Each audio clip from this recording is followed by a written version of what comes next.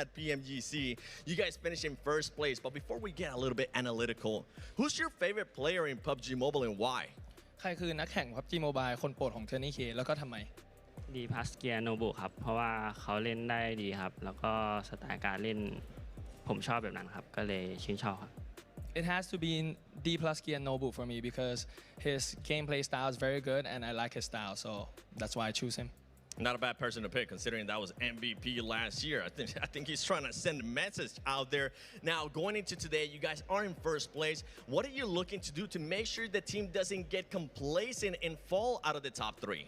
ก็ตอนนี้เริ่มวันที่2เราอยู่อันดับที่1คิดว่า EA จะทำอะไรให้เราไม่สะดุดในการเล่นวันที่2ครับก็น่าจะเล่นกันแบบผ่อนคลายครับไม่กดดันแล้วก็เล่นกันเป็นตัวเองให้มากที่สุดครับ We will try to play relax and not pressure ourselves and be ourselves. Yeah. That's the main factor, being relaxed, because there is other teams that do have experience at PMGC, and they're going to be hunting down these new players, trying to make it to top 3. We got Regnum, WBG, and the list goes on. Ladies and gentlemen, this is day 2 of Group Red.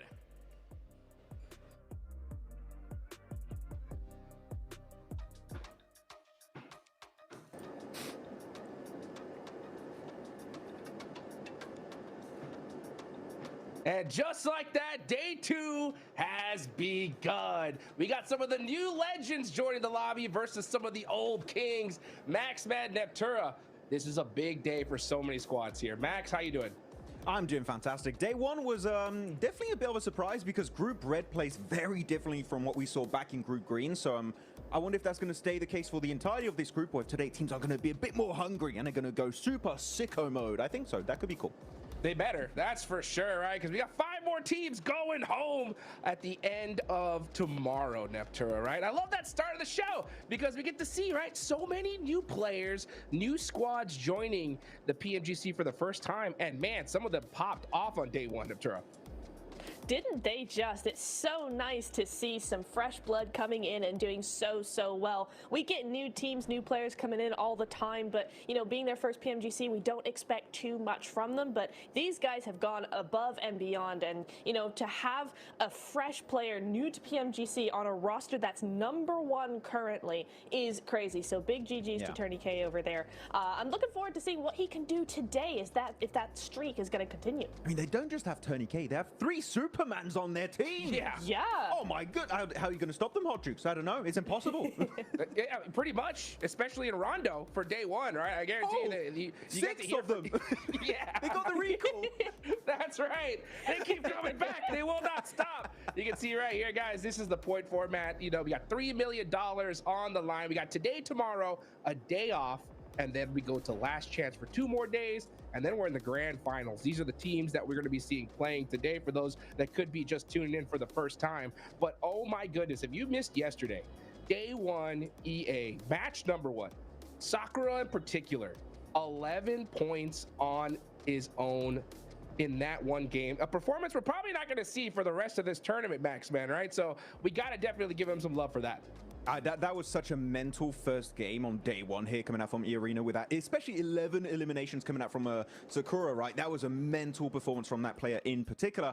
And you know what? Virtus Pro, they got their position stolen away from them, Niptura. Are they going to seek vengeance in this next game on Rondo? I do wonder, but Virtus Pro definitely want to try and make sure that if they do get good position to actually win that fight, as we go through some of these replays and look at Sakura on that mountaintop, I mean, what do you want to do? It's too OP. Yeah, I mean, once he had a really good position up there, it was kind of like it was solidified. It's like, okay, done deal. Time to go home, everybody. It's done. Rondo's over. Try again tomorrow. But, you know, we had a lot of teams really pop off yesterday. It was really nice to see, you know, some real consistency from Influence Rage, for instance, right? We weren't thinking we were going to see, you know, 1 team, let alone 2, be consistent top 5s every single game. It was really, really nice to see throughout yesterday, and I'm hoping that yesterday was good enough to give everybody a really good foundation that, as you said earlier, Max, that now today we can come in and have a little bit more risk-taking. I mean, this is the E-Arena pre-show because they got three fourth places in all the angles. They were so consistent on that map, and they get 4 eliminations, 6 eliminations, 8 eliminations. Sure, not quite able to convert a chicken dinner, but when you just had a win on the Rondo ahead of those 3 maps, guess what? You're not going to be budging from that first place here, Hodrick. So really, the consistency from E-Arena was really a big issue for these squads, except of Miramar because they had a little bit of a bad time over there. But E-Arena, if they even do something just remotely close to their day 1 performance, top 3, they should still be there very comfortably after day 2.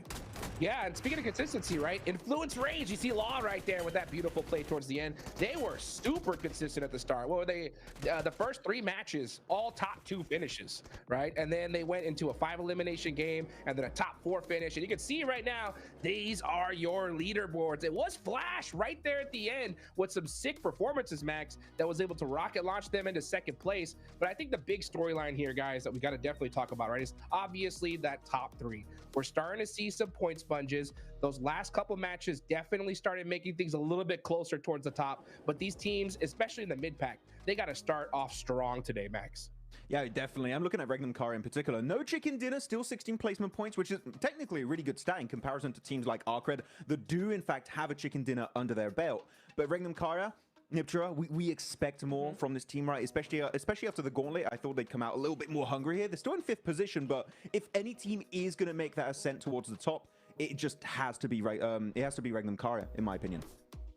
Yeah, I think yesterday we were seeing a lot of weird things going on just in terms of the whole lobby, right? Is like it plays very differently. In VP, we're having problems. Regnum are a similar team. They are also having problems, but just not as much. But today, I think they have a much better chance of coming back, bouncing back as we see the head-to-head here. We have Regnum Karya on one side and Team Flash on the other, Max. And, you know, we have the new versus the old, the inexperienced, the fresh out the gate, and the team that's been here many, many times before. So it's really interesting, Max, to see how the comparison here, what points they were actually able to get yesterday. I mean, Win able to live up to his name on Team Flash, really good. Yeah. No, 41 eliminations is going to be huge. For only 4 extra placement points, able to actually gather that many more eliminations is quite significant in favor of Team Flash. So I'm very stoked and I feel vindicated. I feel so vindicated right now because I put them in my top 3 prediction and they were not cursed. Everyone in the chat, I knew it. I knew it. I always believed. Okay, the Team Flash were going to pop off, and so far they had a great first day. Beautiful for Team Flash. Love to see some new blood come and just crush it on day 1. A lot of those points, though, were gained on Rondo. We'll see if they can replicate that here today. And that man, Sakura, top on the leaderboards when it comes to players. And it made sense because when you get 11 matches in match number 1, you're bound to end up here, Max. Definitely. And you know what? I saw some people in the comments talking about some of these average stats. They say, oh, but like in my games, I have 8, 9 average eliminations. I'm like, bro, this ain't PMGC you're talking about, okay? PMGC having anything over a 2 average elimination per game is mental. And right now, Sakura just going completely ballistic, especially off the back of that Rondo right, Niptra. 2.5 average elims with a survival time of almost 21 minutes is an insanely good stat to have in a global championship.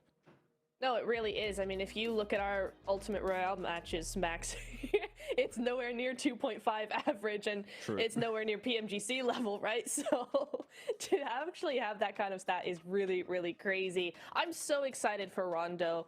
We saw so many really cool plays coming in here. Rondo's going to be the first one up here. We got those recalls coming in. We've got maybe Sakura popping off again. You know, we might just see just a really, really cool game once again. I'm super excited for this one. So excited, so excited. I mean, one thing that I definitely noticed from Group Green to Group Red is that Group Red much more calculated when it comes to those end games, right? We're not seeing a lot of teams, at least in my opinion, take those crazy risks to win the game, Max, as opposed to Group Red. I think we're seeing teams be much more like, oh, you know what? We don't got zone here. Let's just get as many points as we can, which is a good strategy, right? Because that's going to get you some consistent points. Sometimes going for that risky play will end you out with nothing, right? My question is, though, at what point in this tournament where we need to start seeing that change? You know, I think it's still a little early, but eventually on, we're going to have to start seeing some of those risks, right? Eventually. I mean, if you're at the bottom today, there's still ample space for you to make that comeback. But if you're at the bottom of the leaderboards, I'm going to say at the halfway point of today, you got to start getting a little bit desperate here, especially if you're Virtus Pro. I feel like that has been the biggest surprise, oh, well, not surprise, upset of that day one, right? So if there's any team that we think is going to be making that jump back, it has to be Virtus Pro. Well, let's see if they can do it here. They're going to get it done on the Infinix GT30 series, the official gaming phone of PMGC 2025. Engineered for precision, performance, and victory, empowering every gamer to hashtag be the one and hashtag outplay the rest on the global stage. And I'll tell you what, Virtus Pro need to put those bad boys to work today, because they don't need to wait till mid-game. They need to start off the rip. They had the worst performance we've seen on day one in any stage so far in PMGC. 8 points is tough. And it all started with that Sakura nade from, like, literally from heaven, right? And then boom, the whole team's gone. And I think that definitely shook them up, Neptura, but you got to shake it off here today if you want a chance of even continuing in this tournament. Yeah, you absolutely have. I was also watching the first Miramar, right? You know how I had said, oh, I think they're just really getting interrupted in their rotations. They're not ready for that early game clash that they keep losing players. And if you look back at the first Miramar yesterday, they made a very them, right in their strategy, a very them rotation from Ruins across to the north side. WBG, they come in and they interrupt that. That has been their rotation for ages. That is their set rotation. And Weibo just come in and ruin that rotation for them. So I'm really hoping today that we see VP come in with some different rotations, maybe split a little bit more, maybe, you know, just slightly different, some different pathing coming in, because they're just getting taken out way too early, and I think that's the main problem. So for Virtus Pro, we need to see just a little bit of that tweaking going on, a little bit of an adjustment when it comes to those rotations. I feel like looking at Virtus Pro in the past, this is a team that revels in the last few minutes of a game, right? Where everything's a bit hectic, a little bit in the air. It's all about, can you hit your shots? Can you get those eliminations and wrap up the win? But as of right now, I actually want to have a conversation with you, Niptera, about this game and how day one went. I feel like the game-winning play happens in like circle, maybe sometimes 6, 5, 6. Like, I'm looking at Weibo. They're chickened in on a wrangle, that 2-2 split, third party into the western side on E-Arena. That was the 2-2 split that literally won them the game, but you just didn't know it yet. But that was the play, and we've seen it also on the other maps. So I wonder if we're going to see that kind of momentum kind of continue into the second day, because that was a very unexpected day one, in my opinion, for that group. Yeah, I think it was really interesting thinking back on yesterday and going, you know, how different they were to Group Green, right? Group Green was a lot more aggressive, I'd say, and just their firepower, their willingness to push fights and things like that, where this group is much more interested in position, in those really big brain rotations, in the third parties. And I think yesterday was a really good foundation, not only for points, but also for that macro. And so today, what I'm hoping, Max, is that we're going to see the teams build on that and actually add another layer of maybe a little bit more aggression, maybe a little bit more of that fire within them, now that we have kind of the groundwork laid down from yesterday. I mean, one team that's kind of able to do two different things, right? Being very smart macro-wise, but also really good at taking those fights, was Influence Rage, in my opinion. I mean, top 3, I know Hotrix is happy to see America's popping off. Let's go. With Influence Rage in top 3, but really they got a second place, a first place, a second place to kick off the first half of day one for Group Red. Amazing, amazing consistency from this team. It did fall off a little bit later on in the second half of the day, but still, it was such a good initial performance. And that was backed up by not only just good rotations, but also timing of fights. Especially that Rondo game, the way they were zoning those southern teams and playing the low ground because they knew they were not going to win versus E-Arena, was exactly how you have to execute the game. So Influence Rage, for me, if there's a team that can even improve upon their initial basis of day one, it would be Influence Rage. And that team, first place, it's in the card, Hot Jukes. They can make it happen today and join their fellow bros of Alpha 7 in the grand finals. Let's see if they can get it done. I sure hope so. Love to see when a Western team shows up when it comes to the PMGC global stage. Another good team was Arc Red. I think they're on point yesterday when it comes to those third parties, and they're going to need to bust that out here because we're headed into Rondo, folks. First match of the day. We're going to need some teams start popping off right off the rip here. Of course, we got our casters, John Allen and Blank. Take it away, guys, for match one.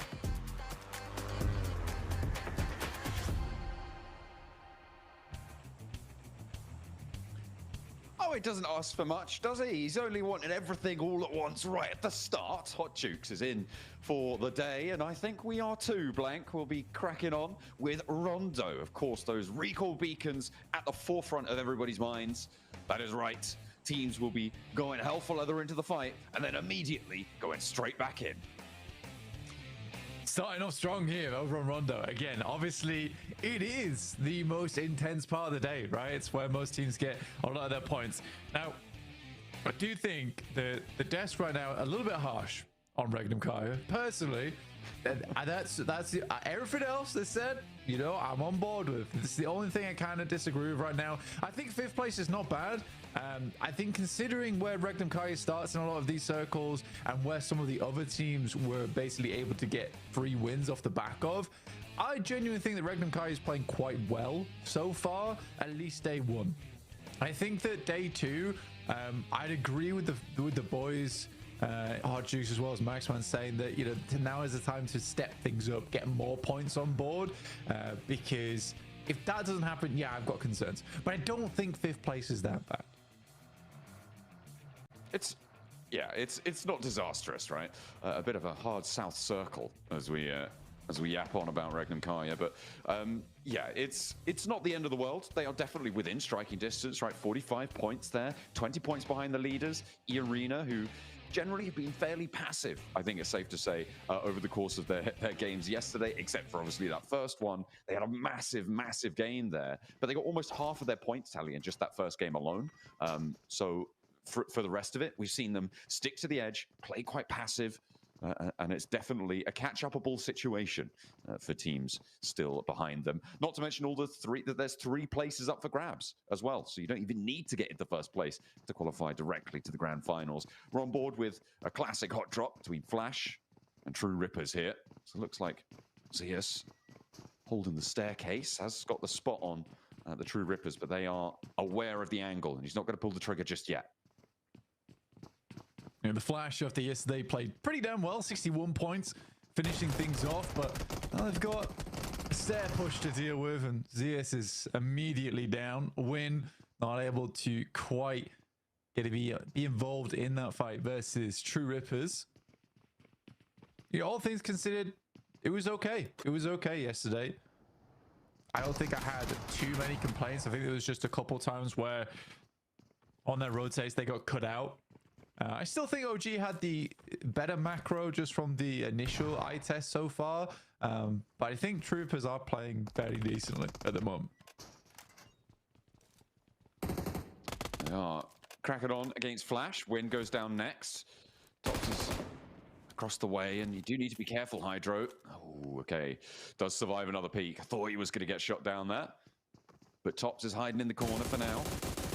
Rippers have been spotted, one on the downstairs, one on the upstairs, and Harsh has to hit the deck. Tops nearly with the transfer there, not quite able to get that second, but that is going to slow things down, give him time potentially to bring Win back in, drops back behind the wall, and will initiate that res blank. So looks like they're coming straight back as well with the regroup coming through from Bose. Steps out against Hydro, and Tops is giving them the runaround. True Rippers don't know how to handle this guy. Tops is on a tear.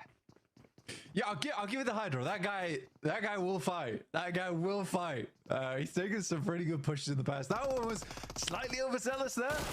Does get punished for it. But for True Rippers, they do have a player they're sending wide. So you sort of want to try and get as much value out of this as possible. Whilst still, you know, either losing this fight quick or winning it quick. Because Jelly really does want to pick those players back up again. But he gets knocked off in the distance, which now makes life very difficult for True Rippers. Oh dear, this is actually very bad now. Oh, really tough situation. I mean, for Harsh, the main goal right now should be to leave this engagement, right? Should be disengage, get away, get to a recall beacon. With your outpost taken down, Geek and Team Flash have been able to control the closest recall beacon on that northwest side. So a really rough situation. Bringing back KO, though, is going to help a lot, right? Playing as 2, you can leave a little bit more effectively. For Flash, though, they're going to be aware now that Geek have moved in from that north side, and it could be a multi-way engagement.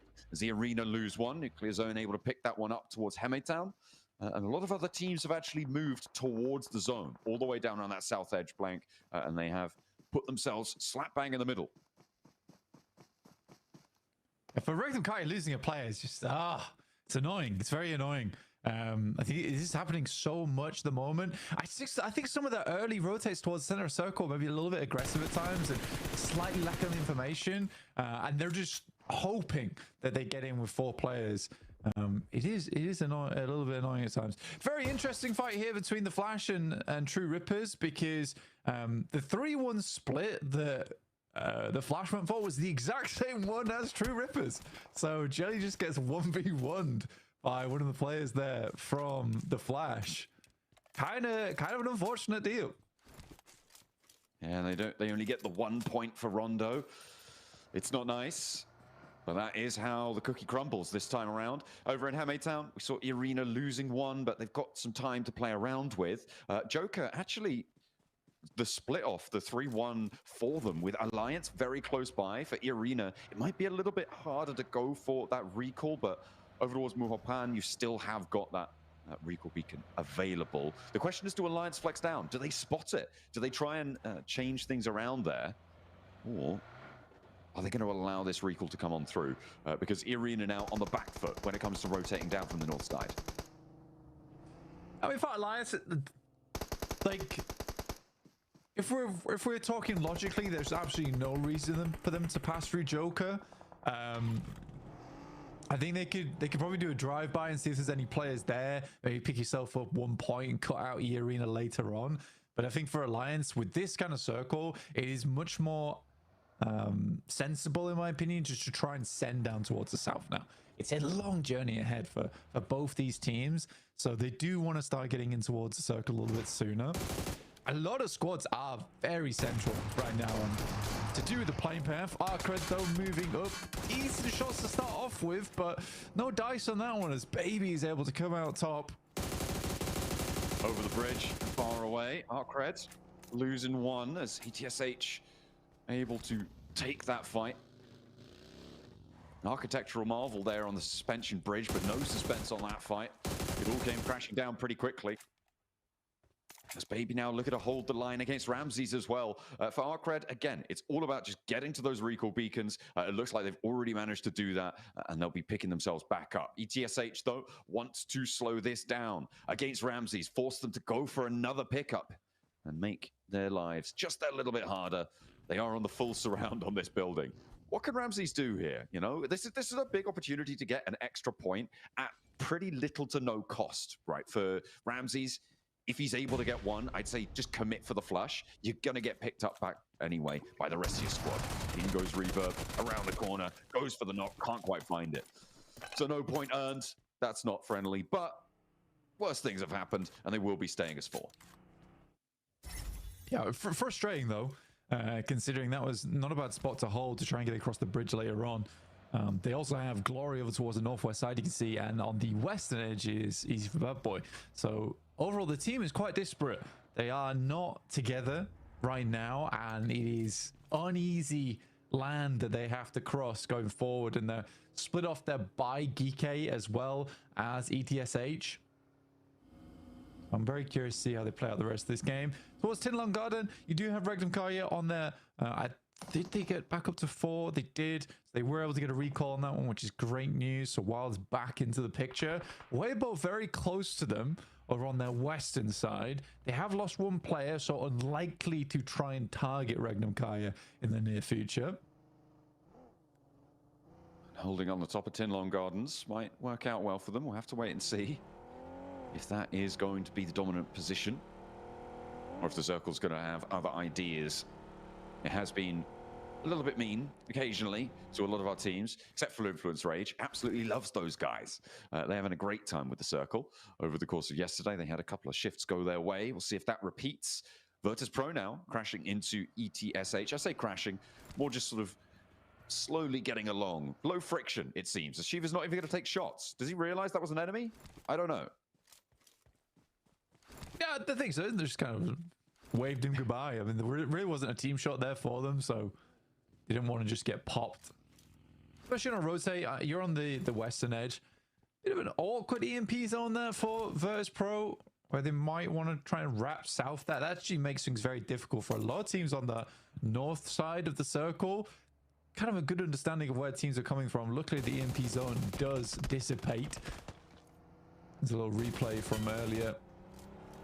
As that shot over towards Jelly. It was off on the sidelines. There was definitely the thought there of going for the 3-1. Unfortunately, it does get caught out. For Virtus Pro, though, here's their big challenge. It's way ball in front of them. Suk is immediately down. And Order's going to send away. For Virtus Pro, they desperately want a better day than yesterday. It was horrid. And not at all what we expected from Virtus Pro as a team. No, they sat in last place right now. For Virtus Pro, this is not going to be feeling good. They've already kicked off taking down Soup, though. One of the stronger players in the lobby. But Weibo are now kind of floundering on 3 players. With the high ground completely controlled by Virtus Pro for the time being, they really have to just hunker down. I don't think that they're going to be able to get towards a recall beacon blank. There's a couple minutes left on them, but it's not really going to be super accessible. They're going to have to play on us too, which is not good news. Virtus Pro should be happy about that. And the shift goes out to the western side there, out a little bit away from that central area. So teams going to have to maneuver around this one. Although a lot of teams in that Tinlong Gardens area, they're going to be able to stay put for the time being. Yeah, interesting finish as well. You got 2 really big high grounds in terms of those pillars that sit down towards that south side. So teams can technically play around there. They also are quite good at cutting off sight lines, enabling it to take an approach. I think for Geeke as well as ETSH, like realistically want to try and control this southwest edge because it is isolated a little bit more. Reckon Kaya though spots DRX rotating in. There's a lot of damage to start off the innings here for Reckon Kaya. Ooh, they've managed to find 1 knock, but DRX will start to put themselves back together now after the opening salvo. It looks like only the 1 will be found. That flush does come through, though, which puts them at permanent disadvantage. And the nade is not going to tag on, but the shot's already landed up the hill. So DRX in a little bit of danger. Regnum Kaya maybe looking to chase this one down, as DRX don't really have time for the res. Maybe pop him into a vehicle and see if you can get away. But DRX have 2 fights now, as ETSH are going to chime in and join in on the bullying against DRX as so as starts to bleed out. Silas, though, has bigger problems. It's the Burmese ghouls actually chiming in. So 4 teams now scrapping on these hills away from Tinlong Gardens.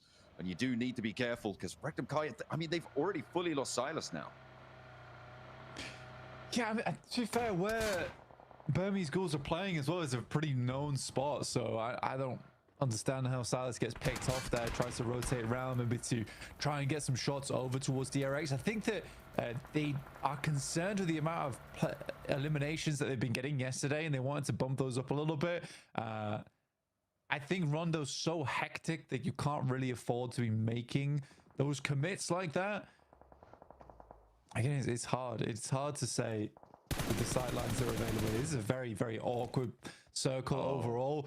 Hyunbin attempts to go grab the recall beacon, but it was camped out by Havlik. Which is fair enough. Gets himself an elimination and will be able to get EXO back in the fight. So a great play from him. Yeah, nice little find, nice little pick up there. Hyunbin drives out into the blue, thinks it's going to be safe. No, of course not. The balls are still out there. They'll gore you. They'll take you down. Have a real tough time. And that's DRX down. In 6th place right now, Regnum Kaya, we're pretty neck and neck with them, so they'll be happy to see that. They did the majority of the damage to DRX on that initial run-up. They passed off the baton as well across the way to some of the other teams in the area, but they get 2 points for it. Next circle zone could be pretty mean to the teams, I think, in Tinlong Garden on a north shift. Actually cuts quite a few of them out. So Virtus Pro going to have to leave that spot up the top and going to have to try and push further to the side, but it seems like they're going to be able to open up and control the teams around them fairly nicely. E-Arena in the meantime, scrapping out with Alliance. A lot of fights already just popping off in the meantime. Flash absolutely dismantling Twisted Minds there. Geeke also finding balls as they enter inwards. Lord goes down. Now just Chudo left remaining for Twisted Minds. It's been a tough one. You know, Flash has consistently been pretty decent. You know, I'm actually quite impressed by this team. very much not on my radar either, John. Well, they have kind of snuck by. They're phasing through. And looking to go to the next phase as well as Tops with the suppressed auto shotty. A lovely sound there. A whisper. It's as loud as a scream there as Twisted Minds are silenced. Put down. Boars actually landing on the top of this fight, though. Okay, interesting.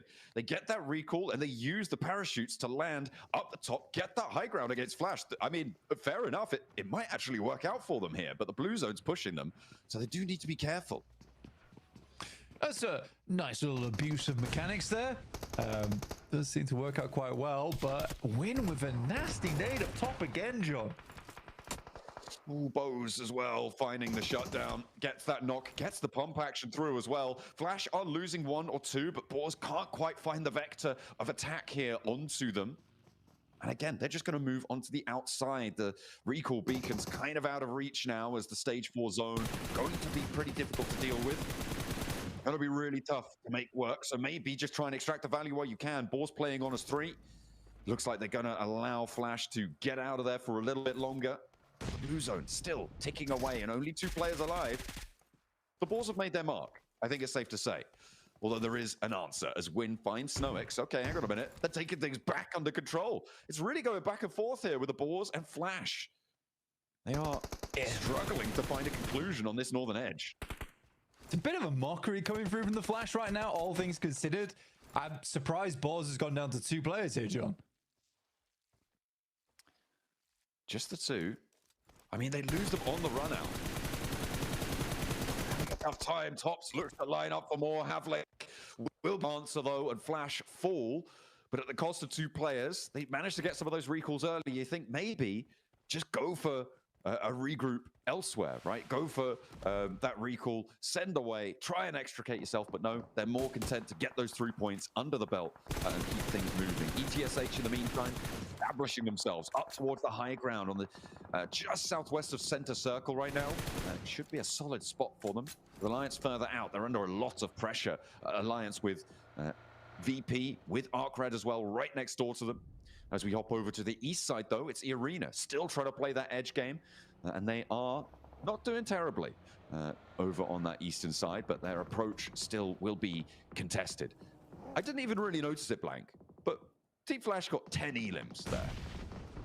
Yeah, they did great. Now, 10 elims is a very respectable result here on Rondo, all things considered. Ending a game with 10 points anytime is a good result.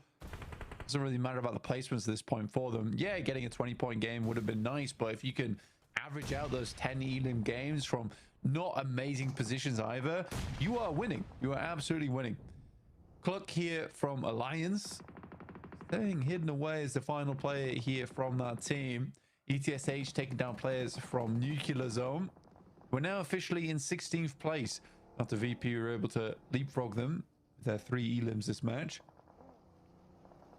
Regnum Kaya managing to get that res, though, keeping themselves up as 3, very important, especially given now that the circle sits with them a little bit in favor. The difficulty is the sightlines that exist against them, and it's not a comfortable spot. Actually crashing further out of the circle for Regnum Kaya. They favor that as a location. Long-range shots coming through from DK, putting a lot of pressure out towards the circle, but they do still have to keep moving. They do still have to get on the road as Ragnarok does fall.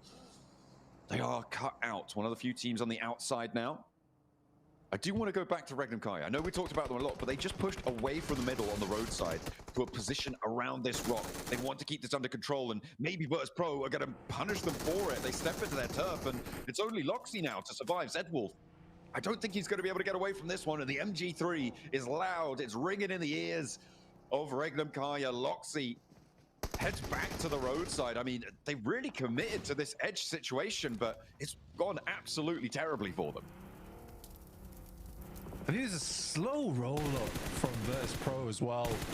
Like Regnum Kai could have had the shots there. In the meantime, Weibo were able to get one more player back up in action. He's got one nade, but to make it count, doesn't quite go long enough. Not going to connect there. Losing one player. Exo on the north side, final player for them now. They've been consistently playing. I don't think they've ever been in the circle right now, John. I think they've been always on the outside. Yeah, it's not ideal, as I say. We are hopefully going to see them find a little bit more, but you know, they're in 13th place, which is already exceeding my expectations. So fantastic news, really. And they've managed to get 3 points this game, so credit to them, winning that fight out with Flash earlier over on that northwestern side. But just Exa remaining, pushing in towards the Burmese Ghouls, who now again find themselves in a very defensible spot in towards these late game stages. We'll see if they're able to do anything with it. Weibo kind of trapped between Arena and Virtus Pro. Ooh, it's kind of nasty with it. Virtus Pro looking to add to their points tally. 6 elims found. That one gets stolen away, though, by Arena, as the rest of Weibo sending a lot further north around the rock. Yeah, I think Max is absolutely right that Virtus Pro is a team that really thrives when it comes to basically cleaning up. They're a janitorial squad, right? They love to sweep teams out of the way. They love to get the mop and bucket out, clean up house when it comes to these end games. I mean, more good shots from Boston over towards Weibo, but they need to move now, and E-Arena sort of has their number. Yeah, they've tracked this entire rotation, and they'll be right on the top here. Loxy not happy about this either. And remember, this is the position that Regnum Kai actually left earlier on. There's emergency cover flares. We haven't seen them so much yet, but they will start to bloom, I'm sure. As you can see, they are dropping down, littering those hillsides. E-Arena, Weibo all establishing cover to use on these open ground positions. A lot more useful than maybe it would be when it first meets the eye, but we'll see how they're able to use that one on fairly open sloping ground here. Sook actually landing a nade towards E-Arena. And this really does change the landscape, having those little triangle poke-ups coming on through. I'm absolutely loving to see how that's developing. Regnum Kaya, last player, Loxy goes down. So they will not be able to get away from DRX, and Weibo can still continue their chase. Yeah, I mean, any points Weibo can pick up here is fantastic, but not only that, is they're clearing out space around them. Do you want to hear my hot take for the game? My hot take is that Burmese Ghouls does not win this match. Despite the position they're in, I think that's a very cold take. Them having 4. What do you mean? I mean, we saw what they did yesterday, right? All right. We saw what happened to him. We saw what happened to him on Miramar. They're the best spot. They gave it up. They allowed people in, right? Do you think Burmese Ghouls is very bad then? I don't think I'd go that far. I just don't you think said that my take was very cold. Team. Yeah, I don't think they're going to win. They might do quite well. They have might farm probably the best elims. position. Yeah, they did in Miramar too. Evidence suggests. You're a meanie. You started it. You said they weren't going to win. Yeah, I said it was a hot take though. Okay, fair enough. You said it was cold, like you expect them not to win. Tepid at best. Tepid at best. Yeah. I'm not. Yeah, I'm a doubter right now. I'm a doubter in the Burmese Ghouls. Willing to be proved wrong, but they've got to do it. They've got to be the ones to do it. They call me the Burmese necromancer. I support them all the way now. Because all right. Okay, that's, well, you know what? They've gained a very powerful asset in that. And fantastic news for them.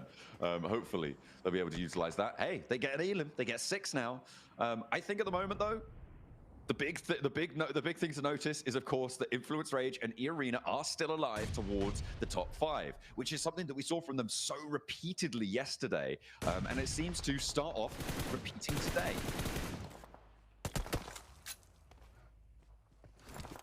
I mean, for E-Arena, 5 elims, right? Doesn't look too bad. They love their rondos. They love their rondos, John. Obviously get some more points here and shoot them further ahead here. Again, I mean, Regnum Kai was sort of in this spot. Maybe Max was right. Maybe I'm kind of wrong today. Maybe I'm just having an off day. I don't know what's happening. I mean, I'm not entirely sure what the full theory for Regnum Kai was on that rotate. I'm sure that the desk can elucidate, but it's it was an interesting push to go back out towards the edge of the circle. They put themselves in that scenario. No, that was fine. That was fine. That push was fine. The execution was terrible. The push was fine, though. They wanted to cut off teams coming in from the southwest because they can play around that hilltop, right? So you clear out one side, you fight the team on the northeast. The push was fine. Like I said, the execution was what was bad. The fact that Virtus Pro can come back as a 3 and take them on despite being split at the start, that shouldn't happen. No, it should be a little bit more tricky than that, right? Should be made of tougher stuff. Influence Rage have been corralling this on the south side, but they do need to now worry about Burmese Ghouls moving in from that northwest edge, playing from their position. They don't have control of the circle anymore, with it shifting away from the compound that they've been holding, from the position rather they've been holding. They are going to have to trudge a little bit further in. Influence Rage putting a lot of pressure over towards... Come on, you Burmese boys! And Come Virtus on! Pro suffering beneath them too. I'm giving it to Influence Rage here. I'm back in the Brazilians. Rise, my ghouls! Rise! Fight them! Oh, I need more aggression, ghouls now. Come on, rise! Come on, Influence Rage. Let's go. It's either way. It's got to be a team from a country beginning with B that's going to win this one, right? It's either Brazil or it's Burma. Alright, so on the high ground right now, Burmese Ghouls grab themselves a lot of angles. This looks a lot better than yesterday. They are allowing the foes ahead of them to do most of the work for them, and that's fine. As they pick up the chicken dinner off the back of it, Turney K over shot over towards Law, and he is down. Turney K going a little bit crazy here, and in come the Ghouls.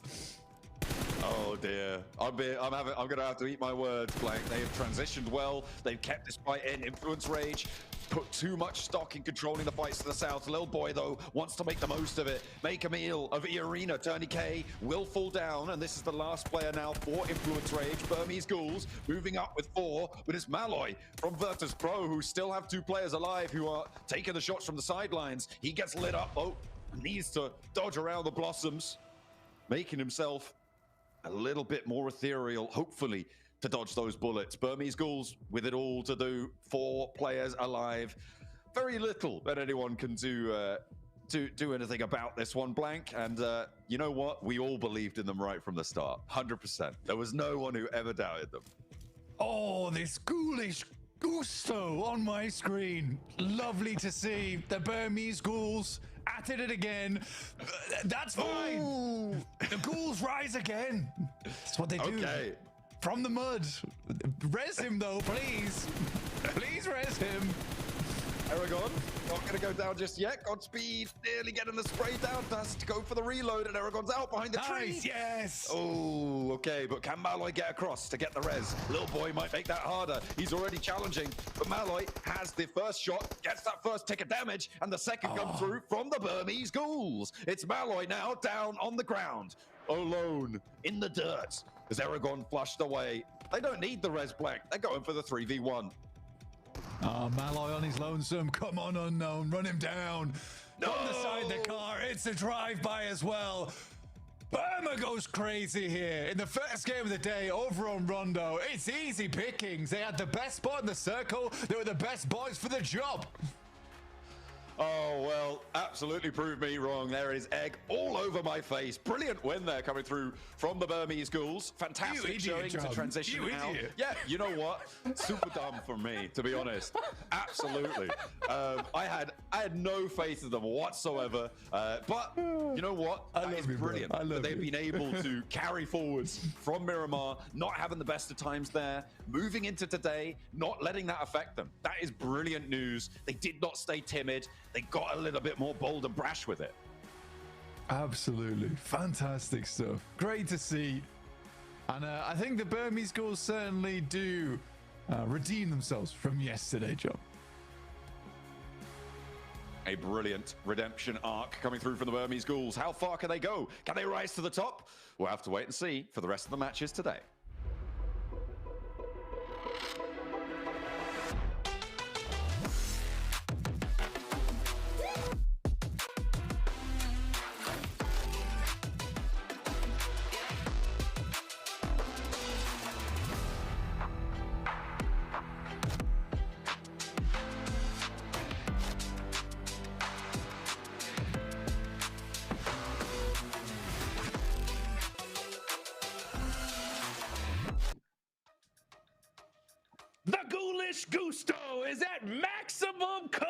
Velocity. And after match number 1, they shut down all the haters, Max, man. Oh, I can tell you, Yangon Galacticos be like, my boys, let's go. Oh, and Blank also. But I feel like he was involved. He invested in this team. Maybe he went on a betting website and he put a lot of money on the Burmese cause. He was very excited about that chicken dinner coming out from Myanmar. But what a slow-paced game, right? Neptura for them. They go in a compound, very strong position. They hold it down. They hold down the fort, and they push out. Maybe a little bit late to my taste, but eventually it works out. They get the win, and they keep 4 players alive. So you can't really complain too much about it. No, you really can't. They were just playing it really slow, really steady, letting teams fight their way into the top 4, and then we're just able to clean up. They had the manpower, they had the utility, they had everything ready to go. So a really solid performance here from Burmese Ghouls to start off the day. I think they were just really mad about how that last Miramar went, right? That win just taken from them, and so they come back fighting today. A really good start. Man, it's so crazy to see this performance. I remember before Group Red started, I was talking to Blake, and I was like, man, which team do you think is going to just make it happen here? And he was like, Burmese Ghouls all the way. Day 1 supporter. I love to see that come to fruition here in Day 2, Max. Yeah, I mean, he did say that. No, I have a recording. I can share it later on if you guys want. He definitely did say that. You can see also the damage ratio. A lot of them didn't take that much damage except for Yatka, and then most of that damage did come in the last minute or so of this game. So they weren't really challenged all that much, but they were zoning that position up northwest of this circle really efficiently, so you can't complain too much about that. So very good to see that from the Burmese Ghouls. That, keep it in mind, they were in 10th position here, Niptura, at the start of today, so this game alone, that's going to push them up in like maybe a top 6, top 5 situation. This is a very, very strong game here that's going to help them out significantly in their attempt to make it to the finals.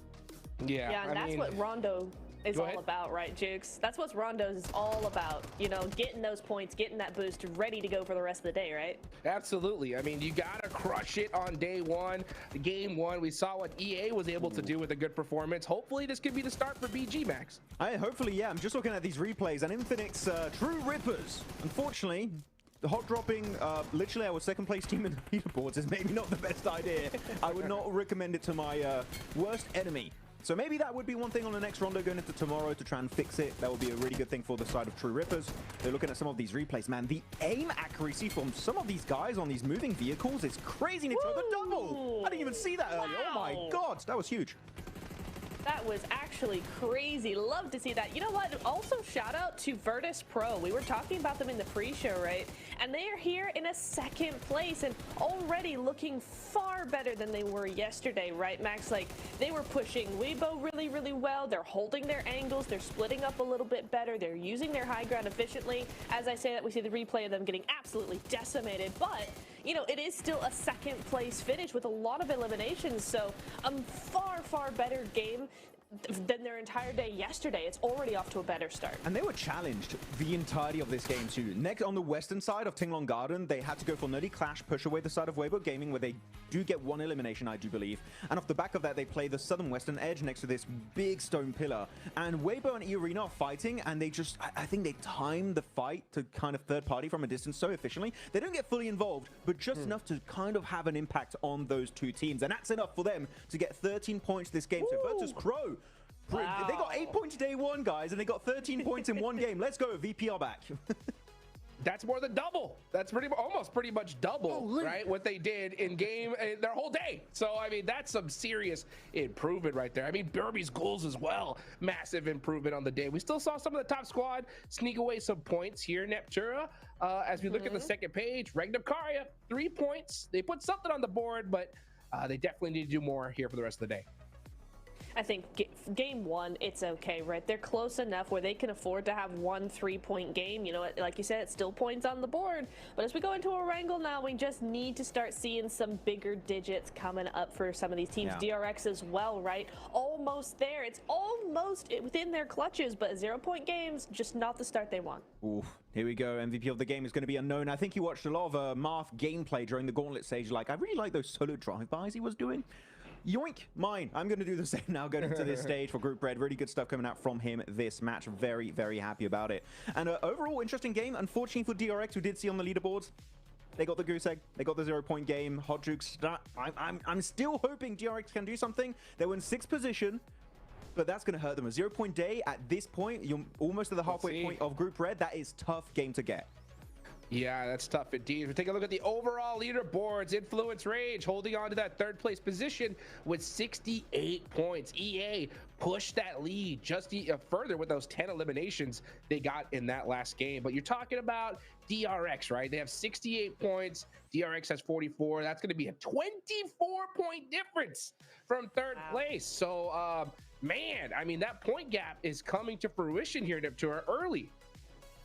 Yeah, I mean, the good news is, though, is Erangel DRX can do very well on, right? I mean, yes, okay.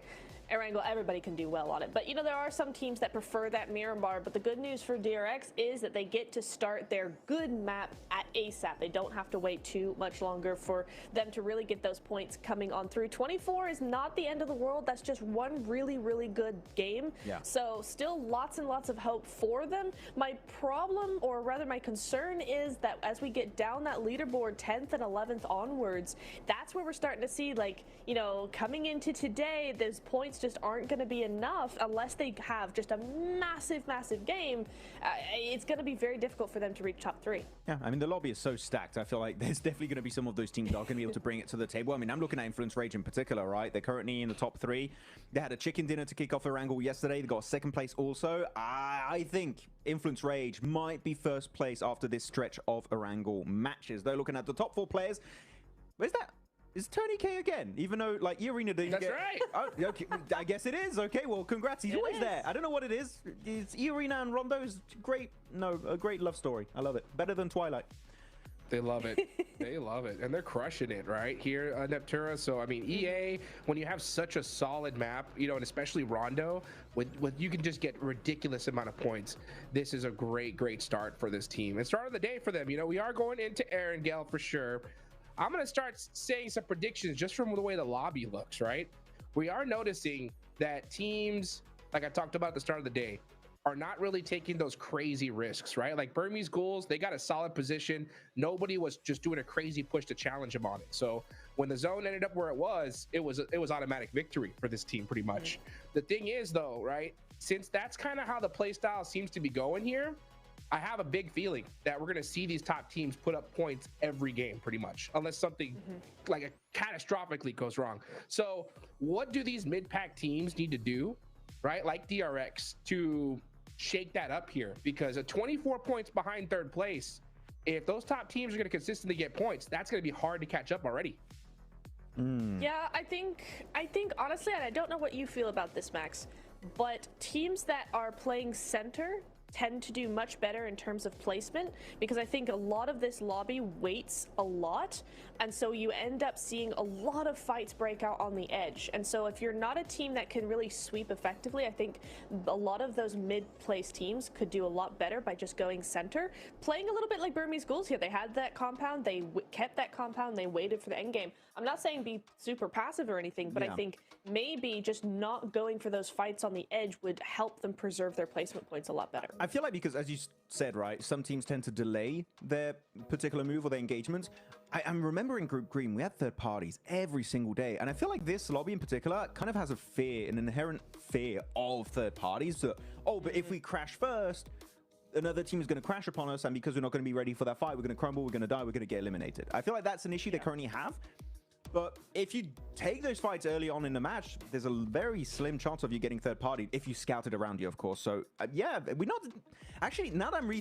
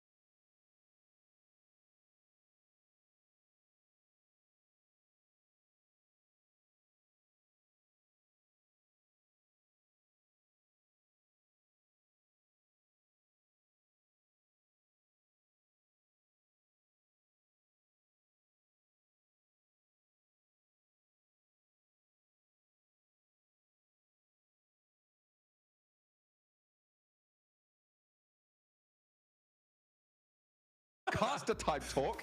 You guys, so stop it, you know? Stop that. Because we're here. We're cracking on. I couldn't really hear what they were chatting about. I'm pretty sure they were throwing shade at me just a moment ago, but we were talking in the meantime. So fortunately, I didn't hear a word of it. Either way, we are going to be heading into our first Erangel of the day as we are underway very, very soon. Just dropping in. Hopefully, we'll see some more action. Pretty lickety split. What do you think, Plank? You ready for it? Yeah, I love action, me personally. Personally, action is the best. I wouldn't go. That's a subject we should leave alone. You know, Okay. that's some past scars I don't want to talk about. Makes me sad more than anything. That's all right. You'll be okay. You will. I've cried about it many times. Yeah, well, I know I was there. I offered you tissues, but you said no. I want to feel this. I need to feel it. From Novo over towards the west coast, we are looking at I'm feeling this. hard cut on the plane path. You know what? You get in those feels, man. Real men do cry. We are heading on into this one, and it's going to make plenty of our players, I think, a little bit weepy, because that is a pretty nasty plane path, I think. Yeah, it's tough. It's definitely tough. I mean, it's slightly less of an issue where you can get towards a lot of the general landmarks on the map on the western side. You're right. Getting over towards the east, where you typically want to spread out, it's hard. It's hard to do. There's going to be some early crashes, some early skirmishing over vehicles, I imagine, on our screens. But there is also this consideration to make that the one thing I did quite catch, which Max was saying, which I'll enlighten you all upon, because that man is a cauldron of wisdom. But the thing, and we get a Sosnovka circle. Okay. But what are you saying is that this lobby is very hesitant to third party. Get the double. Yes, please. Ooh. That's nice. And tumble. Tumble. But yeah, never mind. What I was gonna say is this: what Max was saying is the lobby is very hesitant to go for third parties. The lobby is very hesitant to aggress upon certain areas of the map, and I think that's, in my mind, this is me. This is copium. I 100% admit this being copium. This is why I sort of think Regnum Kai is not doing all that great. It's because they try and take initiative, and because no one else is, they're the only team towards the center of the circle who's trying to take those third parties, trying to take the initiative. So as soon as that happens, everyone else is like, oh, now we can look that way. Because it's the only thing they are looking at. Other than that, it's quite passive.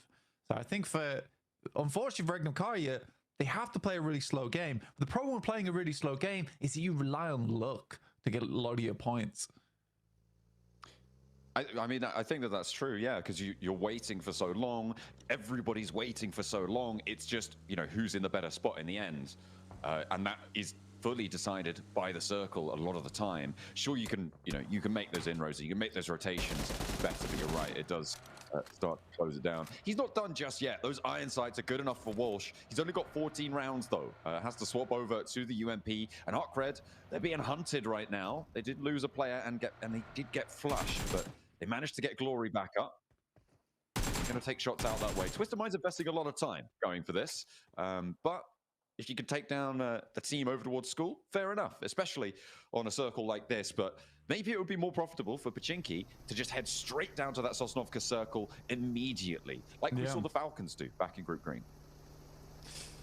Luckily for me, the Burmese necromancer, my ghouls are waiting in military base, ready to cause carnage and havoc amongst the rest of the lobby. I'm ready for it. Hey, here's a quick replay we saw for shush now, shush. The Burmese necromancer is talking. I need to set the record right here, because I'm being gaslit this whole time. All right, you were the one who initially said you didn't have faith in Burmese ghouls winning. All right, I just said that wasn't that bold of a take. I doubled down on it, but you gaslit me into believing that you thought that they were going to be successful the whole time. So I did, as the Burmese necromancer. Oh, no. I believed in them all the way. They're going for a little split off here as well. And personally, I really like what the Ghouls are doing right now. Very intelligent. Could tell that the Burmese Ghouls have eaten a lot of brains this morning. Eating your brain for sure. Off on one. My brain is full of wisdom. I'm happily lending it to the Burmese Ghouls as the Burmese necromancer. I don't think you're getting that back, though. They seemed mighty peckish, certainly in that last game, right? It was good. Quite a few it's a points. Sacrifice I'm willing to make. Wow. Okay, you're really back on this team now. Boys. After your initial doubt that you definitely had. Talking more about the circle overall. Now that I've had my fun, and I am now officially a Burmese Ghoul stan. Regnum Kaya over on that north side, they are definitely playing a little bit safer this time around. Unfortunately, and we did get to see this slightly, we didn't talk about it too much, but True Rippers did get ripped apart a little bit on their approach over on the eastern side, sadly. Down to now just 2 players, which is a bit rough for them. Definitely not all that playable. Suddenly you're thrown into this situation where you have to play a lot of these awkward angles, play around ticket booths. It's not easy. And that's typically something you want to be forced into. Well, you never really want to be forced into it, but if you are, it's something you want to happen around about the 18-20 minute mark, where there's a lot less eyes on you and a lot less 4-man teams breathing down your neck. So I think for True Rippers, it's going to get slightly more difficult going forward. But it does open up a lot more space for teams coming in later. For instance, like the Flash, Arcred, Nuclear Zone, even Twisted Minds potentially. I mean, for Weibo, though, for E-Arena, they are very, very far away. They're all the way up in Severny, up in Georgopol, and they're going to be looking to try. Keep that one going. I thought my feed had just frozen there, but Tony K was just not moving completely still. He was, have a look at the map. I mean, yeah, fair enough. He's checking his inventory. He's making sure it's fine. I mean, they know they're pretty much alone here, so they don't really need to be worrying there. Just need to be engaging those big brains of theirs. It is funny because a lot of times when you're watching, it's kind of similar to what Max was talking about at the start of the day, where you get comments like, hey, well, I get 8 elims average in my games. It's a very different lobby. But also you see comments like that. Why is that guy crashing that car into the tree? Because they're all looking at the map when they're rotating. That's all they're doing. We do have an interview coming up very shortly with the 7WG, as well as with my Burmese boys. It's Itchy from the Burmese Ghouls. So we'll see what he has to say. And hopefully praises them a lot. No way. There's got to be. This has gone too far now. I like the Burmese Ghouls. They did well in that last game. I'm proud of them. Well, let's see. Shush, John, shush. Let's see what 7 asked them about and what they had to say in response. Welcome back to a quick report with the 7WG. I'm joined by the winners of Rondo in Day 2 of Group Red, BG, Ichi nonetheless. By the way, I gotta give you props. In Circle 7, great scouting by you while your 3 teammates were pretty much just waiting in the compound. You went around, found a spot, and was just played perfectly. But I do want to talk about Erangel. Yesterday, your performance in Erangel, 13, 15, 7th. What are you looking to change in it going into Erangel? Because we do play it 3 times, and I feel like that's where you need to perform. Dini Erangel ma, belumပြောင်းလဲထားတယ်ဘယ်လိုမျိုး plan တွေချထားလဲဒီနေ့ Erangel မှာကစားမဲ့ပွဲနဲ့ပတ်သက်ပြီးဒီနေ့ ranking မှာတော့မနေ့ကအမားတွေကိုကျွန်တော်တို့အကောင်းဆုံးပြင်ဆင်တယ်ပြီးတော့ဒီ rotation တွေပါတယ်ပြင်ဆင်ထားတယ်ကျွန်တော်တို့ဒီတပ်ပါတီပါတယ်ပေါ့မနေ့ကအဲ့ဒါတွေနဲ့ကျွန်တော်တို့မှောက်တာဆိုတော့အဲ့ဒါကျွန်တော်အကောင်းဆုံးပြင်ဆင်ထားပါတယ် we have prepared for rotations and then other rotation and maps going around the maps so because these are the really important factors so Well, I love hearing that because you do need to adjust to what this lobby is giving you. And even in this situation where you guys, in a way, felt like it was going to be a free win going back to Rondo, but then the circle went away from you guys were able to adjust quite great. And there was people doubting you even in that position, saying you weren't going to win, blank, John. But you guys were able to pull off, especially with that great scouting that I mentioned. Do you have any message for your doubters out there? ကိုယ်မယုံကြည်တဲ့လူတွေပေါ့ဘယ်လိုမျိုးပြောချင်ဘာစကားပြောချင်တာရှိလဲ များကြီးတော့ထွေထွေတူတူပြောစရာမရှိပါဘူးကျွန်တော်လည်းအကောင်းဆုံးကြိုးစားသွားပါမယ်လို့ Not much to say. We will do our best. Well, the team that took down the PMWC champions, Yangon Galacticos, coming in hot in day 2 of Group Red. Let's see if we still have some doubters out there. Hey, you know what? It's good that they're not taking your doubting words to heart, Blank. I'm glad that they're just gonna try and put it on the battlegrounds, you know. So you know they're not gonna be too harsh on you, I'm sure. In the meantime, though, big shifts on the circle as we head on over to the west side of Sosnovka Military Island. Teams seem to have condensed fairly amicably, and it's kind of what you were saying before, right? Not too much early scrapping. Obviously, we saw the drop eliminations come through into Arcred, onto True Rippers as well, but generally. Team's very happy just to chill out and play next to each other, except for Arena and Twisted Minds. They're still on the northern side, though, so they've probably got a little bit more to fight for. Similar situation over on the East Bridge. Yeah, I mean, Arena's pretty aggro. I think that they're very good at it. They slow it down a lot towards the late game, though, and I think the reason they get away with it a lot more than, for instance, Regnum Kaya is because they're an edge team. One of the only edge teams that does get very aggro anyway, so I think they isolate a lot more of their fights, whereas for Regnum Kaya it's a little bit more difficult to do, and we saw that very clearly yesterday over towards Tornado Siren, where suddenly you've got 4 teams all in that position, and Regnum Kaya is like, what's going on? Why are we not trying to eliminate one another here? This is weird. Slight changes apparently coming here on our angle for Burmese Ghouls on their rotates. Well, look at this, lads. You don't have to rotate at all. The circle comes to you, which makes your lives much easier, I imagine, going forward. But Regnum Kari do have the central spot, I would say, central-ish for now, likely to move down towards the southeast eventually around those hilltops. But again, transitional routes are pretty good. They should be able to get some points off of the bridge camp.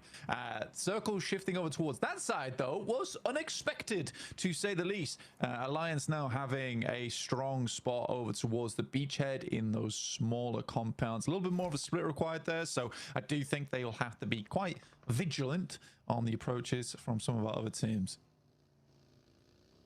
Yeah, that's a really solid spot now for Alliance, for Burmese Ghouls in the hills to the north as well. Virtus Pro starting to clear out the last 2 players of True Rippers. There's still 1 more to go, and they are on the north side of C Block under lots of pressure. Meanwhile, over towards this East Bridge, it's still just trying to hold this out, trying to get through. I mean, Nuclear Zone actually not doing terribly. It looks like they might actually just be able to send this one straight across. One player is on foot, so probably Krona does fall. It's pretty rough. I think it was quite a bold move from True Rippers to try and play C Block, you know? I think they had to puff out their chests a little bit more to scare off some teams, but alas, one player does go down almost immediately to Virtus Pro.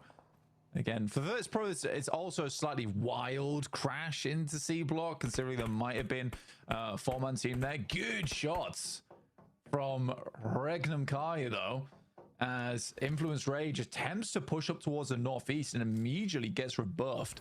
That is the most confident we've seen Regnum Kaya look so far in Group Red. Yeah, they held out that run really nicely against Influence Rage. 2 players carrying on. Further out to the west, we saw that bridge camp coming through for GK, who are putting a lot of stock in holding this east side bridge fight. It might work out quite well for them, Blank. They have got an outpost towards the circle. Nobody else really contesting at all for the east side of this one. I feel like this might play really very well for GK. Normally, I don't like sitting on those bridge camps for too long, but I think this scenario, it's going to work out for them. Yeah, I think it will. I think they can spend a lot of time here. It clears out a lot of area as well. Then you can start working the beachhead over towards the eastern side, even trying to play the high ground. I imagine that for ETSH, goodness me, we'll just play the compounds down towards the south side for quite a while. Online to move from there. Weibo, they've been out in the blue for a long time, John. I think this is the first time they've been out in the blue for quite a while.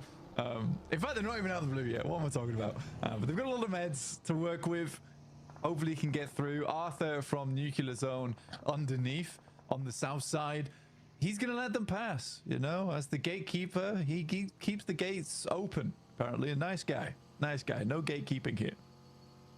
Yeah, I don't even know if he extracted a fee there. Weibo on 4 players. So they are, yeah, they're clear sailing. Enter. This is kind of bad news for Geeke, right? They were like, okay, those guys will, you know, sort themselves out. This is a really nasty circle.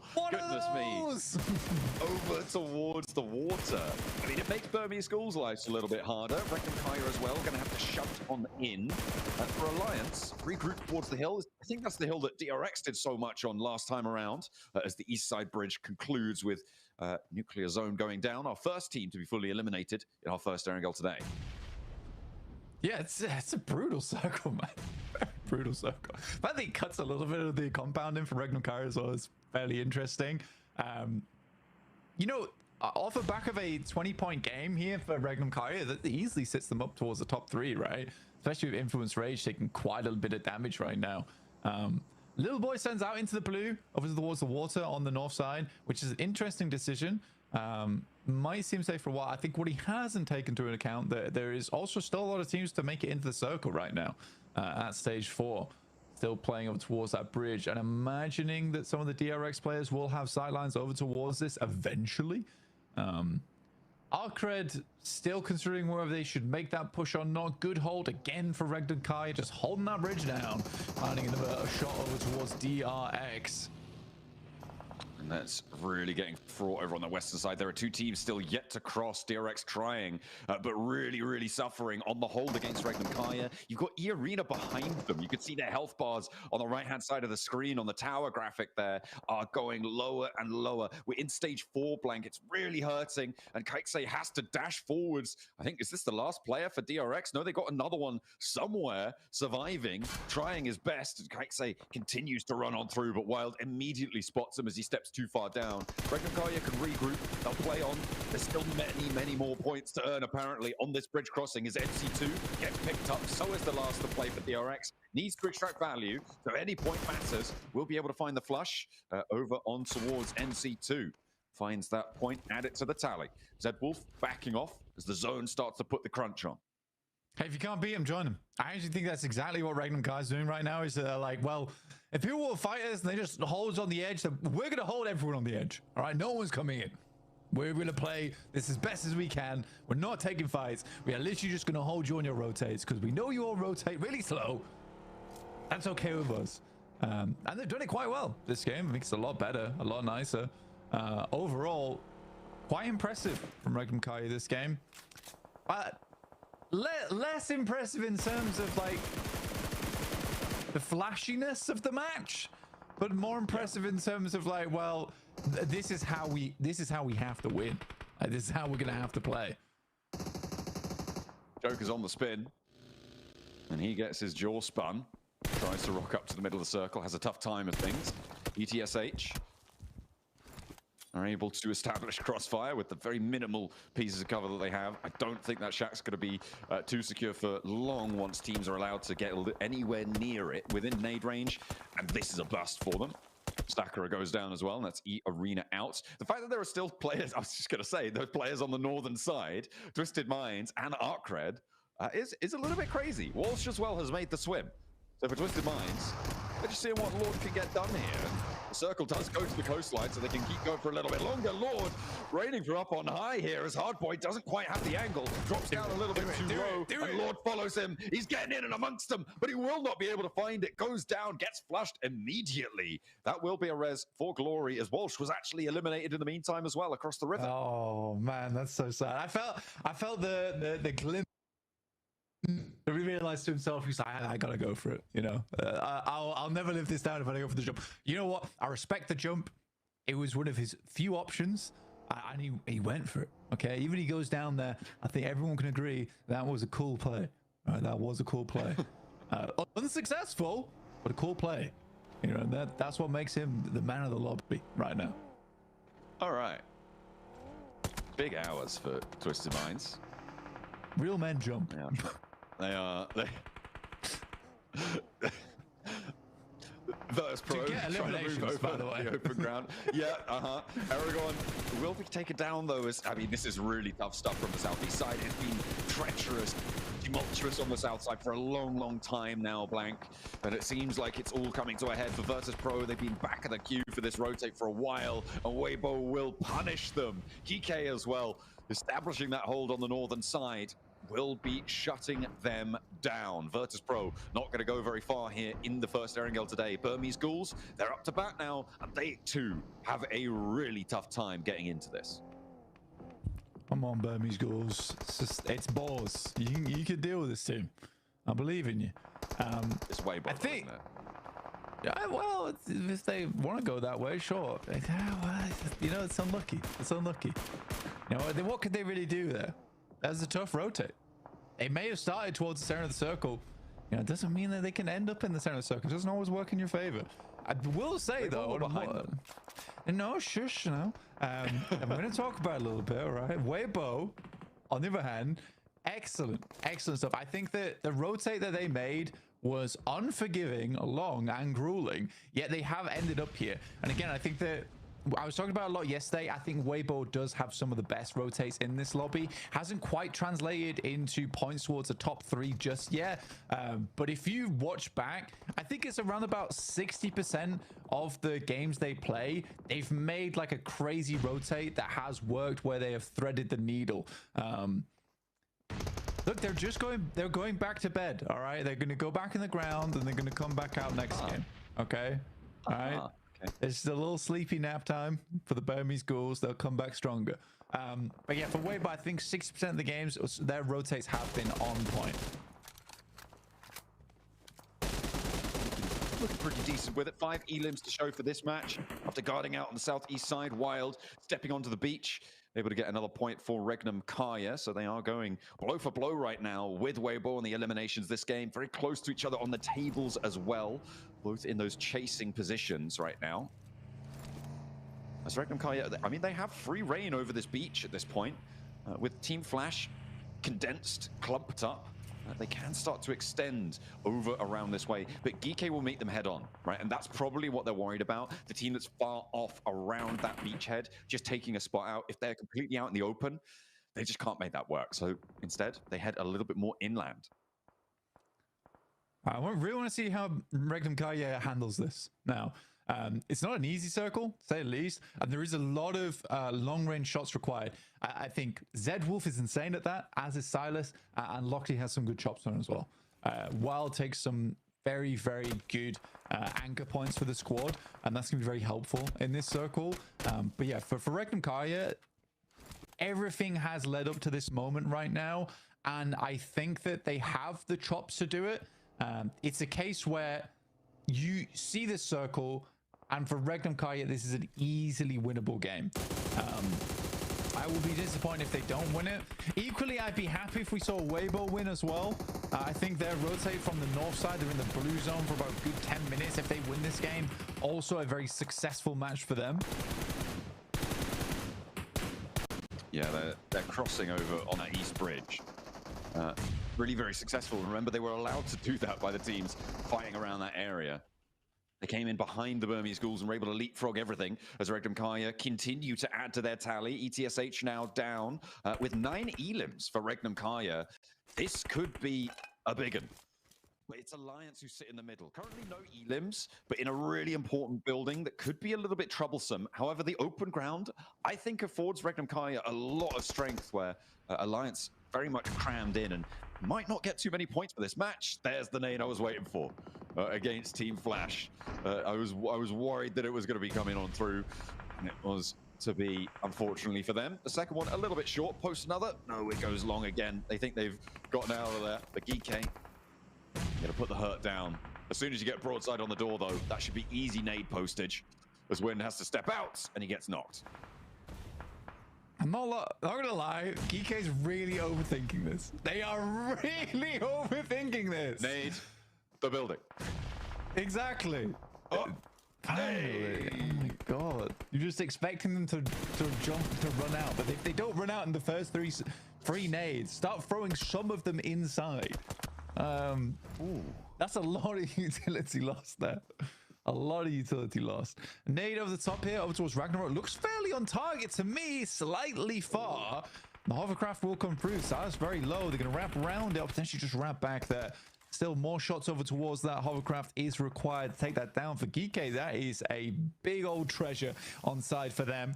Very helpful towards the end game. Oh, A my little bit low on the ammo there. mechanic for the team. Yeah, he's getting the vehicles in tip-top spick and span condition, you know? You got to be looking good on the road. For Regnum Kaya as well, the next rotate probably going to be very important, especially with Geeke on the outside, right? They're going to have a lot of overview, and even more so now, they want to take control of this circle. I mean, Regnum Kaya actually being able to rotate over towards the beachhead. A lot of possibility here, but I think that you sort of just want to leave Silas there as an outpost. Same with Geeke, they're doing the exact same thing. You can try and control this southern side. You know, that's where most of the teams are. It's very open on the northern edge. So this is one of the few circles where you try and play outside the zone for as long as possible to try and gather position. That's that Regnum Kai special. Take down the hovercraft. It ain't moving. Kevin just puts it in, spots it down, gives them a little bit of cover to the north side, to be fair. Kevin just rolled in and was like, oh, actually, I'm sorry. I'm sorry. I should have never came here. I'm sorry. Oh, dear. Well, he is going to get backed off. Does manage to find the cover of his team. And now Weibo pushing up on this eastern side. That's your teammate. That is your teammate. Hero literally just naded Sook. That is unbelievable. What are you doing? That didn't. Weibo so good rotations, by the way. And there's the sticky. Hero goes down as he tries to pick his teammate back up. Weibo are their own worst enemy, Blank. It seems like Geeke are losing players to something. I don't even know. Because what on earth are they doing? And now Regnum Kaya have everything. Oh, Hero! What was that? It wasn't like he was even like towards Geeke. He literally just turned around and lobbed it at Sook's mouth. Oh, you got to be kicking yourself for something like that, man. Oh, Hero's so sad. Oh, the chased out. Geeke are doing pretty well here against Regnum Kaya. Silas and Loxy now, the two to stand. Alliance to flex out in the meantime, and they do have 4 players. Well, they haven't flexed out at all, actually. They do still have 4 players, though. I'm confused, dude. I'm confused. Someone's all gone wrong. Good shots from Silas, though, to start things off here. 10 elims on the game so far for Regnum Kaya, which is great. Absolutely great. 11 make it now with Loxy helping from the back line to make that 14. Now into a 2v4. Okay, okay.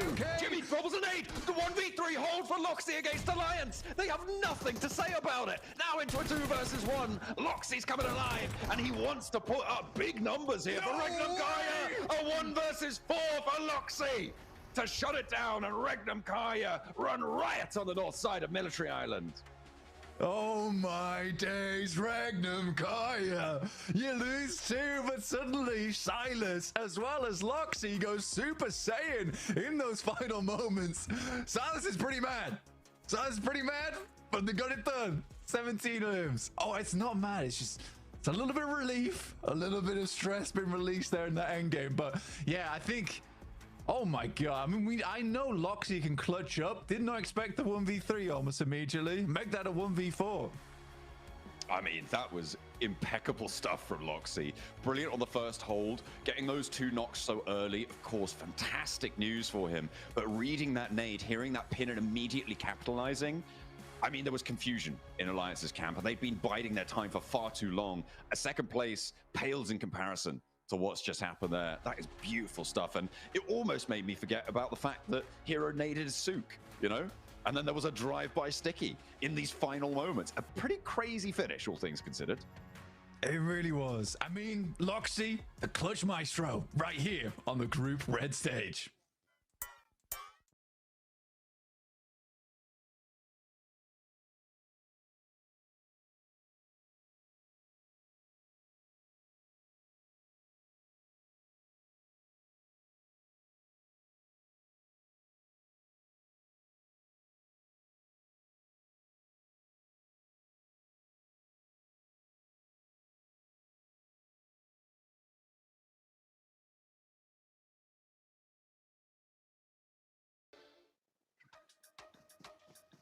Alliance were on the road to victory, but Regnum Kaya Loxy said, "You shall not pass." The 1v4 comes up to get the chicken dinner, and right when Regnum Kaya needed it, Max. Let's freaking go! This is the Regnum Kyra we've been waiting to see perform, and this is the top tier level gameplay you can expect, and we got to rewatch this clip in Iptra. Loxy using this door frame to its full potential. The one, the two, and the third as he goes for the nade. What incredible discipline in that shed. That was 10 out of 10 stuff coming out from Loxy.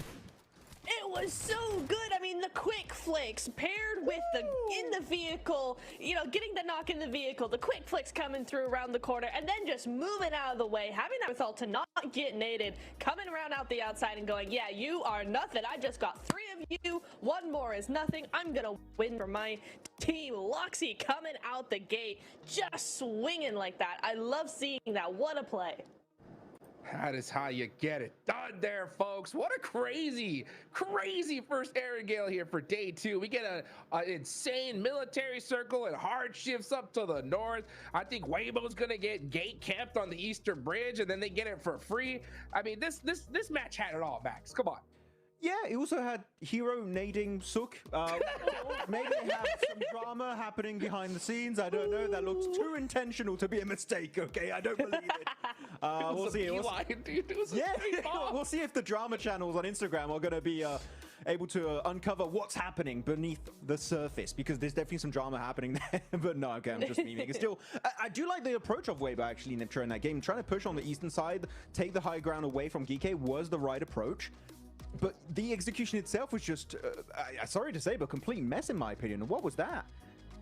Very odd, right? And I think it's one of those things where you have such a crazy fumble like that, where it's like you naded an own teammate for like it wasn't even in the way, it was just completely wrong direction. And I think after that, maybe there's just a little bit of it all falls apart, because it's like, wait, what just happened? And other teams already in that mood to just go in and take all the elims they want, just able to take advantage. But Arcred, not a great start to their This Rondo.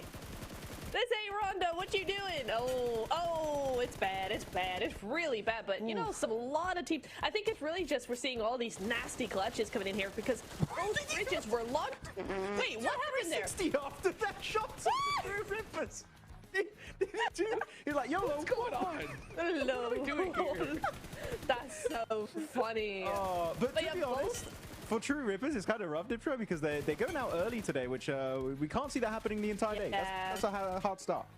Yeah, but it's these bridges, man. I mean, both of them were locked down pretty tightly for most of the game, right? So even EA having trouble coming on through. So I got to give them a little bit of leeway, a little bit of grace. Maybe next game will be a little bit better for them. But yeah, some crazy stuff coming in here. Arcred and them in the end just able to hold on a little bit longer and able to just get a couple more points on the board. But yeah, what a crazy finish coming in here. I love how Karya played it. I love how all of them played it. Really geeky as well, really able to move on through and get a lot of work done. Not happy. I feel like we have to change these desks every day almost. Dude, they're just getting slammed all the time. Huge nade going into that shed of Flash. And actually, talking about Alliance and how they just got 1v4'd by one player, Loxy from Regnum. Maybe, just recommendation, when you want to push a shed, maybe have a nade or Molotov to force him out, because he was using that door frame so well. I think it's not only just a great clutch from Loxy, I think Alliance felt way too overconfident and they just got shut down instantly. That was beautiful to see. Yeah, as we take a look here at those rotations, Neptura, man, that sticky nade, by the way, from Safji Geeke was just so good. But you can see them, they were hanging around in Novo. We got this southern military island circle. Look at Weibo going all the way up to Severny for so long, and then finally making that rotation down here, Neptura. They did, and they used that the eastern bridge as well. I want to know how they even were able to cross it, because that's some crazy rotations coming through here. Just able to slip on by past Flash, coming on through down to the side, and Geeke as well. I really liked their 1-3 split going over onto the beach with Kevin, right? A really protective rotation coming here. A really nice split that they could protect themselves and also control the rest of the lobby from that beach side, make sure nobody came over. So really good stuff from them. But yeah, I think Weibo could have won it for sure had they not had the because Regnum technically were on the low ground, but it is going to be a Regnum win. 28 points on the board. They're running away with this. Yeah, and Blank is even telling me in the chat right now, in the analyst chat, that they had, even for Regnum Kara, they had one player as an anchor point on Sovnovka itself. So that just facilitates, not only facilitates the transition, it helps you pull it off so much faster. So Regnum Kara really having a lot of, like, just observation hacky to the max in this game, knowing it was going to be heading to Military Island. And yeah, again, this is more way aligned with my initial expectations of Regnum Kara, though DK, that's such a good hilltop position to the eastern edge, right, Niptro, this game. And teams tried to wrestle it away from them, such as Weibo and Virtus Pro, but if you're going to fight it, send it. Commit to the fight. Yes. I feel like they just got then like, okay, we can stay here, but guess what? You're in range. Bye-bye. It's such the case, isn't it? Like, it's always this thing of you either move, you either stop early, or you go full send. You don't stop in the middle. Never stop in the middle. It's never good for you. As we see Loxy, of course, going to be the MVP. There is no way he can't be, right? 6 eliminations, 4 of those to get the win. The 1v4 coming in clutch here. MVP. And what a player who deserves it, right? Like, you can't get better than that. Let's take a look at the overalls, and oh my goodness, look at Regnum Kara. I mean, yeah, because we talked about it right before this game started. Influence Rage had 68, right? Regnum Kara had 48. That was a 24-point difference. Influence Rage put up nothing. They put up 28, and Regnum Kara jump up to the top 3 here, Neptura. Ooh. Yes, Regnum Kara, finally! I mean, I know we came out of the gate going, hey, this is exactly what we wanted to see from Regnum Kara, but 24 points, I was like, yeah, it's one good game, but in the very next game to go from, oh, we need 24 points, we're gonna get 28, easy peasy, let's just do it. Top 3, and I will say Influence Rage out of the top 3 for the first time in Group Red, right? So not Regnum grabbed their own spot, they also knocked down a team that's been very, very consistent so far. So GG Regnum, they must be feeling so good after that one. Hopefully they can keep this consistency up, and you know, they're not too far away for #1 spot. Yeah, we're talking about Regnum a lot, but I feel like it's kind of deserved after such a strong performance. But to go on a little bit more of a negative here, it's going to be then Virtus Pro. I think that push onto DK was just...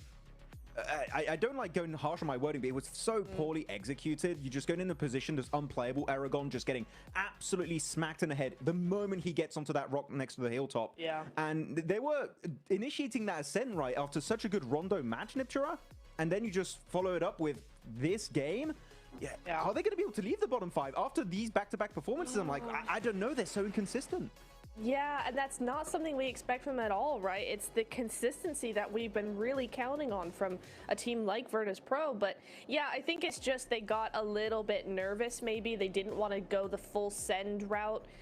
It was the only play they could have made if they wanted to go in that direction. They had to full send it. They just stopped short, and that stopping short is what sends you back to the lobby instantly, as we saw. And also Burmese Ghouls did the exact same thing, which blows my mind, because I'm going off the back of a win that was well executed. You come into here, you see VP do a bad play in a bad spot, and then you do the exact same play in the exact spot. That was pretty cool. That's some big brain stuff right there. I'm confused. It was definitely an oddity. I don't know why they did it, Burmese Ghouls, but you know what? It happens, and I'm sure they're going to be learning from that mistake this time around, Hot Jukes. Yeah, that's for sure. You know, for me, Virtus Pro's like, they're out of the conversation with that push that I saw earlier.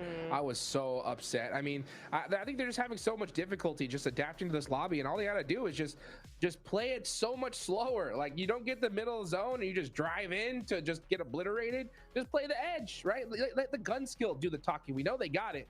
I don't know if they can make that change, though. I think it's a little bit too late at this point, especially with how we're seeing these top teams perform. By the way, you know, we got to talk about Geeky as well. They jump up the leaderboards in a big fashion. They were in 10th place with 38 points. With this performance, they're now in 7th with 57.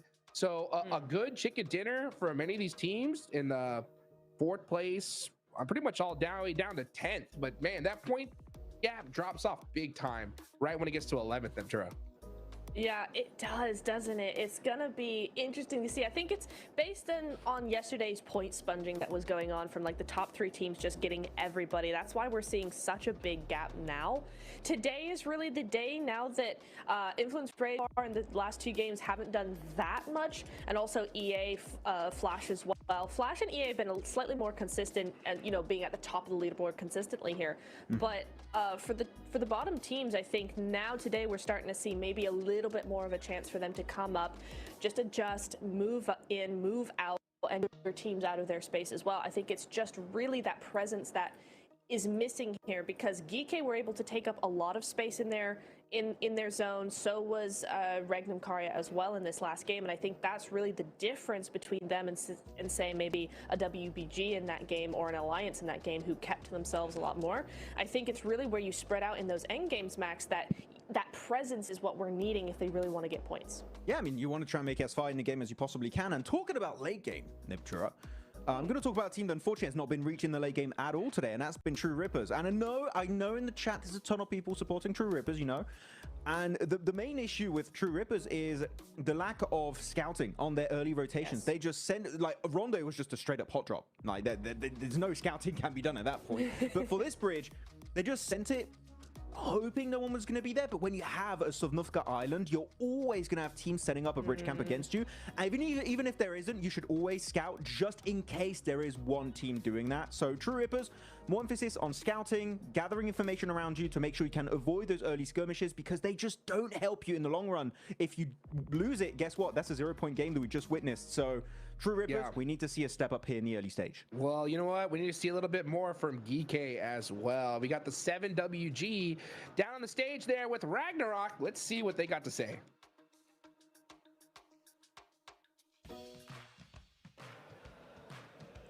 Welcome to a quick report with the 7WG. I'm joined by Ragnarok from Geekade. Even though they didn't get the win, they put up an amazing performance. I want to talk about the aggression that we're seeing so far from you guys today. Yesterday, you had 18 eliminations after 6 matches.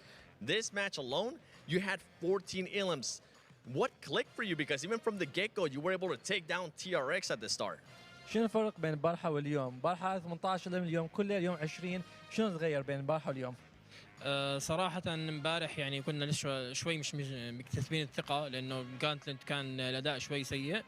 بس إن شاء الله اليوم يعني غيرنا أسلوب اللعب، كنا نعتمد أكثر على السنتر. اليوم حاولنا نلعب بالإدج أكثر، وهذا الشيء حصلنا إقصاءات أكثر من أول. He said that honestly yesterday we came in not feeling so well because we're still a little bit nervous from our performance in the Gauntlet. And we're also changing our play style. We don't want to play more in the center, we want to go more on the edge side of the map and try to play that more. Okay, well, I'm hoping that's going to continue to happen for you. Now, are we going to continue to see this type of aggression from Geeky today? حظلون بهذا المستوى من الاجريشن ولا لا؟ ان شاء الله يعني راح نحاول نسوي اللي بدنا اياه، وحسب كل جيم شو بتطلب. يعني كل جيم مو كل جيم نقدر نلعب بنفس الطريقه، بنحاول نتاقلم مع كل جيم بجيمه. He said that we're hoping to be more aggressive as well, but each game is different. In some of the games we are going to have to play a little bit more defensive, and adapt to it. But the overall plan is to be as aggressive as possible. Okay, and going back to the first answer that you gave me, with the quick switch of styles that you guys are doing, is there any team that you're seeing as a threat or as a rival? انت ما زال غيرت البلاي ستايل، في اي فريق تتباوع عليه تقول هذا فريق يمكن يهاجمنا او يسبب لنا مشاكل؟ صراحة كل الفرق هون قوية، يعني مش لوبي ضعيف، فكل الفرق بالنسبة لنا نفس الشيء. ويعني أكثر فريق ممكن إنه بيحاوطنا أو بيلعب نفس طريقة لعبنا أي أرينا، ممكن بس هم الوحيدين يعني. He said that honestly all the teams here are a threat, all of them are dangerous, causing us problems, but there's one team that's the most similar play style or the most threatening. We would say it's E Arena. Okay, well, hey, one of the teams that is top 3 right now. I'm pretty sure that's where you guys are currently aiming to be in day 2.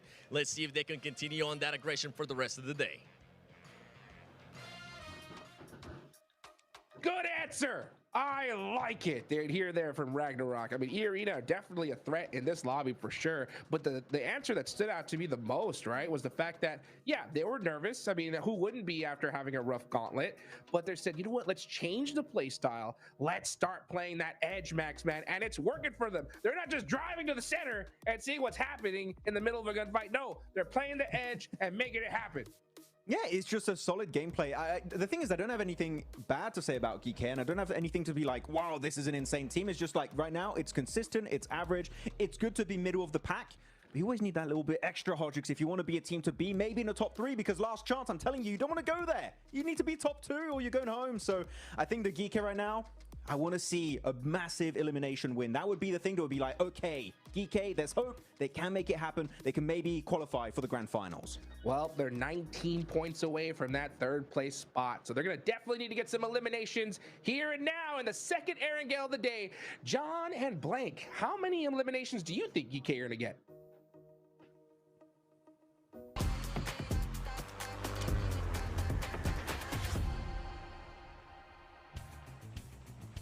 I'd say probably 6 or 7, 6, 7, you know, something like that. What do you think, Blank? Yeah, maybe like 8, 9. What do you think, John? No. 6, 7. 9 or 10? Yeah. Absolutely. 11, 12. Oh yeah. We just love counting. From that south side of the Sosovka military base, we are heading up to the north side on the plane path for our second go around Erangel. The analyst desk is fuming right now, but they are just going to have to grin and bear it because I've got the mic. Yeah, you like officially unstats, bro. You know, because that like kind of means on call, right? On call. You're on call. Sorry, I was busy coughing just then. What did you say? Playing back from the south to the north side. Sure, shooting range. A little bit of a different one this time around. Slightly less egregious than our last playing path. For Regnum Kai, actually, this is so good for them after the back of that last game. Just because now they can really play a slow game. Because everyone else is playing really slow. But the difficulty is getting those big points and sort of having to manipulate the games to go in your favor has been really difficult. For Regnum Kaya, that win is so imperative to get at this point in time. That now allows them to sort of just play a much easier game, get those consistent points. This is difficult, you know, very western playing path to a sudden hard shift on the circle over towards the eastern side means a lot of teams need to get moving early. For True Rippers, great start for them, you know, starting in Milta. They drop down towards the south side anyway, towards farm. They have a fairly consistent rotation path here. Boston able to find tops there from the Flash over towards the north side. It's a good start for VP. VP is I think that this team bows it out sometimes. I'm not a huge fan of it. Like, they're very good at the game. They've got great gun skill. Some of their rotates are good, and then some points of the game you just see them play and then they'll just go off and make a weird maneuver that was totally unnecessary. Just like who we've got on our screen, Mr. Hero himself, who is actually a villain. Oh no, surely not. Look, he's been banished to the north side of the Severny. Yeah, you don't get to play with the rest of it. No, he is still closer. But I mean, I really desperately want to know what happened. I mean, Hot Jukes highlighted it before as well, right? With it must have been that he thought it was a smoke. Like that's the only reasonable explanation for what he did. Because like, yeah, it's bad. It's like that's just really bad. Yeah, even then, Sook was already smoked. So yeah, you know, it makes exactly. It just kind of makes no sense. I think there's already 2 smokes down, so like, why send the? I think it was a whiff. I think it was just a whiff. I think he went to put it away, and then he's turning around. As he turns around, he throws the grenade, and it looks so intentional when it's just a big mistake.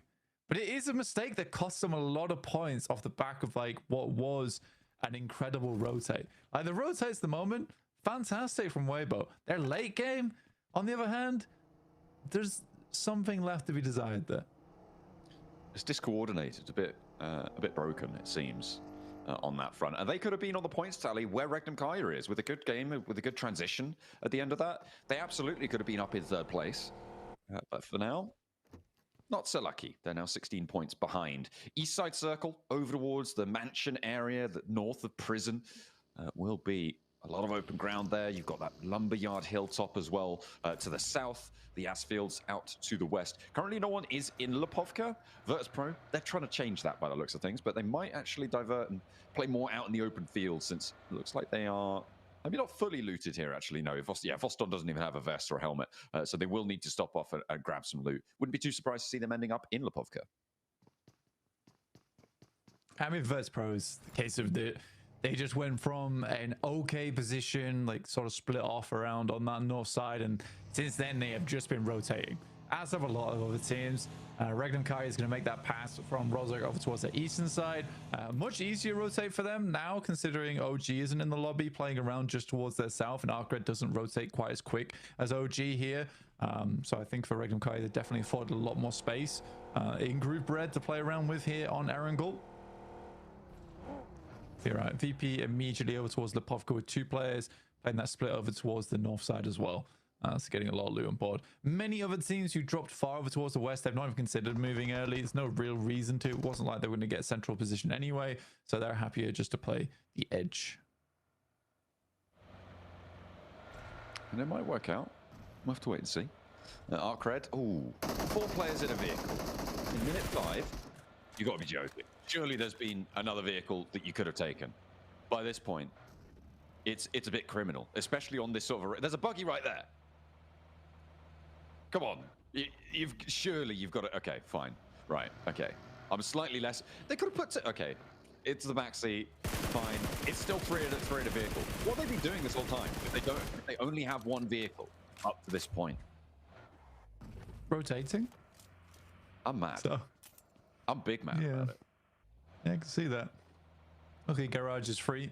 So to pick themselves up a nice shiny car. Which one of these players potentially in this group might be able to pick up for themselves? Sweet little Porsche towards the end of things. There we go. All right. My nerves have been calmed. They have split into several different vehicles rather than all sitting in the same one. The fact that Twisted Minds were so close to them as well, all in the same vehicle, must have been absolutely terrifying, right? Like, you spot that and you think, oh nuts, we're going to be absolutely ripped to shreds here. But they do manage to split out. They find that extra buggy. They get to the garage.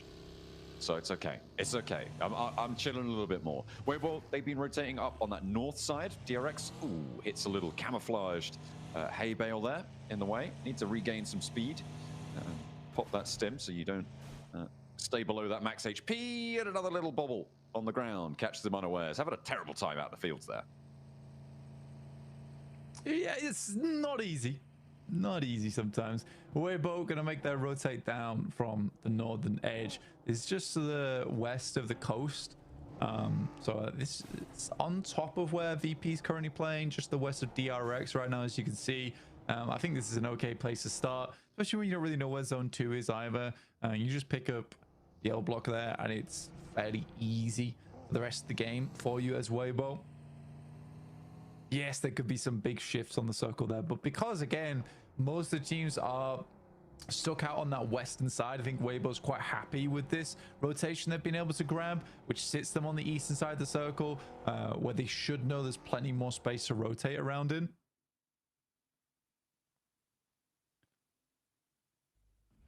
I mean, they have got a couple of teams close to the center, but it is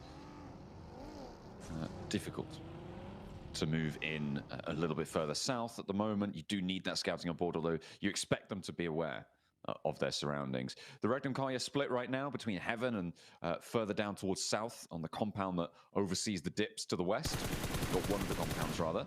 We'll see if that's going to be favorable. If they can hold that split. I mean, holding Heaven as a split, I feel like is very, very bold. And we'll see if they're able to do so, because it goes kind of dead center onto that Regnum Kai split. Keeps Twisted Minds in it as well. A difficult compound to hold, to get out of. A little bit easier to hold. I'm just waiting for this regroup for Regnum Kai, because I feel like the teams in the north are just going to blitz that northern side. Yeah, I think that you'd be right to say that. I mean, for Regnum Kai, you're going to regroup potentially at some point. You might be safe enough to hold it for another zone or 2 if you're really lucky, just because so many teams are going to be crunched on that outside edge. I think also Regnum Kai is slightly safe, where they're assuming a lot of teams aren't going to crash these locations. As long as they take shots and they send players off, I don't think there's a lot of teams that want to crash in stage 3 or 4 at the moment in this lobby, which leaves them very safe. And I'd love to be proved wrong on that aspect. I'd love to be proved wrong. Well, and I'm already getting slightly proven wrong, but even then, I think that's like last-ditch attempt there for the flash. They've still got 2 more players up towards the As fields. They did just try and send it, and I mean, it goes back maybe to what you were saying earlier, Blank, towards the start of the day, how this lobby feels a little bit timorous sometimes, a little bit timid, and that's what maybe Rick and Pyro are banking on, because right now, nobody is crashing them. But there are crashes, and they're happening onto Weibo, and they are holding off very, very effectively against Nuclear Zone. 33Z hears that pin pulled and immediately repositions. What a clean hold coming through from Weibo. Getting bogged down in this compound is often a death sentence. So the fact that they're able to clean that one out nice and quickly, nice and efficiently, is brilliant. Hey, Pyro threw a good grenade there. That was nice. I know. I personally think that a lot of the crashes that we're seeing come through are born not out of a decision, but out of desperation. I think a lot of the crashes are like, we have to go for this spot, we don't have much choice. Instead of, we'll take this spot because it's good and we're confident we win that fight. I don't think there's a lot of that going on. And I think that's the main thing that is sad for me, especially for a group stage, PMGC. Yeah, like you say, it's a bit of a timid lobby. There's definitely a few exceptions to that rule, but because it is so timid, like again, Regnum Kai is just forced to play a slower game. It's taken them a day or so to kind of figure that out. But again, taking this 2-2 split, it's the smartest thing they can do here, where they know that teams, if they crash them, they're likely a 2 or 3 man squad, and they're happy to hold that off from those positions. And just like that, they own such a large amount of the zone. I mean, Silas even rotating out here, that's a bit much, but I think they're so confident people aren't going to make the move. I mean, yeah, it's definitely not the sort of play you can be making over towards finals, probably not even back in the Gauntlet either, to hold this much ground. But Silas rotating out was pretty bold, but with this circle, hard southwest shift, it might just pay off. He's a little bit ahead of the game when it comes to scouting out that west side, and they might need to crunch further in. Yeah, Regnum, Kaya, over on the northern edge. We are heading down towards farm area. Dip's still involved, which is currently held by Arcred, GK, and then Borzov to the north of it. VP were able to move around prison, which is very much a big old point of interest here on this circle, just because over towards Lumberyard as well, you have this high ground that sort of cuts teams in half in terms of their rotation of where they want to go. It's not easy, definitely not easy to play. Alliance is either forced to head on towards the north side into open ground, or they swing down towards the south. But True Rippers has got that angle covered right now. I'm calling it now. It's going to be a heal-off final zone with someone up top and someone underneath in the shelter. I think that's what's going to happen. Yeah, I'm calling it right now, right here in stage 3. It's 100%. Guaranteed. The only time you gotta stop saying it's guaranteed when you call stuff. We've only ever seen 1 0 elimination chicken dinner, and that happened on, well, it was on Sandhawk back in the day when we still had that as a map in the rotation, with 1 player down in cave. I loved it. Yeah, he's playing in this lobby right now. I know. Who is it? Huh? Who is it? It's the Virtus Pro boys, isn't it? But which one? Oh, I can't remember which one. Definitely one of them. Oh, you've been found wanting. It was no. Hang on a minute. Was it? Okay. Yeah. Fair enough. Well, there we go. Let's see if we can do it again. Let's see. Over towards the north side is DRX coming down guys, from. Thank you, guys. See you later. Transition round. They could play west side of the road. Sorry, guys.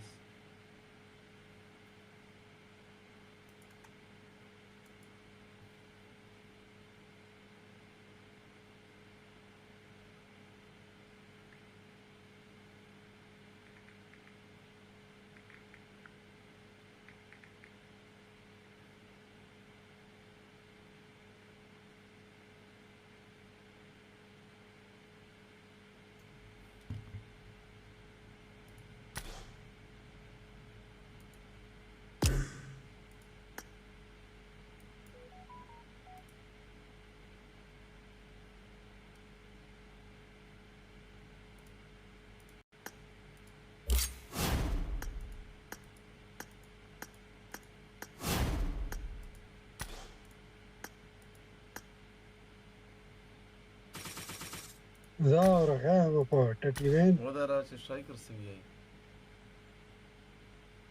ټایګر هوفلاین دا ودا را میسج مې وکړ مړه د مشمانو سره غلې بهر ته سوي عزبه پیش دي کنه از بس شي پارک پارک نه مړه عزبه ربيان ولتی په سردی موسمو کې بهر ته غا جوړي خیمه میمي مجلس اوي خیماوي لکه او پوښتنه لکه مړې چې وشي چې بیا خیمه ولګوي واو خو اوس ژمي کې لګیږي نه دلته کې خو اکثر عربیانو په ملکونو کې ګرمۍ وي بیا په په د سردۍ کې د خیمې مې بهر ته ولګي پولاو جنگلو کې بس هلته کې به دو جمعرات جمعه هفته هلته کې تیرې ها ریال ته څه کوي بس مړه هغه دا ورور مل تر راځه اچھا لیبه گیم نیم روکی لګي ولې بالي کوي اچھا بچیان دې راوستي دي بچیان مې راوستلي ما بچي ورور ولې مرګر ولې بس لګي ولې بالي فوټبال دې کوي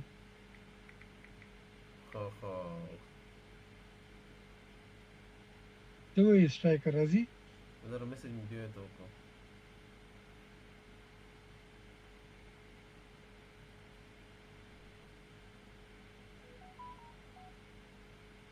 نه راځي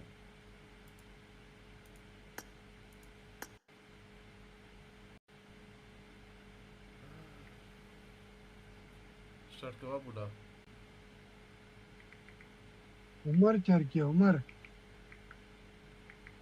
مستبتا خلکو له ټیډیم کې چیلنج ورکړي او کنه خلکو له ټیډیم کې چیلنج ورکړي بوټ نه نه مړي جو چیلنجونه کوي قسم په خدای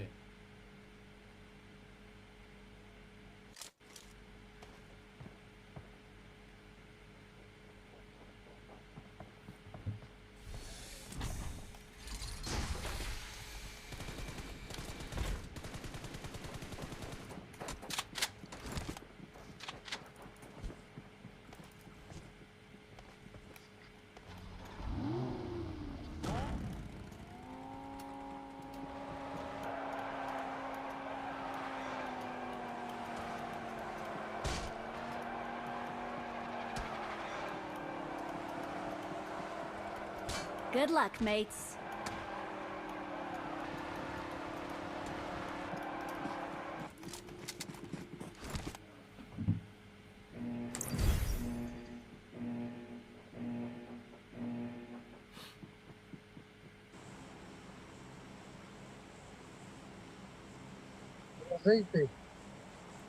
دومره لرې جوړ کړی دی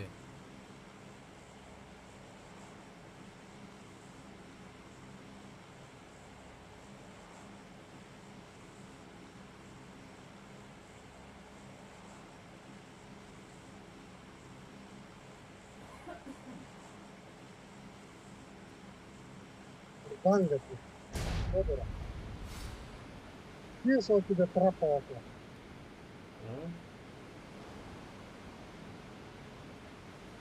Tá vendo na hot screen, né, por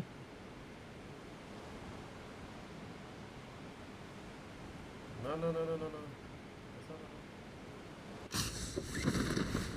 Eu vou colocar ali para me dar um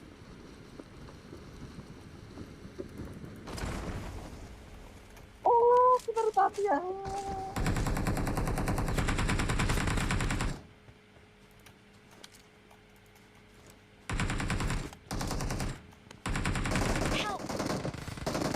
Вот, есть прыгнули на грех.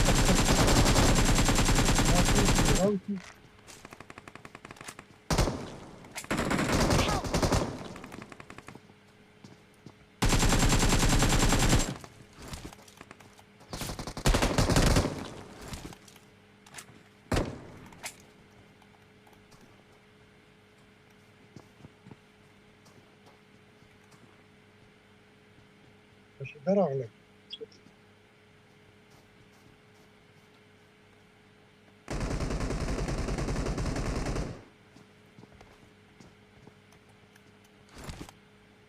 Number 4, come. I will give you help. برافو. I need consumables.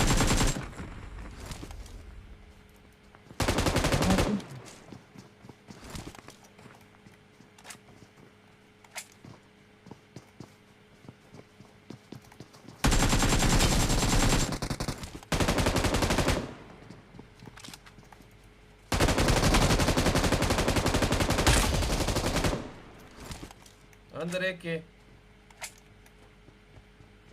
Co show? أنا هتفشكوا. Oh. I need consumables. Check number 4. Oh, I fully playing well. نعم. Awesome. هتفشكوا. Oh, come on.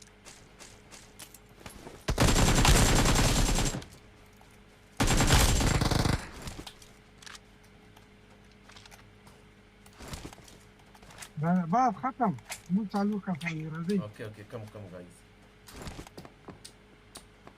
मुझे वर्ष wait था No, not kidding.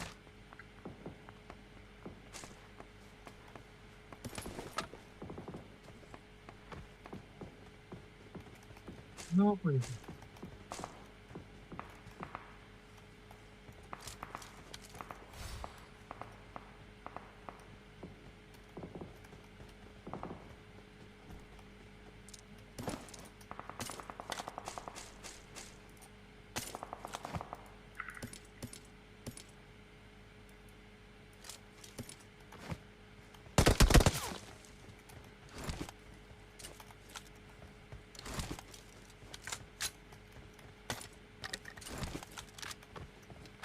Open.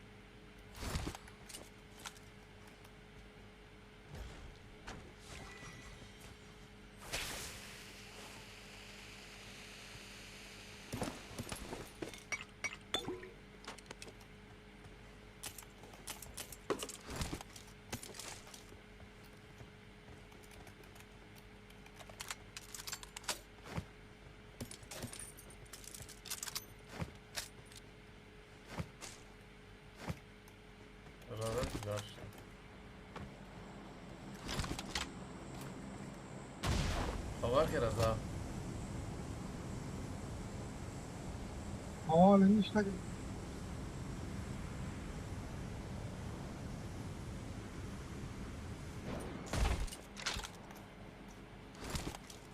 لما se niște ori procesarea cu cercul de mileigine.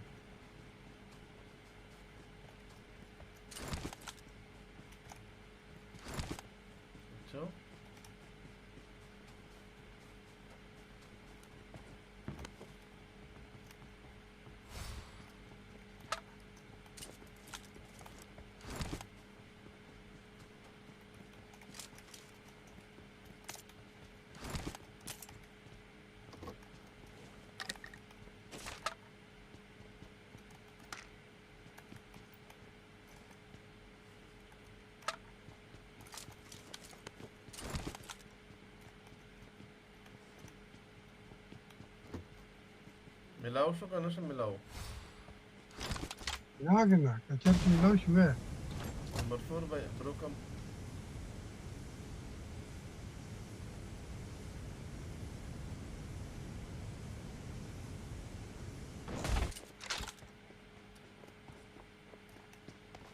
عمري كتبت ملاو شيء نوكا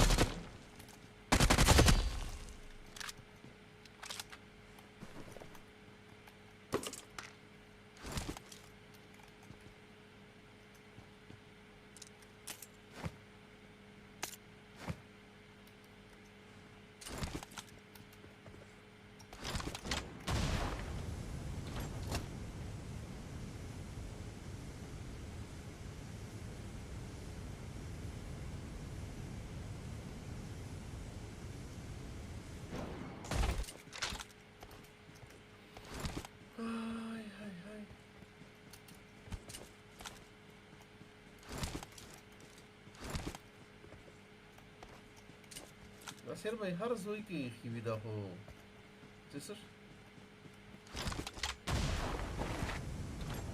شركي ده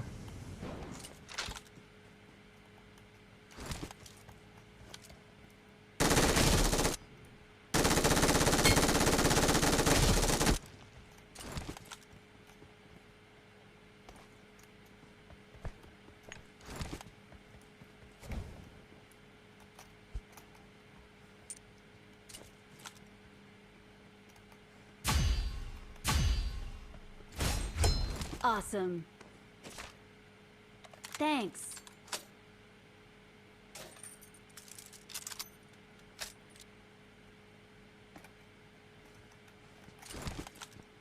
نصير با ايفنت من اداك بيراش هذا اللي مدبك اصلا وغول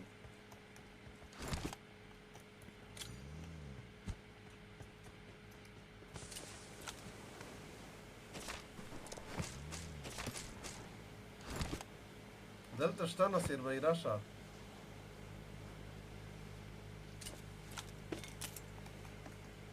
I got supplies.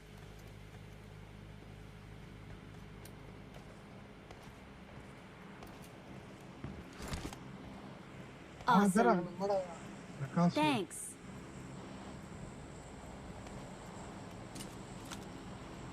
مش هيجي ألتا ألتا ده خبي ولا داي دبك اصلا مودة تولشا كم ده ماركوكا ما نصير باي مشونو كورسانغ دبا براتا دي مانا مشونو كورسانغ آرتيك ايه ما هم براتا دي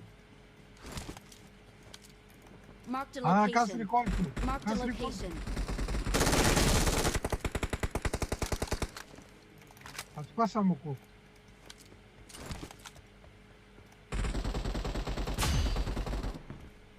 Watch out.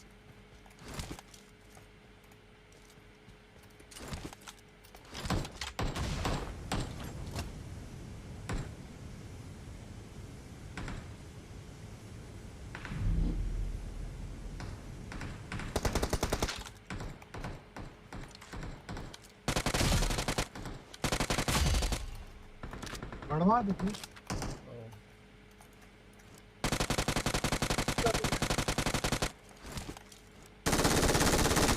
Internet ये न चलेगी माड़ा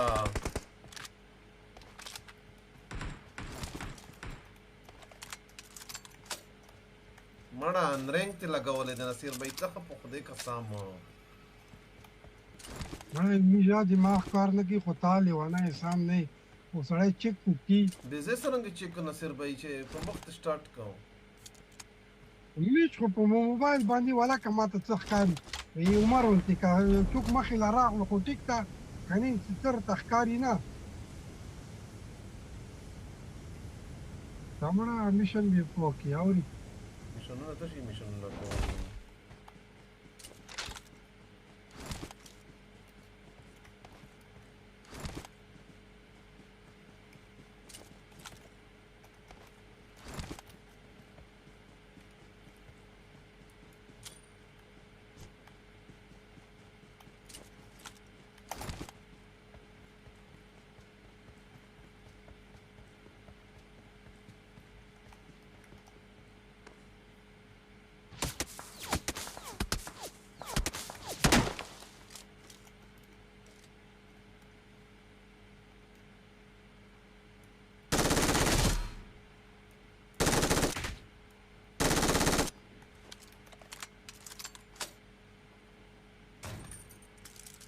یو داز میر کوخه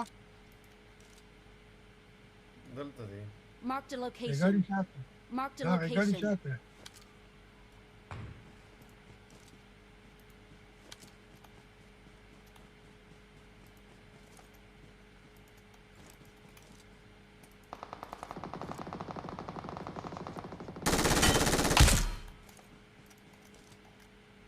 ونی دکو یو بل دی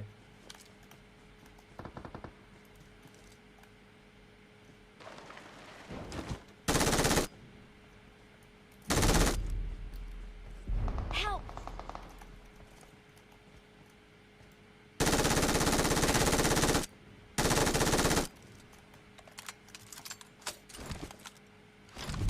Watch out!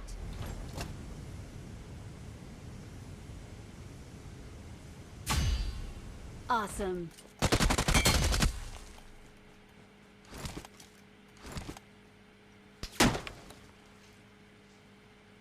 Mahama Castelata.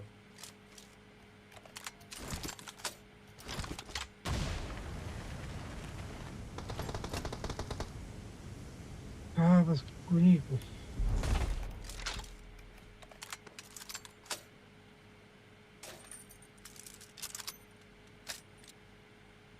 Mahama kim play ma ta.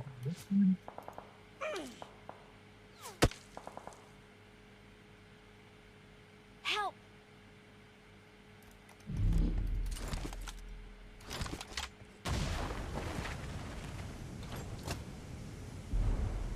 هذا زول تخفير باسط.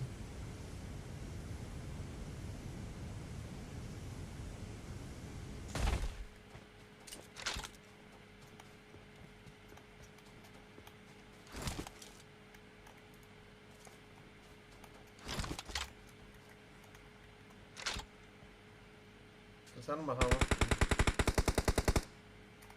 بس ماركو يتخدى كونيكو. Marked a Not allowed. location.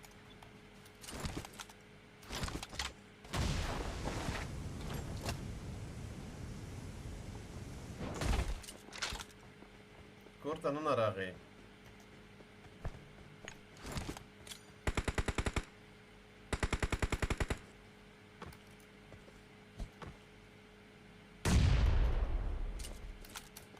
Ingați după Ordanca.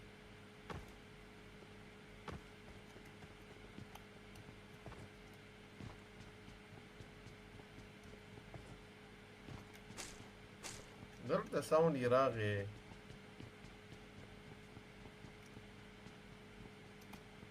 هذا فاينل كاستمر.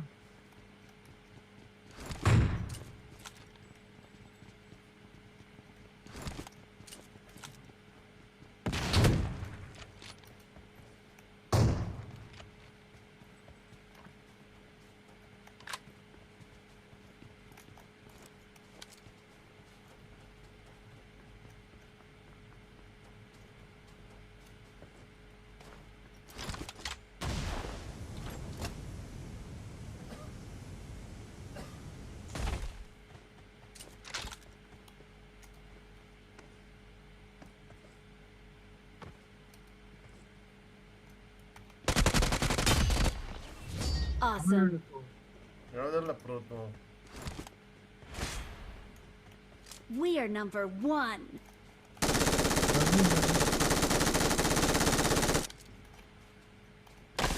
We're the best.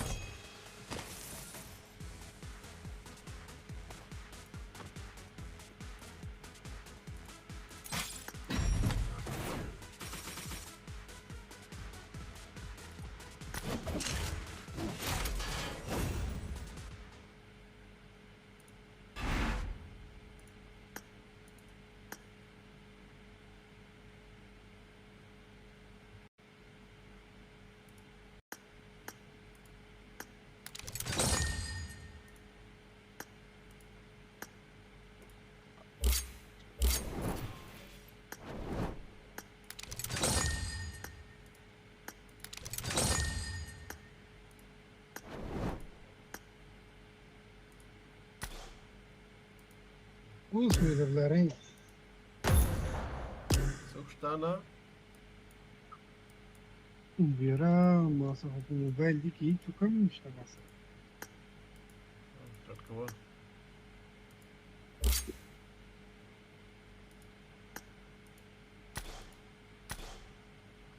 كم تقورا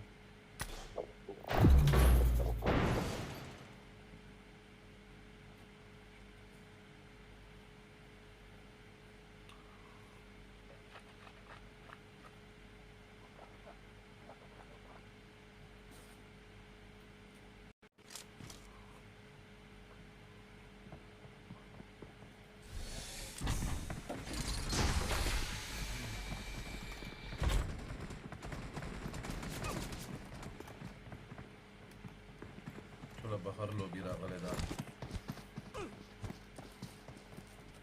وصفته په میدان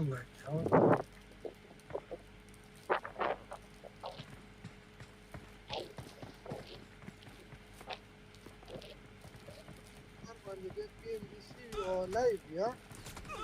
څنګه هفته ورځې باندې PMGC د لایو وي هغه لګای کله دی او زه څه خبرې پار سټرډے باندې ته لګای نو اصل به سو گیم ته وینه به وتره کې پیدا خو دوه غه ویوز خو راځي په دا خدا دا نور وسوک در نشته نه پیدا خوشته چې وسره اکټیو شو چینل ویډیو مخکې زی مخکې چې په 60 ویوز وداره دا په هغه 60 وا اوس 200 300 400 1000 ته ورسې خپل هغه مره لایو شو کوا PMGC یو درځي صحابه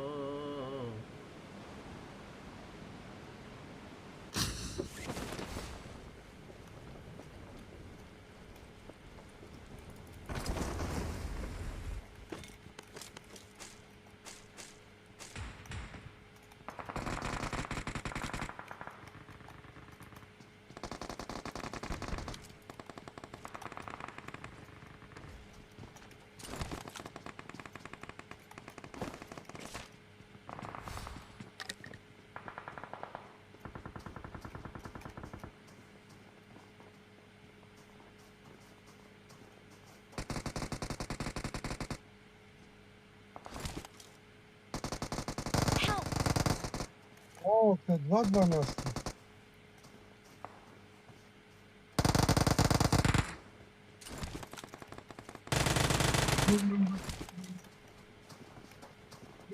просто переводишь. Дай перекаста. Надо только не упасть. Watch out!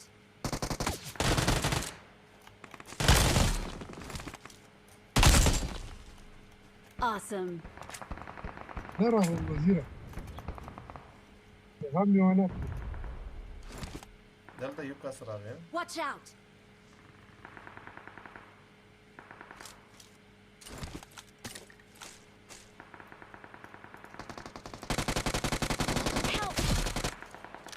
مارک مې دې کړه و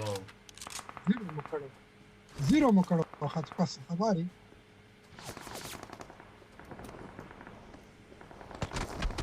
Marked a location.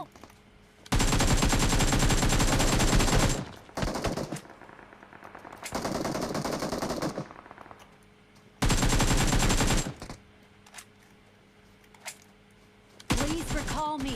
Got it. Shit मेरा helmet कुछ नहीं था I'm hit! Help! Awesome. Awesome. आई क्या निपलियानवी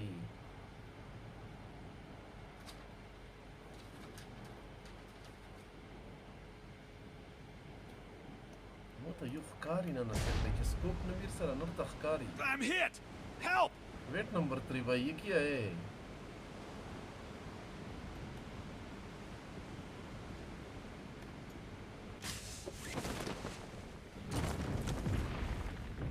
I'm recalling a teammate.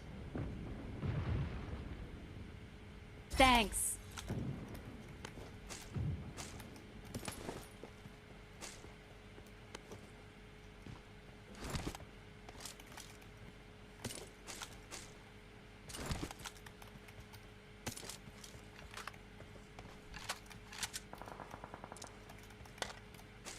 Grunas bande shaik nasira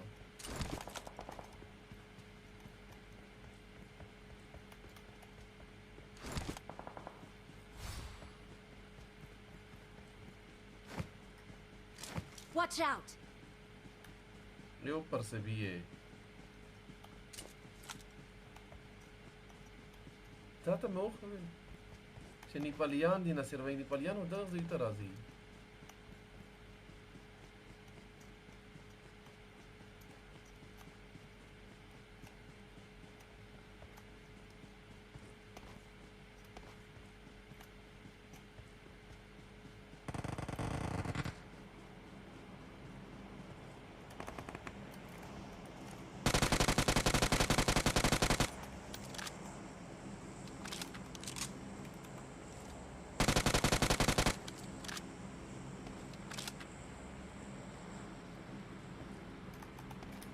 कदे बढ़वा को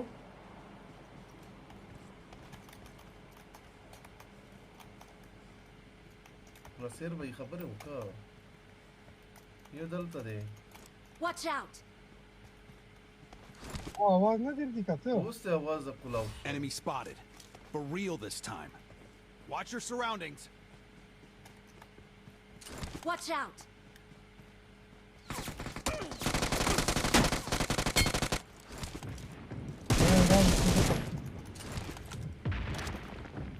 Help! बढ़ो देखो कसम से साउंड आया था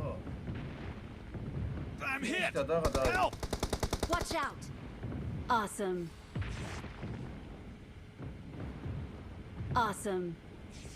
बंदे रिकॉल हो गए पीछे मख मख Watch out!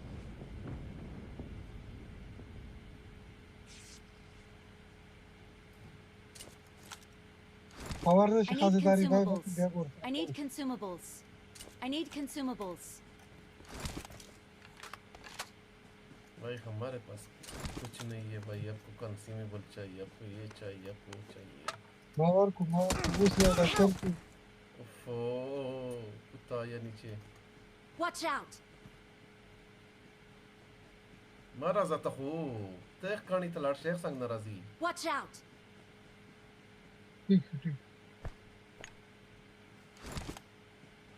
नंबर 4 बंद है नीचे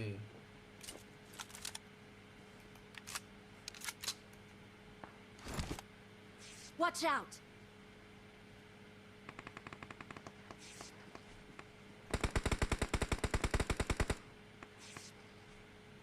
Awesome.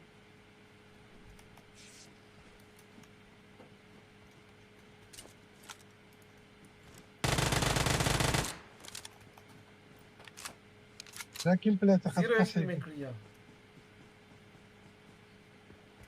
كم بلا مرغريا नसीर भाई नशा मार कर लाया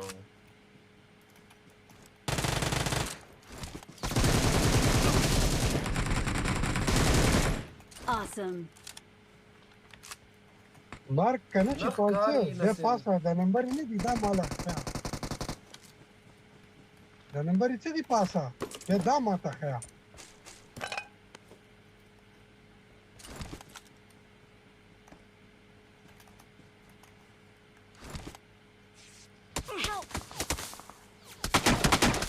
Watch out! خیل نه پورا کیږي مړای میږي نه خیل شتا اگر زه لیدر لسپوک کوم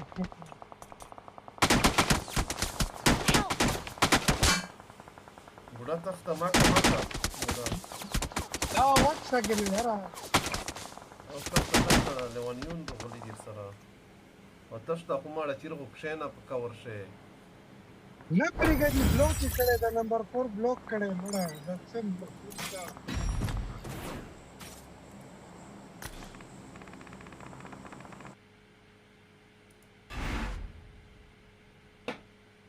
ما ته لاره بند کړی وه ما خو منډه واله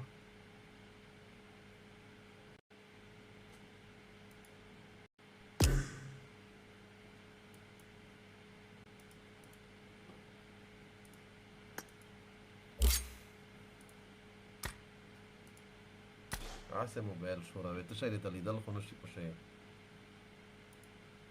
زه خو موبایل کې دي دا راځي چې ته توره وکړې خو ما ته څه پاته څه غول به کوي توره خو مې وکړله داسې کسان مې لیدلي چې ته ورسره لا یو بیا سبا زه په موبایل په لوبي کې خو داسې خاص لوبي نه راځي کسان خو نه خبر ته څنګه غول کوي استغفر الله دې له یو کیل نشي کړای او زه غول کوم تو منو هاي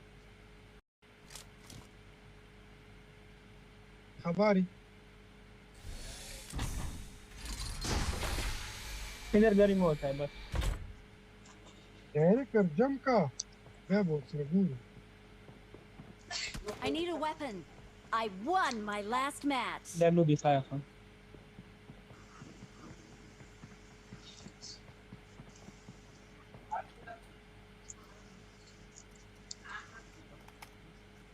It is showtime. Oh.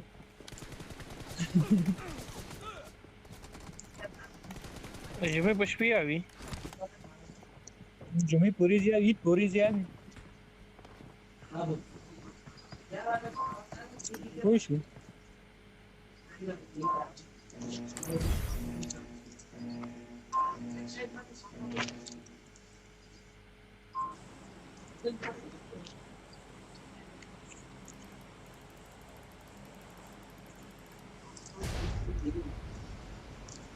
I need attachments. افريدي جيمنج ولا دلدل يا توكيد هغه د ډېرې ویډیو قسم زیا قسم هغه کوي که نه سټریم سنایپ کوي څنګه څنګه سټریم سنایپ کوي د مزګار ده سوی منونو پسې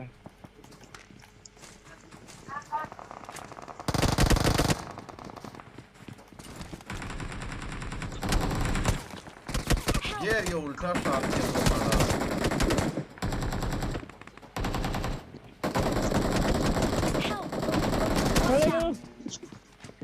क्या खुरू Help! Help! بصير بين التيرة كي ومختخل بوزر سي नेपाlai pora umar kone erke da ki dora chi game ke ni ko khajo ko to guru manda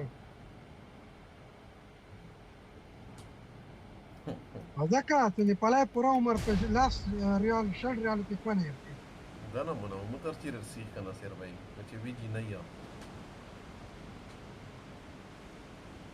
o ba somaga ko ga nganda ko kamol de kone er kone walari ni takra ni ko apuni kone erke और की तकड़ा है ध्यान दिया चली Archie की तकड़ा है दा बीमा हुआ है फिर भाई चरते दे कार खड़े दे वर्षरा डरता ये फला है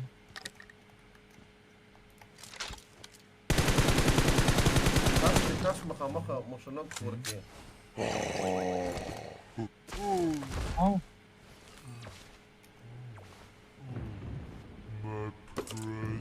I shopping wala kurkia. Marked a location. Mata kawan raka yumi.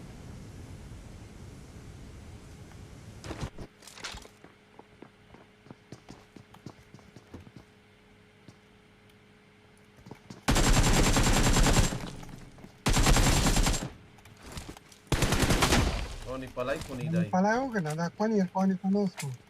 Kwani tanosco. Help!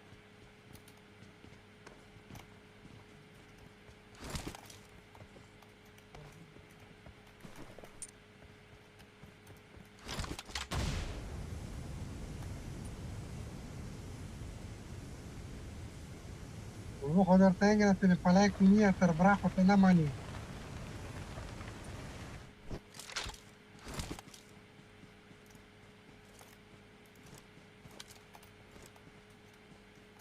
By full squad recall. Oh, बहुत वाकस होगी.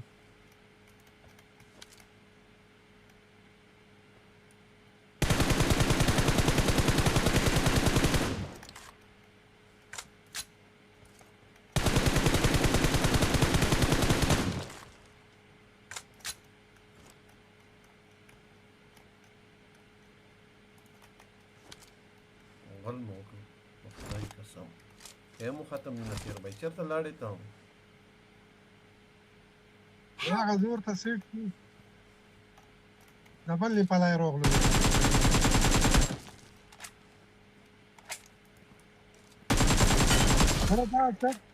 دا څټ ته وځه کفون په بریکول وکی ترى شي متكور ركاه يمين برا تا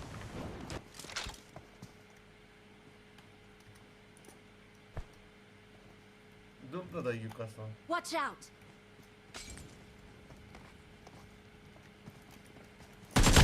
Deraghlo, awesome. Deraghlo.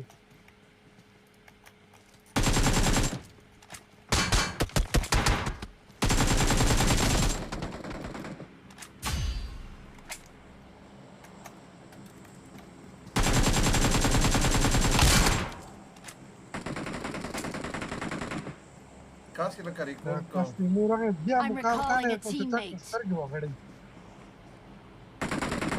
Thanks.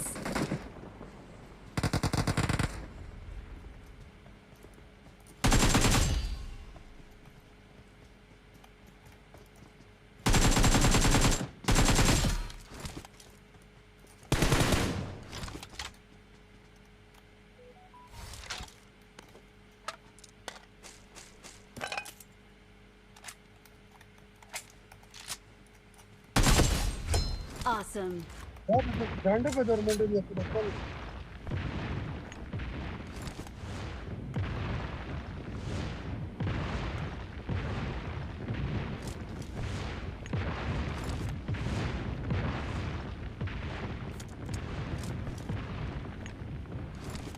متهم فل ختم وي وړه کم ولر دې دا ریډ زون ختم شي مړای دې حدا دې په هغه ریډ زون یې تر بسلی ها دې راغلو چرته دې کاسو دا کریپ ګراف کې فایر دا ښا ګاډي راغې راځه دا Watch out. Awesome. وېته خدای دې په لیوا کوي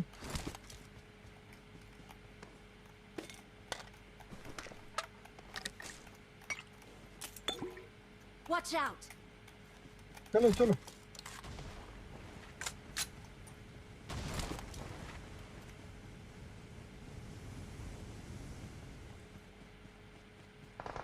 Watch out. هغه دې مقصد دې خدای دې په لیکه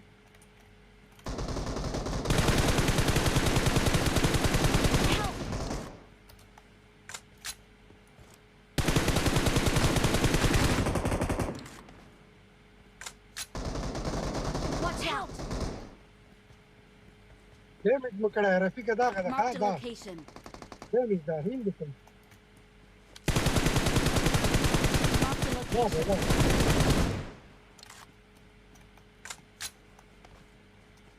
یو خو نه دی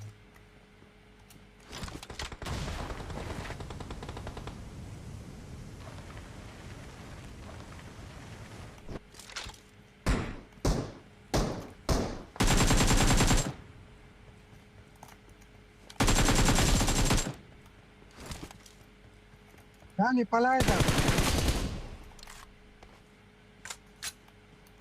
Awesome. Thanks.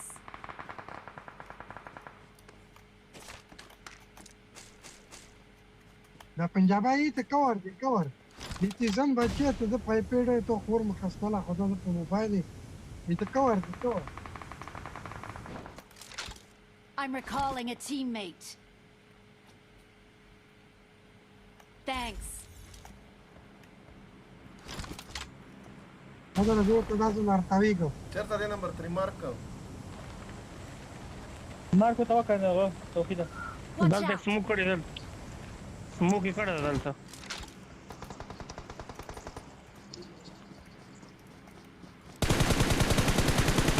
والله والله خلي دي حدث ايوه ريد كراس بلا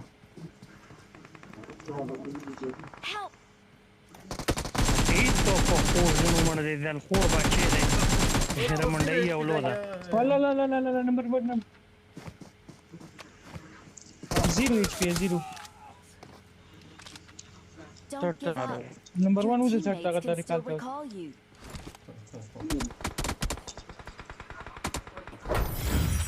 دا د هر منډي یو لو د کیمپر بچای مو په وخت نه ورو نصیر بھائی په توپ د اخیرن خلمټ څخه زغول وکړ نه دا خلمټ چینج کوي څنګه دا اوس کوم کړل د خایدي پرانډي مور سکور بیا روشه بیا دوی سره گیم په دوی گیم وکړه راته پر برا په دوی یو گیم وکړو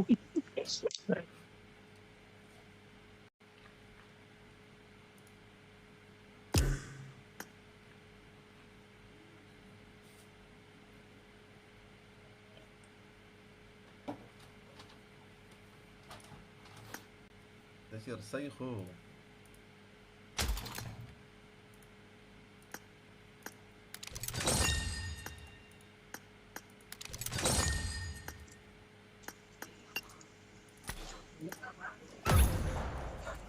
Sniper switch. Start ही का बुढ़ा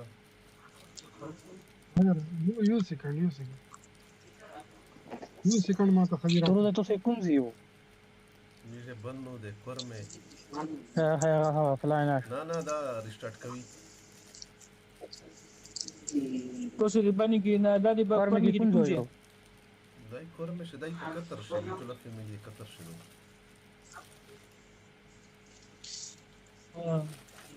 ته دوبۍ نه گیم کوي دا ټول خاطر پکړی آی ډی په لای کور مې یو شا دوبۍ شي ای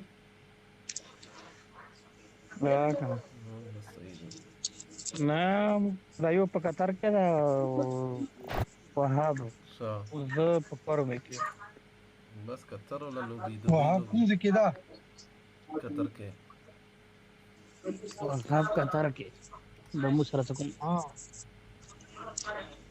په قطر کې خو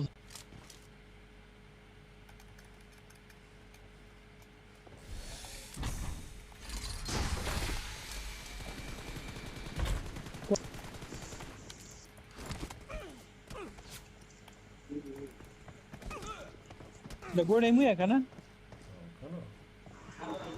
Good luck, mates.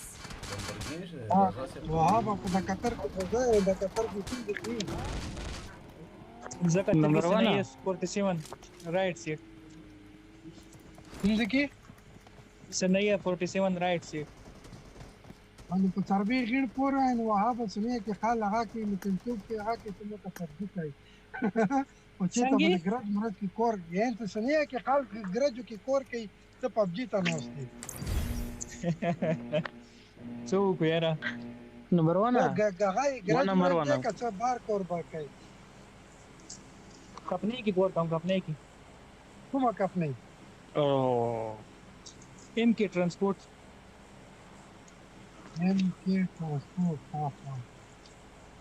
Head toward this point. Guarantee ka buzebi ke sanaina 1 2 3 4 5 9 10 17 24 तो सनाइया खुदा Gavi हिसाब ना په قطر کې په 50 پریاش عمر وعلیکم السلام 52 number पर रिश्तोई हां तो गुंजी की कदर रोजाई नंबर 2 तो स्ट्रीम बकाई का चीज लगाई हां बस किंदा गल ونه کوي سنا ما ده اندانا ما ده ورکړیا ته ته and the same to same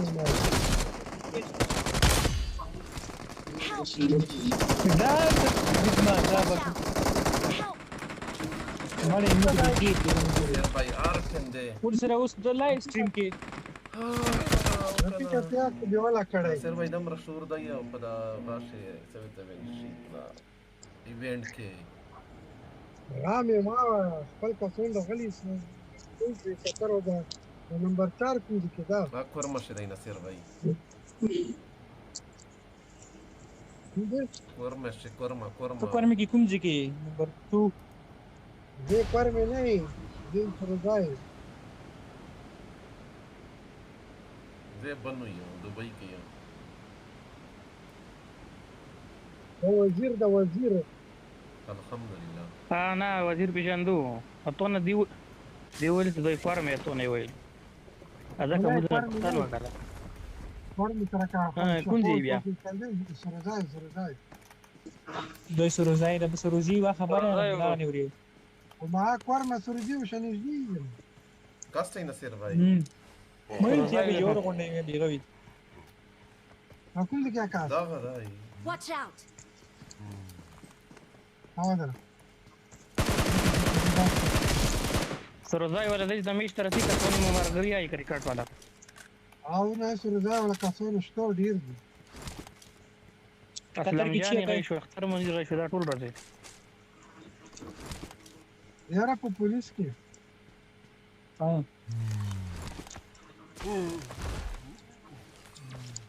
هغه د موږ رسته ورچولو ته په خپل پولیس کې بس تاسو راشه په بیډي کې هغه ته لوړ چاګل سره لوړ ته هغه کې موږ سره د خټک دا هغه ولې کورنی ولې د مو سره وسم تر غلي نه ویني کسون دی ای 18 19 20 کو لوړ تر غلي دا پارچي جامې کې نه ولای پارچې آنلاین جامه کی بیا ورپسې هغه روز میسیجونه وای تو پان جوړا دی وخت نصیر بھائی مخ نو خپنه کیو کنه پرچانه شو جمع کوي مړه کپلات نه درکې کپلات درکې حوال په پری بیان نه درکې نه حوال پروسس دا وخت کې پر بچای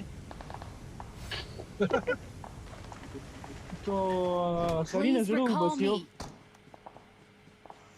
څو کولې تر بلا نه پینځه شو Awesome. دا په چانس بربري کې مړه لینک به درته دروستو اپلای وکا مارچ کې هغه برسي در پس میسج لینک باندې کېږي ته څو ور لینک راوستې ز خپل کوا شي اپلای پارچې لوس پارچې باندې نشي خسته نه خد آنلاین بکای نه ته مو ته لینک راوستو کنه زه واتس اپ ډیر قربان په دواړو سترګو ویل نه درو په نمبر به تولی کا 5010134 میسج وکړه درو مستولین چی 501 I'm recalling a teammate.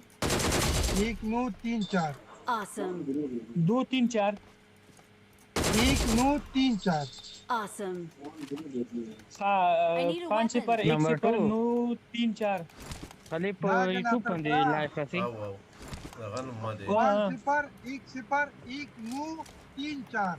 فیسبوک باندې نه راځي لایو څنګه کې راته وایا کنه 50 10 نور چی شچیا 50 10 په فیسبوک په یوټیوب باندې 34 ها 50 10 19 34 खाली یوټیوب ها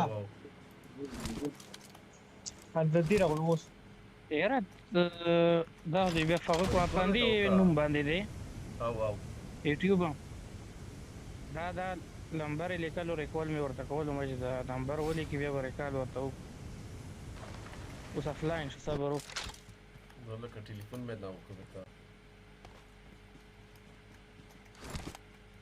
نه سیو کوي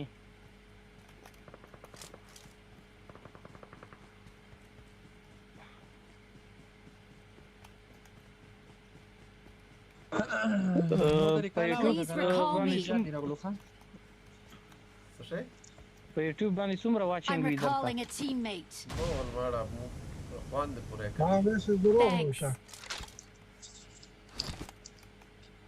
نه خو بیا 11 10 12 15 عمره خو یو تو کسان درته ګینی که دا خو به تا ته ډیر دلته یو کس ته ما سره فرند دی گیم کې هغه سټریم کوي هغه ته یو سټریم ته بس زه نه سمسته خلیلی شو زه ورته نه کینې نقشه نیچه گیو اوی نه کې زنه دا شوی یک تاسو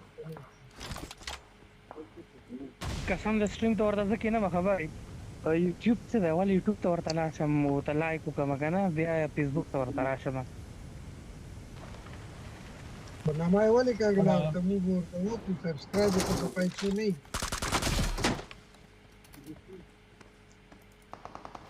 زه به دا سبسکرایب کوم نمبر کو سیم ته به م ورته کینو خو چې دا ما ګیم کې زما ریکویسټ درته وکړه ایکسپټ که نمبر کو نمبر ون تا د میم وکړو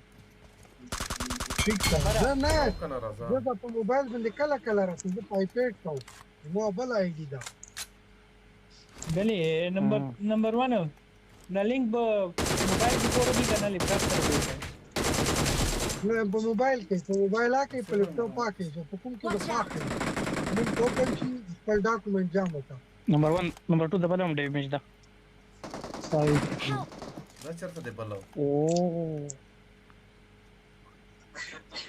دا دلته دی دلته دی ونی شاته دی هذا دامي غلط دي ماركو كويرا انا سعيدو زي ولي در ماركو ايوه شنو كي عندك ده سيت كيو دا لاړو دا دی نه دا دی فینیش کو نو کې خو ریوایو تراش نمبر 2 زیرا غلط نصیر بھائی پوسټ نو کړی دي Awesome. ها لاړو بڑواش یو بل لای ناصر आवाज چین دی موبایل نه ورولای دی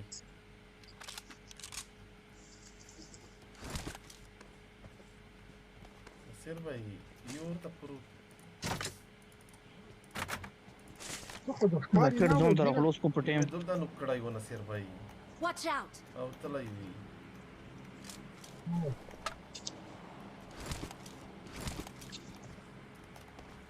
ريكول توتلا يبي روحي كذا من روحي نسير بس ريكال دوتي بيابر Watch out!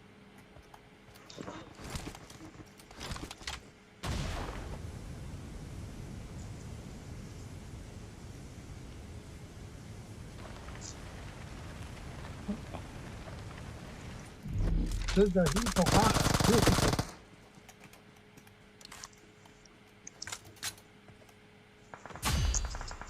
هو تيري دور اورينا كيوشتا دا وشدا دور اورينا موكنا ميانو كوري فن مو سروشا هيك انا مو ريفايف كي خاب ويلي سا مو سرا بيا غنش طريق غنش طريق دير اغلى لا بدون لا بدون كثير شداي بوتا زون ولا لا هذا ابو دير لرينك يشتغل كول ويرا دير فيزو كسان Awesome. I'm recalling a teammate. Thanks. زمخت لونه ها تا مخته تا وضع فيه بس زونته بلدس راكيتا انا لا يوفشتو مودي زلمه كده يا خراله متاجه كفت الزيوت كده زونته شوف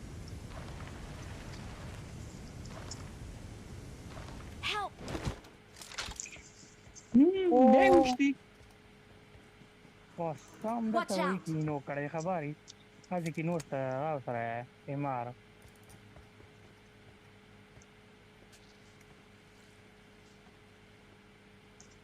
Homeli do. Bilang ni seat ko ta. Zona barda tatawigi khabari.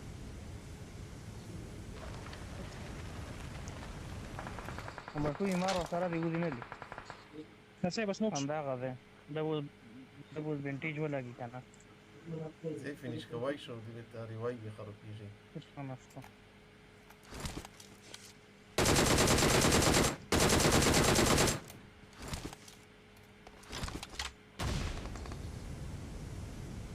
ببزل شو مختصر كاسون دي فاجر درسي زون شروع ده بيخي هذه كي بكيتني هذه كي بزون كمي ليش دير زغال طبيعي هنا يا رب برك ليش تكايدي خلوها غاني طويلة موبايل بدأ قارم شوي الستين بلا كاسون دي خد سير انا موبايل هلا كاسلو اوكي كاسلو اوكي موبايل صراحة موبايل ما كاسي فاير دي غلطي دي وكرا انه كواي مش وقت واني نورينا بناكل نان ام سيمولا هاي اذا نانيرا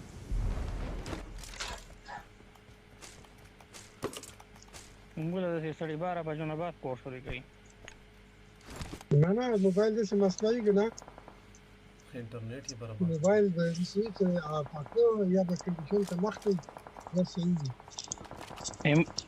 ایمو کوارمه کې چې وای فای سلو یا نیټ تونر ډیټا وای فای ډیټا کارت کړي وای فای سلو وي ها څه کوي نه ده کړه كل سكواد بزوج خاله هتيا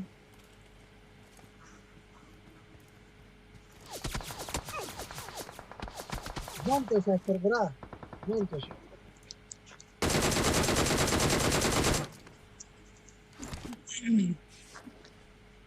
ماشي دايما يميركم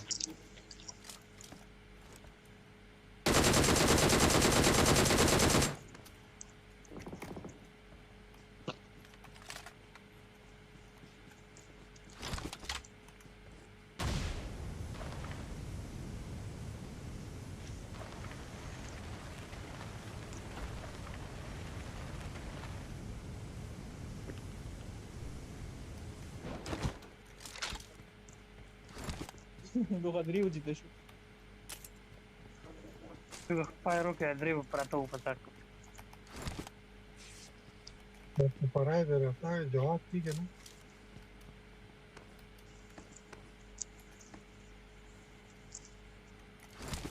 تو شه په داومه انډستری باندې دی یو Sen portano i vedo scarare ma di ora già non buttano che. ناوي تشوف انا فون ناوي تشوف بالبلي على شلوني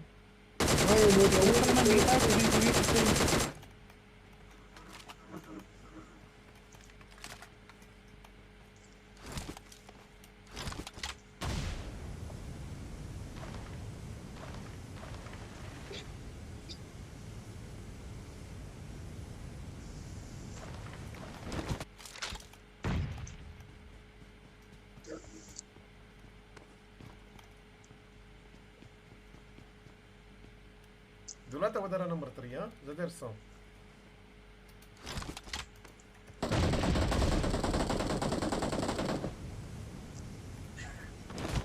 Come damage ko kasam da. شيل تداي. يدخل اللورد يدخل سيرته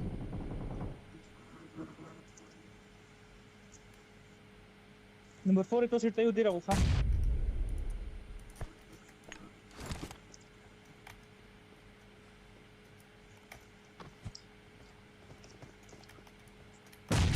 Watch out!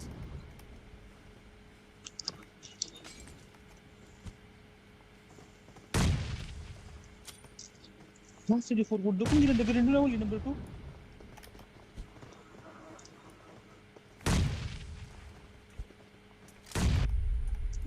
kamu tahu sih dari kamera ke camping खड़ा है हसार से लेकिन वो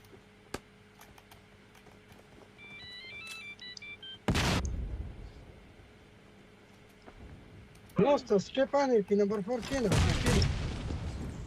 Da Pakistana da Stepanirki. Please भाई कैसा करा नसीर भाई यही Dopo da strong number 4 strong. ये कसम किसको दी नसीर Watch out! Watch क्या out! कर दिया Watch out!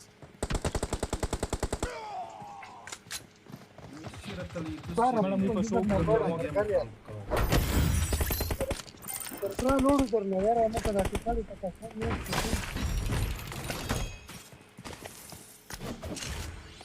تو في طاحونه في موتر زه خپل سره بغیره بجې شوې اوکې سبا مې لویږي السلام علیکم وعلیکم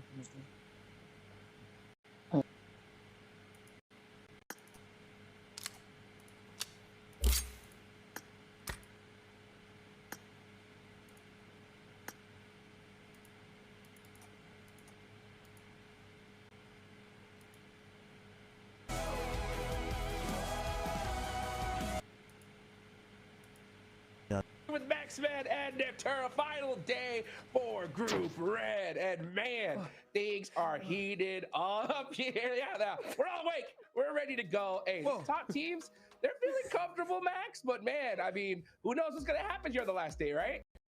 What do you say? I'm sleeping. Sorry, what? Is it group stage? Is it over? Is it the last day? It's Group Red, baby. Let's go. But no, it's very funny skits there from Seven, but it's very, very exciting day here on Chicks. I cannot wait to see which teams are going to the finals, but most importantly, because I'm evil, I can't wait to see who's going to be in the bottom 5. Ooh, who's going to be in the bottom 5? Wow. Indeed, Neptura. You can see right now, this is the schedule. We have 1 day off tomorrow, then 2 days of last chance action, and then we're in the grand finals. How you feeling, Neptura? I'm feeling excellent, Jukes. I'm so ready for this final day. This is it, where we see the finality of the group stage, who's going to those finals next week and who's going home. I can't wait for these 6 matches because it is all down to this. We've been talking about it for ages, Jukes, but it all comes down to just today. 6 matches left. Let's go, baby. And I'll tell you one thing we saw yesterday for Group Red is we saw a record being broken for PMGC 2025, and that was DRX, Max, man. 20 eliminations and a chicken dinner. I don't see that being beat anytime soon. It was such a good game. I had to make a video about it. People are saying I cursed them with videos now. They're going to get a 5-point day like after my Ultra Ego video. I don't know if that, we'll have to see how that goes. But no, genuinely for DRX, so impressive. We were critical right at the start, but here they've really brought their A game to the table, and I hope they can do it again today. So do I, man. DRX gonna have to make it happen. As we take a look at the recap from day number 1. Regnum Karya, though, Neptura. This squad, you know, kind of a little quiet on day 1, but day 2, they adapted to the lobby, and dang, did they come out swinging. They sure did. I think Max really hit the nail on the head there yesterday when he was like, Regnum Karya is back. They've locked in. This is who we were used to seeing, and they are just continuing to put up performance after performance. I mean, we'll see it on the overalls later, right? But over 60 points in one day. That's like an average of over 10 points a game, right? Just fantastic work coming in through from them, and hopefully we can see that consistency come through to today as well. It's not just a one-day wonder type deal. But yeah, it's just so nice to see those near 2024 champions come back with a bang like that.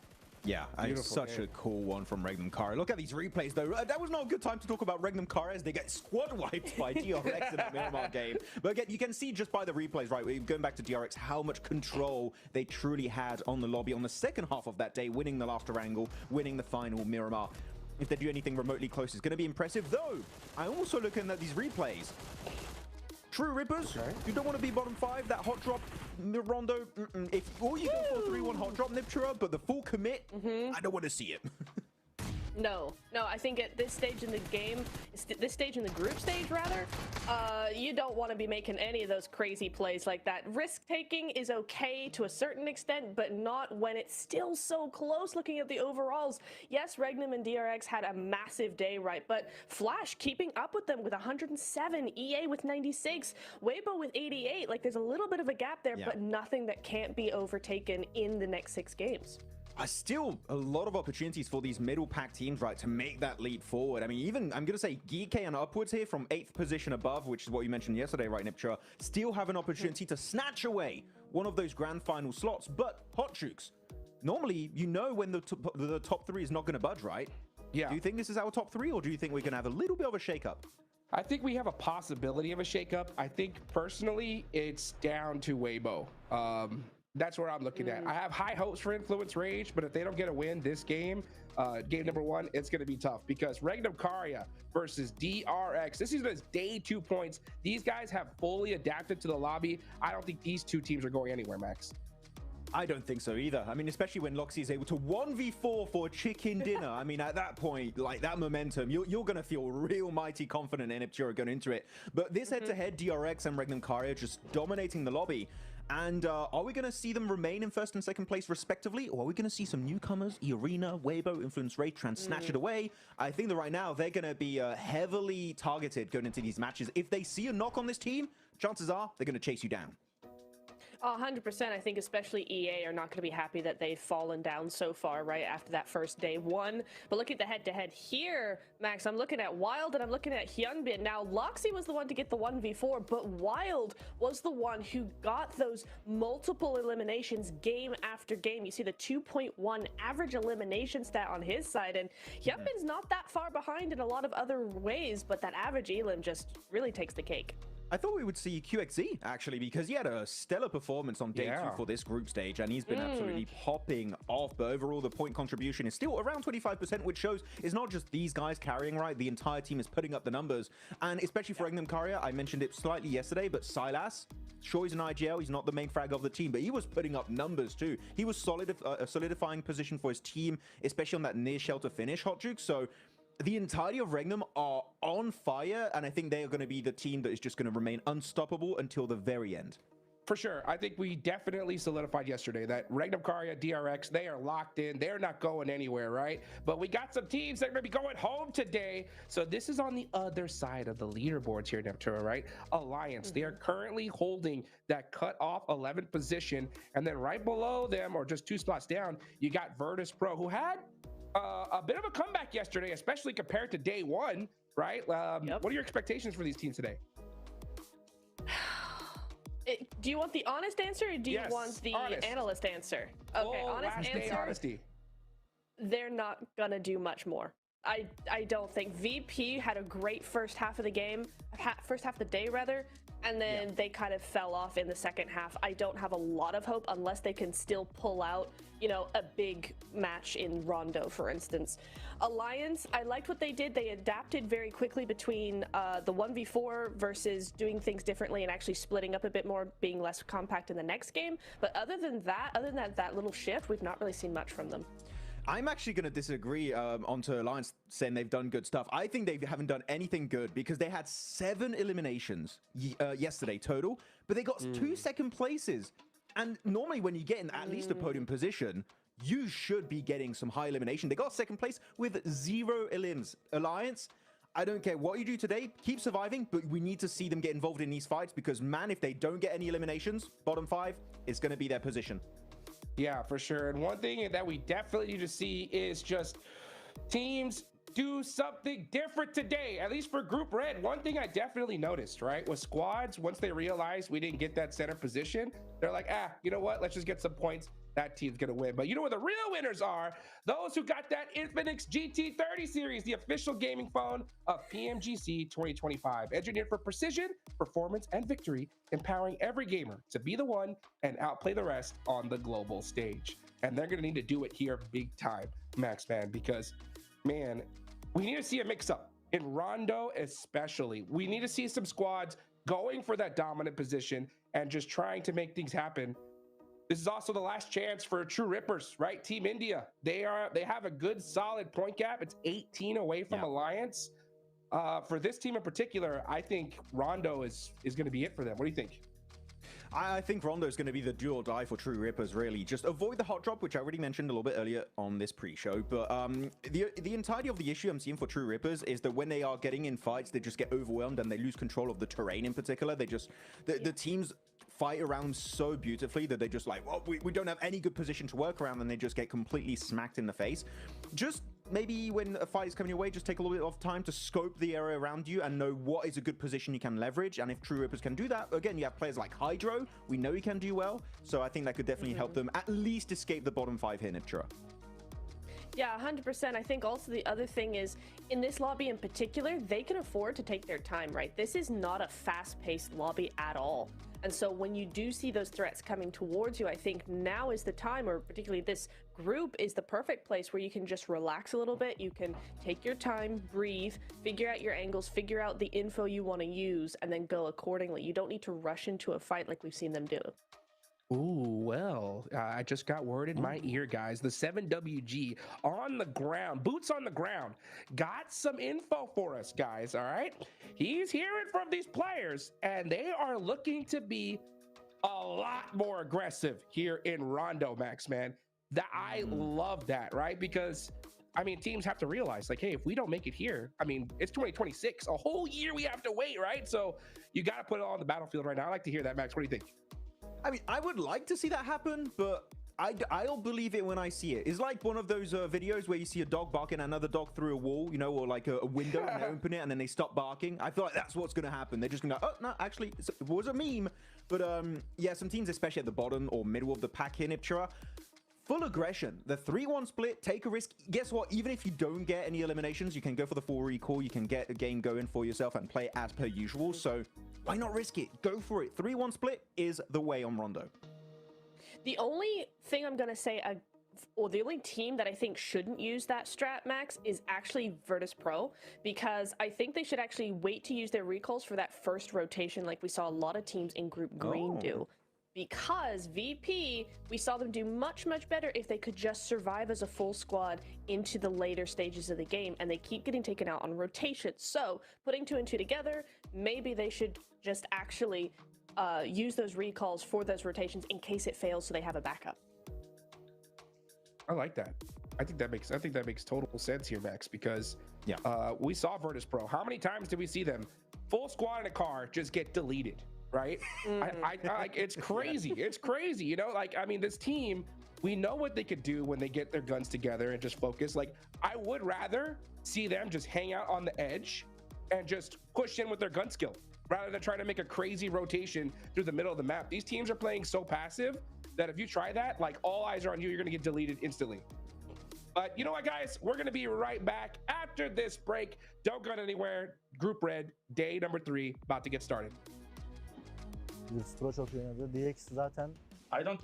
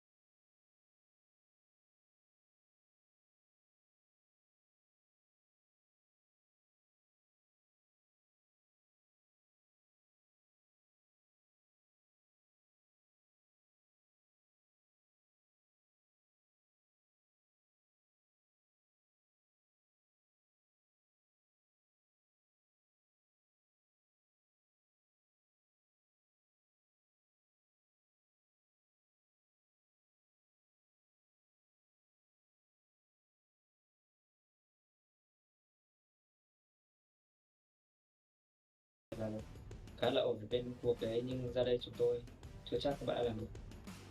Yes, I think we have a lower experience than the other teams, but I think this is benefits us. It's in our advantage because the teams don't know how we're really going to play.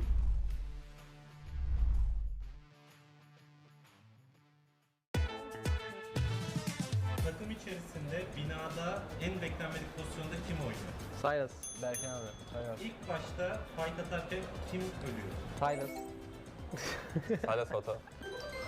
Ben. Fight içerisinde fight olarak değil de genel olarak panik yapabilen kimdir? Panik mi? Arda mı? Tabii ki oğlum. Ha, tamam Arda, ben de o zaman. Ben değildir ben. Fight bana gelmem. Mahmut olur ben. Mahmut'u seçiyorum. Ben panikli. En iyi karar veren Silas, en iyi aim de bence hepimizin White'dır ya, aynen. CJ'den. Evet, yanlış yere geldi. En kötü kararı tabii. Koşun tepede adam koydu. Takımda en iyi aim'e sahip olup da kötü kararlar verebilen Devam edelim ya, kötü kararları. Benim. da IG'li, hiç dinlemeyen, kendi kafasına göre hareket eden kim? Acil karar versin. Ben olabilirim. Sence kim? Gelsin acele karar versin. Ya kimse yok ya. Nolan. En fazla konuşan kimdir? Berkin abi. Silas. Küçük kardeş statüsünde kim var? White. En küçük sensin oğlum. Takımda diğer oyuncuları en çok kim götürüyor? White. En fazla şikayetçi olan kim? Loxi. Mahmut. Loxi. Net Loxi bu arada. Bir şikayetimiz yok ya. En geç uyanan kim? Wild. En fazla yemek yiyen kim? Ya bu nasıl bir soru yani? Yani şöyle. bizi izlediğiniz için teşekkür ediyoruz. Çok komik bir takımız. Görüşürüz.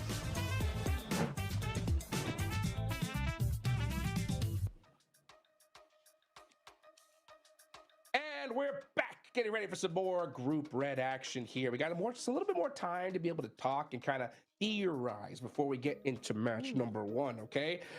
We got the Burmese Ghouls all the way down in 9th place. My question is this, guys. All right, let's get back the coach hats. Okay, Max Man. Yep. We know that 7th place to. I'm gonna go down to there we go. All right, we got 7th place on down to I'll say 9th, right? Mathematically, they could make it. All right. But what would they need to do in order to make it happen here, Max? Win? Well, I mean, but like how many games? Like, you know what I'm saying? Like, what do you think the strategy would be, right? Like, do they just lay down at this point and just be like, all right, last chance? Or do we risk it and go for it? No, don't risk it for the biscuit yet. I would say right now, play it passive early game, just try and get into the late game, and when you get to that late game, you open up an opportunity to get a big point game, hopefully double digits. You don't have to go YOLO mode, for Narnia mode just yet. You know, you can play it a little bit more chill. Second half after though, Hot Jukes, that's when I would be like, okay, now you got to start getting a bit more desperate because you kind of ruin those opportunities early on. Second half, send it, go for it. Why not? Yeah. Okay. You like that, Neptune? What do you think?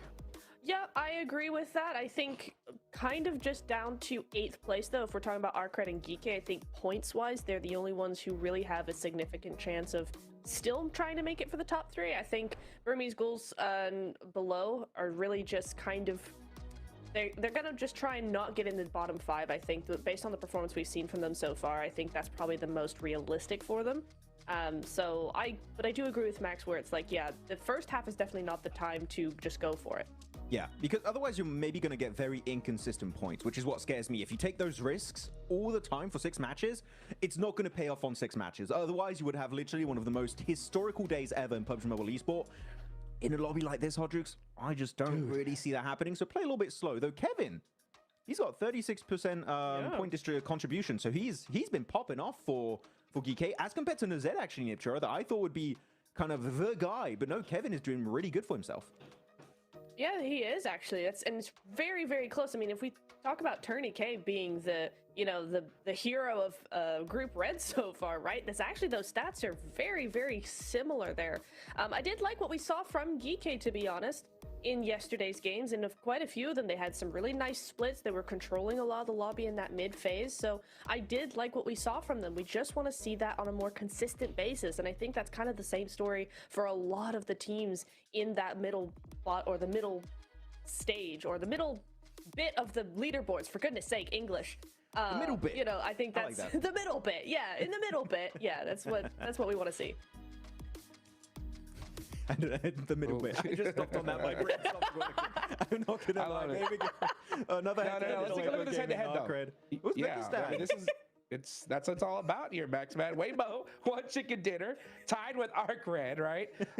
Good solid points for day 2, but Weibo, dude, day 1 when I saw them win that Erangel match, I was like, okay, this is it. Weibo, they're gonna go to the finals. They had full control of that whole lobby, right? And then day 2. Just what is going on? It was like kind of like the way when we talked about DRX Max, right? Where it was just like something is weird with this team, right? Like when they control the lobby when they want to, and then they do a crazy play. We don't understand the next one. I kind of feel the same with Weibo. What do you think about that? I would agree. I feel like they definitely showed hesitance, especially going on that Erangel game of yesterday, right, Nipcher? I think you might agree, where they had that strong compound and they just gave it to DRX for free. That one generally was a bit of a head scratcher. I was expecting them to just set up a full defense, hold off DRX, maybe get the squad wipe, but didn't quite work out. Yeah, it's an interesting one for sure, because day 1 Weibo was looking so smart, so powerful, so dominating, and then day 2 Weibo was just like, oh, you guys can have the position, it's fine, we don't mind. And it's like, we sleep. A little early to be saying that. You're not safe yet, guys. Come on. So hopefully we'll see a resurgence of day 1, because that Weibo, I would, like, new favorite team. If they keep doing that, new favorite team instantly. But what if Sook plays double explosive bow? I mean, double the power. No, don't do that. Don't do that. Please, Sook, don't do it. I'm meaning it's a joke, okay? Please don't. It's not the meta. Dude, by the way, shout out to Sook, though, man. Just changing up the meta just a little bit. I love to see it. Honestly, like, M4, shotgun, we see that, like, constantly, right? To see someone be like, hey, let's bust out some new tech and see how it works. And it does. It does. It has its moments, for sure. And it's just sad whenever we see him kind of get in that CQC fight where like, oh man, if he would have had a shotgun, he would have won. It's, you know, it's like, it's a tough battle, you know, for sure. Actually, not a bad strat. Just put a shotgun in your boot, right? You know, if you can, just while you're looting, put it in the boot, and when you have to swap, go for a quick little chase. I'm just saying, it takes a lot of time to set up and do it, and you really got to think about it. But it's an option if they want to go for it. Why not? And also, we have seen with the PUBG Mobile team, not PUBG Mobile esports team, the PUBG Mobile team, that they have been looking to slowly over time nerf no shotguns, also long-range ARs. That's coming out in update 4.1. That we're not in for the esports client right now, but it will be coming in the future as the weapon meta evolves. Maybe Sook will just go for even weirder weapon combos, which I cannot wait. That's going to be amazing to witness. Yeah, explosive bow and M24. I'm here for it. Let's go! Bolt action! Yes. Bring them back! Oh, that'd be so insane to watch here. You know, it's so crazy because honestly, the way we've seen the lobby, I think we've been pretty confident the top 3 are going to be tough to budge. You know, EA is going to be that real big threat, and it's so crazy. What I love about PUBG Mobile esports in particular is how we have these theories, like mathematically it's possible. And then one game, it changes everything. You know what I'm saying? Like, we could see these top 3 teams just go crazy, 1, 2, 3 finish on Rondo, and then it's like, well, it's pretty locked in here, Max. You know what I'm saying? No, exactly. I mean, one big game can change the entire landscape of these leaderboards. I mean, for example, let's take away that 30-point game of DRX. They'd be down to 80 points, which would put them in rank number 7. Just instead of Arcred's position already. So like that one big game was so pivotal for DRX's entire kind of storyline going into Group Red. So yeah, one big game here for these middle ranked teams, or like the middle bit as Niptra would call it, is going to be very impactful. Yeah, it is impactful. Also, the other team that is a great example of that is, remember at the beginning of the day we said Regnum Karya need 24 points. Game number 1 or 2 or whatever it was is 28 points they got. So like they would still be in the middle bit if it wasn't for that massive game in the beginning of the day. The middle bit. The middle bit. The middle bit. That's the place you don't want to be, man. I don't know. I heard your guys' theory earlier about, you know, waiting towards the end. Just knowing the last match curse, Max, man. I'm on the complete opposite end, dude. It's a thing. I know it's so frustrating, but it's we got 5 games to go, Hot Jukes. We can talk about it. He's already talking about it. I just don't know how a team could possibly go into this today. Like, and I'm talking about like Arc Red, Geekay, just thinking like, oh, yeah, let's just play the game as is, see what happens. You know, like for me, I'm like, if I was the coach, I'm screaming at these guys, being like, we need to win Rondo. We need 20 points. If you don't get 20 points, you're probably not going to make it. That's what I would say. Like, just going in with the mentality of like, you know what? Just play the game as is. If you happen to get a chicken dinner, then we'll change the strategy. I don't know. It's because I think you need to see that all or nothing play style at this point. They have a good point gap over Boars, so the risk of going out in bottom 5 is so low, at least in my opinion. I don't know. What do you think?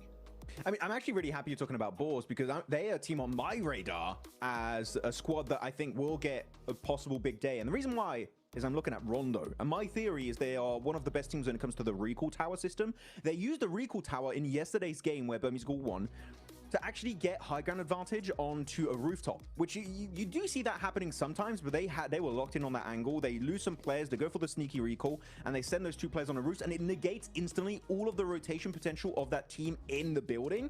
So I want to see more plays like that, where you're using the recall not only as a way to get your players back into the game, but also to gain somewhat of a terrain advantage. And I think Boars did that so well that I would love to see a Boars Rondo win here, Niptra, because that recall system they've used was really strong for themselves.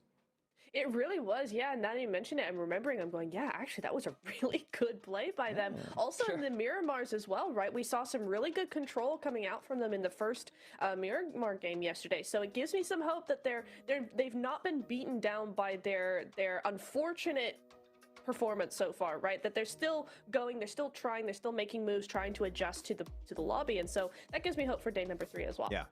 I mean, there's also an extra reason why I want to see Boars do well here, is because he has his old SnowX as his old teammates on Team Falcons, and I just want to see that fight, because that would be pretty cool. So that's it. That's my point. Yeah, and we know that Boars can beat. Yeah, and we know that Boars can beat big teams as well, because in that match 1, right, we had True Rippers go out to Flash, But then immediately Boars were able to get over there and they took out Flash right afterwards, which is a top squad. So it's good to be able to see, you know, a team be able to crush it like that, you know, off the rip on Rondo, but they're gonna have to do it again here today, Max. They got to do it once more, bring it back. Hopefully that's going to be the case, but we'll see how it goes. Yep, let's take it to the stage with the 7WG for a quick report. Welcome to a quick report with the 7WG. Just a quick little update here. The players are up and ready, okay? They're no longer sleeping. I do have something to know about Alliance. I talked to them earlier, and they told me they are pushing for top 6. A team that's currently about 28 points away from being there. They're going to have to put up great performance here in Rondo. And another squad is no other than TRX, because this squad is looking to be even more prepared when it comes down to teams crashing on them. Yesterday, especially yesterday, we saw them not being fully prepared. Now they're starting to adjust to the lobby. Let's see if they got what it takes to maybe make that push to top 11.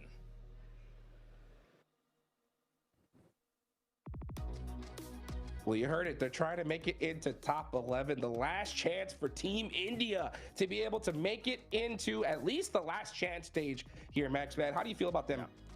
I mean, for me, when I'm looking at Team India, or Team India, like plural, because we had Orangutan too that didn't make it in their respective group. For me, it was never about India winning PMGC. For me, it was like maybe them making it to the PMGC finals. That would have been a good achievement. But it's like taking that experience, and when you go back to your region, you're playing back your regional tournaments, you know, you kind of spread that kind of experience to the rest of the lobby, because you're going to be stepping up your own gameplay. And hopefully that's what I'm expecting next year, man. India could be looking so strong, Niptra, if they're able to really learn from these experiences and step up their gameplay. Yeah, as well as, you know, when you're locked into your region, when you're only playing your region, this goes for any region globally, right? If you're consistently playing Americas, you're consistently playing CSA, and you don't get that global experience, you don't think outside the box as much, right? If you have an analyst or if you're analyzing for your team, yes, you do look at other regions and you go, we want to pull this, we want to pull that, and that's going to work for us, right? But you don't influence the rest of the lobby when you don't have that experience, yet you're actually able to play that experience. So coming here, playing with that experience, playing with these global teams, and then taking that back home is going to be so valuable for both these teams in particular and the lobby that they're playing in at home. So yeah, it's going to be a really, really good experience for them. So yeah, I agree, Max. We could see a completely different teams stepped up to the global stage next year.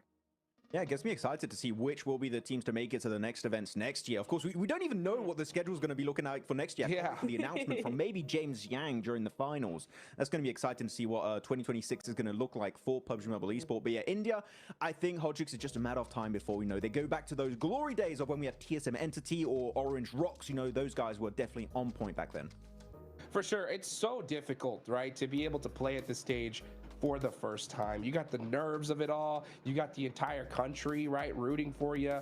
It's so difficult. You're going against teams, okay, guys, who play 6 to 8 hours a day, right, in the same house with a coach staring at 4 monitors, looking at every mistake they make, right, and being like, how can we tweak this and get a little bit better, all right? And we got champions that have been here before. It's a tough thing to cross, right? I will make a claim, though, and I want to know if you guys agree with me. If OG was in Group Red, I think they would have made it at least the last chance. What do you think about that? I actually do think Orangutan is a bit stronger when it comes to macro, like rotations, Niptra. So actually, they would be way more suited for this group, and True Rippers maybe would do better in Group Green. Oh, that's an unfortunate run of events, isn't it? That is rough, yeah. What do you think about that, Niptra? I wholeheartedly agree. That would have worked out really, really well, because I think Orangutan are able to adjust quite quickly. They are not a slow team in that regard. So if they did have some upsets on rotations and stuff in this group, they would have definitely adjusted to that and done quite well. So yeah, that is really unfortunate. Oh, I feel bad now, because they are a good team. I like them. Now here's the deal. I'm gonna make another bold claim. I don't feel bad. I'm glad they were in Group Green. I'm glad they went out, right? And the reason why I say this, guys, is because I'm glad that they got to get a true essence of what it would be like to play in the finals. Okay? Yeah. Like they went in there and were like, this is different. Okay? Right? These teams are hyper aggressive. The gun skill is like ridiculous, right? So I'm glad that they were able to truly experience that. This is what I'm hoping, right? I'm hoping that they go home and just get hungrier, right? They're like, you know what? We're going to stick together as a 4-man. We're not going to do some crazy player swaps, and let's just put the work in. Because, right, Natara, I think they had some great macro, but at the same time, it's just tweaking that like flick of the switch aggression. If they can just tweak that, I think they could definitely be some big players here. Oh, absolutely. When I was studying them, I was like, this team is one of the strongest newcomer teams I've seen in terms of that macro, because they play their macro like a global team. There's none of this regional bias to me. It was like, okay, they know exactly what they're doing. They really quick with those rotations as well. They know their angles. It's just backing that up with a firepower on a global level is where they fell down for sure. So I definitely agree with that. It's like, yeah, this was such a good team. I think it's definitely one of the strongest teams we've seen come out of the region in a long time. Yeah. So I'm a bit sad they couldn't make it further, because I would have loved to continue to watch them play. Yeah, I mean, if we're talking about newcomer regions here, we're talking, of course, about India. We've got to talk about Africa, South Africa, right? Looking at ETSH Esports. This is a team that have Reverb in particular. If you guys remember and watched PUBG Mobile Esport in Africa, I'm talking 3-4 years ago, Reverb was the guy. He was so good, and he still was really good. Making it to PMGC is quite impressive. And they have the tutelage, right, Hot Jukes, of Kuruja, which is very nice to have him on the team. So I feel like this is a team that had very low expectations for a major portion of the community. And this is going to be a big learning experience for them. So I'm sure the ETSH, some of the players at least, will see them come back in the future, even if they do not leave the bottom 5. Of course, that's going to be their hopes, right, for today. But even if they don't ETSH, I'm sure the players, they'll be back in some way, shape, or form in the future. Yeah, and I hope we see it, right? Because they've got Garuja, which is one of my favorite coaches in PUBG Mobile Esports. He was the previous coach for Alpha 7 whenever they won the PUBG Mobile World Cup not too long ago, right? So when you have such a storied veteran coach like that, it's going to definitely pay dividends. But when you get to the first time PMGC, no matter how much coaching it is, there's always one thing I say is you can't teach clutch. You know, how teams handle pressure, Neptura. And you know, being in the background of esports, right? Seeing how these players do that, it's quite difficult. That's for sure. Yes. The biggest challenge I faced when helping teams out was the second guessing of decision making in game, because that pressure just gets to you. And you just start second guessing everything, particularly like the IGLs, right? They go, we should go here. And I'm like, great, that's a great idea. And it's like, wait, no, maybe we shouldn't, because this, that, and the other. And they start overthinking it. Pressure leads you to overthink basically every aspect of the game. And it's such a tough place to be in, because that's a natural thing, right? You're just trying to do your best, and you end up just overdoing it completely. And that is why I always say, as hard as it is, you just have to relax. And that's why we see so many teams who are at the bottom do really well in the second half of the last day, because that pressure is now off. It's not that they've lost hope, they've just relaxed, because it's like, we can't do much more than what we're already doing. I mean, pressure can lead you astray. Hopefully not. By the way, the Ghouls are looking mighty strong. I'm sure Blank's going to be super happy to talk about them. But did you mean that, Hodrix, when you said you can't teach clutch? Do you mean that? I think you can't teach it for your first time in a tournament. I think you can slowly adapt to it. I was hoping I could be a pro, but I was like, I hope you would go back on your word, but you can't. Dude, it's so hard. It's so hard because, you know, I'm telling you guys, like, I'll give you guys even a little bit more insight, in depth, right? I normally don't get the chance to go into this, right? The worst parts when you're playing PUBG Mobile Esports is a situation, because there's so many different decisions you can make as an IGL in game, right? You can look at like a rotation. Do we go left? Do we go right? And both are like 50-50. It could work out, it could not. But if you have your IGL and your main gunner split on that decision and it don't work out, does it cause so much division amongst the team here, Max? Yeah, it really does. It could be such a major issue for yourself. So hopefully they can try and work on that, you know, if some of these teams at the bottom have struggled with that point so far. But by the way, I was very happy that we were able to delay this game, because it was our decision, right, to delay the game. So we could just talk more about this. So thank you very much, guys, for joining the best podcast. We had a great time. Now, we might let you watch the game, or do we talk more? What do we do, Hot maybe. Hey, you know what? We stop talk, we start game, baby. Let's go. Match number 1 for the final day of Group Red. We're headed into Rondo. I hope you guys enjoyed the podcast. I know Blake and John, I know you did.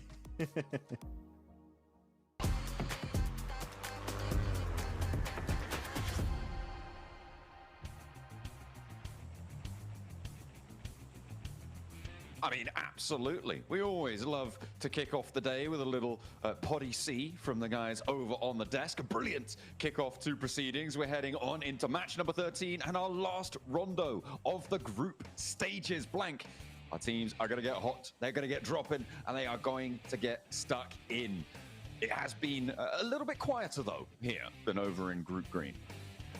I can't believe you dropped a potty C on the broadcast. I'm not happy about that. Map top performers is Sakura from day one.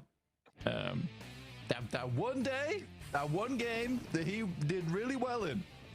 And since then, it's not really moved the needle too much from that. It's fair enough. That's a hard target to hit. Very hard target to hit. He's ahead of anyone else. The only person actually challenging him right now is his teammate, Tony K. But we do get a singular playing path here on our final day. Final day! The last day here of Group Red. And it is heading over towards the northeast side of the map. So we're going to be closing all things down here and heading over to that brutal stage of Last Chance in just a day and a bit. Day and a bit. I'm going to call it a day and a bit. Day and a bit. All right. Northeast Circle coming in for our last bit of a day as we have a hot drop over on our, well, multiple hot drops right now. We're going to jump in with E-Arena clashing against Twisted Minds and Weibo off in the distance. Tony K coming down. Well, that's a nasty start for E-Arena, trying to chase for that third place spot, that all-important direct qualification. Maybe a little bit further out of reach. Still got plenty more to go, and remember those recall beacons, the major addition here on Rondo. Judo wants to go up on high, challenge on the rooftops, and able to dance over the shingles. Supreme in the engagement, and Judo able to find a second against E-Arena. Looks like E-Arena, yeah, they're not going to have a good time. It's all going to be on those recalls for them. There's a lot of teams. This is very packed at the moment. Weibo even finding shot. Damn, on the desync as well. The drop just catches his noggin. And Twisted Minds are all very happy to pick up the points off the back of that. Basically delivered to them. So it's Weibo versus two players here from Twisted Minds. Dropping in some emergency cover flares. I mean, a little bit hopeful on the knock. Not meant to be. It does provide a little bit of cover to walk up to, though.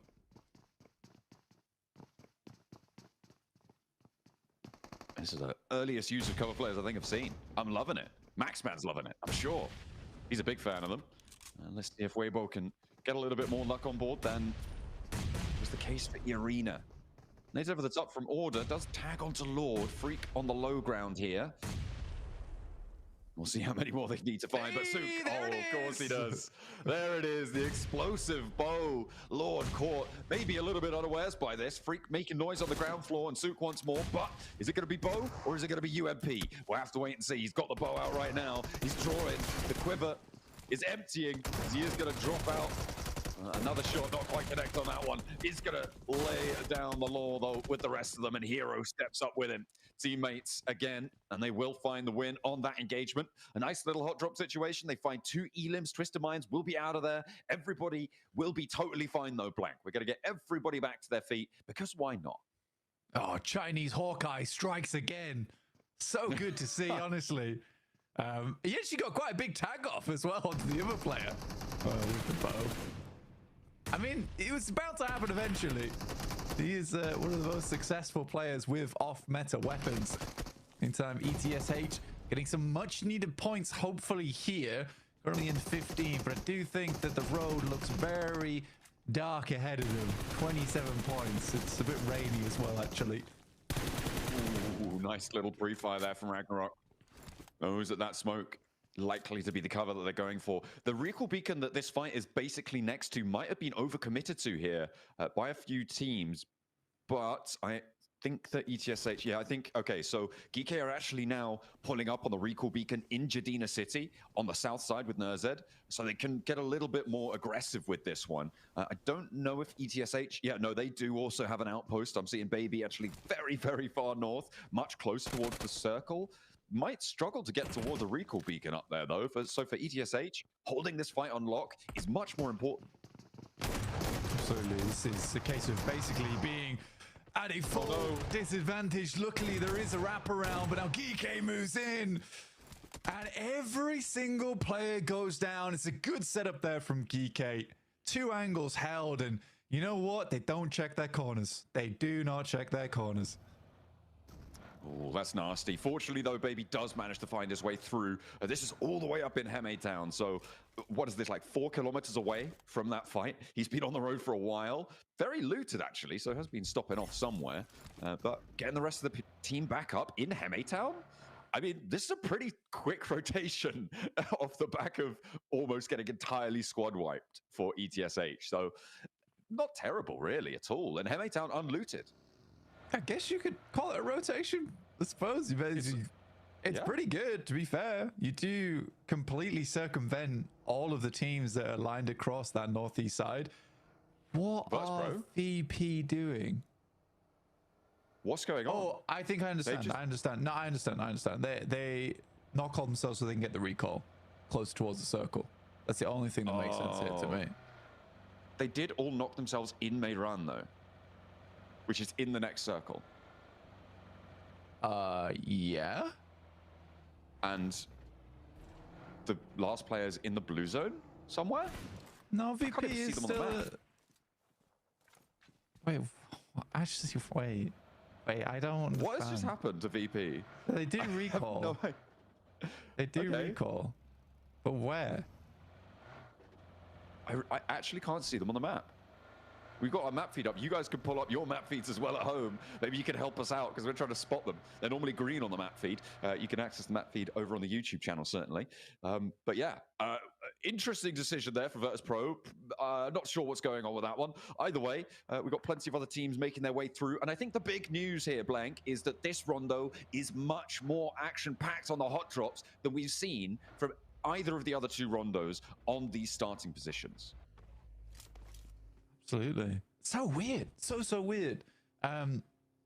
There is like there's a lot of things that go into that where, you know, you get the recall beacon off wherever they are, but also they got 3 elims, and I think they heard teams like barreling it down towards them, and they were worried to hold that position as 3. So they just, maybe they were low HP as well. Maybe they didn't have much loot on board. They're like, we can't really stay here. I don't know. You know what, Seven? Please talk to them. This is exactly what you're there for. That's what I need after this game.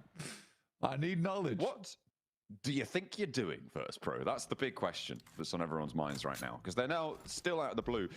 The analyst desk thinks that they may have been dropping back down to... Okay, we found them. Yeah, the analyst desk was right, because they were saying probably going back down to Tinlong Gardens.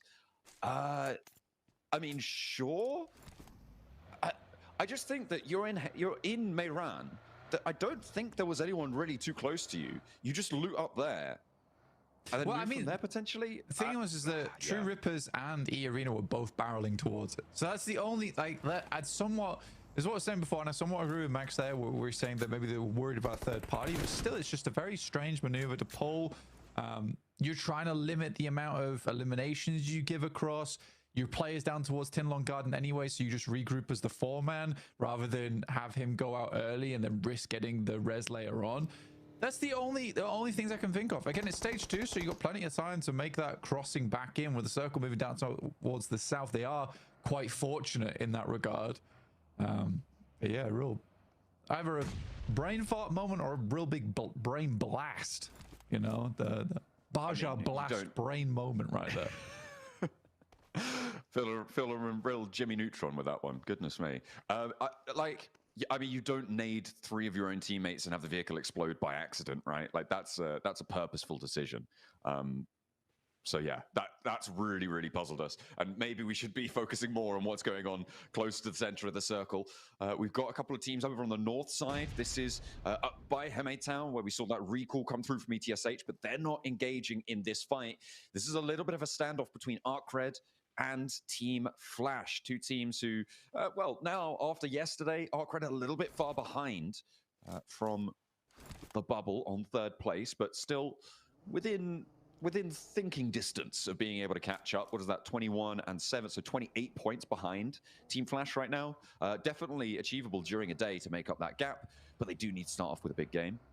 and of course have all the other teams around them do pretty poorly as well. The river that sits down that north side that stretches down from Muhopan down towards Lo Huajing is going to be a difficult crossing for teams in the middle of this circle, Blank. Yeah, I think that, again, it's one of the areas of the map that has a lot of water involved, and this one is particularly nasty where it sort of dips down towards this valley on the riverside. So a lot of teams are going to try and confirm over towards the eastern arena of this map, but even then, it's still some uncomfortable zone to play in. This is what always is tough about Rondo, is that you do get parts of the map which are incredibly open, and that is sort of alleviated by the fact that you can create the craters with the nades, etc. Okay, Reverb. Again, ETSH taking a bit of a lesson from Geeky and playing the corners themselves. Absolutely. Good to learn from your mistakes, I suppose. Bows now trying to stay alive on the inside. Nades are pouring in. ETSH on the rock up, and it looks like Team Flash, they're getting harried at the back as well. The backup not quite there. Finally, they do crash in. No, hang on a minute. That's ETSH, not Team Flash. But Bows is still giving it a good go. He's found one, done a lot of damage to a second, and he's still playing around in these corners. Maybe it will continue to be the case, but steps into the line of fire. Bows goes down next. ETSH, they lose Reverb on that fight. Alliance are rocking up to it as well on the north side, and maybe an important position given the circle shift here, Blank.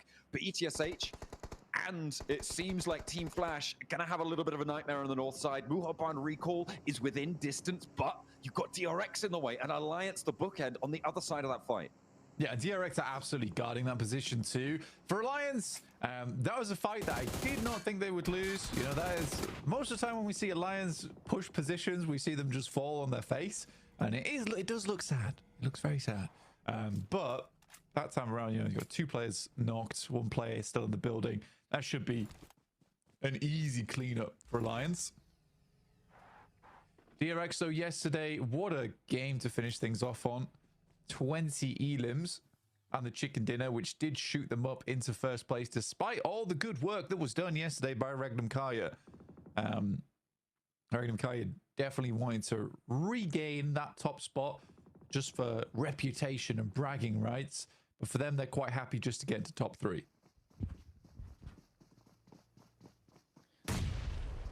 It'll be good enough.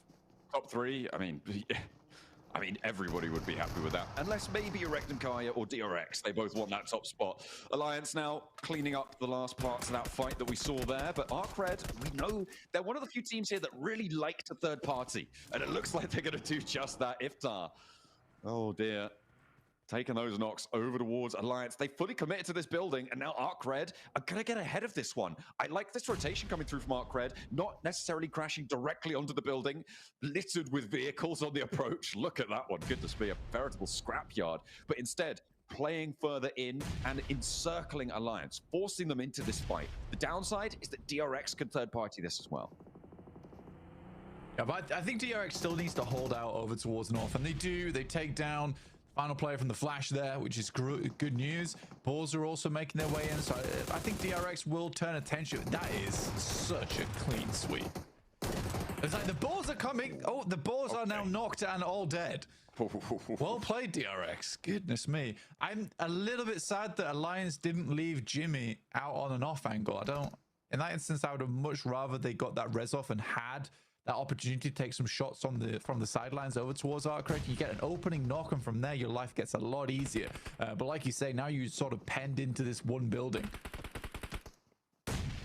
Yeah, it's a little bit of a stopgap. Nice nade on in, and 2 players are Alliance full. That should be this fight done and dusted. These recall beacons, yeah, you're not even going to think about getting them. Easy for Bad Boy. Does step out low and a little bit too bold. Doesn't clear that last player, but DRX might do it for him. Oh dear. Alliance. He's checking. I mean, he did check the corner. That's exactly what you need to be doing. Glory, not so lucky. I mean, this whole fight. Wait, GK? No. Look, somehow Snowick's got the res off the boss. They're back up to 4, dropping on top of DRX again. Oh my goodness. This is getting crazy on the north side. Geeky are rocking up into this fight as well. Alliance last player is doing a lot against ArcRed with the assistance of Geeky. And as you just said, Boars are back up at 4, fighting off against DRX. We thought that was going to be a huge point bonus for them. But no, maybe not. They're going to still cling on for dear life. Another nade comes in. Oh, it's Verse Pro. They're in the circle blank against E-Arena. Yeah, they've made it. They've made it. It was an interesting decision they made earlier, but now they need to deal with E-Arena, who are currently down on 3 players. But these initial nades are fantastic, and now Malloy has a lot to do here as a solo. Real tall order. Malloy gets the first though. That's how you want to start. Third of HP gone, and will take the rest from the knock coming through from Tony K, and that is VP down and out. They get 4 points. But they have really captured our minds in the first part of this match. We'll have to reconvene with them later on. I'm sure Seven's going to grab them, pull them aside by the scruff of their neck and say, what do you think you're doing? We'll have to wait for the answers there. Boars back up into the fight against DRX, and seemingly DRX looking to struggle a little bit. With that recall coming on through, they may be able to farm a couple more points, but the Boars turning it around. Now they are. I think for DRX, the thing in my mind is a case of, oh, they let it go through so they can farm more points on the lobby. I imagine you never want to let that happen because now they've got to get further in. A nade over the top from So Easy doesn't quite tag on. But yeah, I mean, the loot is pretty limited for the Boars after they dropped in. You get whatever kit you've given. Boars now last player remaining. Not able to quite find that shot though, and that leaves So Easy down. Kaixei should be able to clean house though. Either way, 8 elims, not bad. Yeah, that's how you want to do it. At the moment, Regnum Kaya have not been able to get anything so far. They've been quiet on the western side, one of the few teams to stay west of this river blank, and they have been keeping out of things. So at the moment, DRX take the top spot. Question is, how survivable will it be from that northern side? And a knock over towards Silas behind for Regnum Kaya, pretty nasty. That's not something they're really going to be going back for. So they're playing on as 3 underneath Weibo. Yeah, I mean, Weibo's got that high ground. It's a lovely bit of high ground as well. I mean, you don't really want to have to play towards the center of the circle here. Geeke's forced to, off the back of some unfortunate starts there. My ghouls are currently recovering versus Nuclear Zone. Becoming some nuclear zombies here in the lobby. This is one hell of a story arc, and a not so strong arc on that nade, unfortunately. They are going to still keep bobbling them through, not connecting onto the ghouls. Godspeed in range of the shotgun, not quite. And Arthur hops back into the face of another. That's a really nice pickup and an immediate flush for Yatka. Leaving Nuclear Zone now just on 1 player alive. See if they can beat Team Secret's tally from Group Green as they crush on over the ghouls, looking to go nuclear against Nuclear Zone. Sweeping through the rest of it, but Ichi goes down, and the blue zone is causing a little bit of trouble here. Without recall beacons now, you do need to be careful, and they will guaranteed lose 1. Tried to close the door on him, but it's not going to happen. I mean, he did. No he way. did close the door on him, and he got knocked because of it and flushed. Radioactive ghouls now looking to finish things off, but Fajita is a little bit of a strong member on the side of Nuclear Zone. Could clutch this out, but it's Kaixei from DRX actually to move on in. And the Burmese ghouls will have to do something about this. Luckily, there's some shots from the sidelines to immediately take him down. And DRX are down to 1 with that as well. They've only got QXZ out down further south here. Burmese ghouls, they've been double third party to keep them alive as 3 and allow them to get some healing on board, but they are really lacking on that healing. No first aids remaining, no nades really there. DRX dropping that deployable cover, wanting to guard out the Burmese ghouls on this northeastern side. Regnum Kaya yet to push in. Weibo actually the team to go proactively through. And the cover flares start to establish some cover moving in. Burmese ghouls making their move. I've blessed the ghouls with some gravestones to hide behind here. Hopefully they can make their way through the marshes over towards DRX. But True Rippers actually have a strong spot over on the eastern side. They're consistently taking shots over towards the west. Weibo did take a fair bit of damage coming through from Influence Rage. You can't really ever count Influence Rage out. All those players are incredibly good. And I'm a bit disappointed that they're not in a top 3 after their strong start of Group Red. Either way, all the teams up here are super deserving of their spot, and the teams that I expected to make it through anyway. Oh, yes. Spotted. Nice discipline from the Ghouls as they seemingly love a bit of Rondo on this final day for themselves, trying to get away from an 11th place. Still, I think, a little bit too tall of an order to get up towards 3rd place, Blank, but you know what that means? You're going to be able to see them in last chance. And if they get to the grand finals, they're going to be one of our most played teams, I suppose, unless we get a Gauntlet team also. Okay, I'm not going to continue to do this maths, but still, you'll be happy to see them again. I would, yeah. Definitely a lot to go over there in a short amount of time, which we do not have as we are coming to a close here on Rondo at stage 5. Moving to stage 6 soon. Regnum Kaya officially do outlast DRX, but they don't out-elim them. Currently with 9 total. Grenades from Lord over the top. Does take down 1 from Influence Rage, leaving just Lil Boy up and remaining. I think Lil Boy is definitely not someone you want to back into a corner, though, because he can strike out quite wildly in these final moments. Weibo didn't even really want to touch Influence Rage after they took a few knocks from them. I mean, Weibo are back to full force now, though. And I did see Sook still has that explosive bow. Maxman's really very happy. He's only got the 1, though, so maybe not quite there. I mean, there's the shots coming over through to Twisted Minds, having a tough time. They're going to have to move further east as well. They're regrouping all towards it. They're fully committing to a pretty much full front fight with just this duo from Influence Rage. Can't get rid of them. All you need to do is land 1 nade properly, and that should be them done and dusted, but Twisted Mind's struggling, and Lil Boy steps out for the spray. Weibo are taking shots out towards them as well. They just don't have any room to maneuver. I mean, that's why you can't count out Lil Boy. He is such a good player on the squad. Really holds his nerve as well. But there's the Ghouls taking a shot over towards Sook. Finding at least one elim there over towards Weibo, and that's from up on high on the northern edge. Tony K still going his E-Arena. They've been playing with 3 for a long while, and it's been not an easy locations. During Gauntlet, this was a circle where Regnum Kai was able to pick themselves a 2nd place, hoping to finish off here with a 1st, considering, you know, Gauntlet was a much harder stage. No.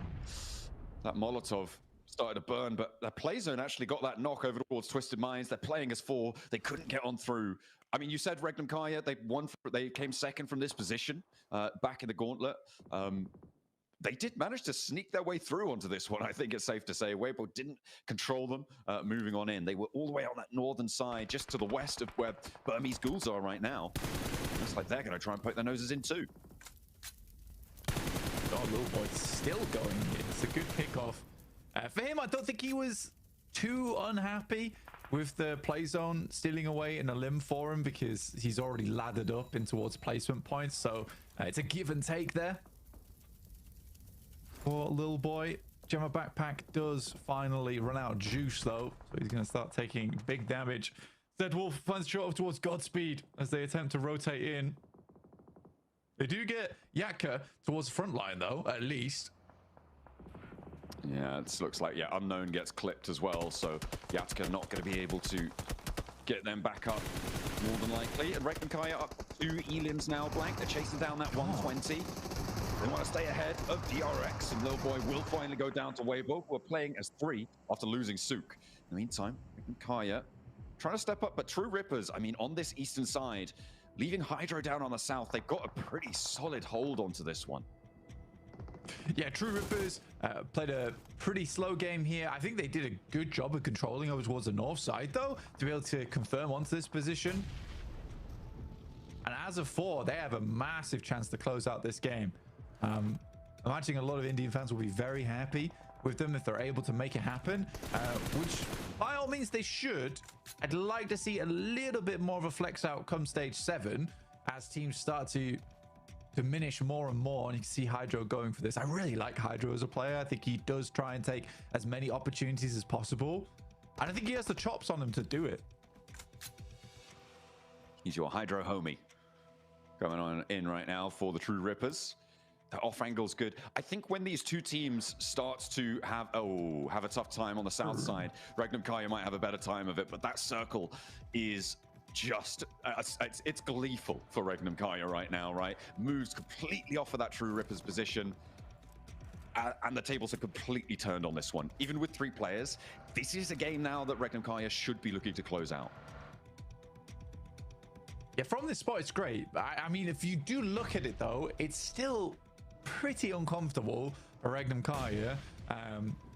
It's like an open location up a hilltop, so you have to be 360 degrees on this. Luckily for them, a lot of the teams on the outer edge are going to start fighting first for position before attempting to fight against Regnum Kaya.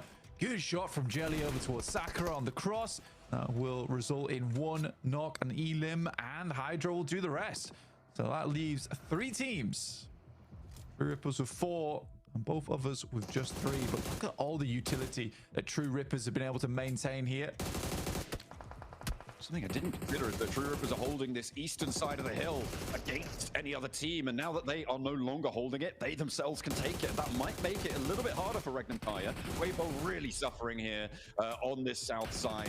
Just could not transition further north, but still a pretty solid game for them. Getting up to 9 elims here. Blank still very much in the conversation for a 3rd place as Regnum Kaya start to pick up those elim points too. They want to try and rack up as many as possible. Maximum they can get, though, is 9 on this match. K33Z down in the divot. They will find it. The flex out's here, but is the True Rippers lineup too much to handle now? Because they have not wasted time in repositioning here. Nice and proactive. I think they were a little slow, actually. I think they were a little slow to this. And I think they allowed Regnum Kaya to take down Weibo pretty much unimpeded. I think now the big thing is whether they close it out, right? If they close it out, it's absolutely fine. But if they do lose this game, it will be because of that slight delay, slight hesitation. That is a bold peek out coming through from Zedwolf there on the right-hand side. I mean, they definitely did not want to get stuck into that 3rd party, right? They moved across nice and rapidly, but after that, they just, yeah, you're right. They could have controlled the fight a little bit more. And they don't have that opportunity anymore. Wild immediately finds Hydro on the trade, and they're looking for more. Not really moving, and that nade looks pretty good, Blank. I might find what they're looking for. Not quite getting a knock, not quite getting a flush. There's an answer over towards Wild, but Zedwolf has some of his own. The cover flares start to drop from the sky, and it is necessary to get this res to keep the numbers advantage on side for True Rippers, facing off against Regnum Kaya. Both teams pretty desperate for these points. Regnum Kaya more for pride than anything to jump up towards that top spot again. I mean, it's also kind of crazy that True Rippers have eaten through pretty much all their utility already. They were on like 12 nades, they're now to 2. Regnum Kaya have 3 more to work with. So I'm not sure where all those nades went from True Rippers. I mean, coming through thick and fast. Yeah, we're setting things up here. Right now, Regnum Kaya does control a lot of the zone to work with. But True Rippers back up to 4.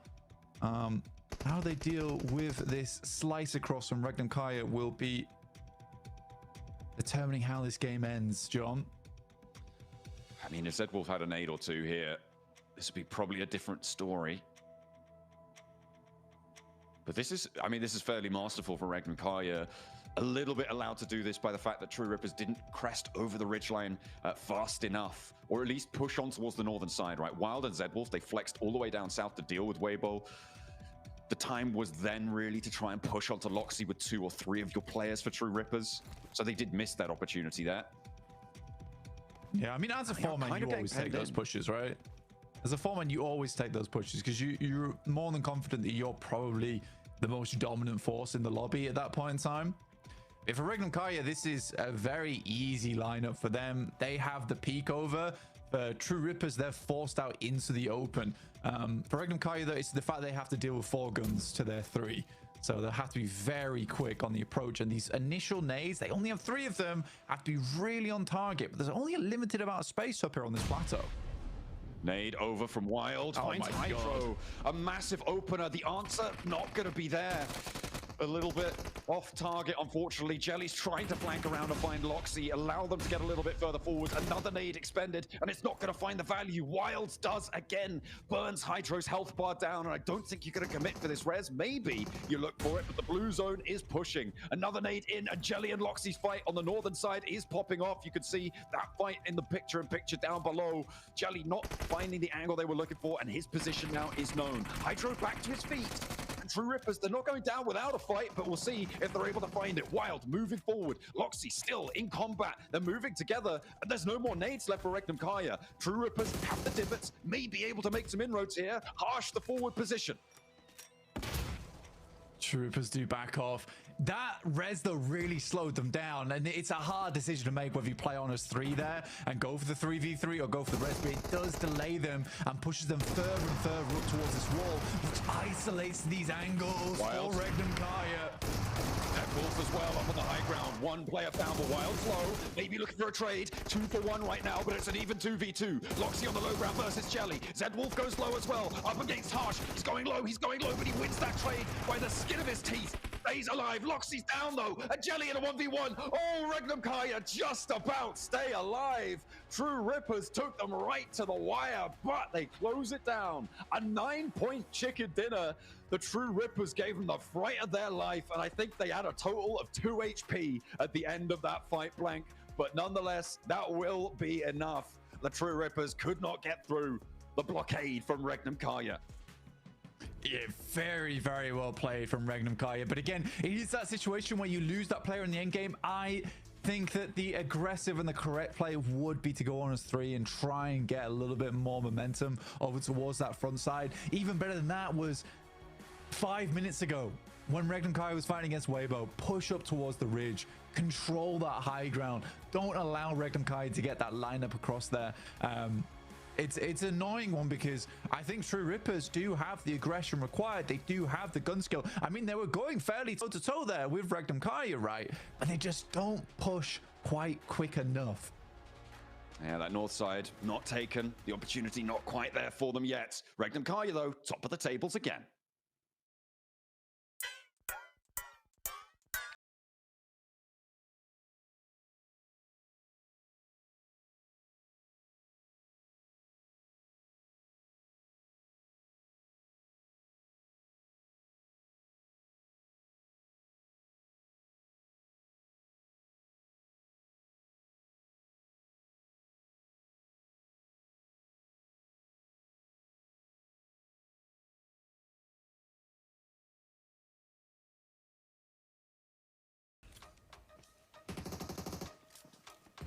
And with that chicken dinner, Regnum Kaya, welcome to the PUBG Mobile Global Championship Grand Finals. Man, there's only a couple spots left after this. Regnum Kaya clutching up the 3v4 in the end game here, Max.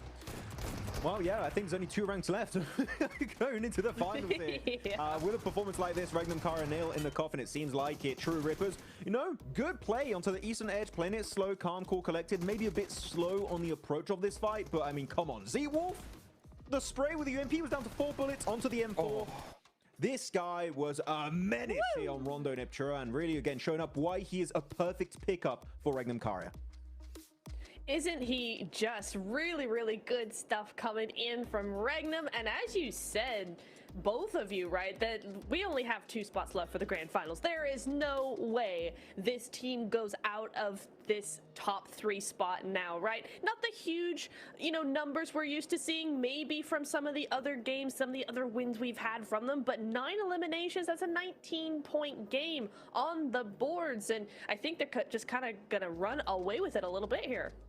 They are. Oh yeah, it's there's no way no one's catching them. I mean, they've got this lobby locked down here, Max. Yeah, it's a done deal, in my opinion, when it comes to Regnum Kaya. No, really solid game. And keep in mind, by the way, we had this exact circle during the Gauntlet stage. It was won by Thunder Talk, but Regnum Kaya, they're like, no, not again.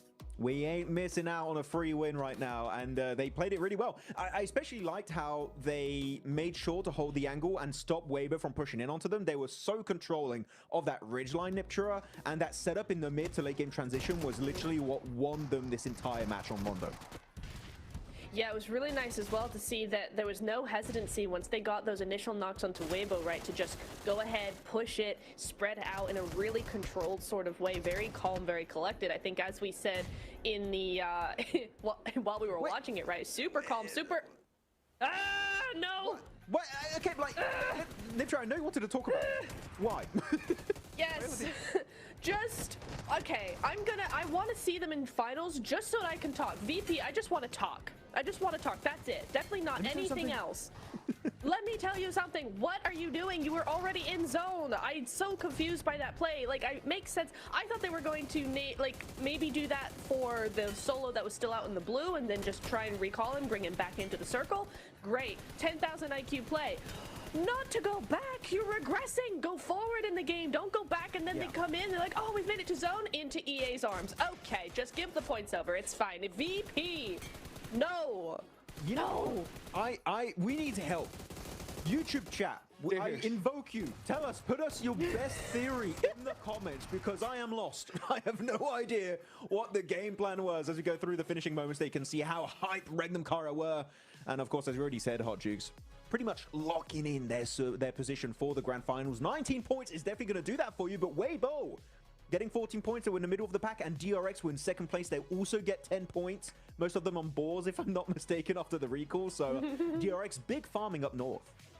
Oh, yeah. I think DRX are settling down in that second place position as well, putting up some points. Honestly, though, the big mover and shaker for me, it's got to be Weibo. This game here, I think, really sets them up for that possible top 3 finish, especially because we know how well they could do it Aaron Gale and Niptera.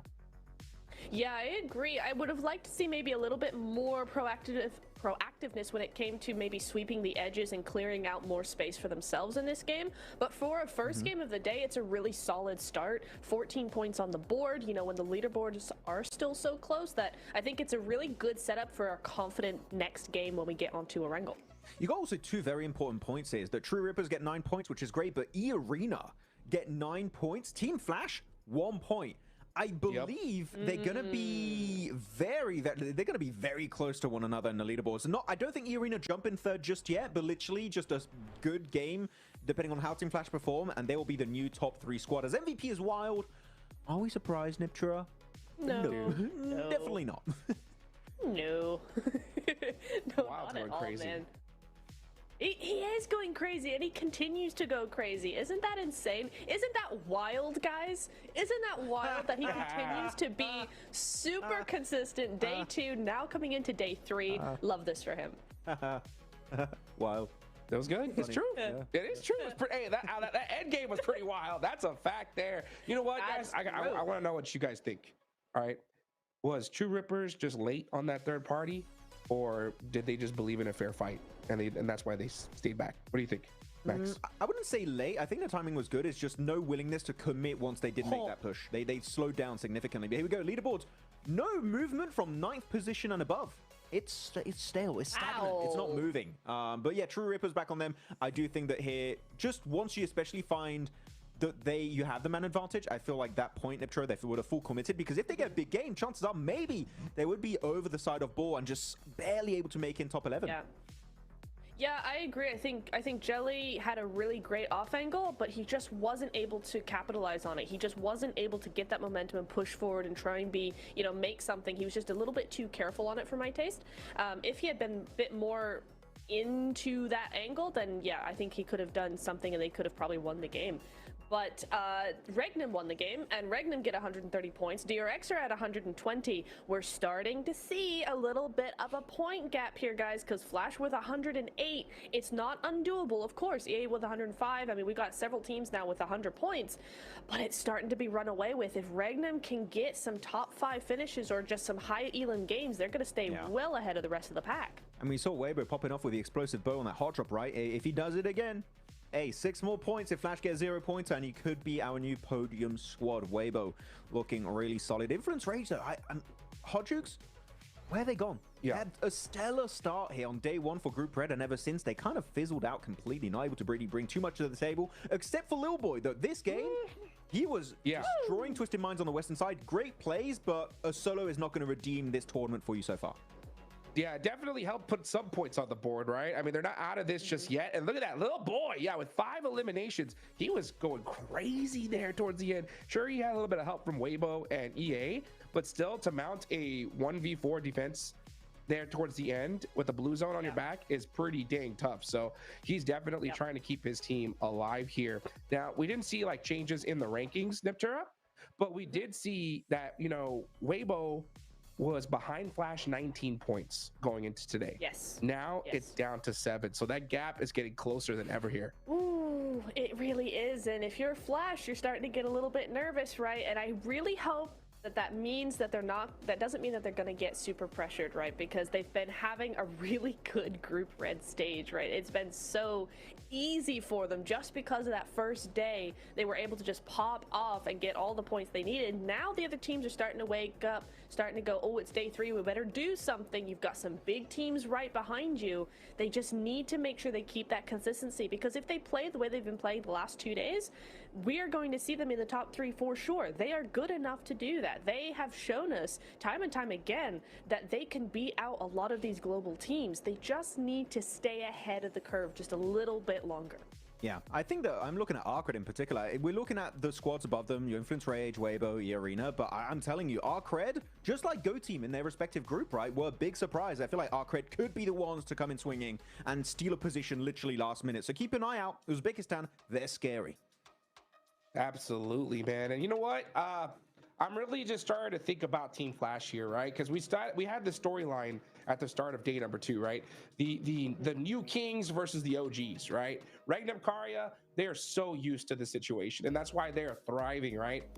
How is Flash gonna handle this pressure? We talked about at the start of the day, right? Pressure is so difficult to overcome. It is now at its peak.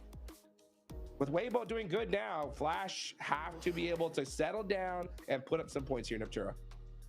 They do. I just hope that they don't change up their rotations or their strategy in any big way, right, Max? I think you might agree with that there, because it's just like they've done so well with their strategy as is.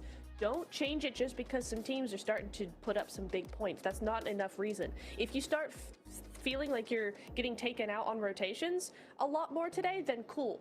Then this is the time to actually change something up. Don't do it just because other teams are also doing well. Don't go, oh, we need to keep to ourselves now because other teams are doing big things. It's like, no. Make sure that you have presence as well. Make sure that you have what you want to do, and actually say to the other teams, you can't bully us out of our top 3 position. We've come here, we've earned it so far, we will continue to earn it, and that's the confidence they need to keep up.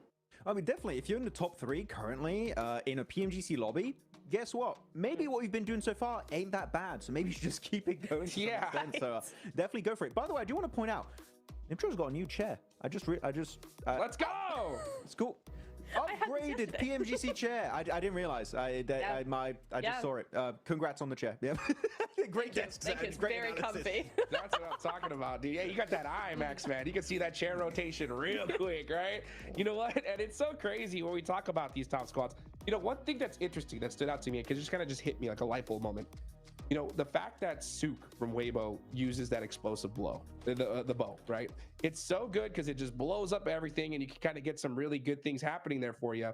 But what it also does is it's a dead giveaway of who you're fighting. You know what I'm saying?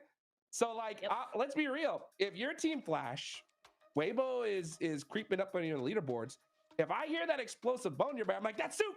Weibo, they're right there. Let's go. Right. So, I mean, there is something that could come into play a little bit. What do you think, Max? Are we going to see some Sook impersonators? Just like, what if I fake being Sook? They'll think we're Weibo and they might run away. Okay, no, that's I'm reading too much into it. Possible. No, it's a real thing though. Like, if you see there's an explosive bow being used, like, chances are 99% of the chance that's going to be Sook. And if Weibo are in a top 3 position and they do clash with your likes of maybe E-Arena or Influence Rage or Arcred, they're like, well, maybe this is a fight that's worth taking at that point in time. So I don't know if it's going to be like a big thing, Niptura, but it is something that, like, if they do spot it out and it does make sense to take a fight with Weibo at that time, maybe it could do something in this lobby. Yeah, it is a little bit of a calling card, right? It's like as soon as you see that explosive bow, you know exactly who that is. So I think Sook's gonna have to be a little bit more careful with how he plays those big old plays, just because that is gonna be now a target on his back. It's a good point to make. Yeah. I'm just gonna be interested to see if we're gonna continue to see it in the next few matches. I mean, any time is good as now, right? Because he did get that first Elim with the explosive bow, that knock with the explosive bow on Rondo. We saw it for the first time after 2 days, so maybe that's just his sign to just keep on going with it. I think so, because you know what? It plays in 2 different ways, right? There is that way of where it could be a disadvantage because you kind of let people know who you are, but it also could be an advantage because it lets people know who you are. You know what I'm saying? Like sometimes like you can be a team like, oh, it's Weibo, and then that could make them second guess themselves. It's happened plenty times before where you realize the squad who it is, and all of a sudden you get so nervous, you panic, and it makes things so difficult here, Max Man. So man, it's just something to consider for sure. Weibo and Aaron Gale is going to be the biggest thing here. We need to see that day one Weibo for sure if they want to make it to the grand finals. Oh, definitely. I feel like it's just a matter of time. Weibo, they're not going to fumble. They're going to get second place, as we know Suk loves. He loves second place. If he can be in first place, he's like, hell nah, I want second place. That's how I do it in PL. That's how I do it at PMWC, and he's going to keep doing it every time Niptura. Though, we're talking about players like Suk and stuff. I'm really wondering, the day we get, if we get the Mortar in PUBG Mobile Esport, if it comes to comp, who would be the Mortar guy? There's got to be someone like Suk, Doc. They're good with it. Phallic? I don't know. There's a few options. There is a few options. I don't know why my second thought was Top. First was Suk, then was Top. If he can't shoot you with a Mini 14, just snipe you with a mortar shell. You're right, yeah. You gotta have one. You gotta have one player for sure. Right? Especially if you get like a Milta finish and you realize that like OP Dip is in play. Because I think when mortars come out, guys, OP Dip is dead as a spot. Like completely. Oh yeah. If it does, so it is OP. I don't know if it ever will. If it does though, it will be cool. I think it was OP. I think it was, but now teams have got like they know that's every crevice of that spot. So it's so weak from the backside. People just drive up, throw nades, and then it's just chaos, right? I think it's a strong spot towards like the absolute late game, but taking it early now. I mean, we've seen like in this lobby, teams like third party, fourth party, and it's just craziness there. It is hectic. I mean, I was talking about the mortar, but I get your point also. Yeah, OP Dip is quite interesting as a position on Erangel, the grassy pastures. But yeah, now onto Erangel. Curious to see who's going to be able to step up to the plate, Niptra. I mean, are we going to see Blank's Ghouls do something? Are they going to win an Erangel? I'm still waiting to see a big Erangel game from the Ghouls. Yeah, I would like to see that. That would be very interesting because, you know, we did see them get that win on Rondo. Now we need to see them get the win on Erangel if they're going to do anything, right? Because they are a team that needs to do something here. 9th place overall, still a safe enough position for them to get into last chance, but if they really want to make sure that they've got that spot, yeah, a win I think would be the best option for them. Of course, a win's going to be the best option for any team, right? But for them in particular to solidify that chance and make sure that they're not feeling as pressured for the rest of the day, you know, you want to get that win as soon as possible. I know I've been repeating myself, but we need to continue the Yangon Galacticos Myanmar legacy to some extent. We've got to keep it going, okay? I was very sad when they didn't qualify through PMCL. But here, of course, they're trying to hold the hopes high for the entire Myanmar region in PUBG Mobile Esport, which is growing rapidly, by the way. I'm very, very curious to see how they're going to be performing as a region going into 2026. Because, yeah, it's so cool to see these regions rise up at Hodgix, right? So, like, this year was the year of clearly Myanmar with PMWC. Last year, in my opinion, was the year of Japan. The best year Japan ever had, winning PMGO second place. It's too soon. Into PMWC at the halfway point that was eventually won by Alpha 7. I'm wondering which region will be the new rising region of PUBG Mobile Esport in 2026. There's so many good options, man. Yeah, so many indeed. You know, it made me sick to see that we're not going to see Team Japan in the grand finals here this year. You know what I'm saying?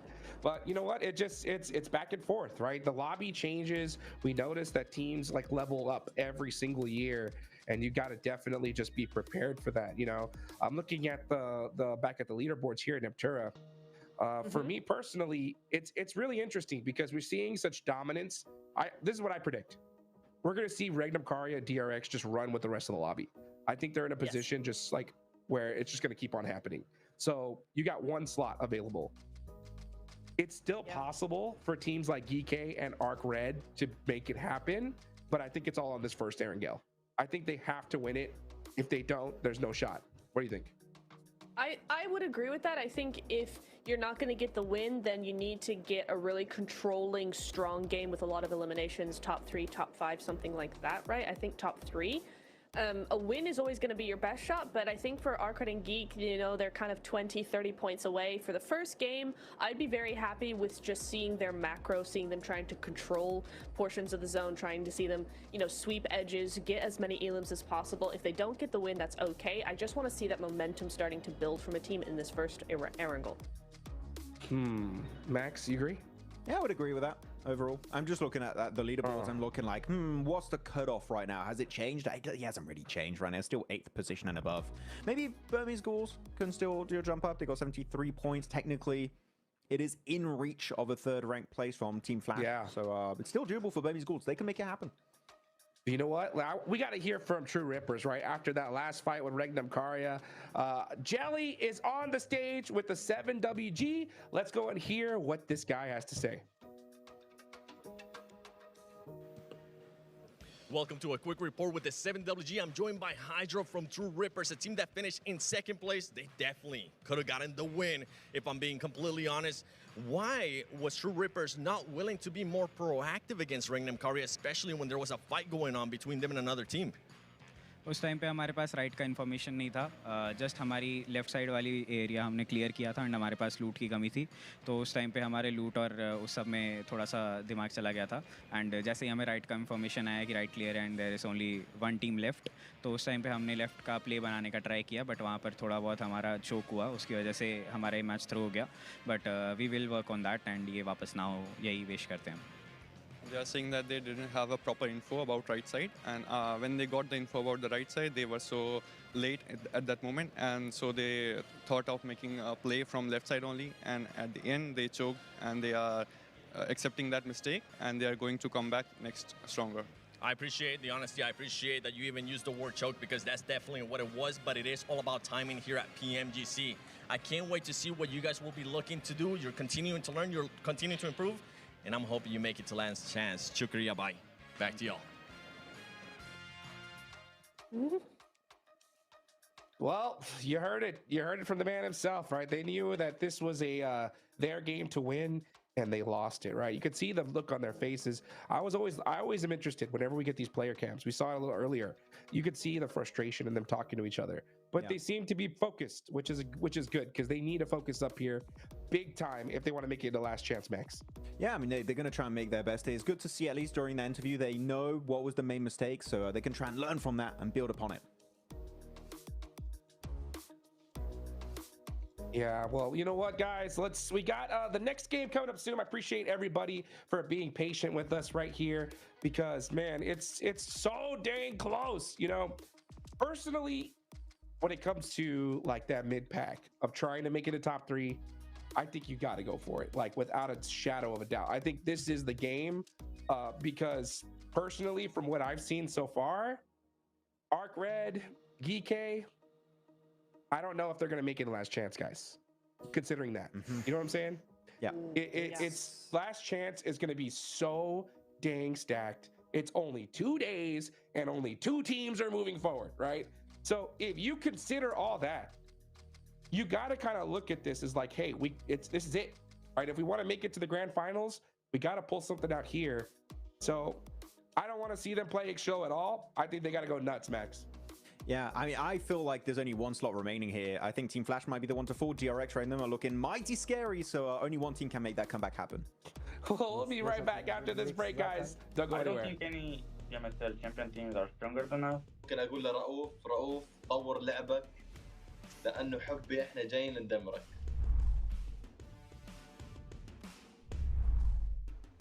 بالتاكيد يعني احنا ابطال بي ام اس ال عربي المينا ريجن من افضل الريجنات بالعالم. Chúng tôi khá là tự tin ạ, tại vì chúng tôi là đương kim vô địch C nên chúng tôi không sợ. Chúng tôi đã đạt được 4 top 1 trong một ngày thì chúng tôi đến đây mục tiêu phá kỷ lục chúng tôi sẽ cố gắng sẽ được 6 top 1 trong một ngày. I think we will qualify straight to the final. إذا أنت بطل بي ام اس ال ممكن تكون محظوظ بجيم جيمين، أما إنك تكون محظوظ إنك تفوز بطولة هذا الشيء مستحيل. Bên Milan tại vì họ là một đội mới nên họ sẽ có những tâm lý khá là bất thường. Büyük ihtimal Wolves derler. I think probably Virtus Pro just looked like that. Нельзя, блядь, сказать, что они удачи, что они нормально сыграли. Там нет неудачных. и те, кто на удачу выиграл. Я посмотрел, типа, фавориты своих регионов выиграли. Wolves Esports. They have Coops. Best player in the world in my opinion. Đội VP ạ, tại vì đêm khu vực đấy khá là căng thẳng và họ chứng minh bản thân mình từ những ngày đầu tiên. İyiler, kötü değiller ama heyecanlı oynuyorlar. Я считаю, что из всех победителей PMSL мы являемся самой сильной командой. Virtus Pro çok iyi oynadı. DX zaten bu PUBG Mobile oynadığımdan beri hiç sevmiyorum oyun tarzlarını. Kendilerini seviyorum ama oyun tarzlarını hiç sevmiyorum. Yani bölgeleri güçsüz olduğu için ben MENA bölgesi demek istiyorum. Oradaki takımları biraz daha vurmak kolay diyebilirim. Main fight hariç. I don't think any PMSL champion teams are stronger than us. Я думаю, для нашей команды будет легче всего зарабатывать поинты на плюсах с Америки. ممكن اقول لرؤوف طور لعبك لانه حبي احنا جايين ندمرك. Em muốn một lần nhắc đến đội đương kim vô địch BMSL Vela là cách chơi của họ có thể là khá là ổn ở bên khu vực đấy, nhưng ra đây chúng tôi chưa chắc các bạn đã làm được. Yes, I think we have a lower experience than the other teams, but I think this is benefits us. It's in our advantage because the teams don't know how we're really going to play.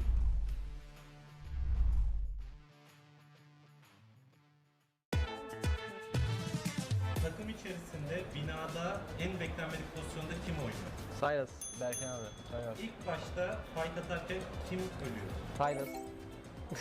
Silas hata. Ben. Fight içerisinde fight olarak değil de genel olarak Tamam. panik yapabilen kimdir? Panik mi? Arda mı? Tabii ki oğlum. Ha, tamam Arda, ben de o zaman Arda ben değildir falan. Fight'ı bana gelmem. Mahmut olur ben. Mahmut'u deseyim. Ben panikli. En iyi karar veren Silas, en iyi aim de bence Hepimizin White'dır ya, aynen. CJ'den. Evet, yanlış yere geldi. en kötü kararda bir coaching tepede adam koydu. Takımda en iyi aim'e sahip olup da kötü kararlar verebilen Devam edelim ya, kötü kararları. Benim. da IG'li hiç dinlemeyen, kendi kafasına göre hareket eden kim? Bunu acil karar versin. Ben olabilirim. Sence kim? Gelsin acele karar versin. Ya kimse yok ya. No one. En fazla konuşan kimdir? Berkin abi. Silas. Küçük kardeş statüsünde kim var? Wild. Ben mi? En küçük sensin oğlum. Takımda diğer oyuncuları en çok kim götürüyor? Wild. En fazla şikayetçi olan kim? Loxi. Mahmut. Loxi. Net Loxi bu arada. Bir şikayetimiz yok ya. En geç uyanan kim? Wild. En fazla yemek yiyen kim? Ya bu nasıl bir soru yani? Yani şöyle. Bizi izlediğiniz için teşekkür ediyoruz. Çok komik bir takımız. Görüşürüz.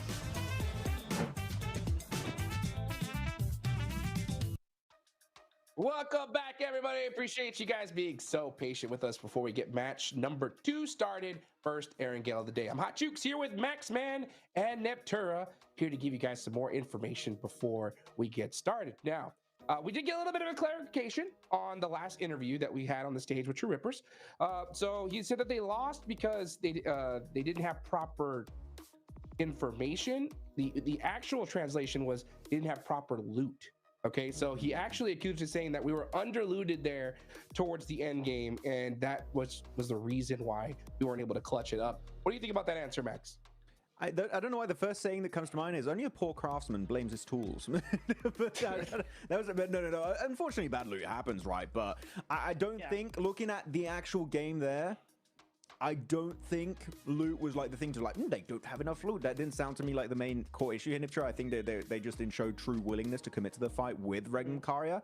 So, I think that's a bit of a scapegoat answer coming out in an interview.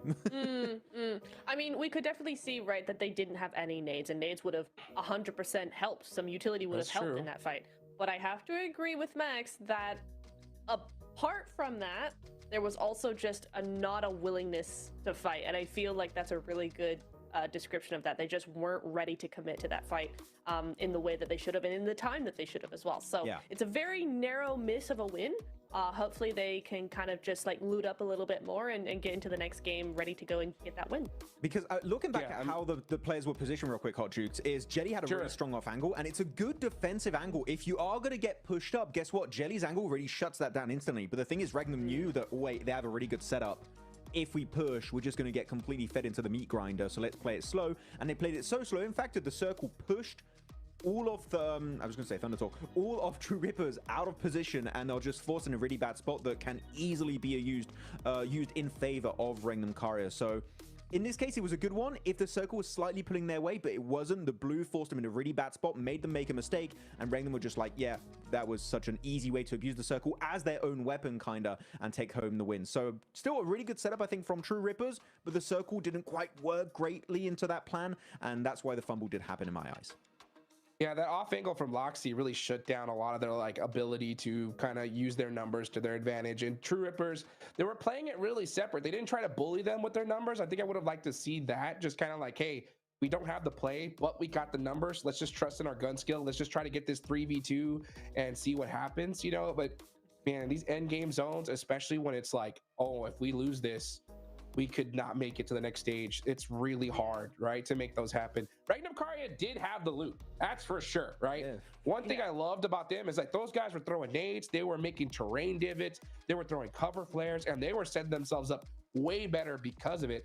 Now, that is by far one of my favorite things when it comes to Rondo, is the fact that you can make those divots in the terrain, Max. Yeah. What would you like to see, right? Possibly translated from Rondo into some other maps. The terraforming is one of my favorite features, and if it goes onto Orangle, Miramal's already quite, there's already enough dip snipter. I think we don't need it there. But on Orangle, you got these very flat finishes, especially field finishes or plateau finishes. You add the possibility to terraform, and instantly, I'm telling you, the whole meta of how you play Orangle shifts drastically in esports.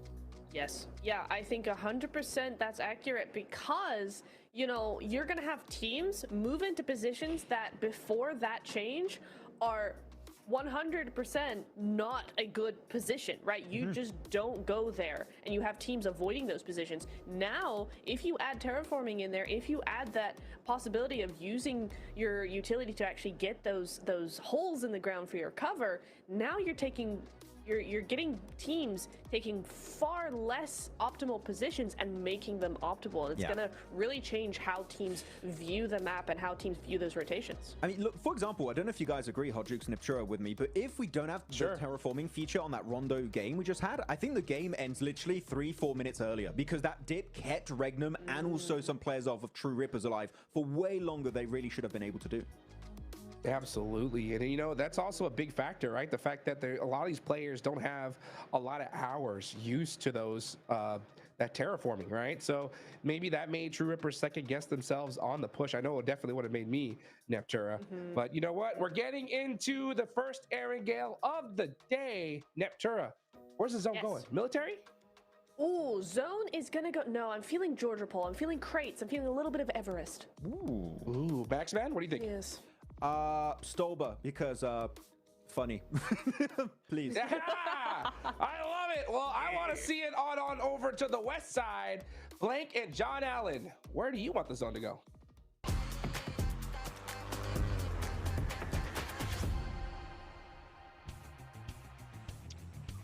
Where do I want the zone to go? I mean, that's always a difficult question. In terms of excitement, I mean, military islands are always fun, but we've seen quite a few of those now. We even had a back-to-back one. I mean, we nearly had a Zaki circle, so that could be quite interesting to go back on towards. Nearly a Lipovka circle. I feel like we've been treated to some decent circle situations, but no Yaz fields. We did have a little bit. No, that was out on the western fields by hospital. Yeah, Yaz fields. Let's go. Let's be mean. Yaz fields. Mountain finish. Funny. Very good. Yes. Top performance here on the map, though. Silas, Wild, and Zedwolf. Loxy not being in there is kind of strange, despite most of the insane clutches we've seen on Erangel have come through from Loxy on Regnum Karrier. But easily head and shoulders above the rest right now is this team. up towards Severny. Playing path is very central this game, so real easy to spread out across the map.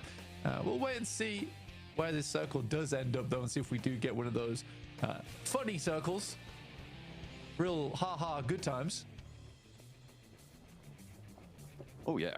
I mean, you know what? Sometimes it is about those ha-ha good times. If we're going up north, it does put a lot of water into this zone blank. It's likely we're going to see some fast rotates coming on through from our teams down towards the south, getting up towards those shooting range hills, skirting around Stalbert as well. For Weibo, that's maybe good news here, maybe not, depending on who they come into contact with. Disappointed the nuclear zone have moved away from Melter Power. They have been generally disappointing, I think it's safe to say, over the course of the matches so far in this group. But going away from the nuclear reactor in Melter Power, that's the most disappointing thing about them right now. You know it's bad when John uses the word generally. That's everything, right? It's not no particular thing. It's just everything is not great right now. I would agree. I would agree, John. I actually would agree. We're told we're getting an interview. Oh, I thought it was with VP. I did think it was with VP there for a second. I'm very excited. It might be. I hope it is. It might still well be, but there's a little. I think we're on board with this because Havlik is a little bit back and forth with Lil Boy. I think just get away from there. If you can find a vehicle, yeah, he's got a vehicle. This is definitely a get out of town situation for Boars. They're on the 12th place position right now. You can't afford to be taking some interesting fights like that. Don't overcommit when you know there's weaponry inbound. But I believe the interview we have is with a player from VP, Blank.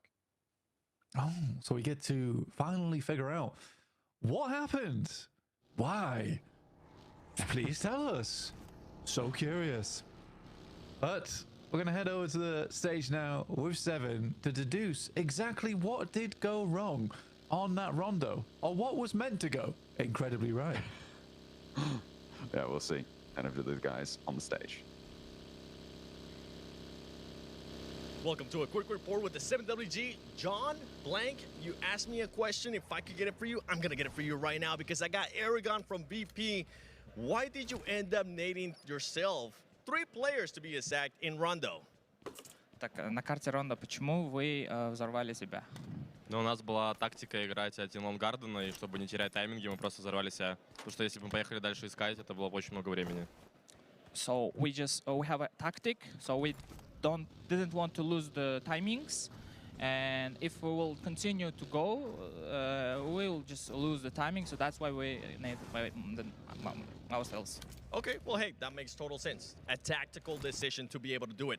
Now, talking about tactical decisions that you might have to make during the day, you're currently 18 points away from 11th place. If that starts getting a little bit further away, are you willing to hunt down 11th place to stop them from getting points? Так, сейчас ваша команда на 18 поинтов от 11 места. Будете ли вы охотиться на других команд до 11 места, чтобы ворваться?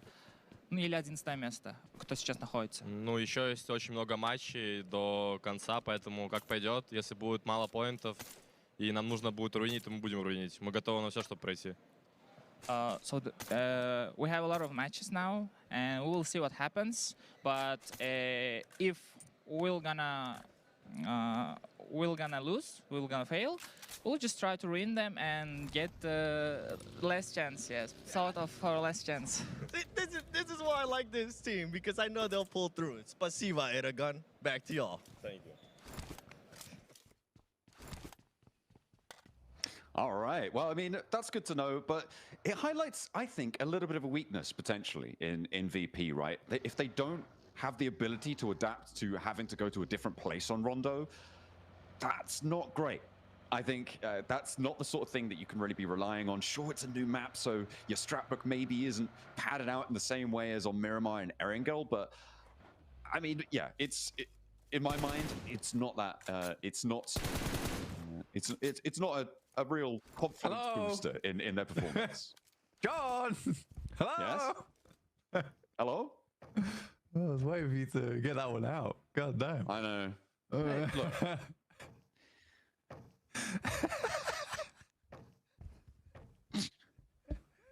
Can I have a necromancer, please? Because I'm dead. I'm sorry. I'm sorry. Can you necromancer me, please? I'll rise, John. Rise. But yeah, I think honestly, your point was good though. And I think that it is important to think about a little bit, because I think for VP, I think the key word for me there was the timings were wrong. So it sounds like to me that VP has like a very rigorous playbook. That's not always the best thing. And I think you're right. If you can't play outside of the norm, then you don't get into those late game situations where you're able to pick up a chicken dinner that comes off from an odd rotation or an interesting start to your game. I mean, there's situations where you're able to cut out two teams from the Western side off of some fortuitous fights.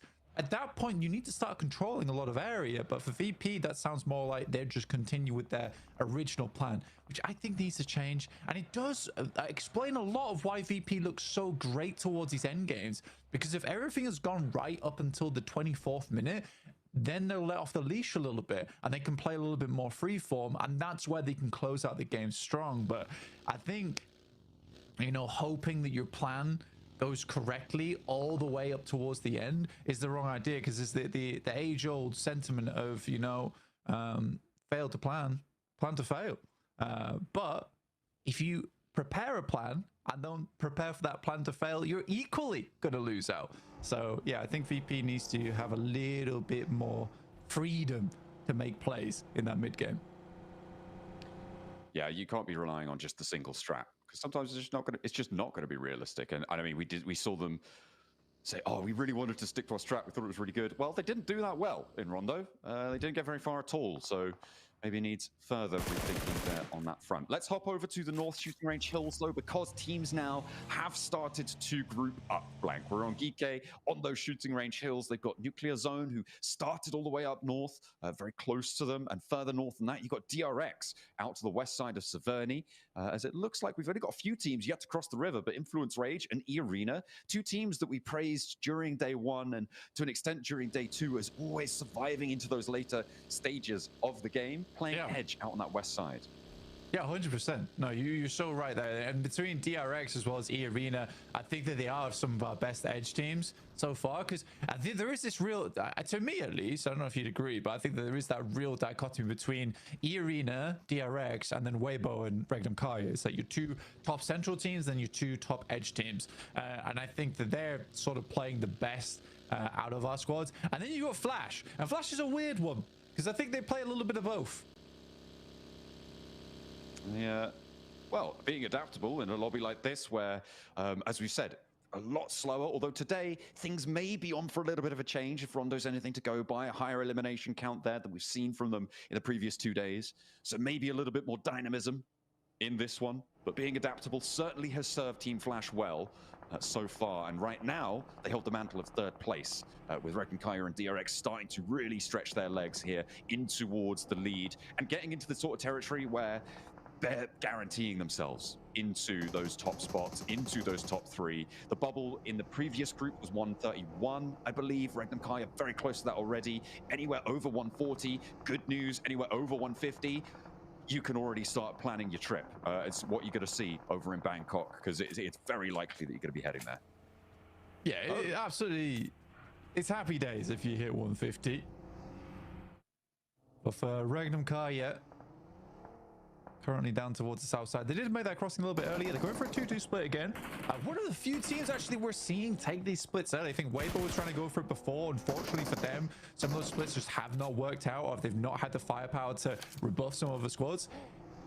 Don't really know how True Rippers were able just to remove this, honestly, but they did. The Flash was like, we don't want anything to do with that anymore.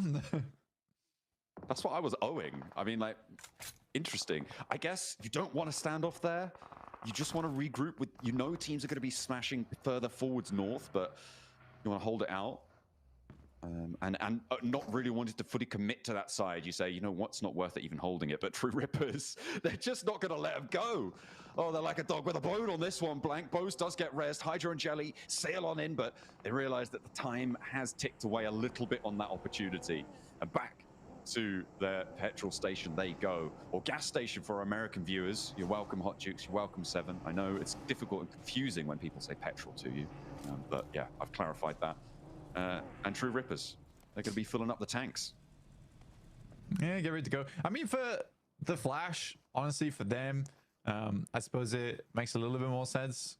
I can get my map feed to remain live. Oh my god, dude. Stop. No, play. Oh. Play. What? Are you okay? God, my map feed just won't play right. It keeps like falling behind by 5 seconds. It's being lazy as all hell. But yeah, I think for Flash, it does make more sense to head down towards the southwest side if they get ahead of it. And I think that's what in their head we're like, well, there's going to be quite a few teams that haven't quite made it here yet. So let's just push the advantage right now. And I think that Weibo is going to be a little bit surprised by Flash being here, actually, because they're sending down nice and early. With Influence Rage just chasing them, trying to pin the tail on the Weibos. They are maybe able to find a shot through. Alliance chiming in towards Stook, and Weibo didn't have the greatest presence in those final circles. They did decently, and they are pretty close towards that boundary, and they want to hold on to it as well. Hero now the last to stand, losing his teammates. Order very, very close to going down as well. ETSH wants to find more. They're getting the knocks, they're getting those flushes. Hero still with a last stand, and he holds off for one more, but his teammates are bleeding, and Order still not going to be up in an action. Needs to get across fast. ETSH, they crash a lot of their players in, and they're left only as one as well. Yeah, I mean, for ETSH, a little bit of an awkward push there. Order's definitely going down. Hero does the right thing just to try and hold the fort down. Try and make this one work. Quick spray. Won't quite find it, and Jimmy will finish off Order. One thing I will say is I think Order's been a little unimpressive this tournament so far. Oh my god, Feeder, what a shot. Unfortunately, there is shots from the sidelines from Joker. Immediately shuts them down, so they had the refrag there, so everything's fine. Yeah, I think Order's been a little bit unimpressive. Which I'm sad to see. I really like that guy. I think he's a strong player, but here it's sort of felt like Ketch from Ulf. Yeah, I mean, he has his off tournaments, and he has his tournaments where you're like, oh my, this guy's godly. So yeah, I'm a little confused. It's I mean, it swings and roundabouts for a lot of players. I mean, we've seen rises and dips from quite a few powerful players over the course of PUBG Mobile's history. It is just the way of things. Sometimes you have an off year, sometimes you have an off week, and you can't really afford for that to be at PMGC if you want to keep things going. But I mean, for Weibo, they're still up in 5th place. They're still 4 points behind 3rd place in a direct qualification spot, so it's not like they're dragging their feet on that front for now, but we are comparing them to past performance, which maybe is unfair, maybe not. It is a bit of a confusing lobby after all on this group. Things have changed. When you add Rondo into the mix, it gets all the weirder. The Boars, they are moving in from that western side right now, close to E Arena. They're also fighting around a bubble of their own, but this time it's around that 11th, 12th place bubble. Ooh, so guys, down towards the southeast here. The Burmese Ghouls do grab themselves a location on the eastern side, but for how long will that stay in play? For Alliance as well, they need to move back out from that south side, push over towards the north here. But for Regnum Kai, they're going to get a move on. Influence Rage will be in front of them. Weibo still hanging on with their one player in Hero. Krona from Nuclear Zone, I think that time is coming to an end. It would seem so. Stage 4. Maybe a little earlier than it likes to go down, but not much choice. Team Flash fending off against the Boars here, and the nade comes on through from the outside there, and a nade over towards Team Flash actually catches wind as he was trying to get in and amongst the Boars themselves, and it looks like the Boars are starting to take control of this fight, but Reckon Kaya moving in, got Weibo as well on the south side, but only a solo. ETSH only a solo as well, and the Boars absolutely have this one in hand. The crawl back though for Win is there. And True Rippers as well, chiming in. So a dangerous fight to be taking. This should be the Boars sweeping through, though. They've taken down the majority of Team Flash, and they only have one more to go. Everybody crawling out to the outside, and actually the Boars try and step on the in. Tops immediately into the fight, and he's going to put him back down, and that is the end of Team Flash. It's good play from True Rip as well. I really like this. You know, this time I like the slow approach. You see that Regnum Kai is also pushing in, so you don't want to go for this engagement, but you slowly pull yourself further down towards the south side. You gain more control over towards this area, and you can get a shoe in because eventually Regnum Kai is going to have to push something, and True Rippers is going to be ready when that does come through. So this actually was a nice play from True Rippers. I respected the discipline on that. Arcred just have a really nice spot to play out the rest of their game. Some teams would maybe rather be down towards the south side so they can play out those ridges when it comes to the late game. But that does require the circle to push south as well. So it's definitely not a fun one here, John. There's a lot of ifs and buts when we come through to stage 5 and 6. Yeah, there's a couple of questions that desire an answer. Or at least we desire them to be answered. Sure, plenty of players are dreading what that might be. As at the moment, we're on board with VP, looking to guard out that influence range position. I think under the bridge at the moment, I mean, it's not terrible of a spot, but not favorable for the time being. If it shifts over that direction, it starts to go up in value slightly. E-Arena under pressure, True Rippers.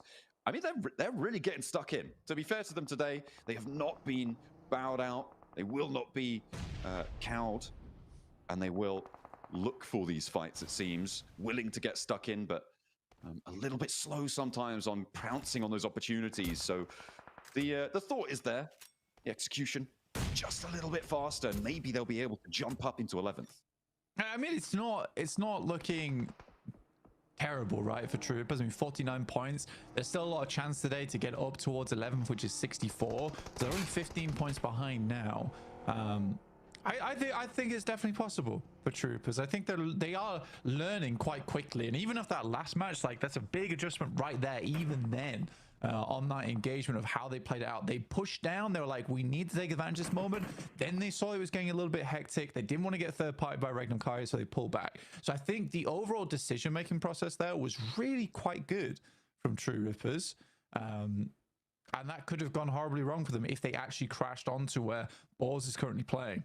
So yeah, I was quite pleased how that panned out, because, you know, looking into the future, I saw very, very bad events happening. I mean, this gas station's working out well for them for the time being. DRX trying to move up to it. We'll see if they're easily pushed off. Jelly on the outside of this one. This is a really bold decision to be on the outside there. I feel like you just want to go on back in, and you can see that DRX are like, there's a guy on the outside. Let's just try and swipe him. Go for those vehicle plays. And not quite connecting on that first run around. We'll see if they go for a second. Nade over in from Hydro. His feet not exposed, standing on the rooftop there. And they do keep things under control for the time being. Nice shot from Keo over towards that side of things. Looks like VP again. They're trying to eliminate themselves to help with their timings. It makes sense to me. At this point of the game, one player should have been knocked. That's in their playbook, so they'll do it themselves. That's opener looking to be found here by Hyunbin. Hydro has that lineup. What the players hitting the dirt. No way you can do that. Hyunbin, you should know. These shots are coming through. They're going to see you immediately. Maybe he thought the smoke cover was there. The answering nade is pretty good, though.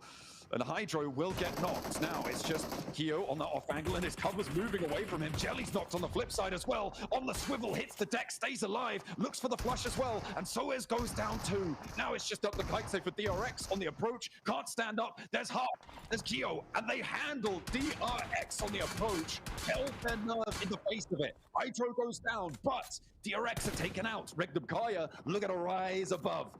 Be free and clear in that first place spot. Yeah, I mean, for Regnum Kaya, after this game, they're playing it slow now, and absolutely fair enough for them to do that. They know that right now, for them, it's 16 more points and they're done. There isn't massive prize pool difference between first and third place, but getting over towards 150 points off the back of this game, they've basically finished by match 2. So I think for Regnum Kaya, for them, all that matters is just getting a late placing in this game. For True Rippers, though, taking down second spots, big news for them. Very, very big news for them. They did hold a lot of angles there, so it was slightly easier, but still, they held their own. For DRX, it's slightly more unfortunate at 123 points. But again, they're getting very close. They're also getting very close to finishing out that day. It felt like a little bit of mistiming there by DRX with Hyunbin going for the lie down. He should have known that that angle was completely visible. The smoke blooms just a moment after he went for that play as well. So I wonder if that was what was happening there.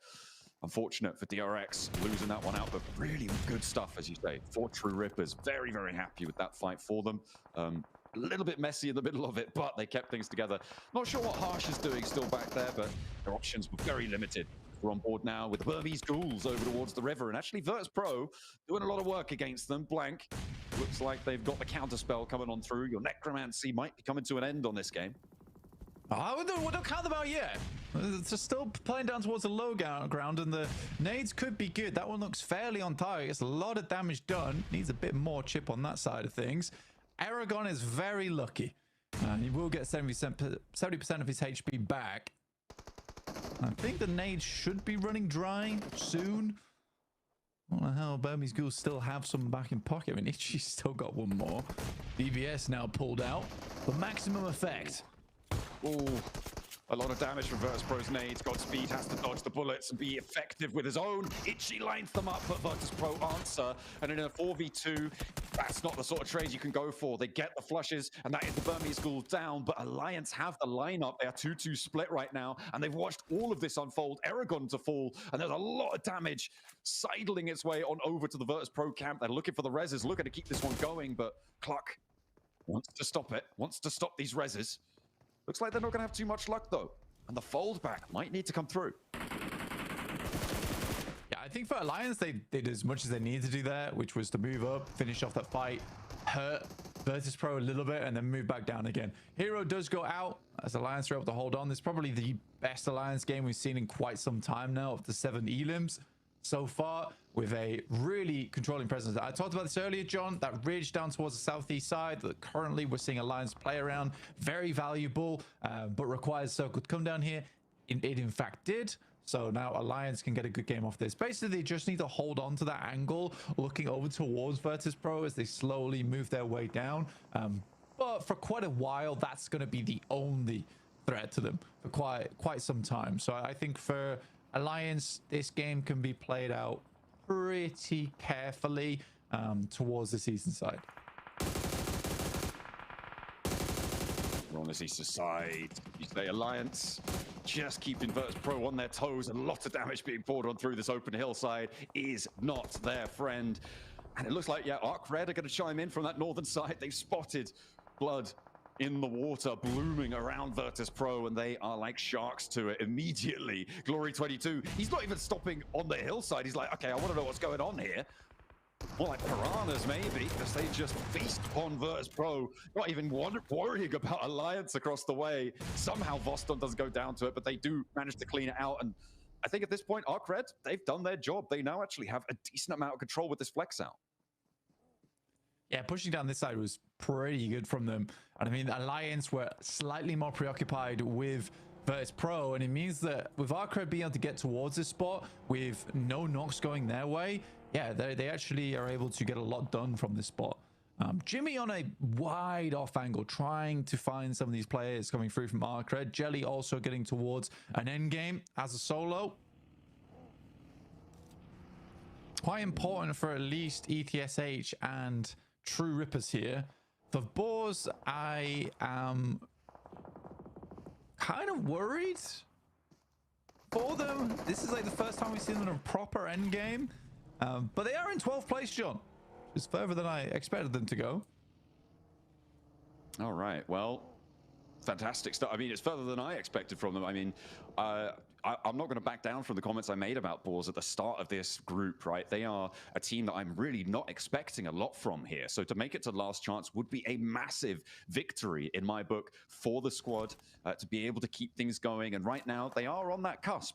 And with a good game here, as you say, they could be jumping up to join that top 11 spot, push Twisted Minds out of things. But they do have to convert here.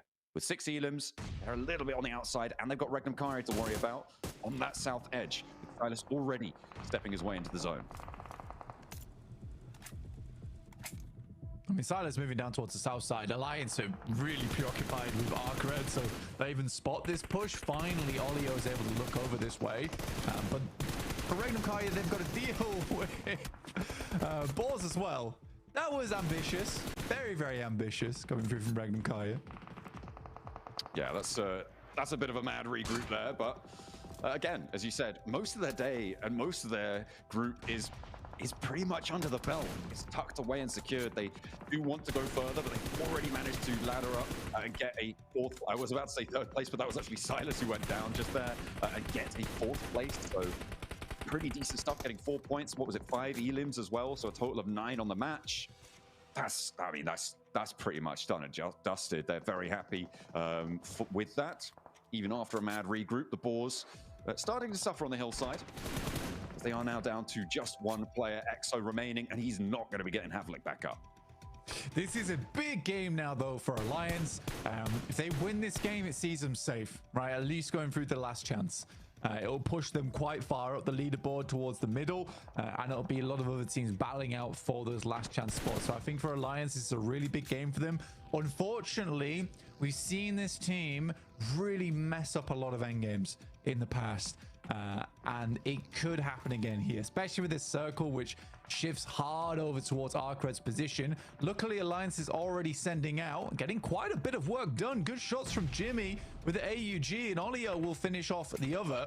Just Havlik now left alive. 12 elims for Alliance. This is looking to be a very big game for them, and they are desperate to follow through on this. Absolutely, but against Arc Red on the circle right now, Arc Red have got the terrain, they've got the circle edge under control, and Alliance have yet to put a foot in. Look at the high ground for Glory. He's going to have angles over to Jimmy, towards Olio. It is a really difficult push here. It's going to rely on the gun skill for Alliance, and to be fair, that's something we've seen from them, Blank. They have been competent in those fights. But it's all important now, as you say, looking to try and secure their spot. It was a 3-way 98-point tiebreaker on the bubble back in Group Green. It was a little bit higher than we were expecting it to be as well, but for Alliance, I don't think they're going to be able to make it up towards 98 points this match, but they can get damn close. And to be honest, although Alliance hasn't been explosive in terms of performance, they've still been putting up consistent points throughout all 2 days, and even today. Shots over towards Easy for Bad Boy, but no knock found, which is the big deal here. Glory also is always a worrying aspect. He has some of the slickest off angles we've seen so far from any team, and he could really be a thorn in the side. Currently, the algorithm's giving it by 0.10% over towards Arcred.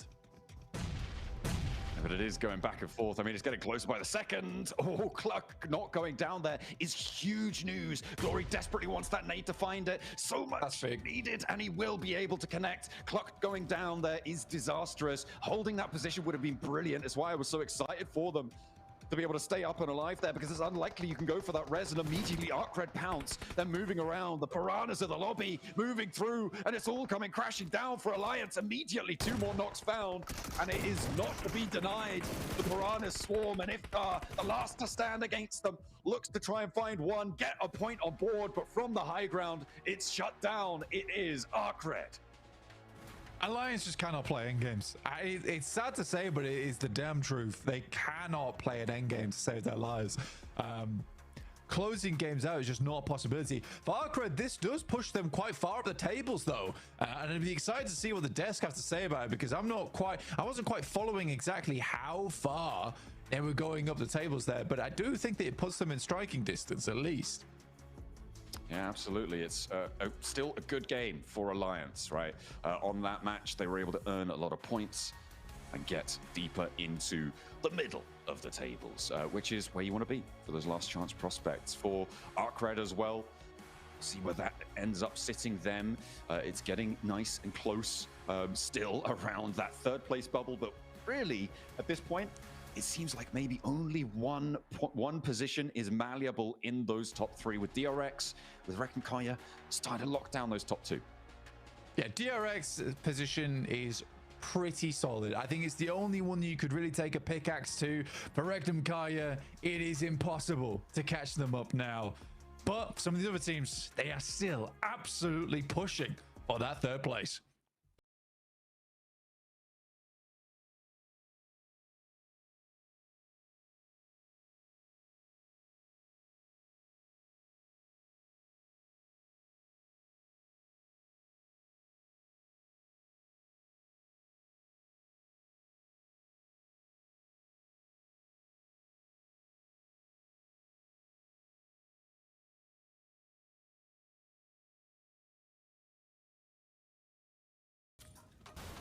Arc Red's back were against the wall. They needed to win this match if they wanted any shot of making it to the grand finals. And boy, do they do it right towards the end here. Alliance put up some serious points as well. What a way to start off Airgale, Max. What a perfect setup too. Every single team around Alliance and Arcred in the leaderboards, Hot Jukes, just taken out relatively early this match, which just opens up a huge opportunity for these teams. And you know what? They strike while the iron is hot. What a great game, and perfectly timed too, Niptura, to see coming out from both Alliance and Arcred. And Arcred in particular, creating a little bit of a man advantage. And guess what? The moment they have that 4v3 scenario, full send to make sure that chicken dinner is not going to slip between your fingers.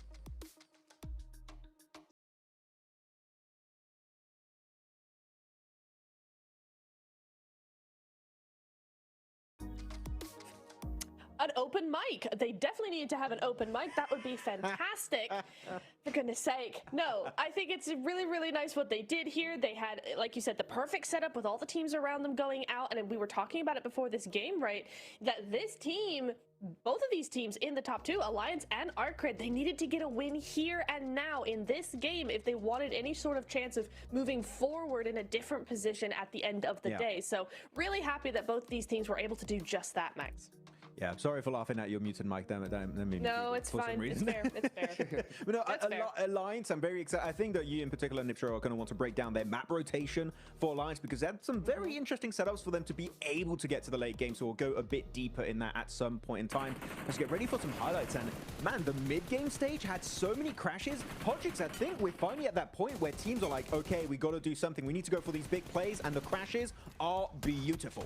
Oh, I can't tell you how excited I was for this match just watching it, because I was like, it's about dang time. And everything worked out so perfectly for Arcred, Alliance in particular, because we got, towards that end game, 2nd through 6th place were out early, right? Regnum Karya, if they get points, it's pretty inconsequential at this point. We know they're going, right? So for that 3rd spot, this was the perfect scenario for Arcred.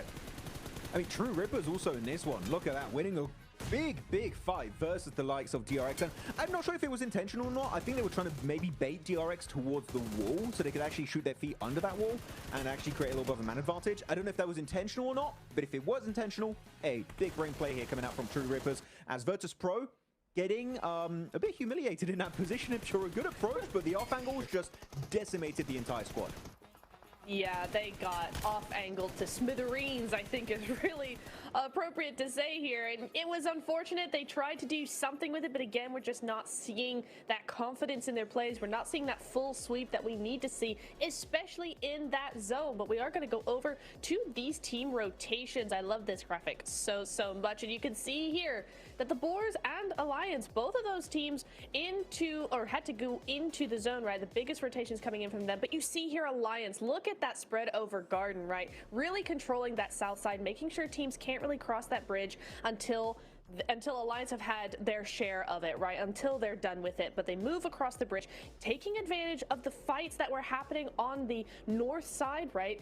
Taking advantage of those fights to actually move in, not to get elims, but just to move their own position forward. So you see them make that full rotation across the bridge. And then here is what I love to see. This next zone shift, you see two go over towards VP's position, controlling that area. Arcred do the same thing, to be honest, and well played there, right? But I just love how we are seeing Alliance really being able to move around there, and 20 points is going to be their reward for that. I mean, the setup player for Alliance was Jimmy. He was going next to the riverside, and he was making sure that he had an angle on both Virtus.pro, and after that it was Arcred, and he was really stopping a full-on clash from happening in the first place. So really, if we had to go for one MVP, maybe not stats-wise here, Hot Jukes, but at least positionally speaking, it would have to be Jimmy, because oh my goodness, that guy was a godsend for Alliance. Dude, Jimmy's been going nuts all day today, even in Rondo, right? Towards the end, we saw him putting up some serious points. So this is a huge charge from Alliance. I'm just saying, if somehow, some way, this squad, Neptura, is able to make it into the top 3, it will be the comeback of the century, like without a doubt.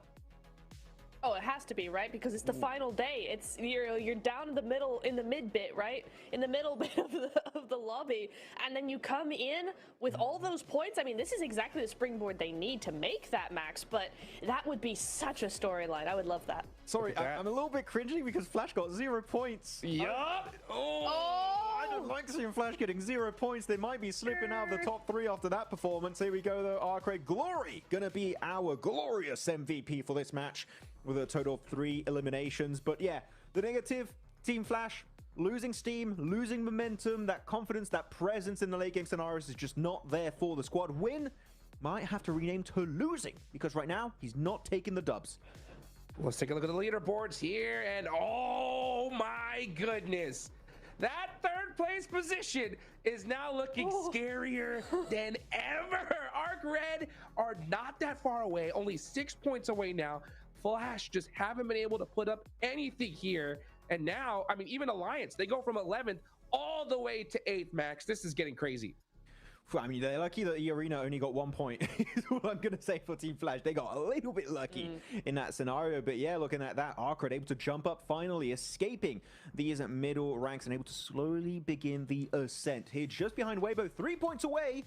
Arcred, they could pull a go. They could be the surprise factor, Niptura, and just snatch away a final slot literally in the last few matches of day 3.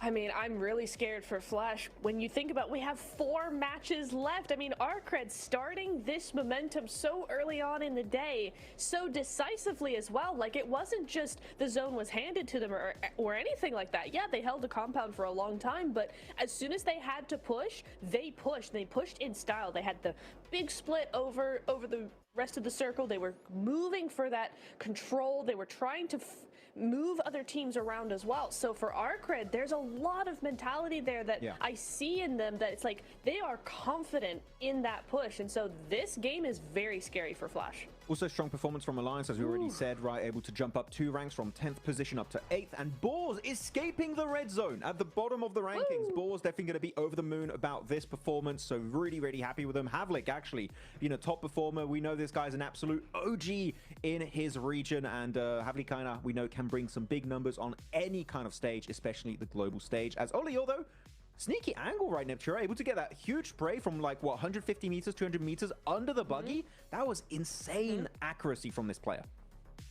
Yeah, insane clutch indeed, and that's gonna contribute to one of his 5 eliminations coming into this game. And you talk about, you know, how we were saying, I think yesterday it was, that a 2.5 average elimination is insane, right?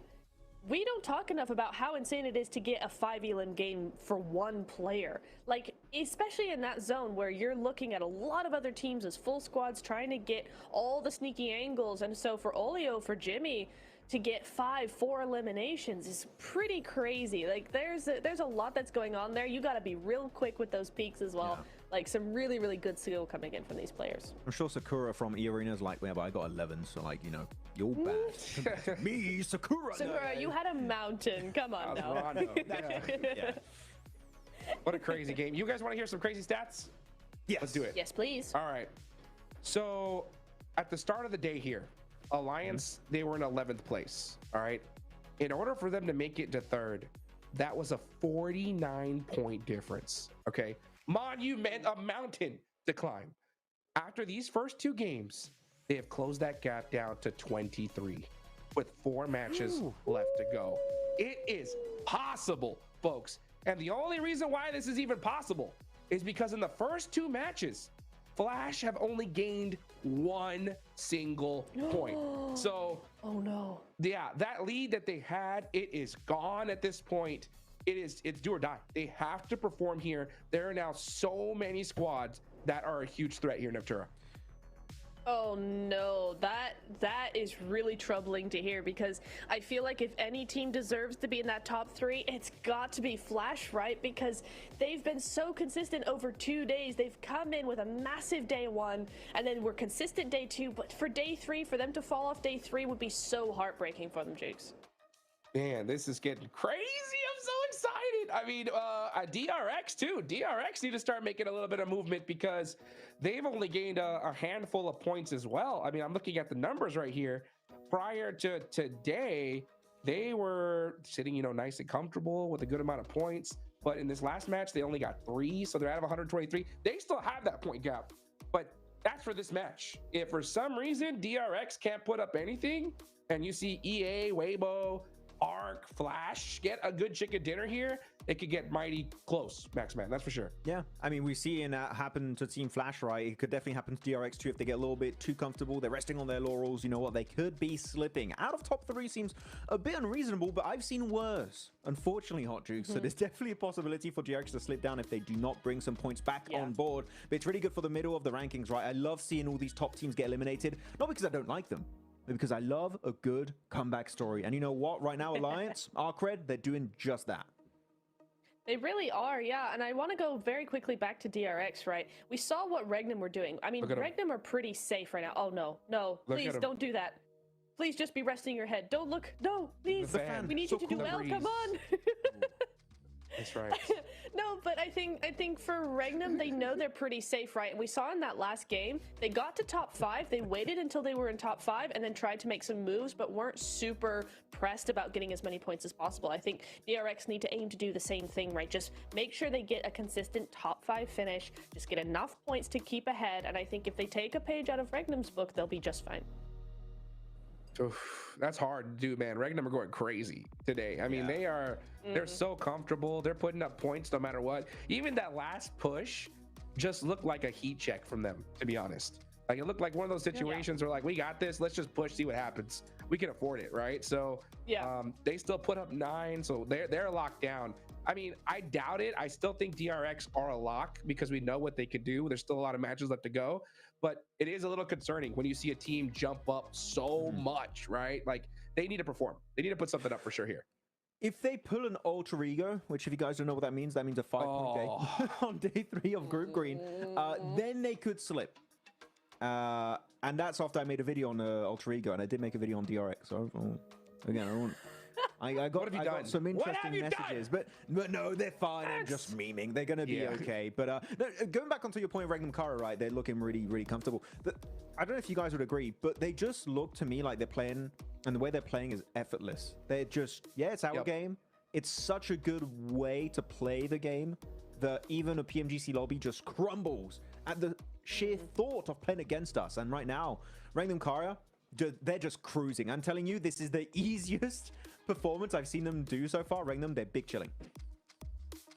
Yeah, I think honestly, they're just sitting so comfortable now. Yeah, they are, and it's all down to them slowing down. We said it yesterday, right? They just slowed down their pace a little bit because they weren't doing too well. I mean, let's remember day 1, they were struggling big time here. But then second day, they went, oh, what we need to do is just play slowly, and they were able to just flip the switch just like that. So today, I think they've really found their mojo. They've really found what they need to do, and Max, they're looking so good for this next game. We had the APG prank. But that was the Regnum prank, and it's done now. It's done. It's done. Well, here we go into match number 3, Arigale. Which team is going to make that rise like we just saw from Alliance? Maybe Burmese Ghouls, Blake? It's time for them to arise.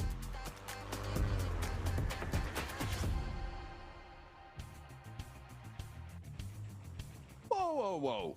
He's stealing your bit there, Blank. That can't be right. That can't be right. We'll have to talk to someone about that one. That's not on. We'll head into this game though with that setting of it being so close around the 3rd place bubble, because that is what teams are going to be paying attention to.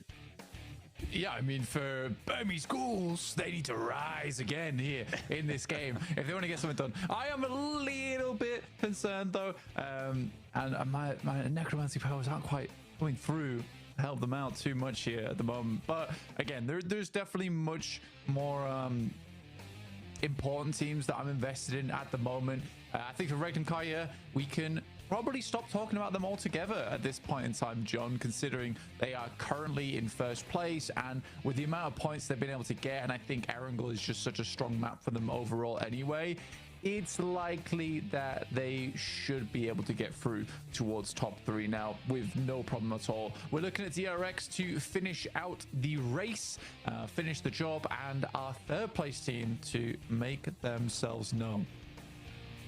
That is the question, isn't it? Right, DRX are primed, the princes of the lobby right now, to jump up into that second place. They could take first place away from Regnum Kaya. Oh, goodness me. But this is where you want to try and test for a third place team. We are going nearly off a north plane path as well, which means nobody is dropping there and will start there early on. It's about moving fast. It's about moving now. For our teams looking to try and control those points around the bubbles, it's all or nothing, and to the skies they go. This might actually work for... No, it's not. They're all the way up near Severdi, up near shooting range for nuclear zone. That is a long flight. It is a very, very long flight to go for, unfortunately for them. But we'll see how they make it happen. We have no teams. No teams in Sosnovka, John, which is crazy to me. Absolutely crazy. So let's see if teams can get there quick enough. For Virtus Pro, I imagine it's a swift descent towards the south side of Milton Power and pick yourself up a boat or so and get through to Novo, which is free. Twisted Minds, though, Chudo does get knocked by Havlik as they attempted to make that early cross. Getting across early. I mean, that is the name of the game, right? No quarter given either. Judo in the middle of the road gets run down. And that is nasty news around a bubble place team, and actually 2 of the bubble place teams going very early into the scrap. Good news for Boars, though. They're up into the top 11 blank in that 11th place right now with 67 points earned added to their tally. They are far from safe, but it is good to see. Twisted Minds not so happy with this one. No, it's a rough start. It's a rough start.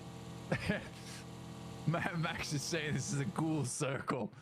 Technically, if they were here, but it's going to take a while for them to get down. Currently sat over towards Watertown at the moment. But they'll get a move on, I imagine, eventually. Twisted Minds do end up over towards Millie base. It's a central area, but playing as 3, I believe. Sometimes you can get caught off guard here with like a small sliver of HP, but I am curious. Yeah. I think Twisted Minds are actually split. I don't know how. I think only one of them is in Millie base right now. The rest are still on this northern shore, north of DRX, who are now trying to cross this western bridge. Boars set up a roadblock. They want to try and farm this one. This is the position that we saw Regnum Kaya do incredibly well from in that previous military circle that we had. They won't be there this time, though, Blank. Boars are trying to take up that mantle, but it's probably more profitable generally to be going further inland, right? Get in and across fast and see what you can find. Silas grabbing a jet ski and actually just going to head straight on over the water, not got to wait for his teammates. They are already, it looks like they're already swimming. Yeah, getting across nice and early. Ooh, hovercraft. Making no pauses there. I mean, from the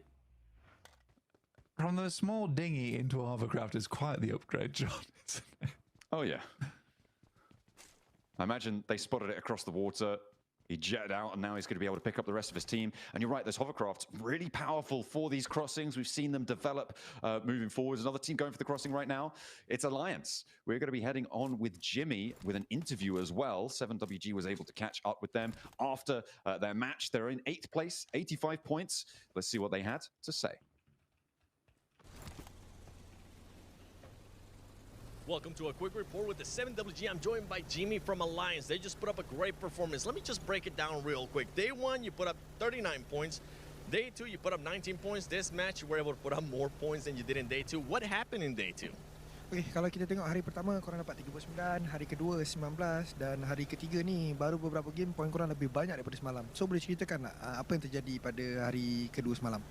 Apa yang terjadi, mungkin kita orang terburu-buru lah untuk pergi ke dalam circle and ambil decision fight, and itu saja mungkin saya buat keputusan yang terburu-buru, and hari ni kita orang dah reset dah. Yeah, I mean, I think as a IGL, I make a lot of like a rush decision, like such an example, like we too rush to get into the circle, and I think that's one of the problems that we encountered in the day 2. But yeah, as usual, we already reset, and yeah, we're just gonna focus on today. Okay, well, the reset definitely helped out. You're currently 19 points away from 11th. Now you got a cushion sitting in 8th place. What are you looking to do for the rest matches today to make sure you stay within the top 11 or maybe push to top 3?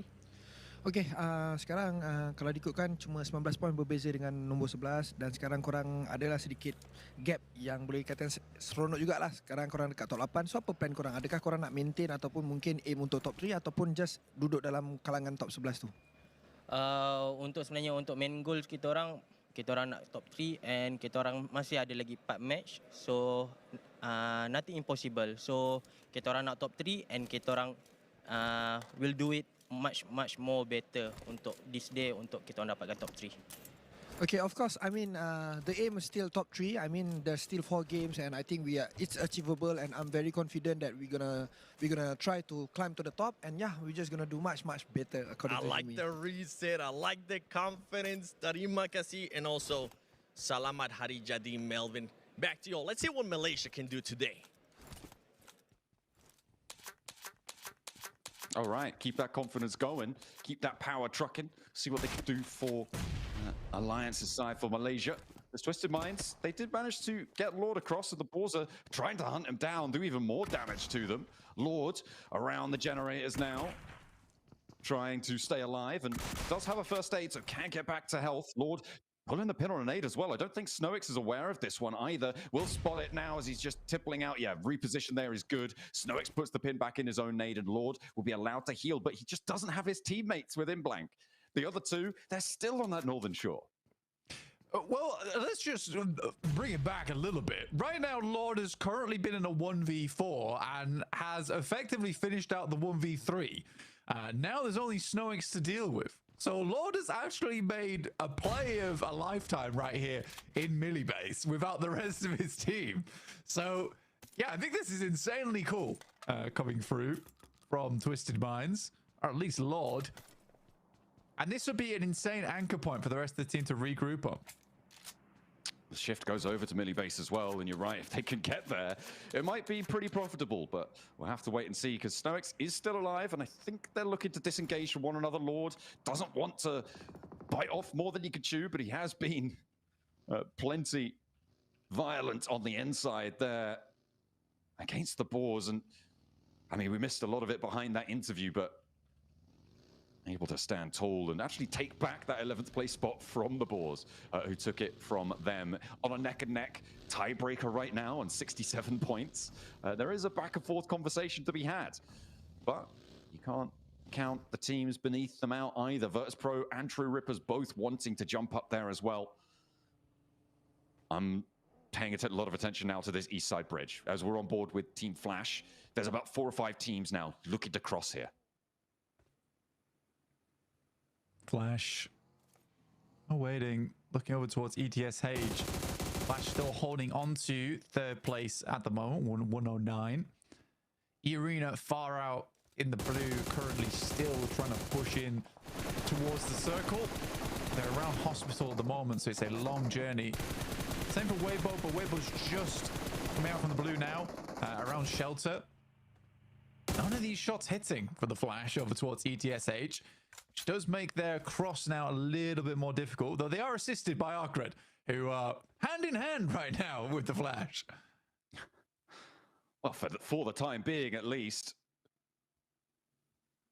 Looking to try and keep things going against ETSH, and both of them, Arcred and Team Flash, looking for that 3rd place spot.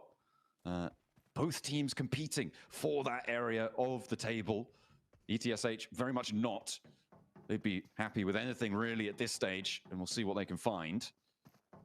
And for a little bit of a run across, this is the last player, I believe, for ETSH to actually regroup and might be able to get away with this. Twisted Minds do regroup as we hop back over to the military base. Snowix on his own, no recall beacons here in Erangel, and Twisted Minds with 3, actually making it through in a way that maybe nobody expected. I mean, for Twisted Minds, it is a crazy performance from them. I mean, all down to Lord personally. In that 1v3, the fact he's able to hold off the boards is just a monumental task. But well done to him. Those Pro did make their way down towards that south side. Arcred, one player goes down to the play zone here on the outside, but mostly to the bullets coming through from the flash. Yeah, that's going to be the major damage dealer here in stage 2. And this is good news as well for Team Flash, again, defending their spot on the tables. It's just unfortunate. There are so many teams who are looking to try and push up towards them. Fortunately, though, a lot of them actually also stuck in this traffic jam blank. We've got E-Arena, who can't even see on the map right now. A big south shift on this circle as well, by the way, keeps that south coast in. Yeah, Team Flash, E-Arena, Weibo, Arcred, all trapped in the traffic jam from the northern side. So maybe for Arcred, this is really good, or Team Flash, this is really good if they're able to control this east bridge. Yeah, it's going both ways right now. Both teams kind of concerned with getting across here. Weibo are off in the distance, currently taking some good shots though, and getting some points on board for their troubles somehow, some way. But it's very, very packed in over on this eastern side. Very hard south shift down towards Sosnovka too. So VP feeling quite confident with the way that one pans out. Alliance looking to do more, as they said in their interview, and see themselves a little bit safer towards that top side. Currently 85 points. You know, it's not out of the world of possibility right now to still get into top 3 if you're a team like Alliance on 85, but it will be a difficult run for them. And as we know, they don't really have that staying power towards the end of the games, and I think you need that if you want to make that final push at the end of the day. Geeky, it is a wild run out, and it goes terribly.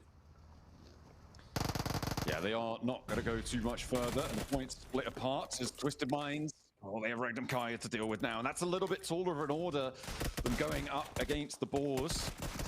If you are able to go for a 1v4, but Lord does want to finish the job and will be able to do it. A technical 1v4 here going through from Twisted Minds as Lord is able to get that final elim on the last Boars player. Goodness me. Okay. Finally done and dusted. Twisted Minds, though, down to 1. Balls out. Regnum Kaya just sailing in. It seems that they're not done quite yet, Sean, which I find surprising. I feel like for Regnum Kaya, at some point, you just kind of want to be like, let's save some of our energy for the grand finals. But no, they are looking to get as much experience as they can in these games. I think that they easily have the highest survival time out of any squad inside of this lobby, which means the highest amount of practice out of any squad inside of this lobby so far. Influence Rage on a very... Go on. I was going to say, and they'd be playing through the whole gauntlet as well, so even more under the belt, and against some of the teams that, if you haven't played in that gauntlet, you won't have faced up against. Yeah, no, and again, it's nice to see, especially getting as much experience versus DRX as well as the Flash potentially. It is something good, and like you say, also for last chance, like depending on which teams make it through there, you also have experience against them as well.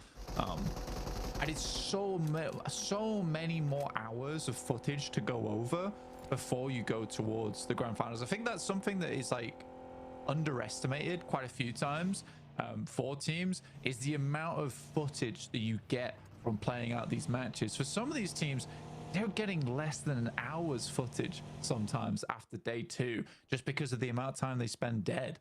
So I think for Regnum Kaya, this is really good, because you do have quite a bit of time now to really go back over the VODs before you head over towards those grand finals. Yeah, absolutely. Getting yourself that research time, that research period, very important. But for a lot of our teams, it's all about just getting there in the first place. I feel like, I mean, Influence Rage, we're on board with them right now.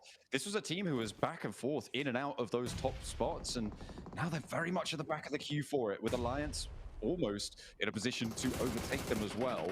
They are the team that is the furthest behind of the chasers, but if you can take down Weibo on the approach, that is great news for Influence Rage.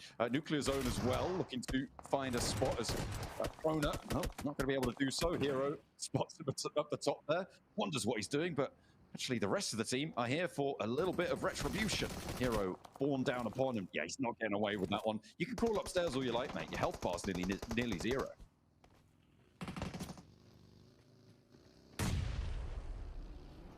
These nades are kind of going off target slightly.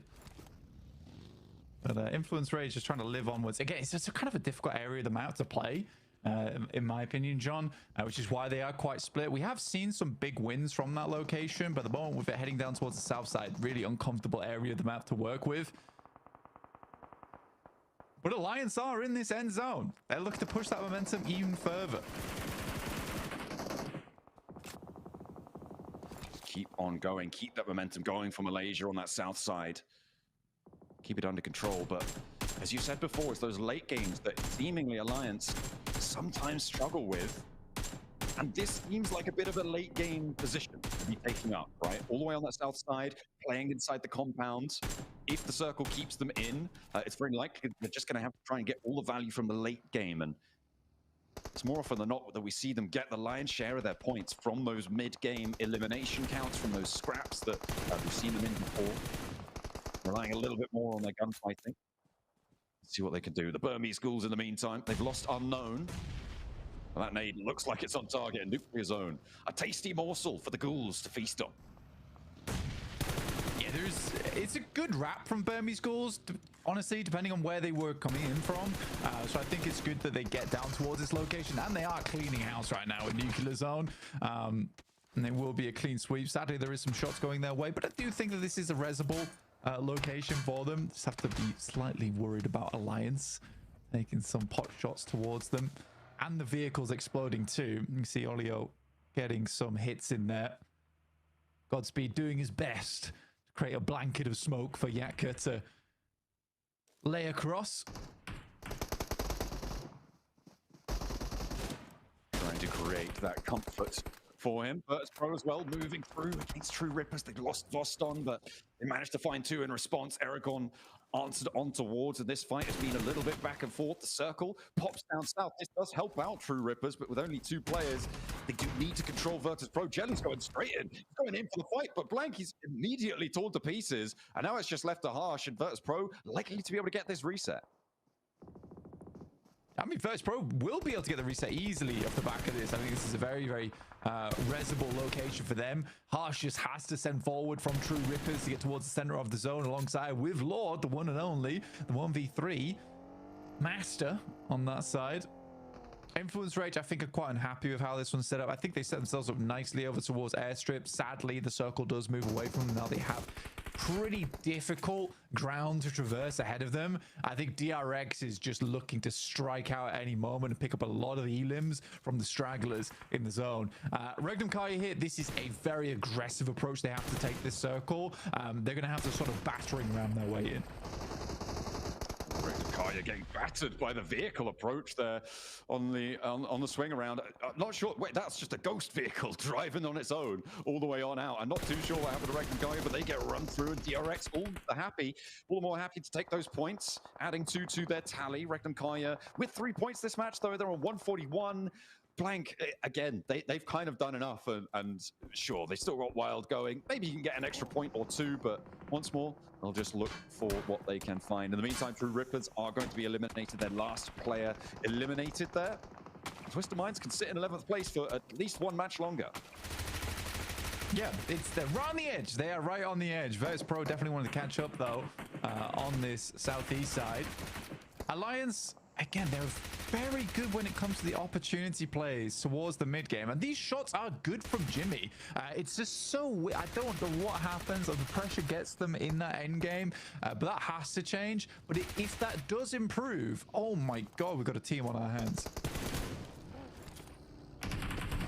And we will see if they can make that ascent, but there's not too many more matches to do it. Alliance do have a crash on their hands as Influence Rage making their approach and doing so very effectively. They lose Diego, but the majority of Alliance are taken down very, very quickly here. A really bold approach coming through to this fight, and only Jimmy now stands.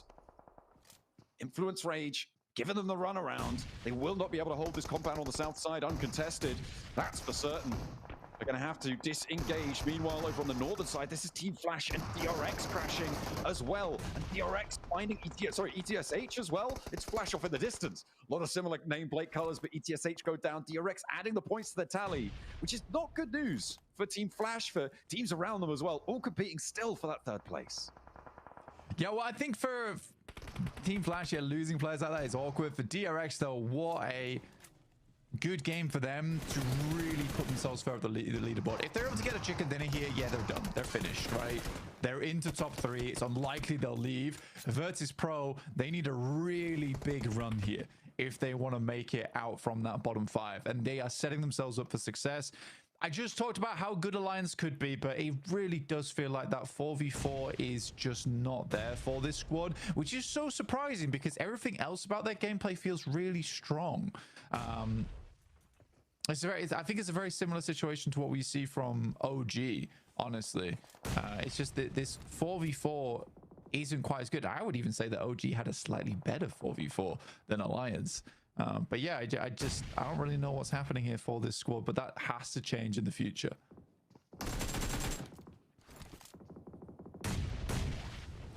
Players still alive though for Alliance.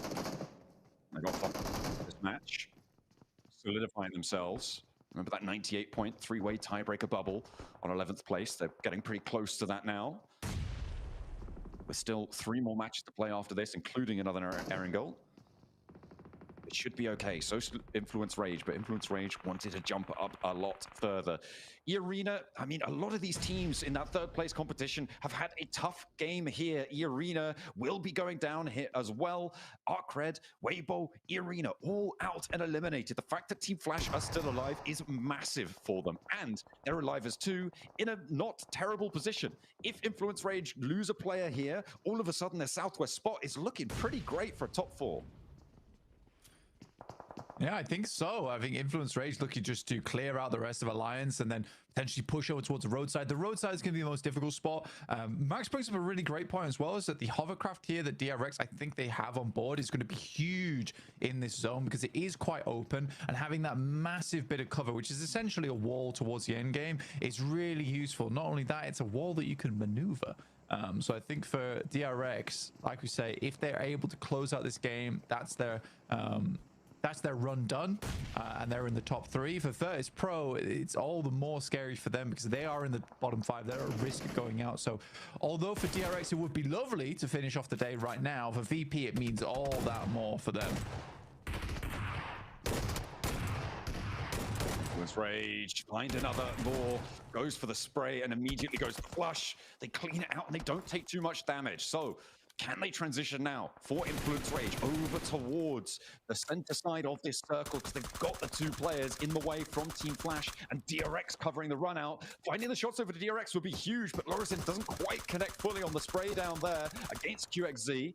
The vehicles might be going up in smoke and DRX maybe overexerting themselves over on that northern side.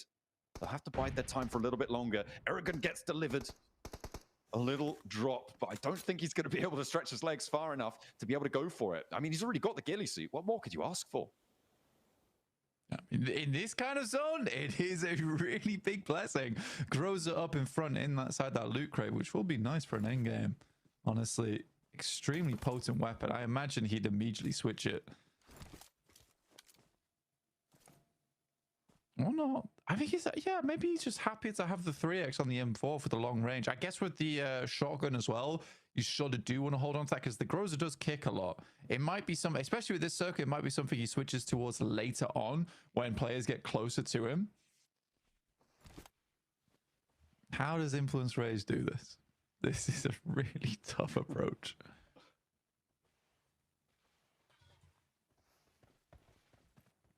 There's really not too many options. They need those smokes pretty desperately to cover their approach. But DRX, I mean, they know that this is dangerous for them. And they're all too willing to take those points, right? Jump up over that 130-point boundary, up towards the 140s, get themselves a lot safer. There's still potential for them to take that top spot away from Regnum Kaya. Even if Regnum Kaya super unlikely to be going down below 3rd place. 1st place bragging rights, you know, it is good to see. And Influence Rage really under pressure now. The zone's starting to move away from them, all the way on the out. And TRX the only 4-player squad. They made the transition over to the water tower, but actually it's going to go undamaged for the time being, but they still have to go further. And the blue zone's not going to stop. No, it won't. And I think for Influence Rage, they're just kind of relying on other teams taking shots towards one another. But these are some slick shots from So Easy. Really accurate too. Lord is trying to get a little bit of an investment off the back of that. Flash wins actually taking a lot of those elims away. And as a two-man, if they can get up towards the top 3, John, it is very, very good for the top 3. And getting those points as well, that's really huge stuff. A three-way 108-point tie right now sits in 4th, 5th, and 6th. And they are on, what, 111 and then a couple more, so 113 right now. 5 points ahead. That's not comfortable, but the placement points that they're going to earn here is good news. They've already got at least 5. The nades from Virtus Pro, they look pretty good, but they're not quite getting the job done entirely. Still not quite connecting. That one will find the knock on towards win. Aragon still has another, and the answering nades are not quite there. Virtus Pro removing Team Flash from proceedings. DRX getting involved. The spray down towards Aragon, but finally the flushes come through. They lock down in towards a 5 elim 3rd place. So a good result, but they're not out of the woods just yet. In the meantime, though, DRX, they're looking to control Virtus Pro. Shut this whole thing down right now. They want that top spot back. Regnum Kaya have challenges, but our top 2, blank, they are pretty much guaranteed here. Regnum Kaya and DRX are going to be in Bangkok. Yeah, it's a good finish there for Virtus Pro, but you are right. For DRX as well as Regnum Kaya, we secure our top 2 spots in Game 3, which is fairly insane, honestly. So very well played to them. And that's even after the fact that Hyunbin's got a bit of a headache going on right now. In fact, a fair few of them do. All got the cool and soothes on the head, and they certainly need that soothing prowess because it ended up in a very nice win. It was a soothing win. The leaderboards as well. Oh, there you go. I mean, the top 3 is the 3rd place spot is still the 3rd place spot is still very much hotly contested right now. There's still the same 4 teams going for it. Influence Rage as well, jumping up a little bit closer. The 11th place all to play for the second half of the day. It's going to be exciting. Stay tuned.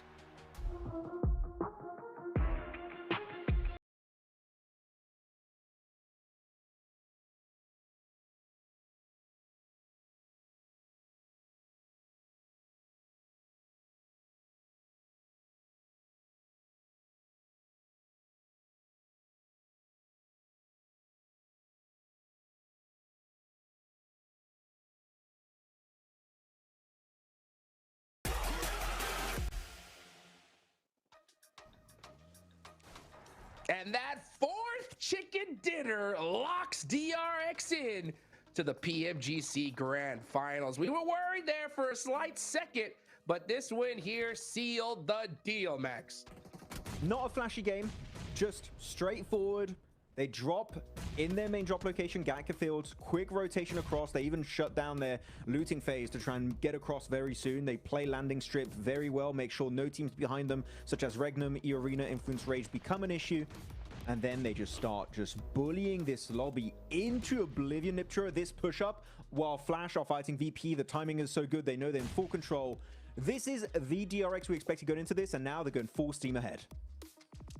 They sure are looking over at the winning team stats here. Yeah, 8 eliminations coming on for them. So, you know, like you said, I think what you said is pretty accurate, right? That's not a flashy game, but it's just some good old Pogi Mogi. It's just coming in here, doing the business, doing what they need to do, and securing that win. And I do want to say, Max, right, is we had all 3 teams that were in that top 3 desperately needed a good game in this game, right? DRX were in danger of slipping down. So were Flash. VP still trying to make it into the top 11, right? So all 3 of those teams came out swinging when they needed to. Yeah, and not only that, also Lord, right, from Twisted Minds, able to kind of somewhat redeem this game for his team, able to get, I think, a total of almost 5 eliminations, not on his lonesome, but still able to get some really good fights, especially versus Boars in military base itself, as we have these quick little highlights of this match, and you know what? I'm going to give props to the team right now. Not that much bridge camping, except for that one, and maybe that, and that one. Not as much as you would usually see when you have a very, very military island circle one. So teams are definitely very quick on the rotation, which you always like to see, Nicker. It shows the lobby respects the zone very nicely. Yeah, it is really nice to see that. I also really was looking out at Flash here. I mean, VP being able to clear up True Rippers here and move on through, clearing up Arcred in the meantime as well, actually. Did some really nice sweeping of the edge. But for me, Flash really stood out because we talked about them slipping and we were hoping that that pressure wasn't getting to them, and they just came into this game fighting. They knew what they had to do in this game, and this game alone. They went, we have to do something, and we're going to do a top 3. It was like a lot of eliminations as well, so some great stuff coming in from Flash. They really impressed me this game. It still doesn't feel like the Flash we saw at the start, right, of this group stage for Group Red. They definitely feel a little bit slower, a little bit more passive, so I'm still waiting to see that little oomph from Flash that we used to see back in the past as you go over these rotations. And look at DRX, as I said, their looting stage was just cut short. They instantly make that transition to make sure there's not going to be an issue. They even go and cross over the water itself, over the likes of Ferry Pier, Western Coast, play landing strip, play that very, very strong dip. And on the meantime, we saw in that rotation near Ferry Pier, Niptura, they took the hovercraft that we saw was just making that move from landing strip into the open fields onto ETSH so much smoother to execute. Yeah, they really did. And I also want to point out, well, first of all, Flash, very late rotation through the blue there. But VP as well, I appreciate them spreading out like they did in the end game. That's a little bit more like the VP we're used to seeing. I just would like to see them do a little bit more with the rotations that they have, right? I feel like they always play catch up in these circles rather than waiting for teams to come to them and having that layer of control. I really do wish they would actually just be a little bit more proactive, but they redeemed themselves in that final game, or in the final stages of that game. 14 points for VP is huge, but it is going to be DRX who takes the chicken dinner and the most points as well with 18, Max. Ooh, now, okay, so we had Regnan popping off, Hot Jukes. Yes. DRX 18-point game. You know where I'm going with this. Flash 10-point game. Is the top 3 going to even move today? Because as of right now, it's not budging by 2. Well, it hasn't budged at all, actually. So what are the middle pack teams doing? Come on, take them down. Hot drops. Make it's it a bit happen. risky, but could be cool. This game was the game of just like keeping yourself alive, in my opinion, right? You got Flash putting up 10 points. That kept them in the game here. You got Virtus Pro putting up some serious points. That keeps them in the game. It's still not over yet. We still got a few matches left here to go. But I mean, man, it's so good to see DRX say, you know what? And it's so funny. They did this yesterday, right? Where we're kind of like worried. We're like, oh man, you know, what's going on with this team? And then they shut us up. They do the same thing today. Lock it in. They've made it. Hyunbin! Sorry, I got excited. Sorry, he's my guy.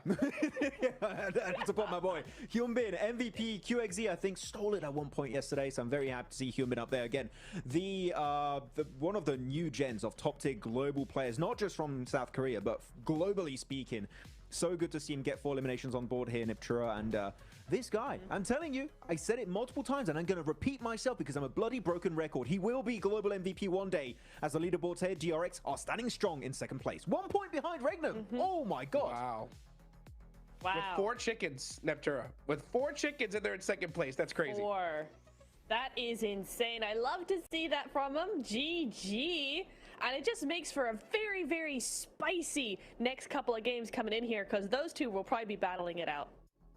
Oh man, there's going to be an absolute war coming up, guys. We still got 3 more matches left to go. Get your drinks, get all nice set up and cozy, because we got some serious action coming up right after this short break.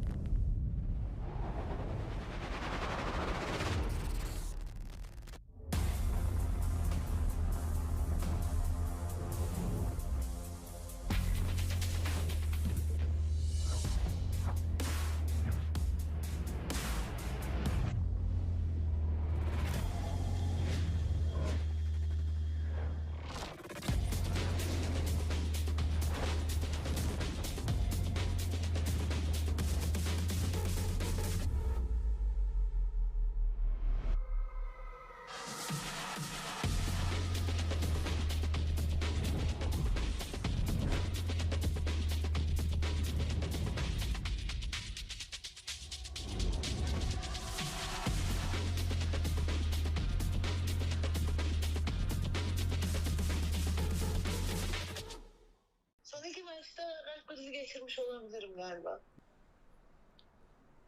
Alo. Anneciğim ne yapıyorsun? Anneciğim. İyiyim bebeğim. Sen ne yapıyorsun? İyi ben de çok iyiyim valla. Maçları izledin mi?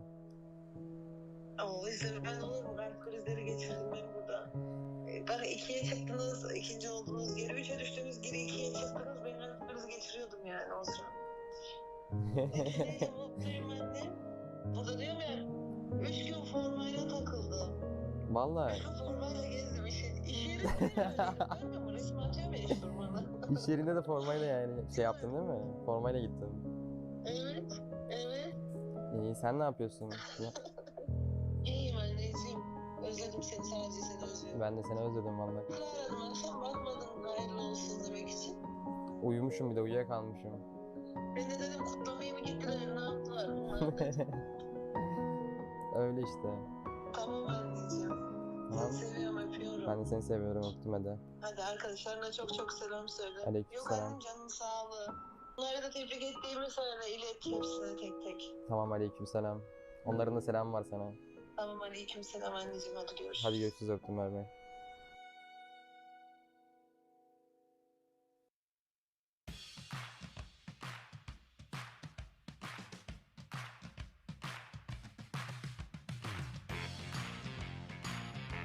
We're at the halfway mark of the final day from Group Red, and I'm standing next to none other than the IGL for Influence Rage, currently sitting in 7th place with 101 points.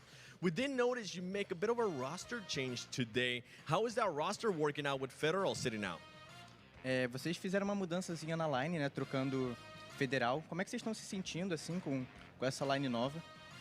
A gente se sente bem confortável porque a gente jogou muito tempo com essa line, com o Lohan, praticamente mais de um ano. Então, praticamente o sentimento é o mesmo, a mesma função também deles. Então, a gente tá bem tranquilo. So yeah, we have the same feeling because we've been playing with Lohan for more than 1 year. So we are very familiarized with the team, with the roster. So yeah, we are pretty comfortable. Okay, you're currently 17 points away from 3rd place and a healthy amount to 11th place, meaning that you are able to take risk. What is the team going to be doing in the next 3 matches to make sure you secure a top 3 finish? Então, vocês estão a 17 pontos ali do top 3 e estão com uma distância bastante grande ali do 11º. Então vocês podem tomar um pouco mais de risco, né? Então como é que vai ser o approach de vocês nesses próximos jogos? Acredito que a gente vai fazer nosso jogo, ver o que a gente combinou, o que vai dar certo. E é isso, acho que é só jogar nosso jogo mesmo que a gente vai conseguir essa vaga. We're just gonna play in our playstyle, so we're gonna maintain our stuff. And yeah, we are pretty confident. With that said, I mean, going especially into the last 2 matches in Miramar, when teams realize that they have nothing to lose, which team do you think might try to target you in those last 2 matches? Então, nessas últimas 2 partidas de Miramar, vai ter muito time aí que vai vir pro tudo ou nada. Você acha que algum time específico pode querer focar vocês, alguma coisa assim? Eu não consigo prever nada agora, mas a gente vai estar preparado. A gente está trabalhando para isso e se vier, a gente vai estar preparado.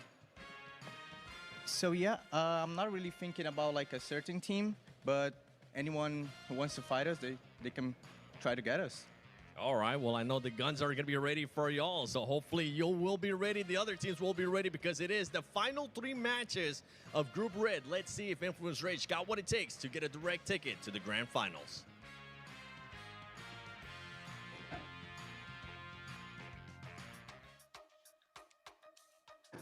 Well, we're going to have to wait and see here. I got to be honest, I don't like those answers at all, man, because if you're going to play your regular game, that you're putting yourself such at risk when it comes at least to top 3 here, because let's be real, Flash win 1 game, it's over. It's a wrap at this point. So if you are Influence Rage, I love the fact that, hey, you bring Lawrence in back in the fray. That's a huge roster swap at such a pivotal time here, Max.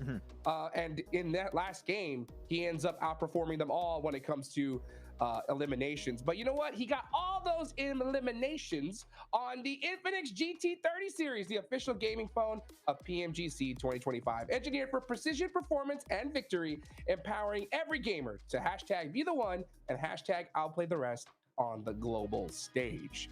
Can Influence Rage do it? Can so many other squads do it? It comes down to this Aaron Gale and one because the last one is cursed. Was he talking about This beautiful Infinix device. So sorry, I was just in absolute awe, just having a great ice cream right there. But it was a fun one for Influence Rage, seeing how they were doing it. But I am wondering, you know, for Influence Rage, are they going to really keep playing their own game? Because if Rhythm Car and DRX told me that, you know, before going into this, they'd be like, yeah, you know, that's fine, keep playing your game. Influence Rage, I'm like, if you're playing your own game that didn't work out, maybe we need a little bit of a change up. Just like Virtus Pro, that definitely changed it up on Rondo. That was a weird one. Yes. I still don't know how to be honest, but we're moving on. We're moving on. I could see, I like that we've got some confidence coming in from Influence, right? They're not going, oh, we're going to change some things. They're like, no, we're good. We're just going to keep playing our game. We're doing it right. And, you know, they've only got 17 points to actually tie up with Flash. So, really good game here. Even if they need to have a pretty good game, they're going to jump up those leaderboards very, very quickly. So I can understand their confidence coming into, you know, such a good position like that. They're still very close, but I do need to see a little bit more than what they've given so far today, at least, Max, before I go, yeah, they're definitely top 3 material. Yeah, no, yeah, definitely understand your reasoning behind that. It does a lot of sense. You see the hype and excitement between these players and able to actually get a win. Or that Regnum one, he's trying to desperately change seats in the car so he wouldn't get knocked down, but unfortunately there's only so far that can really take you in these matches, and he was taken down eventually. But man, that push onto ETSH from DRX was just so clean, so instantaneous, and especially not giving a lot of gaps, Niptra, for players to get knocked and flushed. They were so closely packed that ETSH, even if they do find knocks, which they did, you just can't really capitalize on it. So DRX, these engagements, when they're fully committed, man, oh man, are they scary. Yeah, it is indeed. But hang on a second, we still got coming on in with 18 throwables used, so using a lot of utility for EA, and you can see Law there as well with 14 as well. So a lot of utility through here, and that's really the kind of thing you want to be seeing when you have a zone like that, right? So flat, so gotta use those utilities as best you can. I mean, I think we've been harping on about VP for a long time here, Max, just because VP we're used to seeing, but I will give them, they played that end game pretty darn well. They saw a little bit of a ridge in the middle of their circle and they took it. They were able to defend it well there, and just DR able to sweep on through the north side. Just didn't really do much else, especially as a duo. But honestly, it is exactly what they needed. Hopefully next game it can be a little bit more than that. It was a bit messy over to the side, actually, for VP versus, I believe it was True Rippers. That fight, they were clearly engagement, but once they go for the res, they back up as a 3-man lose 1, but they were still having 3 players alive at that point. They really are pushing away. I think it was Team Flash in particular, tried to take some of that real estate on the high ground away from them, but no, they instantly shut that down, said like, no, this is our high ground position. They kind of chased them away with the cars, which I really appreciated from VP. The respect in that Erangel lobby, and that was enough for themselves a decent finish. Not quite the win, but you know what? Still some points on board. And when you are so close here, Hot Jukes, from the bottom 5, those points could be so important, but they still are in the bottom 5. I'm going to say it, VP, I need a win for you to show me that you have potential to do well in the last chance.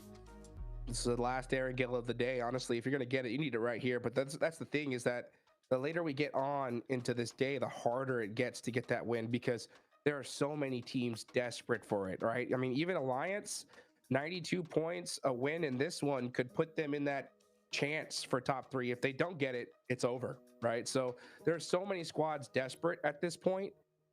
It makes things harder. That's why I was talking about that last game curse. It's going to be crazy to see coming up. But, you know, Influence Rage had a nice push onto Alliance in that last game, Niptura, right? They were able to take them all out. If Influence Rage wants to make it a top 3, they need to do the same thing, but to Flash, right? Yes, 100%. They need to do it exactly to Flash. And the other teams that I'm looking at for this next game in particular, Jukes, is going to be Arcred, Weibo, and EA, because they're all tied right now. 4 through 6 have 108 points currently, 10 points away from Flash. So any one of those teams have a really good game here, and we could see a new top 3. Totally possible. Totally possible. Well, last Erangel of the group stage, folks. It's all up to Flash. If they win this game, that could punch their ticket. Let's see what happens here for match number 4.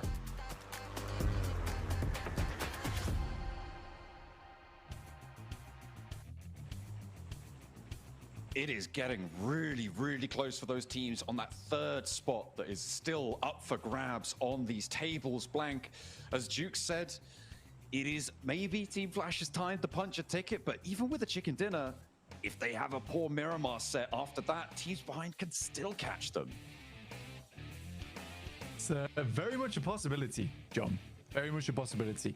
I think that it is slowly and surely becoming more and more concrete towards the top of the tables. A few, I wouldn't even say a few, I'd say right now is where you need to make that breakout performance, right? And to do it on this playing path is so unfun.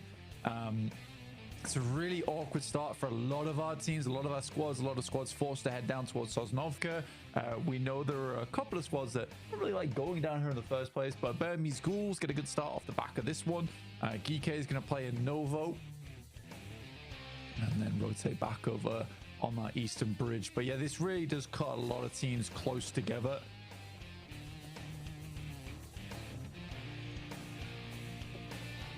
It's going to force a lot of potential hot drops on these vehicles. On the south side, I'm seeing Influence Rage and E-Arena both out near Primorsk. I mean, we've seen E-Arena. Oh, my goodness me. Blank. Whatever I was talking about doesn't matter because we got another back-to-back military circle in the PMGC. What is it with these lobbies? This is absolutely crazy that we've seen this not only, it was the other group as well, wasn't it? It was in Group Green that this happened. And now it's happening in Group Red. The teams are having a nightmare. And it's a Southside Circle. And Blank, the Ghouls are on the island. It is actually ridiculous. And it is a Ghoul Circle. For real this time. It actually is. They got to drop here. This is their time to rise. Rise up, my Ghouls. And win this game, potentially. I'm casting with Song Jin Woo here, bro. It's absolutely crazy. He is having a crazy time. And I mean, right now, the Ghouls should be popping off. The balls are moving fast. The teams over on the mainland going to look to transition as well. Are we going to see that same roadblock on the east, or a team's going to change it up? Because, of course, the plane path was a lot more north-facing on our last Sosnovka military circle. That started out very, very far on the north plane path, so not quite as far for teams to rotate. This time they're very, very close to the circle. For Regnum Kaya, in fact, they're slightly pipped to the post there by Alliance on the south side, so they're getting there a little bit sooner than them. For Boars, they got to cross very cleanly and quickly. Twisted Minds, on the other hand, weren't there in time. But the Burmese Ghouls do control the entirety of military base. Very pleased with this one. Looks like the Boars are going to try and set up a little bit of a roadblock there over on the western bridge for any teams trying to get through. So that does include Influence Rage, who are chasing 118 points right now with that game from early from Arcred that placed them just 10 points behind. Same with Weibo, same with E-Arena. We got a three-way tie here on the leaderboards. Yeah, it's not pleasant.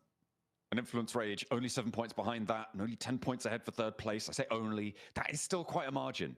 But as the desk was saying, it might be an opportunity to jump up and challenge on that spot. With an only 10-point difference, that is very much a chicken dinner away for any of those teams. And it is not comfortable at all.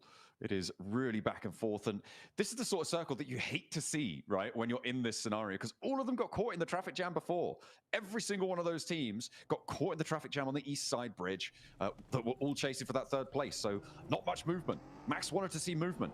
Maybe he's not going to see any more here either if they all get stuck in again. It's so tough. I mean, having this be your last Erangel of the day too. Oh my goodness me. The shots out from the back of the glider towards Milky Way. Inside the hovercraft is going to put a bit of a dent in the time of this. Good shots from Aragon from VP will take down Corona at least. Oh, the hovercraft has exploded. That's a big deal. That's a very big deal. That was the major transitional vehicle for Virtus Pro, and not being able to have that under control. I mean, you're right. It is a big, big deal, right? Because otherwise they would have been able to wrap around to the south, try and move their way up, but they don't have that tool anymore, so they've got to figure something else out. That's actually one of the cooler plays today, is taking that glider and just being a nuisance over towards the hovercraft. I mean, denying that really does cause problems now for Nuclear Zone, for Virtus Pro, sorry. It almost feels cruel from Nuclear Zone, honestly, because they've still got to get their way into the circle now. And posting up towards Nova up Noy is not going to be easy with Geeke being there. That's real aerial combat coming on through. 2 gliders, in fact, in convoy. Oh, a little bit of a replay. Okay. So Voston spotted this on the takeoff and did get a knock. Which is why they lost their player, but they're still not going to be dissuaded. There were going to be 3 gliders going across. Regnum Kaya going across the battlefield right now. They lose Loxy, however, against Twisted Minds. They trade 1 for 1. Lord is out of the mix. Sorry, it's 2 for 1 as Regnum Kaya wanted to keep that top spot still under control. They held this compound before, couldn't do it in the last match. This time around, maybe they'll be able to find it. If this fight continues, Blank, Influence Rage could use this opportunity to come across the third party. So could the Burmese Schools, and they do just that. They give the assist to Regnum Kaya, and Twisted Minds fall 11th place. Tenuous. Bit of a grudge there, it seemed, between Regnum Kaya and Twisted Minds. Take them down fairly quickly, though. Good push in. And a clean sweep from Regnum Kaya, which is great to see. They're still not done, which is hilarious to me. The fact that Regnum Kaya consistently are putting up these points here is fantastic news. True Ripper's making a slow approach right now, John. Nice and quiet, but do get themselves into a good position. That Eastern Bridge is completely clear at the moment. I think everybody tried to learn their lesson at the same time, which is unfortunate because there's a lot bigger of a traffic jam on the west side now for Influence Rage, for Arc Red. They're all now kind of stuck into it. Regnum Kaya not extending back on over. They don't have 4 players this time, Blank, which was a major factor in their ability to hold this bridge previously on a similar situation. And that could severely diminish the power of their position. With Influence Rage now holding the stop, though, it may be a 2-team hold, unless Influence Rage want to go for the crash. Arc Red, they're marauding around on the north side of the shoreline with ETSH kind of stopping them for now, getting closer towards this bridge. Arc Red do take some shots for themselves, but yeah, again, everyone keeps going to the western bridge.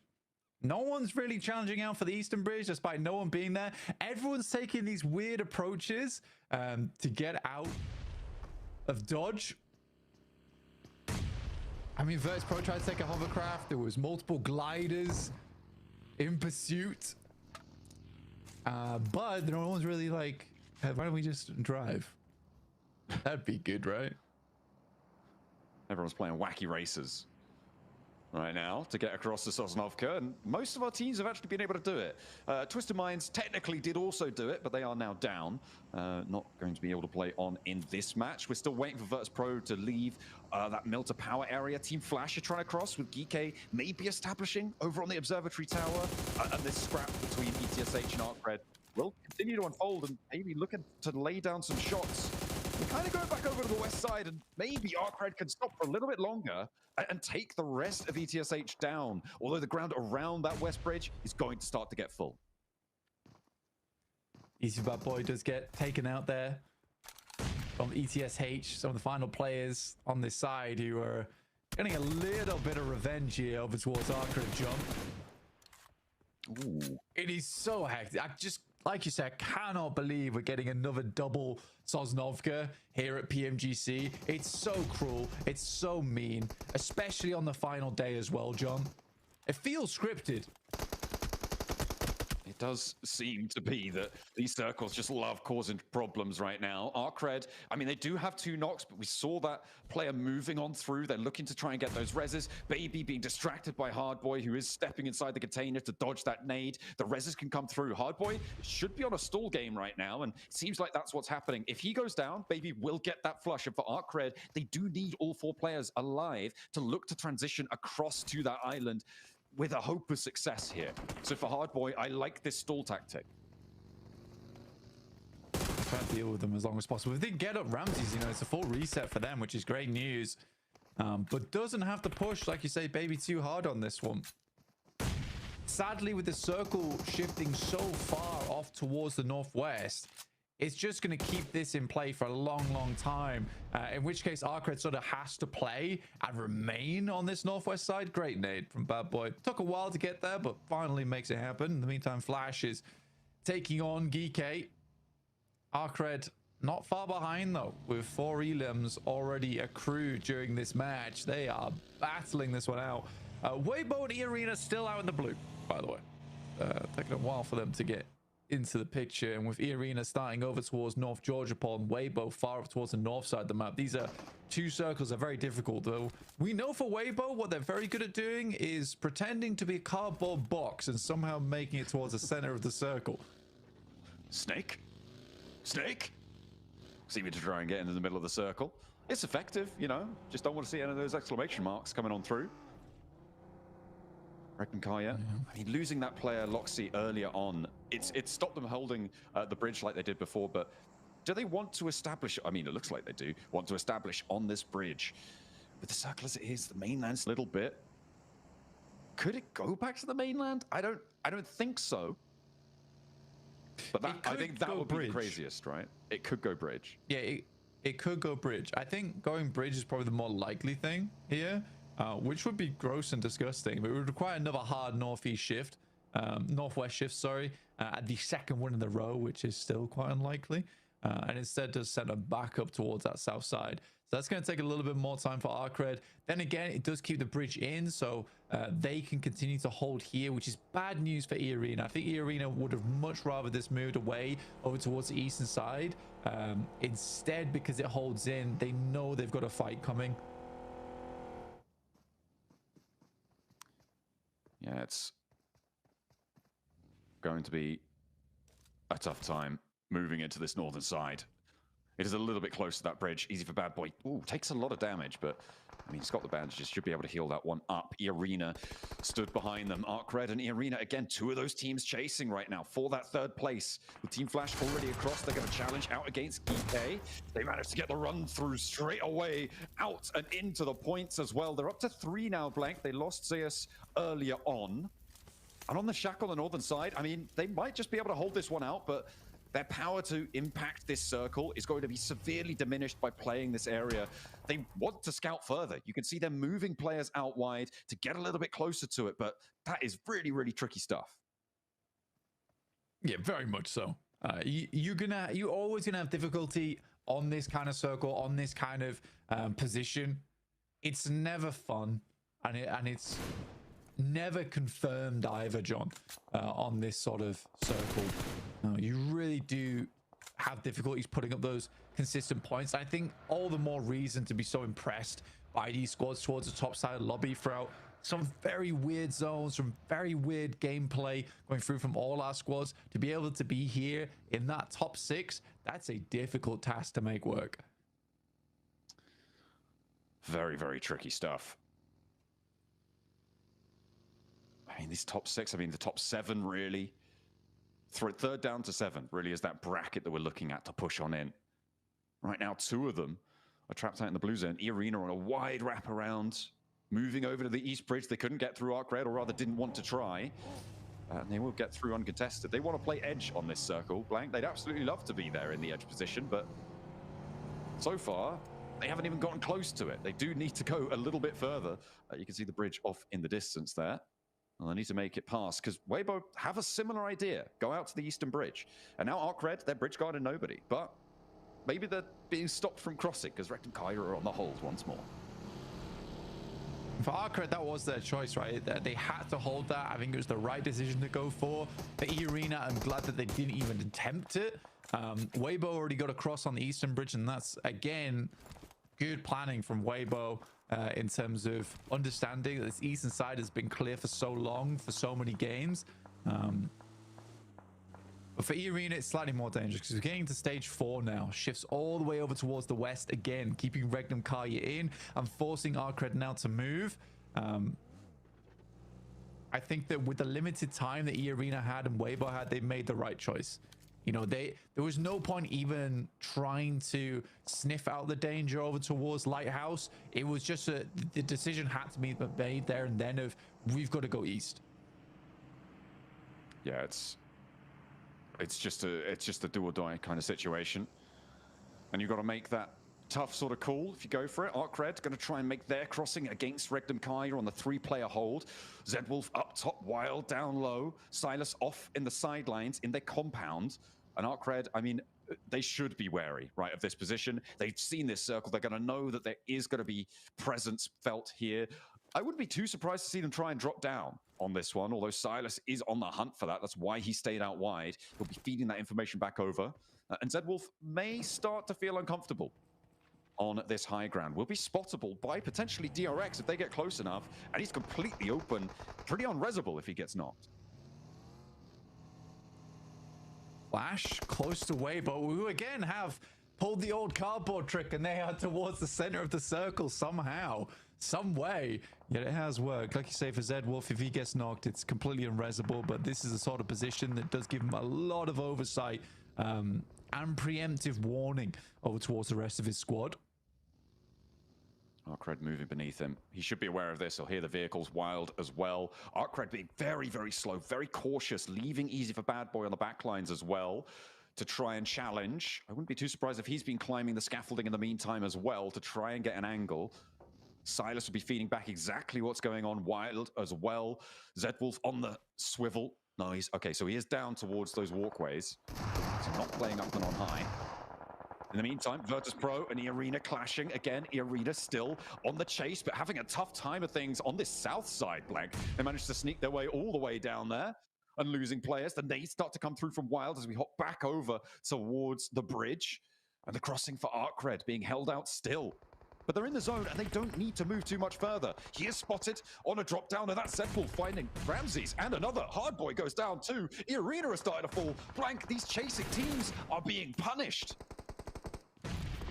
It's unfortunate. It really is unfortunate, and it's just the way this circle works. For eArena, though, I think they took the most dangerous path into the circle. I think it was very unwise, and I think it just shows that Weibo does a lot more homework here in terms of their initial rotations. I think some of their other parts of gameplay is slightly lacking right now, or is a little bit messy. I'd say it's more clumsy than lacking. But when it comes to these rotations and understanding the lobby and the rotates, they are second to none here. Yeah, it's nice to see that people are keeping their wits about them. On that front, Arcred. They're turning this fight around against Regnum Kaya, who now only have one player alive. Ooh, last player from True Rippers goes down over towards the Billy Base exit, as the circle will close fairly soon. Wild getting knocked over on that north side. I mean, the transition for Arcred onto the mainland. Well, I say the mainland, the now mainland onto Sosnovka. That's gone very well for them, and I think it's mostly to do with the fact that Regnum Kaya were only playing as 3 and maybe holding a little bit too much ground. And Weibo now in with a massive opportunity up on the high ground to the east side. And they have so much ground under control, Blank. The chase for them, definitely possible here, but Team Flash are sequestered down to the south side, and they're going to make it hard to get rid of them. Clinging on like limpets. It's a really big chance here for Weibo. Arcred Glory has been a really big member for the team on that side. He has had such a strong performance for the squad, some really good off angles, and I think it's those like little moments where his plays were necessary to keep the squad up and kicking that makes me think that this guy deserves all the praise on the team. DRX sweep over towards the north now, look over towards Arcred, who have lost Ramsey, so they're 3-man. Potentially DRX could take advantage of that, but you're right, it is this fierce battle between the Flash and Weibo right now in this game. In terms of those chasing spots, they seem to be the best positioned. Arcred still, though, we seem that they can somehow move through dangerous terrain after that fight, and they are still knocking on the door of Team Flash's position. eArena cut down to 1. We saw them clash with Virtus Pro, winning the fight, sure, but with a little bit of help from the off angles. Nuclear Zone rocking up to the boars in the meantime as they try and move up to the top of the hill. And with just Tony K up the top there, this is a very viable approach coming on through. This spot in the next zone, up the top of that hill, should be fairly takeable, but it's Nuclear Zone, and they're playing as 3. Looks like they're a bit tentative, and maybe going to go for the boars instead, which could be the wrong decision. Oh, no. Could be. I mean, for Boars, though, they are looking to chase on this one. 11th place is 74 points. They're on 72. They're looking to move up and out from that bottom 5. DRX with some great shots, not only over towards Arcred, but to Weibo as well, as Weibo drops down to just 2 players, John. What a disastrous result for them. I mean, Arcred just seem to be able to get through these situations where it seems like they should be dead to rights, Blank. And again, they've moved in from that north side. With the Burmese Ghouls distraction on the eastern side, it's allowed Arcred to do a lot of damage to their position, to their hold, and Weibo are getting dismounted. Nuclear Zone really not able to do a lot against the Boars here. They're just not going for it. They're not going for the fight. They're not taking these peaks, not taking these fights under control. And it is going down around them. Further up to the north, you've got Influence Rage as well, who sit in this compound out to this northwest side. And maybe they are going to be the team to be able to take this one down. But, oh, Blank, you've got DRX to deal with on the north, who are now in first place. Yeah, they do accelerate ahead. And you're right, first place for them with the chicken dinners. They were able to get on board. Lovely stuff. Arcred able to find 33Z with a well-placed Molotov. It's Order up against Hardboy. And finally, he does come in clutch. Got to find a player from Arcred that finally is going to bust them down to size. Humble them slightly, but Easy for Bad Boys still live and kicking, and they are really pushing on the Elim count now, Blank. If Team Flash don't survive for too much longer, if they keep being quiet as well, they're getting very, very close. Very, very close to things indeed. Oh, Easy for Bad Boy goes in, and he hops out to the side passenger seat, and again, the swivel round, the swift takedown, and Weibo not going to be able to chase. 9 eliminations found for Arcred, but they're not quite drawn level, and they will be drawn short. 4th place earned, but how far can Team Flash go? And beyond that, how far can Influence Rage find themselves? For Team Flash, this is a big opportunity now. It's a huge opportunity. With 3 players alive, quite a few other members in the lobby still up. There's a huge amount of limbs in this lobby to gain. Sadly, there are sharks in the water with DRX who have gone from strength to strength, which is usually the South Korean way, it seems, right? Where they start off a little bit slow and then just get stronger as time goes on. So it's a team that they're just teams that are really, really, you want to keep them down early on and you want to get ahead early on before they start to power up, essentially. Alliance trying to move past the Burmese Ghouls, but they are getting shredded as they go. Just Jimmy remains, and from the long-range shot, who goes down himself almost immediately, is going to be a bit of a catastrophic turn for Alliance. They full force will go down. Burmese Ghouls lose 1 on the approach. The south side fight is popping off in the picture-in-picture. Nuclear Zone, Boars, and Influence Rage all getting stuck in down there. The Burmese Ghouls are balling up now, Blank, to try and arise to the top of this hill. Yatka leads the charge. Kaitse trying to control it, but can't quite have the effect that he's looking for. Ichi unknown, both needing to heal up a little bit. So distraction coming through, and the nade not on target for Hyunbin. The res is out, and DRX are back to 4. Yeah, so easy back up again, which is very awkward. And being at the bottom of this hillside is very difficult for the Burmese Ghouls. We'll see how they want to play this one out. The Flash really have had no impact on this game. They've been playing this from very, very slow. The Burmese Ghouls, on the other hand, consistently trying to push in from this northeast edge. But as soon as DRX took this high ground, their lives became so difficult. It's a nice shot from Havlik at long range, but they're not giving up easily. Been so low on this trade. 4 players still for DRX, and Yatka not in a position to refrag it. Unknown is down. The Burmese Ghouls are waning. Blank, this is a big game for Boars as well. They're in 12th place right now. Placements will see them over Twisted Minds, but it's about establishing those buffers going into our final 2 matches. From the south side, Boars are chasing. Influence Rage desperate to clamber their way up to challenge Team Flash, but in a 4th place now. With 4 elims, Team Flash are still just sailing away off over the horizon from our chasing teams. It's just kind of crazy how good South Korea is. I think I was sort of on board with what the desk was saying, is that I'd be very disappointed not to see DRX go towards the grand finals, and it looks like they will be. What a performance from them over the last 2 days. Regnum Kaya looked insane, and then somehow DRX has just performed on every single map to a very high degree. I think that is the difference.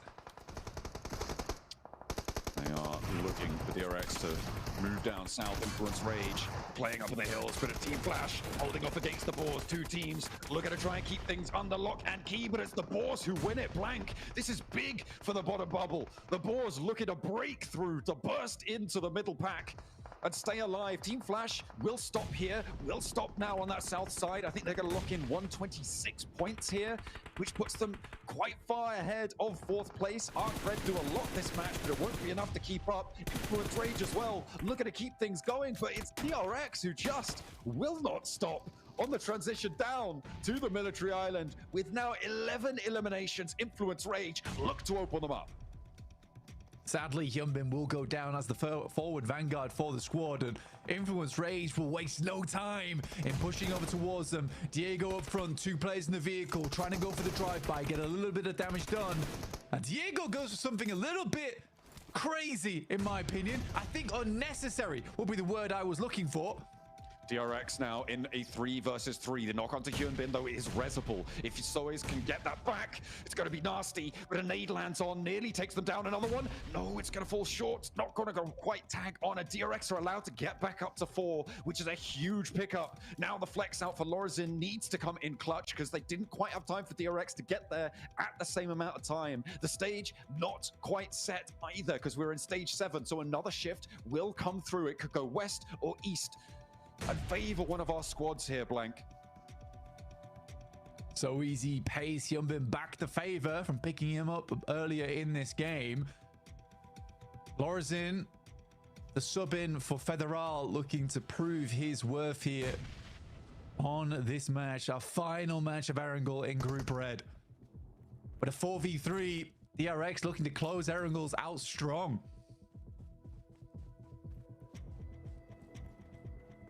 4v3. I mean, they should have this one under control, but for Influence Rage, they've only got 4 elims right now, and with 3rd place on 127, they need 22 more points to catch up. They can get a maximum here of 14 from the placements and the 4 extra elims. So they could be on the doorstep, but not really within striking distance of taking that 3rd place just now. We've seen the Brazilians outlast a lot of teams in the past, but will they be able to do it against DRX? Hyunbin? Okay, I like this a lot. The rapper, this is sort of the Diego play, but slightly more sneaky. And they can afford to send him up here too. If he gets an opener, the 3 players on top can just flow straight over like a crashing wave, take down Influence Rage.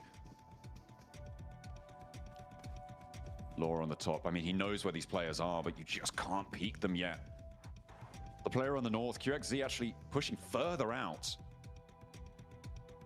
to try and get a sneaky little off angle. Hyunbin, I mean, he's not wanting to strike just yet. He is a dissuading factor, though.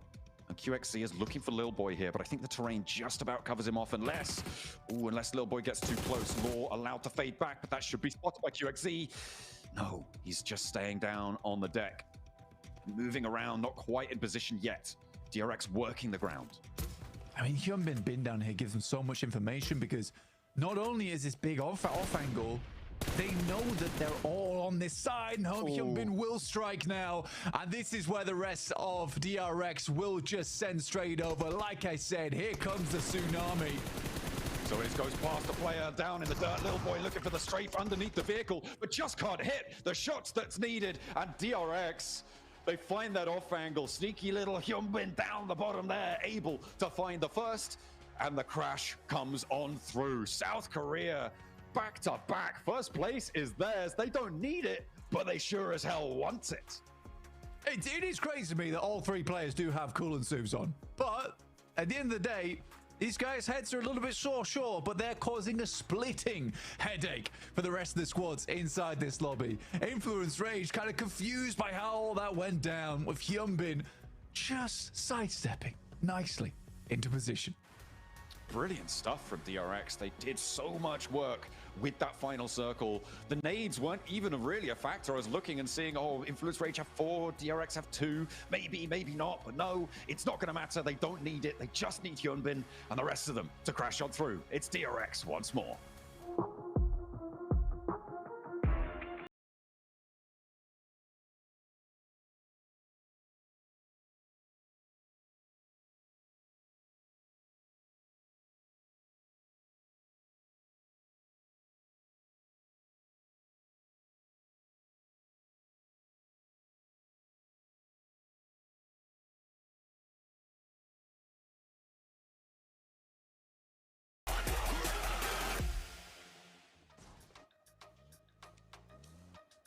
DRX set the record for PMGC 2025 with the most chicken dinners in a single stage. 5 chickens so far, and once they got this zone, we knew these guys had it on lock. A good effort from Influence Rage, but this off angle from Hyunbin Max was just too good.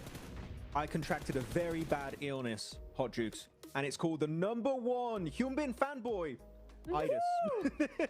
That is my predicament, and you know what? I am loving what we're seeing. It was a slow setup for sure, but it paid off significantly in those finishing moments. And then they're like, yeah, we opened up the floodgates. You start swarming over the ridge. We take control. We take the win. 5 chicken dinners in group red. Niptura, at this point, they're just flexing. They've taken a page out of Regnum Karya's book and they've gone, yeah, we might as well just go for it and have fun and just do what we need to do. Flex it on the rest of the lobby is style. I mean, that is a lot of eliminations coming in here. Let me try again at this math thing. That's, what, okay, 15? I think that's right. 15 eliminations coming on in. That is a lot. It's a lot. That's my math. It is a lot of eliminations. Some really great stuff coming in here. And I love when we get a win that's based on control of the zone. They were able to come up over that hillside and then just sweep down onto Arcred, take out Weibo Gaming as well, and just move across that northern side. I love seeing those kinds of finishes, Max. Yeah, it was so well played. But no, I was wondering, why was Sizzy always making this expression of like disgust on this picture? It's because this lobby's so bad and they're so good. It all makes sense now. He's just like, oh, man, group red, get me to the finals already. But no, QXE also shredding it with those 7 eliminations, almost 900 damage in this game.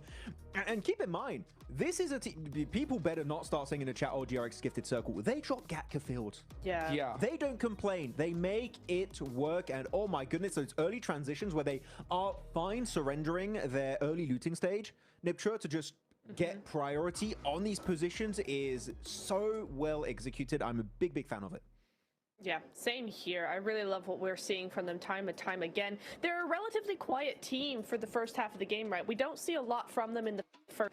They generally keep to themselves a little bit, just waiting, biding their time. And I think we saw a lot of that self-control coming in that last fight with Influence as well, right? They were just taking it very slow, very quiet, waiting for Hyunbin to get in position. Then once Hyunbin had that position, he was able to give over so much info, but they still just waited for the right time, which is really, really great to see. Though, if we're talking about another team, Influence Rage right now, good finish, 2nd place, love to see it. Hot Jukes, what was Diego up to? Oh my gosh. That solo drive-by and trying to actually go into the passenger seat of the buggy and sprint it down when you have 3 players at that point up and looking at you. Ballsy would not even begin to describe my feelings about that play. Dude. As soon as I saw that, my head just hit the table. I was like, it's over, done. Because what are you thinking? That's a play for like when there's 1-2 players up left. You still got a full squad. Easy. But I mean, if you're elimination tracking, you know it's DRX here. It's just such a crazy play to pull. I mean, you know what the crazy part is though? It's one of those such like a wild play that if it works, you're a genius, right? Like you're just like, oh my gosh, you are the best at turn. But if it fails, everyone's just like, what have you done? And unfortunately, it's the latter. Unfortunately, it is, but I tell you what, I don't hate it from Diego. I would have liked to see more backup from the rest of his team because that's the kind of crazy play. I give it to you, it's crazy. But it's the kind of crazy play you make that completely subverts every expectation DRX have. So that means that it's like a classic bait move. That's the ultimate, there we go, the ultimate bait move coming in here. You rested of Influence though to just back that up. I would have loved to see them come over the hilltop at the same time as Diego was making that wraparound, because I think DRX were so distracted by him because they were like, what is this guy doing? They wouldn't really have noticed Influence come up over the hill. It would have been so instant. So it would have worked. I don't hate the play. It's just I think he kind of got left behind, or the rest of the team left him behind a little bit. I know what happened. They sent Diego out there as a human sacrifice to respawn and revive the Burmese Gauls for blank. It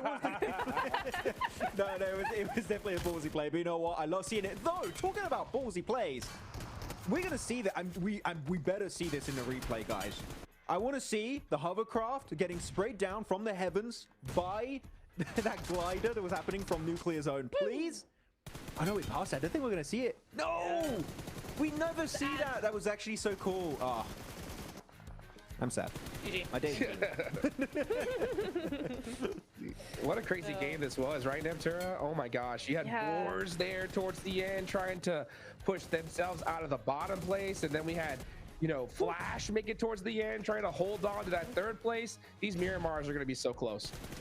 They really are, and especially remember that Flash has won every single first Miramar of the day so far in both days, right? So if we're seeing what Flash are doing in today, then I definitely think we could be in for another win from them in the next game. I really like what they've been doing, though. I really like how they're playing this. They're just making sure that they do enough, and they've not felt that pressure. They're not letting that pressure get to them, which is what I was really worried about, Max. Yeah, Silas hurting his desk again. Yeah. You know what? I want to ask, Memes by Kana, if you're watching, can we have a highlight montage of every time a player just destroys his desk?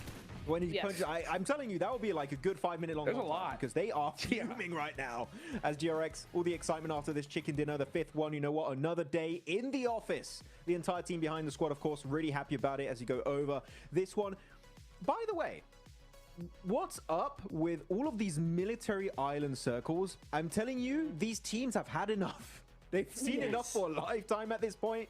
But you know what? DRX are just loving it so far. Also going with a hovercraft rotation across the water. And you know what? That early pivot from them. And also Boars that I think this game might push them out of bottom 5, Niptura. That early pivot on the southern coast was paramount for them this match.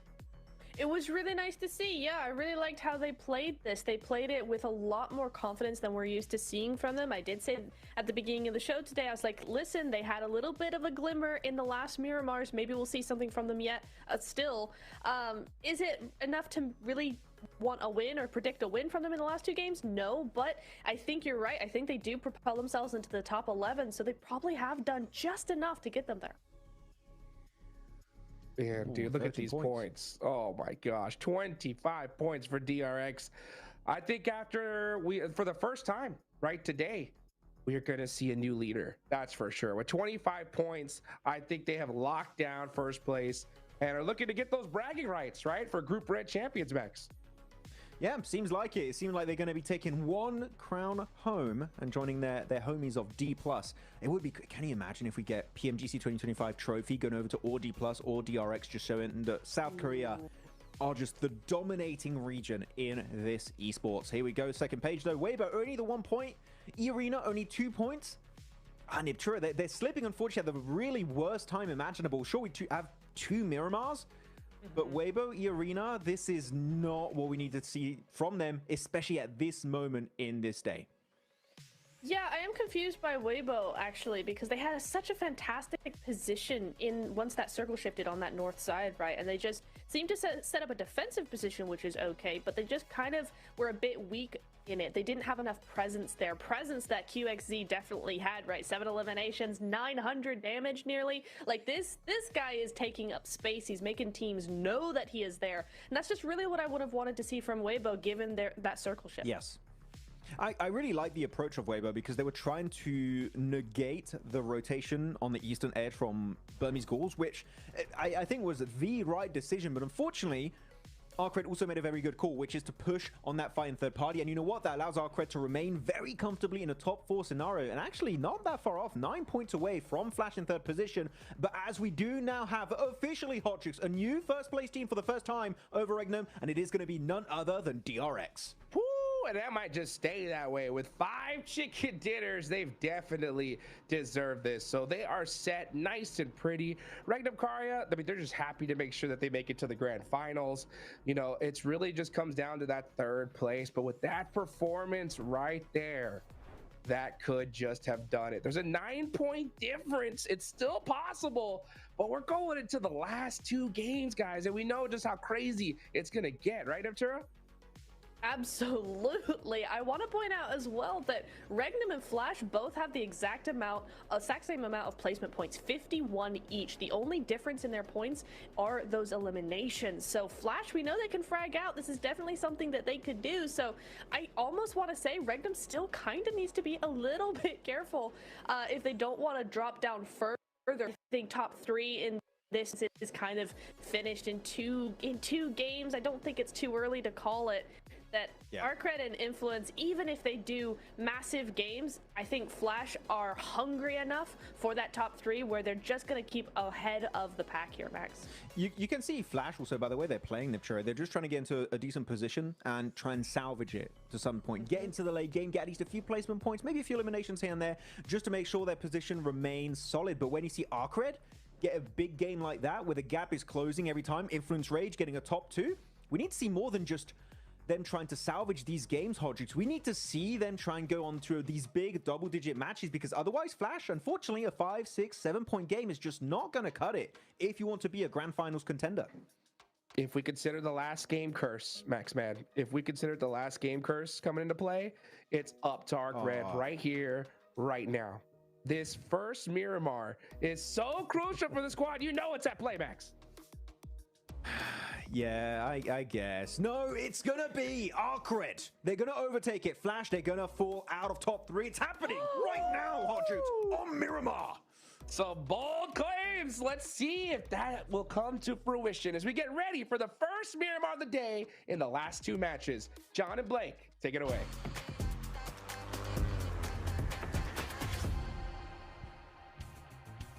I mean, that last match was a good result for Team Flash, but they're right, it's not all done and dusted just yet. There are still 2 more matches to play. There is still that catch-up potential. The back-to-back the back-to-back military circles on Erangel have played havoc with that 3rd place spot. But Blank, it's all going to come down to the desert.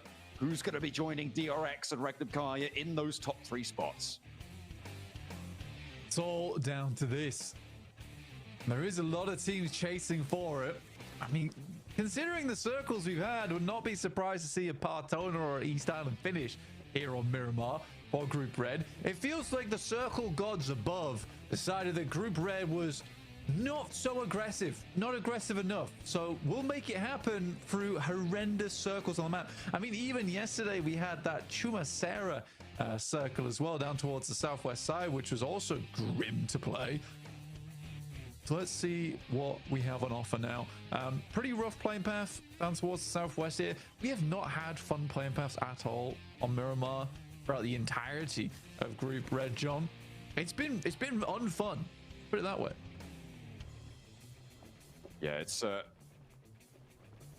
it's been a little bit of a mess sometimes around on these tables, around a lot of these situations, especially with those military circles. A north side shift comes on through on our first of 2 Miramars, our last 2 matches.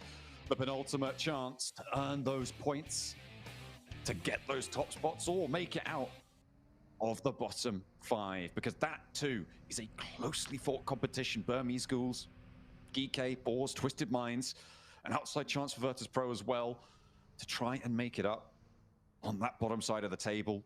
So 4 teams really fighting for it there, maybe 5 teams. True Rippers, they might just be too far behind at this stage. And I think that they may have just not quite done enough to make it through to the last chance stages. And I think at the moment for Nuclear Zone, for ETSH, there's no way. I think for Nuclear Zone, ETSH, you're absolutely right that it is not happening. It really isn't happening. 36 points to 35. It's game over. Getting towards last chance is too difficult. It is too difficult. But it is a pretty big race for at least the middle of the pack right now, and to not be in bottom 5 with Twisted Minds at 74 points. Virtus Pro have got to do something. I mean, this team, honestly, I did not expect them to be going out. Ooh, okay. We are getting a restart here. We're getting a rehost, Blank, on this match. So, despite nothing really happening, it wasn't super dramatic of a start. Looks like we have got an issue on stage with our players. And they will have to be going back in for another drop down. So, no early knocks, no early flushes. So, nothing really too controversial about the restart at all. And we'll be getting back into Miramar as soon as possible, because everybody wants these points. Everybody and everybody is going to be after them. It is going to be really, really tough stuff nerves, I'm sure, running riot. Yeah, we've had a couple of technical delays today, and we do apologize on behalf of everyone here, and very much thankful for all your patience at home. For the players, I imagine it's not too saddening for that to happen, considering that the playing path was very rough. But we are going to go to a break in a short little while, and by that, I mean right now. So we'll catch you guys soon when the game starts. See you soon. Takım içerisinde binada en beklenmedik pozisyonda kim oynuyor? Silas. Berkin abi. Silas. İlk başta fight atarken kim ölüyor? Silas. Silas Foto. Ben. Fight içerisinde fight olarak değil de genel olarak Tamam. panik yapabilen kimdir? Panik mi? Arda mı? Wild tabii ki oğlum. Ha, tamam Arda ben de onu Fight'ı ben değildir ben. Fight'ı bana gelmem. Mahmut olur ben. Mahmut'u Hayır, ben. ben farklı. En iyi karar veren Silas, en iyi aim de bence Hepimizin White'dır ya aynen. CJ'den. Evet, yanlış yere geldi. en kötü kararı bir coaching kitabını adam koydu. Takımda en iyi aim'e sahip olup da kötü kararlar verebilen Devam edelim ya kötü kararları. Benim. da IG'ni hiç dinlemeyen, kendi kafasına göre hareket eden kim? Buna acil karar versin. Ben olabilirim. Sence kim? Gelsin abi, yerine karar versin. Ya kimse yok ya. No one. En fazla konuşan kimdir? Berkin abi. Silas. Küçük kardeş statüsünde kim var? Wild. Ben mi? En küçük sensin oğlum. Takımda diğer oyuncuları en çok kim güldürüyor? Wild. En fazla şikayetçi olan kim? Loxi. Mahmut. Loxi. Net Loxi bu arada. Yani bir şikayetimiz yok ya. En geç uyanan kim? Wild. En fazla yemek yiyen kim? Ya bu nasıl bir soru yani? Yani şöyle. Bizi izlediğiniz için teşekkür ediyoruz. Çok komik bir takımız. Görüşürüz.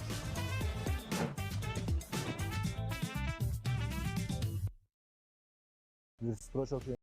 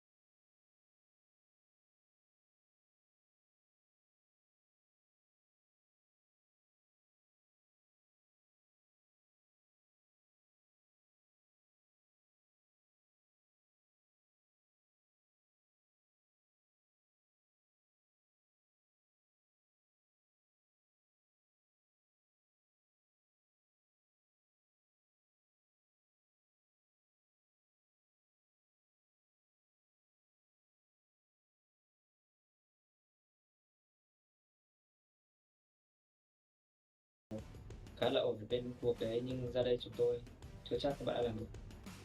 Yes, I think we have a lower experience than the other teams, but I think this is benefits us. It's in our advantage because the teams don't know how we're really going to play.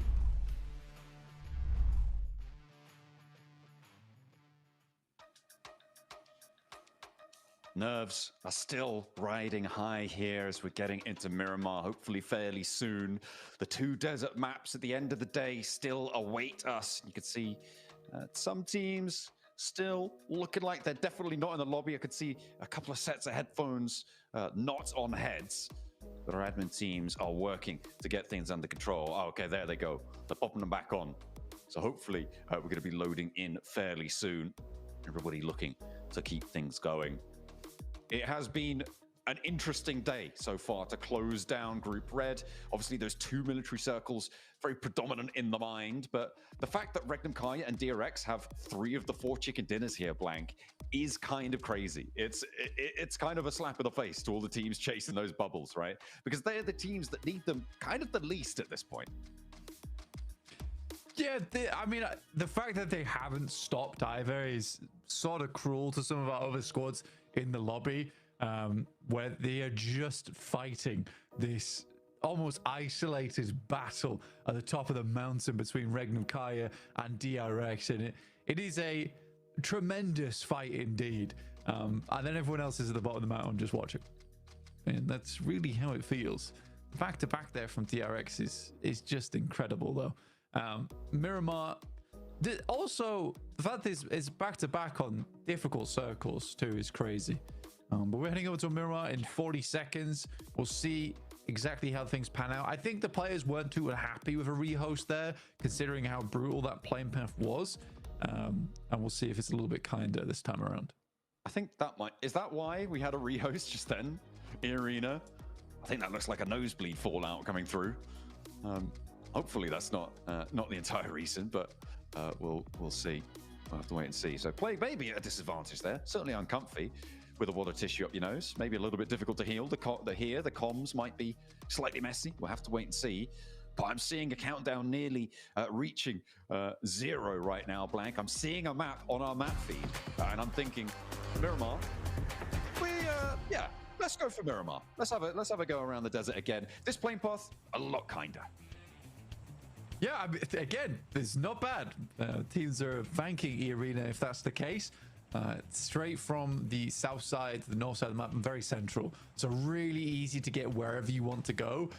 Hopefully teams aren't getting baited by this, though, and the circle heads, like, I don't know, far down towards the southwest side, Minas del Sur.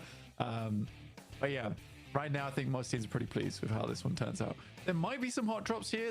There's continued to be hot drops throughout the entirety of the Group Red stage on Miramar, which is a weird map for the hot drops to be happening on. But there you go. We'll see if the San Martin situation continues, but I think the Arena, very unlikely for that one to happen. We've only seen it once, so we do keep harping on about it because we hate it so much. Out early, you've got Nuclear Zone, you've got Boars just to their north, trying their best to stay up in those top 11. Virtus Pro as well, desperately been scrambling for an 11th place, which is definitely not what we would have expected, and that is going to make it all the harder. Milky Way has been taken down, and that point goes to DRX. The point sponge at the top of the table continues. Very silly. Very, very silly stuff. I mean, I didn't mean it. I didn't actually mean it. Okay. Okay. I think there's someone is pulling the strings. Someone's definitely pulling the strings somewhere. That's ridiculous.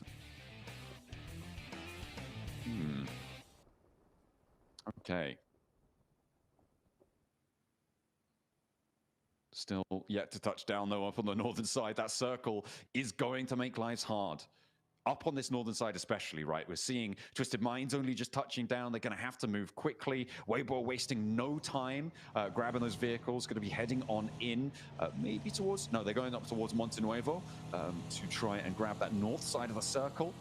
Nuclear Zone may be quite happy about this, but it's probably too little too late. One thing that has happened, Blank, is that we have confirmed that Team Secret will be our lowest scoring team from group stages. They were on 32 points at the end of proceedings, and that was with a chicken dinner right at the end of things as well. So our team's at the bottom. Really love to rub that in.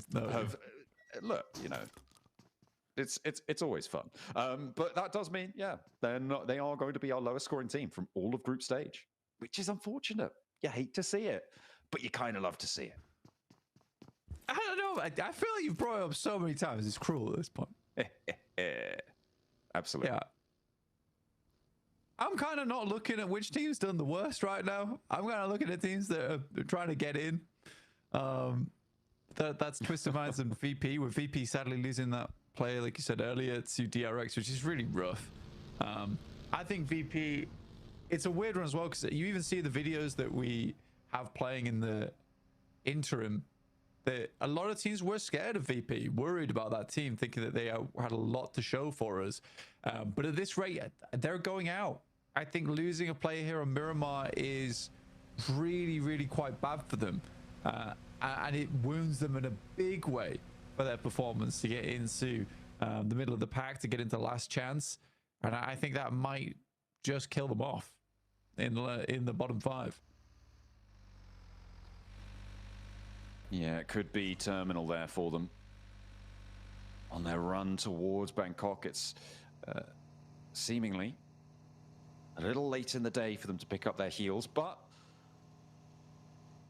weirder things have happened, and we'll see if they can pull themselves together, pull their socks up. Influence Rage, they are at the moment 16 points behind Team Flash in 3rd place. They're moving currently through Graveyard towards Bacado. Coming in from this northeast side of the circle. Team Flash much faster into this circle. They're already towards Chumasera and have a little bit of a road in towards the Minister Vaya Hills, towards the hills south of Chumasera. So Influence Rage definitely don't want them to get too far away with it. Arc Red, they're still all the way out east in Impala, and the approach might be pretty tricky for them. We'll see how they can navigate that one. For Team Flash, though, getting into the middle might be all they really need to do. Consistent 4 points over these next 2 matches may be enough to fend off the teams beneath them. Realistically, for Team Flash, like you say, it is a case of consistent points and then hoping teams go down around them. I think in a circle like this, getting central on this one and getting 4 or 5 points would be the best idea for you. If you can take it further than that, fantastic. Great news, but it's a tough circle already for a lot of teams. With Arcred starting over towards Impala, that's a tough approach. That's the team closest to them chasing. Influence Rage, they're coming in from that northeast side, but they're still outside a lot of that high ground that is available, which has already been taken up by quite a few of our teams. So another team that might struggle there. And Ian Arena, I think they've sort of lost their mojo coming into day 3. It's not been what we've seen from them before. That edge style, able to see them right in the first 2, but they're just slipping now. Down and down, time and time again. And they're having a real rough time of it. Yet to leave San Martin as well. They'll be fairly late to the party on this circle. We'll see, though, where it is going to end up. It could still end up towards Montenuevo, right? And that might play well for them and see what they can get done. But with the circle as it sits, it's much more likely to be in those Chumasera Hills, in the dark brown section down towards the southwest side of the Miramar map. Up on the rocky terrain down there. It is really, really nasty. I know a lot of our teams kind of hate playing in that area as well. So hopefully they can put their best foot forwards, because now more than ever, they need to. Reminds you to make that rotate down from El Pozo. So they're a little bit late to the circle here. We'll be rotating alongside him with ETSH, I imagine, slightly later on this western road. There are shots been taken, though, towards Nuclear Zone. Can't quite get their players to safety. Just on the bridge of Via de Mar. My buddy gets some damage back towards ETSH. Bit of friendly fire towards the bottom of the tables.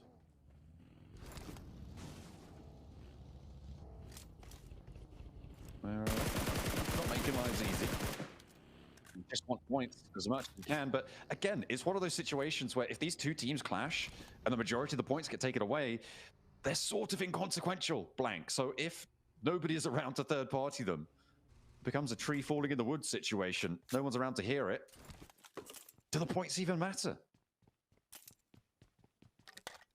A little bit. It would be nice to go to a team that actually needs them. Towards the top of the tables. Because they're taken out, like you say. Doesn't really matter.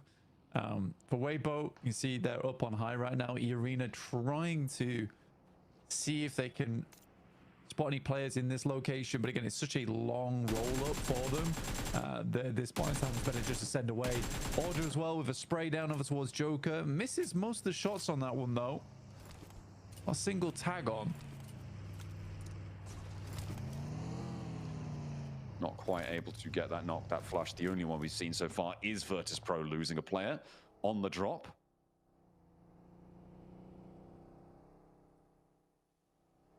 As we head on in for the next zone. Moving in from the northeast side, we've got Geekade moving past Picardo now. Arena actually sending all the way out to the west side. They've managed to make their way in nicely with quite decent access. And we're going to Chumacera. Okay, so team's going to have to push up into the hills. The coastal roads now kind of locked out of this. Push north. DRX are going to potentially have a tough time here. The Boars will have the fight of their lives, I'm sure. Over in that 11th place spot, still looking to defend. The Boars have done great. The Boars have done really great to get in towards 11th. I think it's been a bit of a mad push final moments today. They're going to go a little bit further though. If they can maintain control over towards the south side, it'd be great. I think Snox has really put up a good fight for the squad as well. And there are good players on that team. Do I think they're PMGC caliber? Probably not. I think that they're doing their best now as much as there's just a short amount of time here in Group Red. So fair enough to them. Magnum Kaya sits themselves off towards the outside. DRX just floating on the south for the time. But yeah, Flash currently does have a nice lineup on the east with options towards the northeast if the circle does move that way, which is out back open ground and less away from these foothills. It could be slightly more favorable. Cred. Oh, they're close. They're right on top of Flash.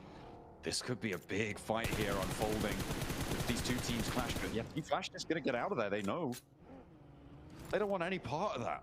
They're going to allow Arc Red to play into the buildings to their southeast side, a little bit downhill.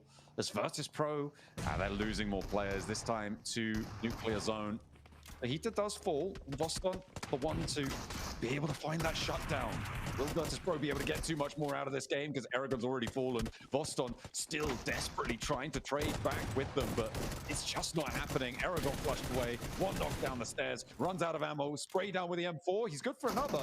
And maybe he'll be able to be a bit of a lone ranger here against Nuclear Zone. As they step out, look for the cross. A 1v3 for Voston. And he's going to be able to find it here. Blank Nuclear Zone have lost 3 of their players in a 4 versus 2. This is not good news. Well, actually, as we said before, kind of doesn't matter for Nuclear Zone. Pretty important potentially for VP. Ish. Because they lose 2 more players. Right? They get 3 points, but they lose 2 players. And they needed like 10-point average on these games. Now this cuts them out into needing a chicken dinner game 6. Right? That's the hard part about it. For Virtus Pros, although they got 3 points there, it's likely that player is not lasting much longer in this match. This is a wide route from Alliance. You can't quite see them, but this is all the way on the western side. They're crossing on the other side of the road. Turn a wrap down towards Via de Mar, and then pass through back up towards the hills. We do send pretty central again, so Chumacera does become this big focal point for the map, and Weibo suddenly get a lot of that high ground cut out towards that western side.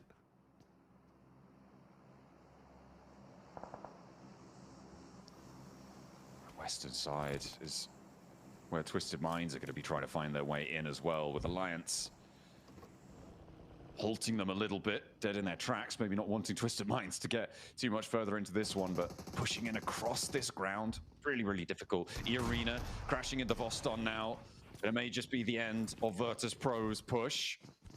A 1 versus 4 against Nuclear Zone, you think maybe just about against the Arena? That's a little bit taller of an order, but we've seen Loxy at those 1v4s before. Is it going to be a repeat? Voston, the nades say no, but they're not connecting.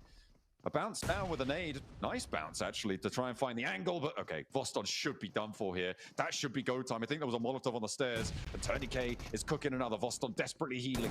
Doesn't take the damage from that one. Mormon up into the floor. One shot, two shot. Voston still going. Still a little bit of life in the old dog. Desperately first aid punching right now. Looks to try and hold it through, but needs to go for the barrel. Will not be able to find it. Arena. Oh, they cling on, but Voston gave them a good go. Unfortunately for Virtus Pro, they go down. 13th place, 3 elims, 10 points behind the Boars. But the Boars are set up a little bit nicer on the south side. Yeah, it was almost insane. It actually almost was insane. I respected him going for the fight as well, basically on 0.1% HP. He had to take those shots and really force the first aid kit. But Virtus Pro, I think that might be them done. Again, it does require a massive game, and Virtus Pro just cannot find these chicken dinners throughout Group Red.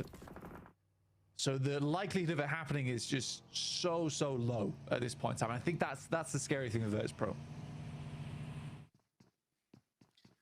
Yeah, they definitely wanted more out of this one. They wanted to extract more value. It is unfavorable, but that is just how it goes sometimes. The Boars, I mean, they are seemingly a little bit more stalwart than I gave them credit for. Still in that 11th place right now, and on the south side, as I said before, bit of a solid potential to earn into this match. Pushing up north towards Shumasera, though, not always the easiest, especially with Arc Red up the top there with Team Flash beyond them as well. That could be a tough time for them. Moving through. For Twisted Minds, though, the main team chasing them at this point, they're quite isolated. Up towards Ladriera on that northwest side. Next circle coming on in. The shift off to goes over towards the west here. Very hard shift on the northwest. Keeps Weibo in and Twisted Minds and Regnum Kaya on that low ground, which is very nice for them. On the other hand, though, it really does hurt the Flash, because now they're cut out over towards the southeast side. There's a lot of teams they need to pass through, and I think they're going to immediately move over towards ETSH. This is the smart decision. Get this done early and basically create a small path for yourself out. That's not great, though. That's bad, actually. Ooh, a second knock returned, though. Team Flash holding on. They want their spot, that 3rd place. Currently in their possession. Baby not able to stop the res over towards tops. Last player going, and he's still tagging on. Some hero moments from the bottom of the tables, maybe on the cards. Team Flash seemingly struggling. He dances back in onto the position underneath the staircase, but now they'll all go in through the open door, and Team Flash charge through. Nobody third partying. That's ETSH down, and Team Flash up to 3 elims, 130 points blank. It's a moving target, and they just want to keep this going. That's how you do it. Honestly, that is how you do it when it comes to those fights versus one player. Just send everyone in. Just send everything. So Flash will confirm that fight, and I think that was a great push from the Flash, a necessary one. And like you say, it's making it all the harder now for Arcred, who have already taken a knock and another 130 points. If Arcred go down here, it starts to run away from Arcred and Influence Rage. Nades from True Rippers over towards Arcred. A nade back, not quite finding the knocks, but the hop in from Jelly. Hydra is there as well. Harsh on the off angle, taking Glory down. Arcred still trying to make this work, but the health bars are starting to get lower and lower for True Rippers. That makes it so much harder, and the flushes are coming through as well. Just Ramses remains blank against the True Rippers, trying to stay alive themselves. They're looking for the res and might be able to find it. Pick themselves back up to 4. A bad nade, and Ramses nearly takes himself out of the running. Desperately needs to try and find this heal now, and True Rippers, they're going to slow down somewhat, and the Boars are going to find the open door, find the angle over towards Harsh. The nade, not going to be able to find it, and the nade into the open door, not connecting either. Harsh is still down, though. That was the Boars doing. True Rippers do not want to charge. Ramsey still with a little bit of life left in him. Steps up, and it's Hydro to close down Arc Red. One of the chasers is down. They've only got one more match to do it. Team Flash don't show any signs of slowing. Team Flash can just push this even further in this game, and it looks like they will. I think Team Flash has been the biggest surprise out of anything inside of this lobby, other than maybe Virtus Pro being in 13th place. But I think for Team Flash, a lot of people weren't expecting them to be here in top 3 of 130 points, challenging out with one of the best teams in the world, Regnum Kaya, as well as DRX, who are newly invigorated into this lobby with 5 total chicken dinners over the stage here, which is just an unbelievable margin. Oh, this is...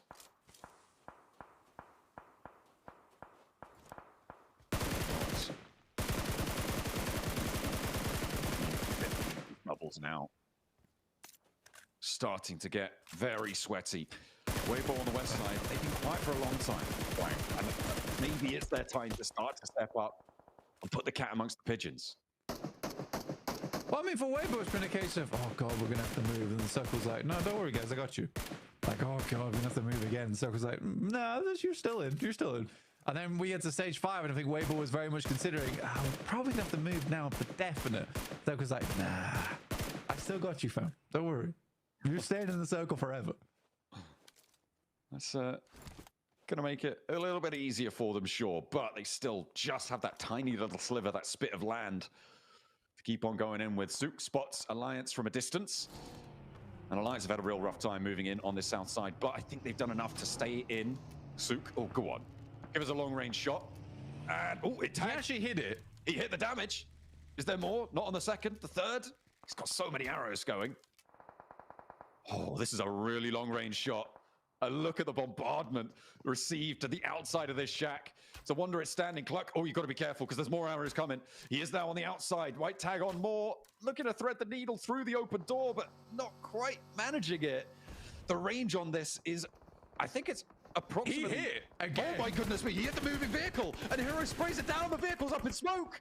Oh my God, Sook with the bow stops half of Alliance out in the open and everybody chimes in. Regnum Kaya take one of those points, but that is nasty. It is actually insane. Robin Sook in the lobby causing havoc just must be a terrifying thing. See arrows start to pop out from the top of your vehicle, make you look like an exploding porcupine. Yeah, it's bad news. It's very bad news. But for Weibo, they're glad to have him on side. The aim, though, is, I think, the most impressive thing. 400 meters out that with the bow on a moving target. That is tough stuff. The Arena wants to give it a go against Regnum Kaya though, because we're focusing in on a chasing team. Regnum Kaya take the first knock their way, but Wild has the door frame. He's got 2 out. Taken down by Arena will be a price to pay for it. Mormon and Tony K have got the other 2 of Regnum Kaya to deal with, but they're across the road. Blank, they're not going to be able to get back into this one. Arena should find the reses unless there's a crash coming in. Hydro wants to pick up the pieces on this fight. Maybe sidles into the backlines. Tony K has the challenge, a nade, a bounce on it, not gonna find it. Hydro will look to cook one of his own. Alliance could get stuck into, bounces it badly, not gonna find the inlet there, and Jelly's going down in the meantime, so it's all up to just the one man for True Rippers. Final alive here for Hydro. He has a lot of life still left in him, and maybe a bit more to give here for India, but Tony K launches the nade. It's on the outside. Doesn't get too much done with it. Small amount of chip damage, but he could have ended it right there and then. Order with the K9 as well. What is happening with Weibo? They use all sorts of weaponry. A true arsenal on side. Okay, finally the circle moves away from them. Unorthodox in this approach to the weaponry. You're right. Order with that K9. Oh, I know Hot Jukes is going to be happy about this. They're going to rock straight up towards Twisted Minds as well. 33Z leading up to this one. And remember, Twisted Minds are chasing towards that 11th place spot, trying to get rid of the Boars in this qualification spot for the last chance stages. Weibo looking to chase up towards the top 3. And the Arena as well, stuck in a fight. Everybody has their troubles this match. But Weibo can't quite push over the top against Twisted Minds. They can't clear out their flank, not just yet. Yeah, for a team that can hit arrows at about 400 meters, they are struggling with the nades here. I don't think they've got any left. I think Weibo realizes that chance to hit these shots very minimal now. Burmese Ghouls will take a lot of damage from both Geeky as well as DRX. Attempting to make a bit of a wild rotation on that north side, but they have done, I'd say, just enough to stay towards that middle pack right now. Twisted Minds look to make a move, and Yaka here taking shots over towards Lord. Yabakam, he is just ripping through this ammo so quickly. Ooh, finds the knock on Tudo. For the Burmese Ghouls, they've got Godspeed, they've got Yatka, and this high ground is working out for them. Godspeed with the off angle there as well. That's actually Weibo, sorry, chiming into the fight. And Boars go down in 11th place. Twisted Minds need to go a little bit further. It'll be still very, very close on the bubble, but if they can get through this, maybe they'll be able to extend the lead over it and put Kike in the hot seat instead. Maybe the Burmese Ghouls too. Blank, it's all to play for. Influence Rage. They take a knock against Arena as well. Oh my goodness. It is so fraught with danger. Every fight in this zone matters. The Flash is one last player alive, and I think he's done for here. The Flash with 6 points on this game, 133. They are ahead of Arcred, but with Influence Rage being the ones to take them down, they're looking to send this a little bit further in this game. Burmese Ghouls look to move up over towards Twisted Minds. You've got Freak in front. Yaka with the pump shotgun will send the Molotov, forces him on the right side of the building. Or through the building if he wants to go for it. Yatka with the peek wins out against Twisted Minds. And the Burmese Ghouls don't want to let Twisted Minds come with them to survival stage. The last chance not going to be there, and they are locked out in 12th place. Blank, there is a really minimal difference here, but 7 points might be the boundary that the Boars need to stay alive in this tournament. It is so possible, and Virtus Pro still very much in the running going into this next match. But now we have to focus up towards the teams chasing 3rd place, because Team Flash, I mean, they're still alive, and the placements are going to start to kick in. Yeah, one more team goes out. Yeah, that extra placement point coming through. You can see from the leaderboards here how clear the difference in skill level is between our squads, with 11th downwards all out. My God. Opening up a ventilation hole in the front of the ghoulish head of Godspeed. In order, bringing disorder to the brains on that side of the map. It's tough stuff to come up against, and you just don't expect it as well.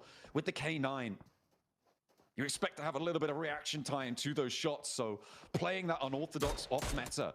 As soon as teams start to realize you're doing it, it becomes a lot easier for them to deal with it. But who brings a K9 into this match right now, especially for Weibo in 7th place, right? You're chasing, and then all of a sudden you see a bow and arrow, a K9 start to bark out towards you. It's got to feel really confusing for our teams in this lobby, but Rez comes through from Geeky. Will not be able to get that flush. I mean, the thing is that in this kind of circle, actually the K9's not a bad choice. I mean, it's just long-range fights you have to take. You get the one shot, one elim.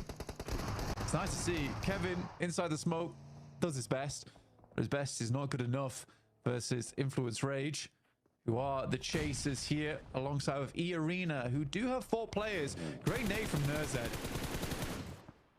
Brilliant little pickup there to open up, and Yatka all too happy to take shots and suppress Influence Rage on the angle. Looks for Ragnarok downhill. Diego does not connect. Lorzin, he's not getting picked back up here. Influence Rage going to be moving on as 3. As Lil Boy looks for the shots, and he will find them over towards Nerzed. Just Ragnarok now remaining. I said Lorzin wasn't getting picked up. Maybe they could have done it, but down into the shack he goes. Holds with a P90, but he's got 2 players bouncing in towards him. And Influence Rage take them down. That's Team Flash going out as well. Blank, the moving target has stopped for the time being. It's on 134. Big match is needed for Arena, for Influence Rage, for Weibo to catch up anywhere near for the final hurrah in the last Miramar. I mean, everyone's chasing right now. Arena with 8 elims on this game, and they still hold on to 4 of their players as well. Burmese Ghouls do go out. They were really the arbiters down towards the bottom of the lobby, alongside with Alliance. So it is still this brutal battle towards the top side of the lobby. Weibo look to make this one happen, but what they don't realize, the Influence Rage, Arena still here in this game. It's all their main competitors still going. Got the UMP coming through from Regnum Kaya, but also the SLR from Wild, which I thought was crazy. Weibo takes down the final players there from Influence Rage, which is a really big deal. Oh, we got to stop doing this, man. If you see teams getting taken out and you assist in that, don't immediately move into that position. I feel like that's pretty obvious. But it looks like Weibo are going to be able to get that res coming on board, right? For them, it's only 2 players for Regnum Kai to deal with. The match right now is on tenterhooks for Irina and Weibo, both looking to challenge it out.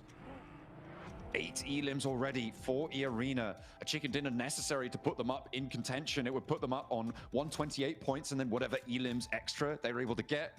That is very, very close to Team Flash. And in fact, they would draw, I think, exactly level. If they get every elim left in the lobby for Irina, they would be exactly level. They would be 2 points behind for Weibo if they did the exact same thing, though, in the process. So very important stakes here for both Weibo and Irina. Regnum Kaya are up on 150 already, and then whatever placement points they get here, guaranteed at least 5. So a 155 minimum tally for them. They are still definitely locked away. It's just going to be a question of who joins them, and it could be one of these 2 teams. Irina's already been a big match here. Been a very big match, but the real prize is the chicken dinner points. It's the cherry on the top of the cake. At the end of this match, try and lock in your 3rd place here. But even then, the Flash could still do something in their final game. For the Flash today, it's just been a white knuckle grip on the side of a mountain, just hoping not to fall off. Desperately trying to get as far through as possible. The Winchester? Okay. No, I expect Winnie the Pooh to make an appearance here at the end of the game. Oh my goodness, I love it. I love it so much. He just wants that scope, probably swapping it back to whatever weapon he dropped for it. Regnum Kaya, point denial. Okay. So it does mean that Irina would be 2 points shy with a full 4-man wipe, and 4 points shy for Weibo if they get the chicken dinner against Irina at all 4 elim points. Both teams desperately want this one. Whoever makes it here next is going to get close to the boundary. The spray down for order starts off well. The weapon swap is hot, and the 2 players fall. And in a mishmash of chaos, it is going to be Weibo to take it away in the final moments. The placement points are there for them. They are on the precipice of joining the top 3 once more. Irina still in with a shot as well. A little bit further behind than they would have liked, but blank. It is 3 teams going into the final match that could make all the difference. Insane stuff there coming through from Weibo. And yeah, it seems like Order maybe didn't like that I called him out earlier. It seems that way, doesn't it? But what a way to finish that out as well. I mean, I love the fact that, you know, it's a small thing, but he turned around and started walking away as he got that final elim, which causes the character to just walk off into the distance, which was very cinematic there at the end game. So pleased with themselves, and relief flood in their faces. And again, I think that the difficulty though for Weibo is that Flash is still in. Flash is still in with a chance. I mean, they are still technically in that 3rd place spot, right? So it is a pretty heads-up fight between the unorthodox, chaotic style of Weibo and the weaponry there. But in the end, they kept it nice and plain and simple. Pure spray downs, pure violence. Irina torn to pieces, but they still have 1 more match to play. The bottom of the table's in flux. The top 3 as well, still yet to claim their 3rd member. It is so down to the wire. 1 more match between these teams and getting towards those finals, to the last chance stages. Who's going to have it? We'll wait and see.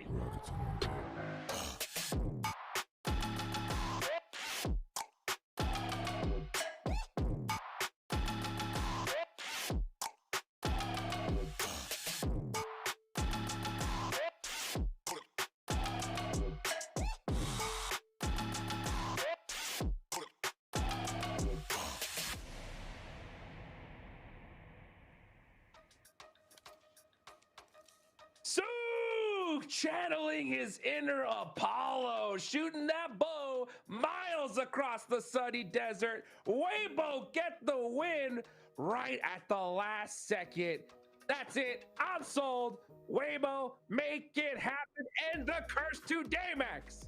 I am loving what I'm seeing from Weibo. What a game. And yeah, Order, he did not like that blank comment from early. He's like, huh? What are you saying? I'm not stepping up to the plate right now? Oh, look at me with my insane spray down. The double spray down with the UMP swaps over right away. CQC instantly does just so much damage. Even if he doesn't find the knocks, which he does eventually, his team is there to back him up, Nitro, because they're fully committed on that fight to defend that position and make sure they lock down that chicken dinner. The elimination spread all over the board is looking magnificent. What a match from Weibo. It's not just Nitro, that was a good game, right, from Weibo. It was fun to watch because the weapon variety also was just so sick to watch.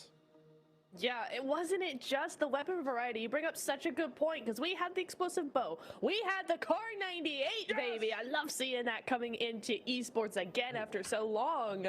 But you're right, not just the weapons that were being used that made it entertaining. It was the control. It was the spread. It was the pushing up onto Twisted Minds and then deciding to fall back a little bit. It was the backup of their players. Everybody had each other's backs. They were just moving around the circle so effortlessly. And it just really goes to show you that when Weibo play well, they play so effortlessly. Oh, effortlessly indeed. We finally get to see some bolt action here in the PMGC. I'm on my knees, PUBG Mobile. Come on, buff these bolts. Nothing more exciting than seeing that crazy flick headshot from Order there. This game was pretty crazy here. Boston tried to hold Virtus Pro alive here, but just not able to make it happen here, Max. Yeah, unfortunately not quite able to stand their ground in this game, and Virtus Pro slipping again. They were in the bottom 5 before this game. I'm pretty sure, unfortunately, that they will remain in the bottom 5 after that one, and we'll see if they can do a last-ditched effort in the final match of the entirety of Group Red. One more game remaining, which is absolutely wild to imagine, as we had a replay there of the side of True Rippers. Actually, not bad engagement versus Arcred. I was hoping to see Arcred do something, but True Rippers, that fight, despite sure being a bit messy, Nitra, worked out wonders in their favor. Yeah, it did. You know, another team that I was actually really interested in was actually Burmese Ghouls. I mean, I know that's so sick, but Burmese Ghouls, despite that, right, were playing so much more how I wanted them to play. I think they were so much more active in this last game than they have been in the last 2 days. It was so nice to actually really step up and actually see them play as a team. So that was really awesome as we look over onto these rotations, and barely anybody's on. Another hardship for these poor teams, but yeah, some crazy rotations coming on through here. EA having a nice long one, but everybody just moving up onto these cliff sides, Max. Actually, yeah, the cliffside, very strong position for Arena and Weibo, but I want you all to pay attention to Weibo, because normally leaving these cliffsides on the west is not that easy, especially when you have Regnum Car in front of you, but straight up northwest, next to the eastern letters of La Trillera, there was Twisted Minds, and actually that dip was so strong for them to push onto that it also allows them not only to take a secluded fight versus Twisted Minds, it negates vision away from Arena and Regnum that were looking heavily on their position. So that push kind of does two birds with one stone in that position. Keeps you safe while also allowing you to take that position away from Twisted Minds, control the northern terrain eventually in that field finish, and make sure you control that winner chicken dinner. So Weibo, for me, I think that they did a very good rotation for terrain that's not always that easy to execute, and in this case it pays off with a 21-point chicken dinner. Huge. Ooh, so huge. This last game, oh man, it's gonna be crazy. Will the curse finally be broken here? The thing is, Flash put up 7 points right when they needed to. That could be just still enough to hang on to that 3rd place spot. But man, we had points all over the place. It's gonna be a close one. It's gonna come down to the wire here once again. I mean, for those of you guys that missed Group Green, right, Natura? It was a 3-way tie at the bottom. That is so crazy, and I have a feeling it's going to be close once again. I think so. I think we've had 2 days of, again, just getting that foundation going with all of this macro big brain chess playing moves that we've been seeing the last 2 days. But today has been all about getting those eliminations, sweeping through teams on the edge, moving into center, close away. So we've had a lot more of those big game vibes coming in here today. So I'm excited for this final game, because it's really where it all comes down to. Are we going to see a lot of those hot drops come in? I don't know. Order is going to make sure there is order on the map in here with 3 eliminations. Not the most eliminations we've seen, but you know what? MVP in my eyes with that Car 98. He's got to be the man of the hour. The GOAT, the Car 98. My hero. We'll call it that. Our hero of everyone. The hero of the people in PUBG Mobile Esport. No, very good. Definitely some very high damage ratio, 839. Madness, as here we go. The leaderboards are popping up, and Weibo jumping up in one game from 7th position up in 4th. What a comeback from this team. 4 points shy of maybe locking in a grand final slot. Weibo, now is not the time to fumble. Now is the time for points to come on board to make it to the next stage. Uh-oh. I think the curse can get broken here, folks. This is crazy, man. Come on, it's going to be down to the wire. This is wild. 4-point difference. We know Weibo can pop off in Miramar, Niptura. You got EA that are 10 points behind. You got Influence Rage just a little bit further, right? There's a lot of teams that need a win here if they want to make it to the grand finals. Looking on down the leaderboards as well. Twisted Minds are right there behind Boars, VP as well. This last game is going to be chaos. We know it is, but man, some teams just going to have to pull out something special if they want to move forward. I mean, the points being so close. I mean, WBG coming in 4 away now. Flash really feeling the heat now, but just on the other side of that, you got EA 10 points away from 3rd. Influence Rage still 13 points away from 3rd. Like, none of this is impossible for those teams like 7th and above, theoretically, right? I think that 8th to 11th, you got to just make sure you're still going to last chance, but those top 5 teams, man, it's all to play for. One final match and so few points between them. It's just wild that we have not only just Weibo getting a big game, but Influence Rage getting points on board. You have also E-Arena getting points on board, right? All of those teams, they're so hungry, Hodrix. I would even go to say they're desperate, because last chance having to be in top 2 in the lobby, and you got the teams of Group Green that we saw was just absolutely mad over on that side of the group stage. They want to try and qualify now, so this is going to be a last-ditch effort here to try and make that ascent, make that final push in the last game. Will they be able to break the curse, Hodrix? There's a lot to play for, and Team Flash are the ones that need to hold down the fort here. Yeah, for those of you guys that don't know what the curse is, right? Just to preface it, it's just the last game. There are so many teams that need points, so many squads that know they're not going to make it, or they're just going to go to last chance, that they end up pushing everything. By Zone 5, we have like 20 players left, and we don't see changes on the leaderboards. And so far, in the Gauntlet, we didn't see a change on the last day. Group Green, we didn't see a change on the last day. This is the chance to finally break that curse, and it is close. 4 points. The big X factor, I think that's different than before, Max, in my eyes, is the fact that this is the first PMGC appearance for Team Flash. Okay, this is where things get hard, because this is your first time here, okay, and you have a shot to make it into the finals. You got Weibo of all teams right behind you in the last match. This is I do not want to be these guys. Let's put it that way. Yeah, if they had fingernails, they're gone by now. Yeah, you have the new guard being chased down by an ex-PMGC champion. Order, he knows how to deal with these exact scenarios.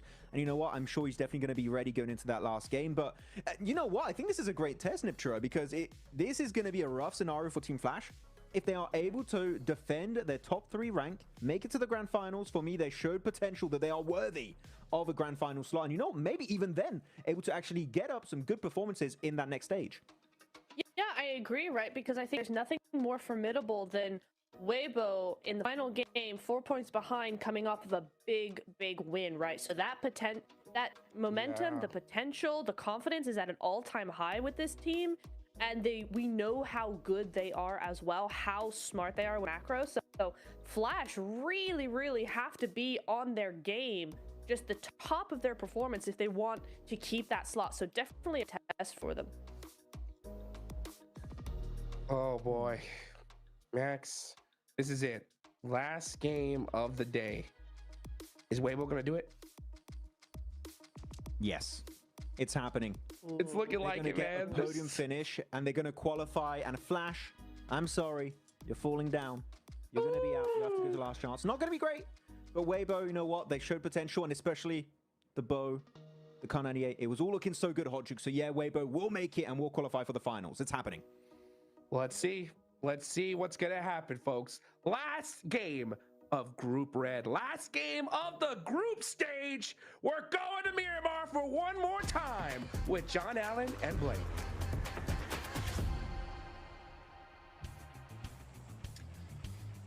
Oh, the last match is here, Blank. 18 out of 18. That's a full 1 when you reduce the fraction. 100% of our matches concluded at the end of this one. Miramar to shut us down, and it is still all to play for. So many teams looking to try and change their future, change their destiny. The top 3 direct to the grand finals in Bangkok. The bottom 5 straight on home. Unless they want to come and watch, then they need to buy a ticket like the rest of you. Last Miramar to shut it down, like you say, John, and hopefully for Weibo to shut up the competition with a strong performance here. Much more even playing path over towards that north side. We'll see if we get any nasty circle to finish things out. Weibo have performed very well down towards the southwest side of the map, I will say, playing off the back of that Triera. They get there very quickly. Now, let's see if they can play elsewhere on this map if we end up with a new circle. Looks like teams are still yet to touch ground. Arcred, they've had their moments. The piranhas of the lobby. We're going to try and keep things going. They're chasing up again one of those teams. It's another hard south circle. Blank. Oh, that is nasty. Team Flash last time around as well, not quite able to go as far as they would have liked. They do keep that target moving, however, and they're getting closer and closer to that 140-point boundary that might just see them safe, but it is within reach for quite a few teams. I think for now, Influence Rage, it's unlikely. It's very, very unlikely that they're able to get up and over. Not only would they need to profit 23 points over Team Flash, they rely on Weibo and the Arena both not doing so great. So for Team Flash, it may be enough. Just get a couple more points on board. We caught up with them to see how they were feeling, Blank, down on the stage with the 7WG. He checked in, and right now they've got to be feeling pretty nervous. Let's see what they had to say. Welcome to a quick report with the 7WG as we head into the final match of Group Red. I have Team Flash tops with me, a team that's currently in 3rd place by just 4 points above Weibo Gaming. It is your first time at PMGC, only 4 points ahead of that 4th place team, trying to take it away from you. How are you feeling going into this last match? Xin chào PUBG, thì đây là lần đầu tiên các bạn vào PMGC và hiện tại thì mình chỉ cách đội đứng thứ 4 có 4 điểm thôi. Vậy không biết là cảm xúc hiện tại của mình như thế nào khi mà mình chuẩn bị tiến vào vòng thi đấu cuối cùng? Cảm xúc của em thì cảm giác thấy bình thường và team em thì độ tin thì rất cao nên là mọi điều rất là đơn giản với em như bắn những giải khác. Okay, I feel normal right now. We have really great confidence at the moment, so for me, it just feels like playing in any other tournament. Well, just to give you even more confidence, in day 1 of Group Red, you were able to get a win in Miramar with 12 eliminations. Going into this final match, what do you need to do to mimic that performance again and secure the top 3? Thì vào ngày thi đấu đầu tiên trong bản đồ Miramar, các bạn đã giành được suất cơm gà với 12 điểm hạ gục. Thì không biết là bây giờ khi mà mình tiến vào trận đấu cuối cùng á, thì các bạn làm thế nào để chắc chắn là mình cũng có thể giành chiến thắng và chiếm được một suất vào vòng finals? Chắc team bọn em thì bên bắn như bình thường và với độ tin rất cao đó thì tùy thuộc vào độ may mắn của team bọn em bỏ đội hay không. Well, probably we'll just play as we usually do, and because we're very confident, and also it depends on how lucky we are with the circles. If we get favors from the circle, probably we'll get more advantages. Okay, well, we know if they get lucky, more than likely it will end up turning into a win. Can this first-time PMGC players of Team Flash secure a top 3 spot?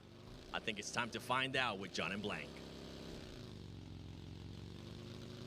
Hey, thanks so much, Seven. That is really good to get a little read onto how they're feeling going into this one. Of course, their first time here at PMGC, and already potential for them to get that direct ticket. And I mean, maybe that's where teams are going to start to be able to prey on them, right? Play on their nerves on that front, use their experience, their advantage. We know the experience that Weibo have on the international stage. You can imagine they'll still be sweating, but maybe not quite as much as our teams in the top, well, in 3rd place right now. I mean, you talk about experience, but Order tried to leave before the photo shot went through. And you'd think for a guy that's been in these top tournaments multiple times, he'd know not to do that. Alas, I think that there is something to be said there about that interview, which was a really, really good one from Seven. I enjoyed that one a lot, where they talk about their confidence, right? And there was at this extreme bravado coming through from Tops there, saying that this is just like any other tournament to them. I think that's the right idea to have. And he looked pretty confident. He looked quite calm coming into this.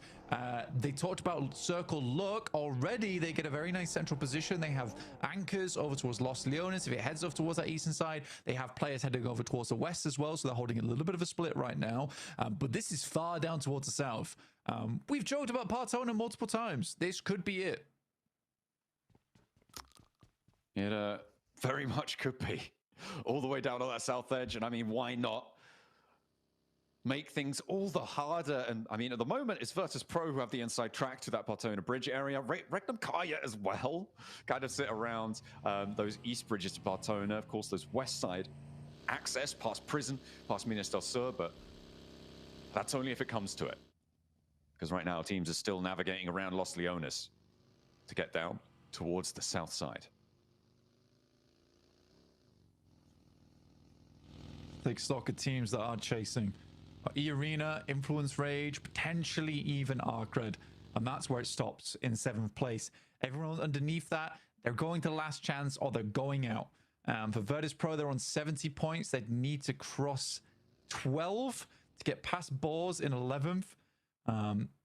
They are already far down towards the south side of the map, playing a little bit of a long split over towards Partona, with Milky Way still making his way across on the southern island. It's definitely an interesting one where anything can change down towards the bottom of the tables. Nothing's really locked in for certain. I'd say, well, other than 15th and 16th, to be honest, with Nuclear Zone as well, ETSH. Both teams just have not done enough to guarantee them a spot in the last chance if they have a great game here. But it is all over the place. It really is all over the place. For DRX and Regnum Kaya, this is just the battle of the giants for first place now.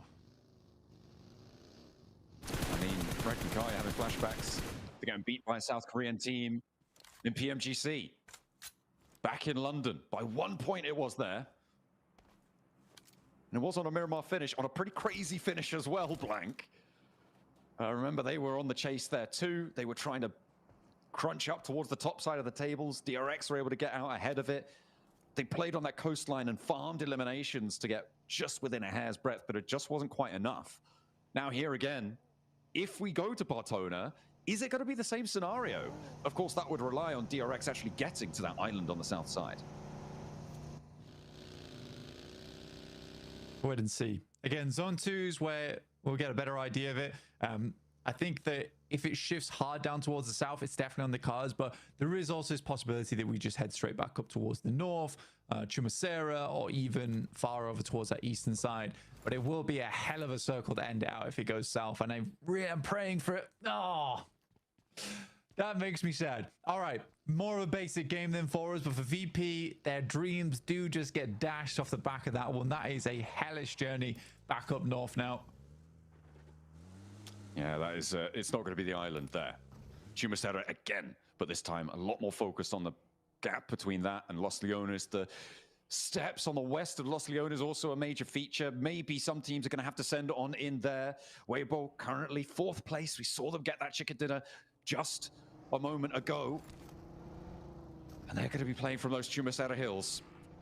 Playing from that southwest side. They're on a decent hold here. 4 points behind Team Flash, but Team Flash sit all the way on the west point of Los Leones, right at the bottom of those steps that roll down from that west side.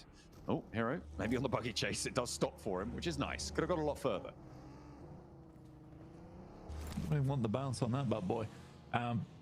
You do have ETSH moving in from the northwest side, close to where Weibo are playing, and well, close to where Twisted Minds are. And to be honest, ETSH at this point is a bit of a loose cannon. You really have nothing left to lose, so it's a troublesome team to run into, especially for Twisted Minds currently trying to get out from that bottom 5 in 12th place currently. Most teams just looking for a safe place to stay at the end of Group Red here on Miramar.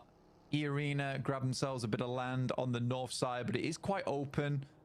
Surrounding this spot, you don't really have buildings over towards Chumacera to reside in for a long, long time.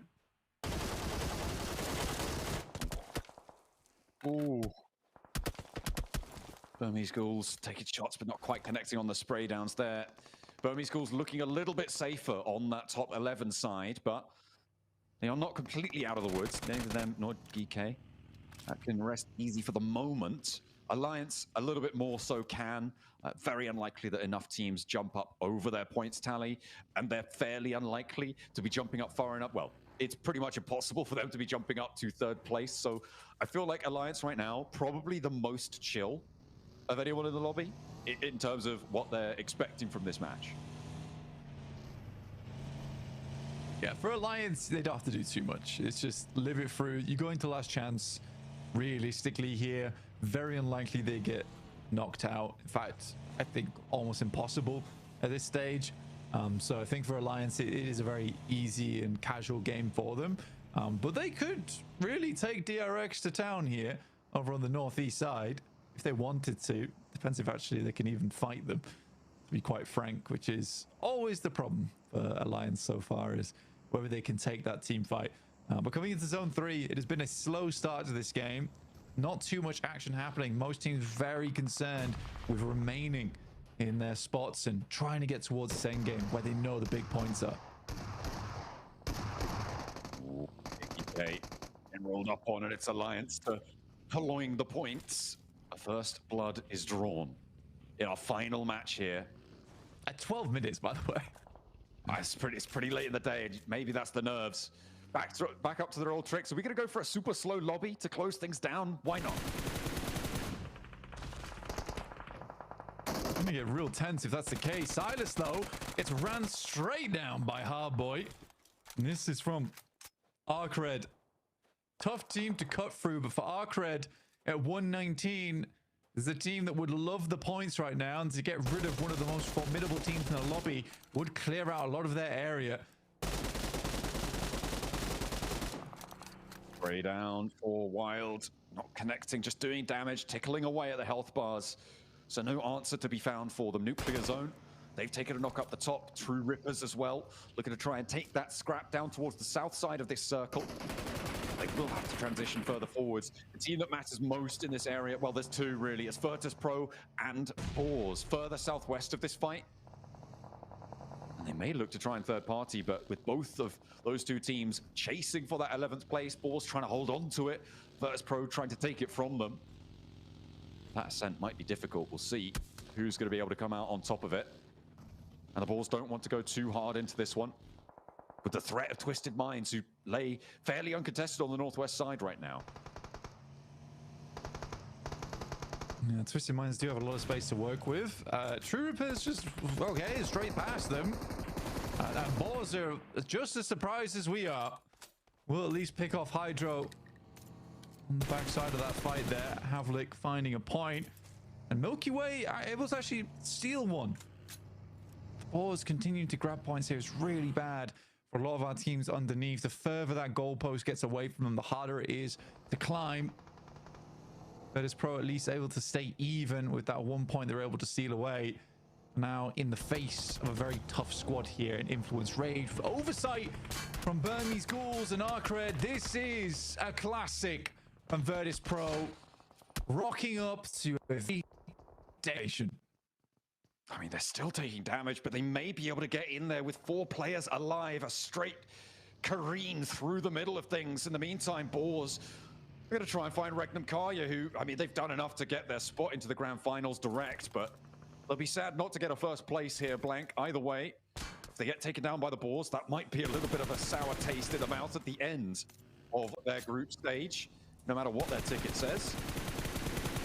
Boars will look to control them on the rollout. Spray down over the distance towards Wild. Not quite finishing the job, but the rack up comes on through. They'll knock through and find Wild, with the Boars still on that hunt, desperately defending on the 11th place bubble. 84 points now. Twisted Minds need 10. Virtus Pro need 13. More than they've been able to find so far. And it is a chase down. It's only going to get worse if the boars keep going for those teams beneath them. For the boars, this is a fantastic start for them. Really cutting through a lot of the squads on the south side, which just makes them feel safer and safer as time goes on. Arcred is sweeping behind them, though. And if Arcred can pick up any points, they'll do it wherever they can and towards the bottom of the tables. Those seem like easy pickings to them. And there you go. Starts off strong over towards Snowex as well as Cause. Easy for Bad Boy. Really striking out in a big way. Luckily, there is a clapback. Oh, Flash. Team Flash are the ones to find it. The two bubble teams clashing here, Blank.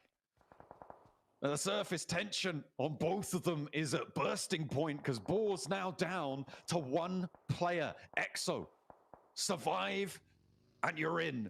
You go down and it will be potential for you to slip all the way out. Even a 12th place would not be good enough. That 10-point boundary, I mean, it's a lot. It's a lot to cover, but it's so possible for Twisted Minds and Virtus Pro, actually, after their crazy crash into the middle, to make this one work. Weibo going to go for the wrap down towards the south side, hoping to get themselves a strong position, but there's a lot of teams here all still fighting out, and a lot of teams with high ground presence. 33C will stay a little bit further behind just to ensure there's no one tailing. And looks like they're going to go for a far rotate. Maybe even behind the Flash here from Weibo, which is their direct competitor. Oh, it's really tense. On the wraparound, maybe we'll be able to find something. Arcred as well, still on that hunt. Arena on the north side. In a decent spot, but it is Weibo, really. We're going to need to push further. There it is. And there's the opener. Order finds one. Win goes down with the 4 points they need to make up the difference. Team Flash themselves. If Team Flash go down here to Weibo, they are not going to be making it. I mean, there's 2 points that still exist on their tally. But for Team Flash, you just want to keep this fight as far away as possible. For Weibo, do you crash in towards the Lost Leones position? I feel like you just hold this one out, so maybe Team Flash can chill out for just a moment. But their approach still very difficult. Yeah, for Weibo, they're 100% going to hold this. They see the team ID. They know exactly who they're up against after that initial knock. And they're just going to hold Team Flash out. If they can do that, it really does make things so much easier for their continuing presence in this lobby. What a wrap from them that was. And like I said all tournament, the rotations from Weibo are just something sublime to watch in real time. And with that circle over towards the western side, Weibo has all the cards in their hands. I'll tell you who else is maybe going to have a good time of this. Actually, given their position, it's going to be a tricky cross, but Twisted Minds here. Remember, Boars on one player alive. They have to move with their solo out from their zone. It's going to be tricky. Arcred also were looking to go on the chase, but they were split 3-on-1. Their backstop player now not going to be in, but they have control over True Rippers and Nuclear Zone. In this spot, they're going to try and force this fight to conclude beneath them and piranha their way to the points to jump on up. But now with 3 players, it's a lot harder. Influence Rage, definitely an unsuspecting team, I would say, at least for some of our squads towards the top. Sook moves forward straight away. Try and find those shots, but a Flash, they're rotating directly in towards Geekay. They're desperate to get this damage on. They know how much it means. Almost getting bows out the back of the vehicle, but not quite tagging on. Not quite enough to take them all the way down, but the more you damage them, the harder it'll be. Geekay eliminated, our first team to be confirmed down. They are on 93 points, so not completely out of the woods, but the 3 teams beneath them looking to chase are having a tough time. Team Flash lose another. Blank, that's them out. The target is set, and Weibo need to make their way through now or never. 4th place right now is not enough for what they want to achieve here. They will at least guarantee themselves that last chance stage, but to be so close, it would feel terrible to fall just short. They are 5 points behind. That is all they need to make it, but they have to cross, and in their way, Influence Rage, 4 players, another team looking to chase. Boars and Boars as well are gonna go out. Twisted Minds on their chase as well towards the bottom. It is getting tense. The bubbles are set. 5 points needed here for Weibo. See themselves completely safe versus the Flash. But they might need to go further than that, with Influence Rage currently holding quite a strong spot on the eastern side and could even hold out Weibo if they wanted to. Arcred also still on that southern edge, looking for a big win here to send themselves atop into 3rd place. There's a lot of names here who all have a big value off the back of this game. They can get strong performances. So many moving parts. It's a lot to consider. It's a lot to keep track of here. We will do our best. 4 points now for Weibo needed to draw level on the standings. 4 points might seem like not that many, but when you're crunched in, I mean, if Alliance get a good crash here, this could, well, this is the make or break game. This is the make or break situation. If Alliance's crash works out, if they lose players, it's going to be bad, but DRX are slowing it down, and maybe there won't be a crash at all, because DRX are taking these points away. Weibo, they think, oh, maybe we've been delivered something. No, it's being snatched away, and these points are denied. Twisted Minds, in the meantime, also going down across the way on the other side of the circle.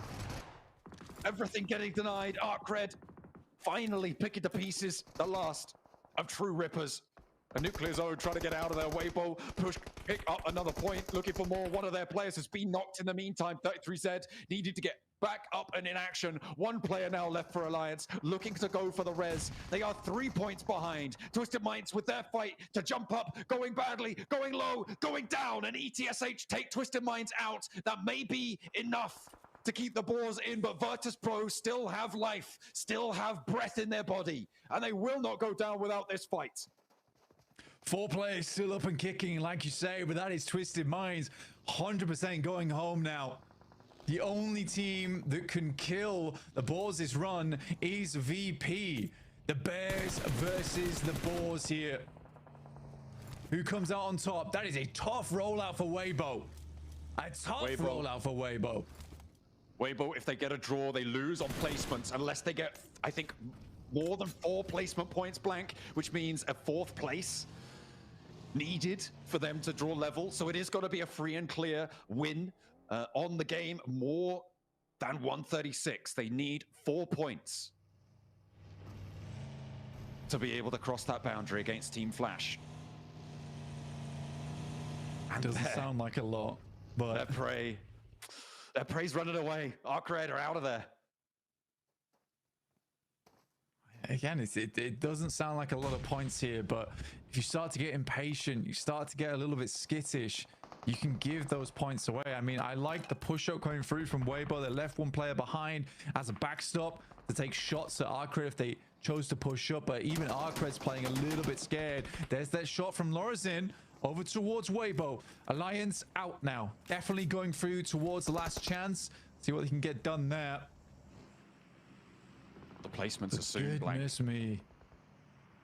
The placements are soon. And Influence Rage looking to try and take down one of their major competition points, but it might just be giving them the win. It might be giving them everything that they need. And Weibo now under pressure. Plenty of teams are going to look to this and try and third party. Potentially, they've got 4 elims blank, 2 points shy. They need more. Little boy now under pressure. Hero looking for the flush. Nobody's going down. The step up, and it's all up to Order to keep them alive, to keep them going. Can they find it? Will it be enough for Weibo to charge over the top because his teammates are falling around him? It's Law versus Order. Will they win it out? It's Influence Rage. They're not going to be able to make it, but they may be able to drag Weibo back down with them, and they fall short. Weibo eliminated. If the blue zone catches these points, do they make it? I don't think there's enough. It's not going to be there. Weibo are down, and Law supersedes Order at that juncture. It's all done and dusted for them. Last charge, their sentence. Goodness me. I mean, Weibo, they got 2 points off the back of that, which sits them at 136. The placement points are ahead for the Flash, and that will sit them in 3rd place, meaning it will be the Flash going through to the grand finals at this rate. But E-Arena can still put a stop to that here. So can Arcred. I mean, E-Arena all the way out on the west, Arcred all the way out on the south. Two teams not really going to have a great chance. Virtus Pro as well, looking to chase down the bubble still. They are 12 points behind Blank. They need 12 more points, which means 2 more eliminations and the chicken dinner to add on top of that, or any combination of points that would add up to that. Oh, goodness me. It is still up for grabs. And at the moment, the Boars have 0 chicken dinners. Virtus Pro, none either. So a chicken dinner would break the tie. Virtus Pro would claim it. Right now, Virtus Pro, 9 placement points. No, hang on a minute. Virtus Pro, 2 placement points behind the Boars. With the 6th place already earned, they do draw even on that one.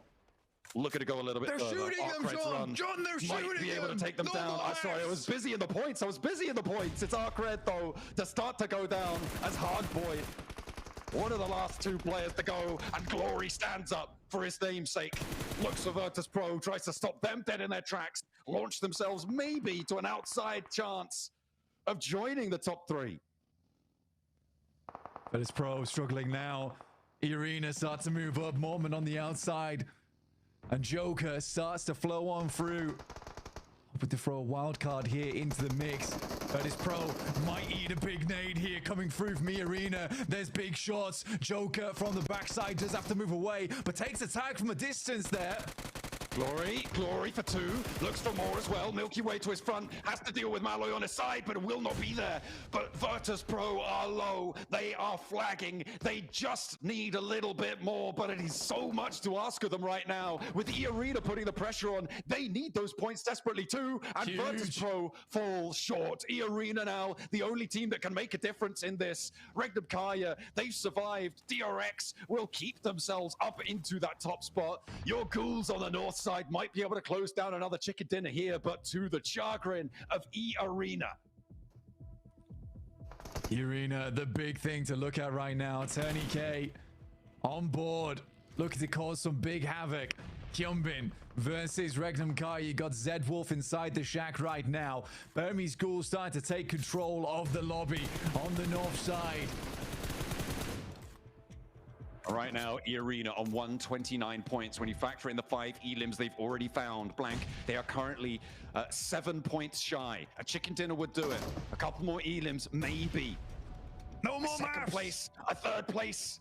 Oh, it's so close for E-Arena. They definitely have the possibility of making this one. The placements that they've earned already guaranteed up to 5 points. Blank, they'd need 2 more elims to draw level.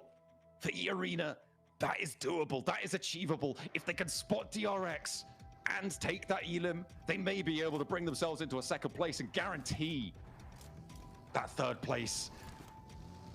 This is their time. Will the tiebreaker be for nothing?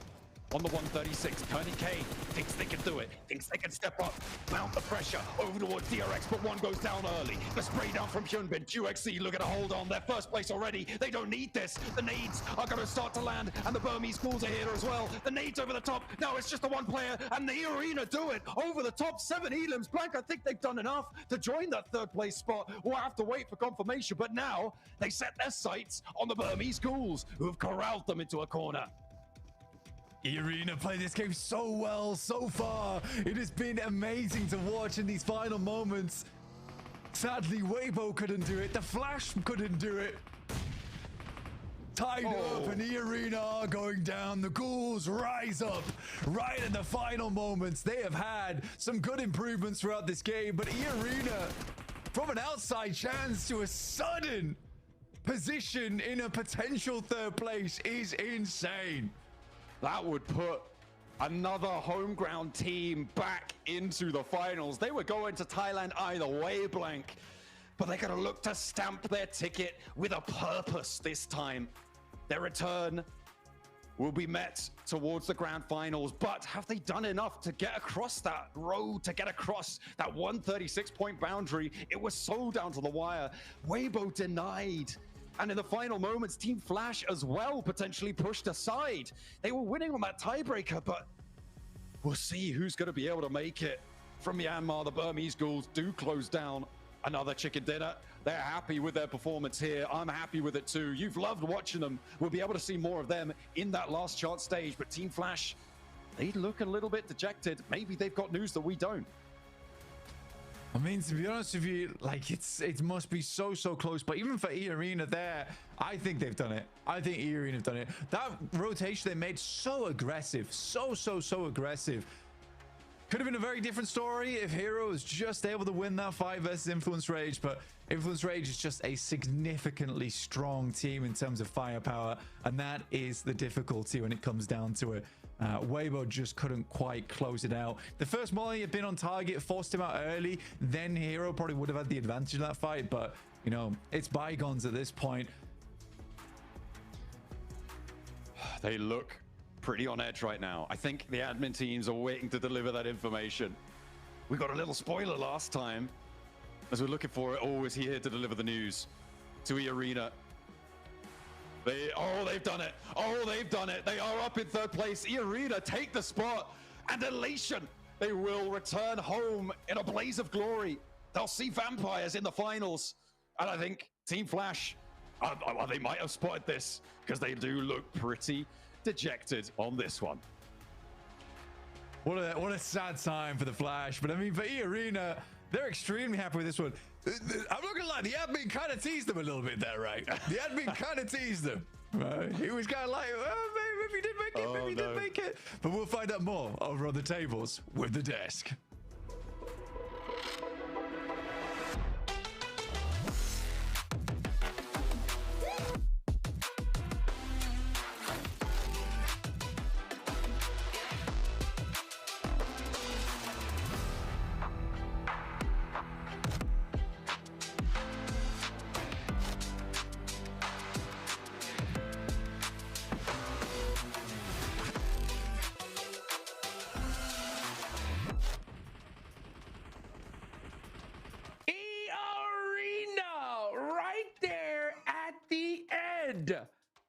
Of day one, we're on top.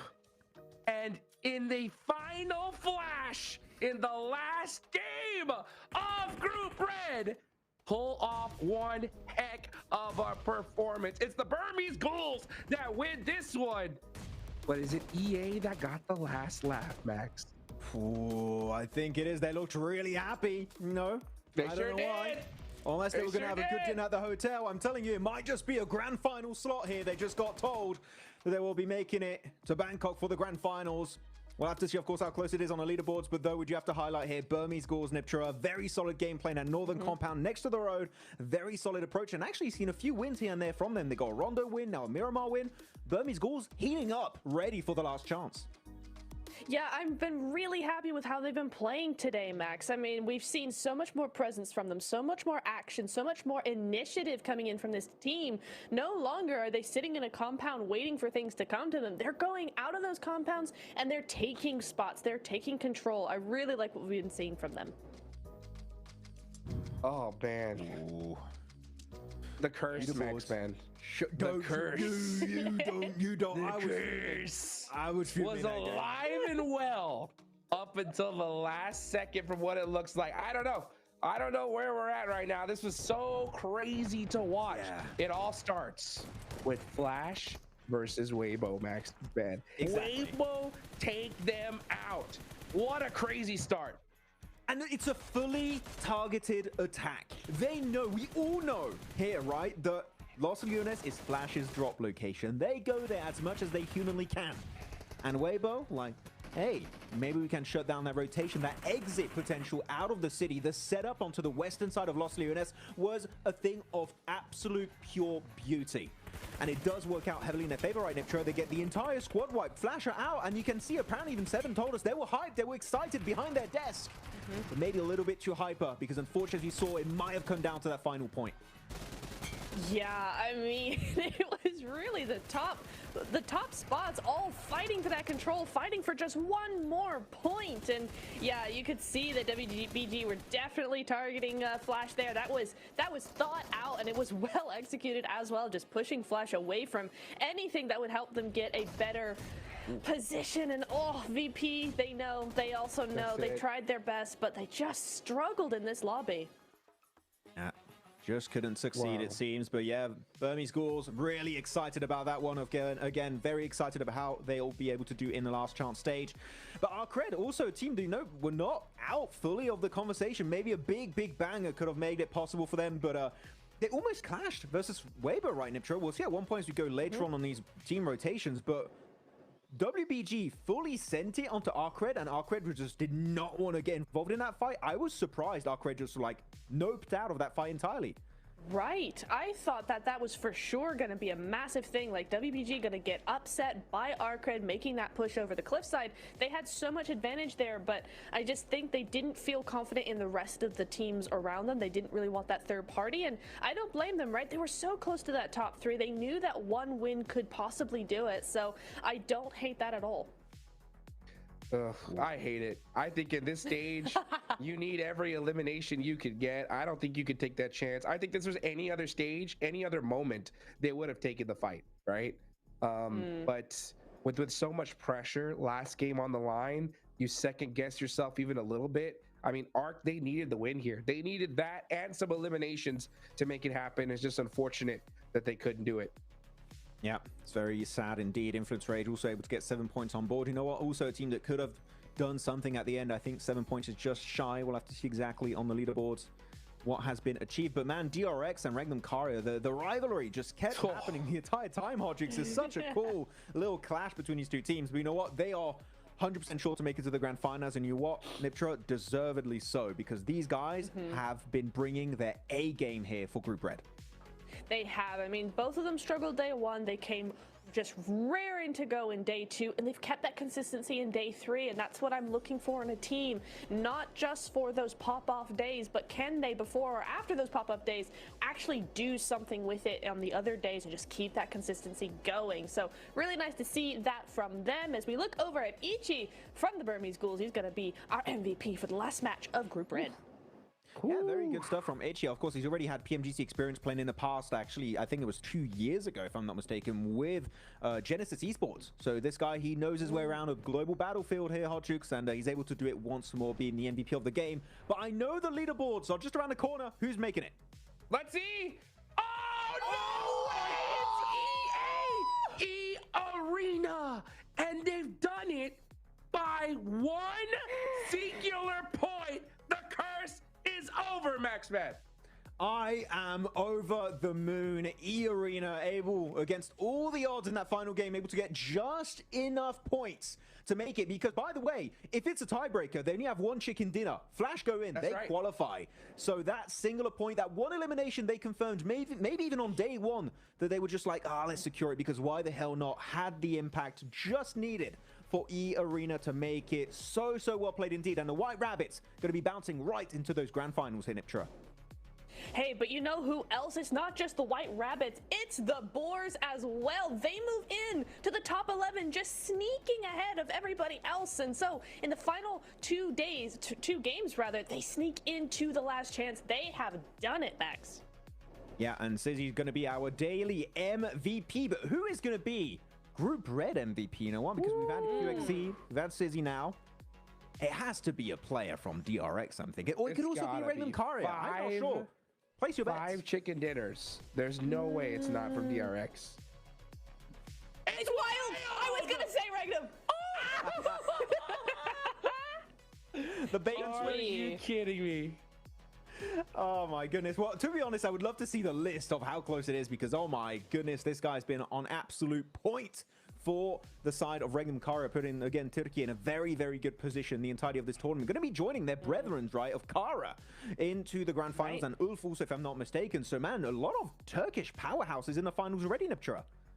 Yeah, it's crazy to think about that, right? I mean, we got a bunch of Turkish teams coming in here. We've also got a bunch of those Korean teams, right? So DRX joining now, D plus Kia in the finals. We have a fully stacked lobby going straight to grand finals next week. I cannot wait.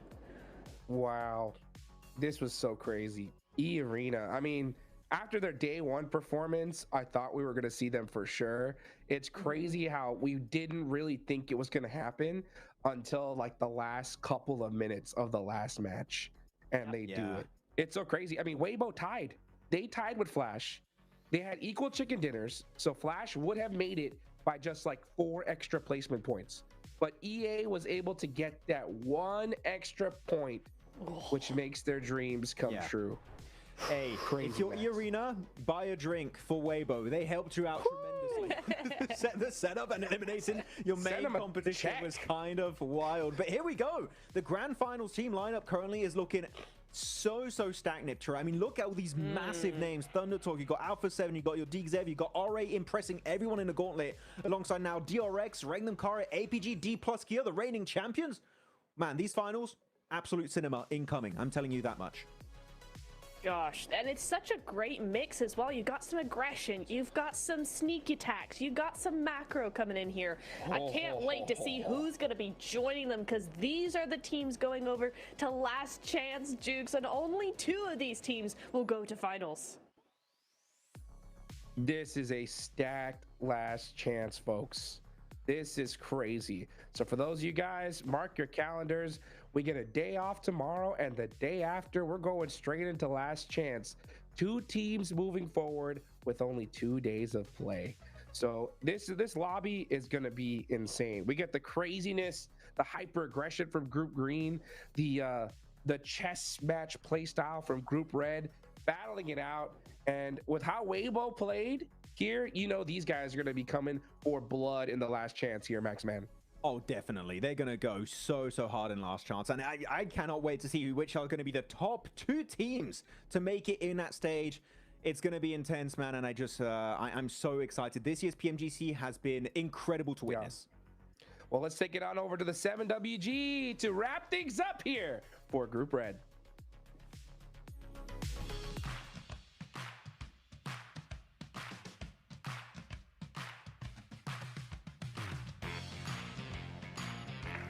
The group stages for 2025 PMGC are over, as the last match for Group Red has been played, and DRX ends up finishing on top. I got QXZZC next to me. In Group Red, I mean, what an outstanding performance from you guys. You guys were able to achieve 5 wins, the most out of any team that was able to achieve at any stage so far in 2025 PMGC. What will be your main focus heading into the grand finals?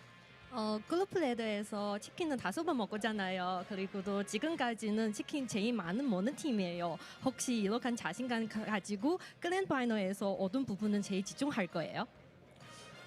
그룹 스테이지를 하면서 이제 부족했던 부분을 찾았기 때문에 이런 결과가 나왔던 것 같고, 이제 그랜드 파이널 갔으니까 이제 그룹 스테이지에서 찾았던 좋은 방법들을 잘 이용해서 그랜드 파이널도 임할 예정입니다. We have learned a lot of in the group stage, and I think we will do it better at the final. So I just think we can focus on what can we do better is enough. I'm hoping that's going to be the case. One thing, if we're talking about wanting to get better, especially going into grand finals, Rondo was one match that you struggled with in the first 2 days. On the last day, you were able to output even more eliminations in Rondo. Rondo's going to be making his first appearance at a PMGC Grand Finals. How important will Rondo be for your squad to make sure that you get the championship? 런던 매프 총 1일 동안은 런던 매프에서 좀 힘든 보였는데, 근데 오늘도 점수 많이 먹었어요. 그 런던 매프는 이번 PMGC에서 처음 나온 매프인데, 혹시 이 매프는 얼마나 중요한 생각하고 있어요? 당연히 대회 시작에 이제 첫 맵이고 이제 하루의 흐름을 좀 가져갈 수 있는 중요한 맵이라고 생각하고, 저희가 좀 론도 맵에서 성적이 안 좋았기 때문에 좀 더 많이 보완해가지고 그 첫 맵의 중요도를 잘 살려야 할 것 같습니다. We think that this map is for everyone new, and we will learn from a lot from the group stage and another games. So we think we can do it better in this map, and it is very important for us to do the first team to do it very well. All right. Well, QXCCZ, congratulations on making it to the grand finals as first place, too, out of Group Red. I know that's got to feel good. Kamsahamnida. And I'm going to be switching over here to none other than a man that has been at this stage many times from Regnum Karya, finishing in second place, Silas. Silas, I mean, you have mentioned DX Xavier in the past. Before we started this interview, you mentioned DRX. How hard those teams make it for your playing style. Newsflash, those two teams are going to be in the grand finals. What are you going to be doing in the grand finals to adjust to those two squads? Eski röportajında DX'in o size biraz oyununuzda rahatsız ettiğini söylemişti. Bir röportajdan önce de DRX hakkında konuşmuştun. Şimdi bu iki takım grand finale girdi. Sizin oyun tarzı bozacaklar mı? Yani biz çok etkilemiyorlar aslında ama çoğu yerde özellikle DRX'le fightlıyoruz, denk geliyoruz. DX ise eskiden çok denk geliyorduk. Onlarla şu an çok denk gelmiyoruz. Finalde hızlı olan kazanacak. Okay, so technically don't affect us that much, but I can say that in this tournament, DRX actually we have a lot of main fights with them. But about DX is actually currently they don't have that much effect, but because they did have an effect before of this tournament. But I'm gonna say that the fastest gonna win for this match, this tournament. I bet the focus is gonna be to win that, because if you do end up winning that, it would be the second time you win that, and you would be in contention to beat the GOAT of PUBG Mobile. What would that mean to you to be able to get a second win at PMGC Grand Finals and possibly be considered as the best player of PUBG Mobile esports? Şimdi ikinci kere şampiyonluk kazanmak ne hissettiriyor seni? Çünkü kazanırsan bu turnuvanın en iyi oyuncularından biri oluyorsun.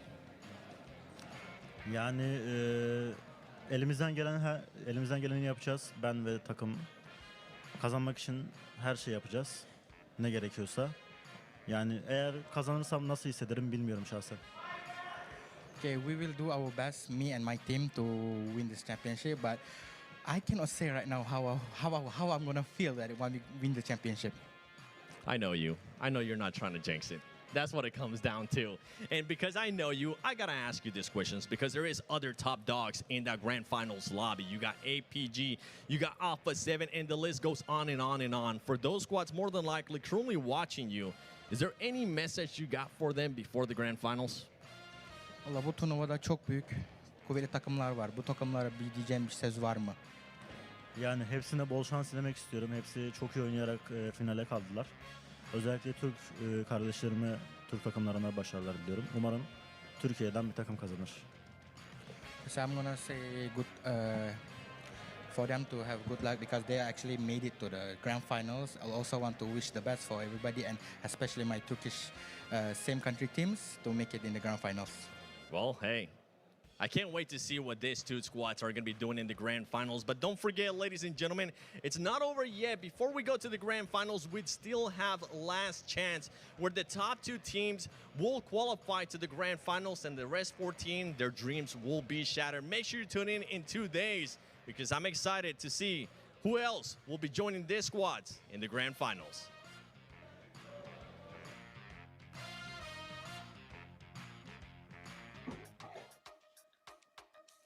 What a way to wrap up the group stage. Man, this whole stage had it all. Crazy highs, crazy lows, close finishes. But the entire time, it of course had the Infinix GT30 series, the official gaming phone of PMGC 2025. Engineered for precision, performance, and victory. Empowering every gamer to hashtag be the one and hashtag outplay the rest on the global stage. Guys, it has been one heck of a day today. Day off, then we got last chance. 14 teams will be the end of their year. Max, man, what are your final thoughts going into last chance?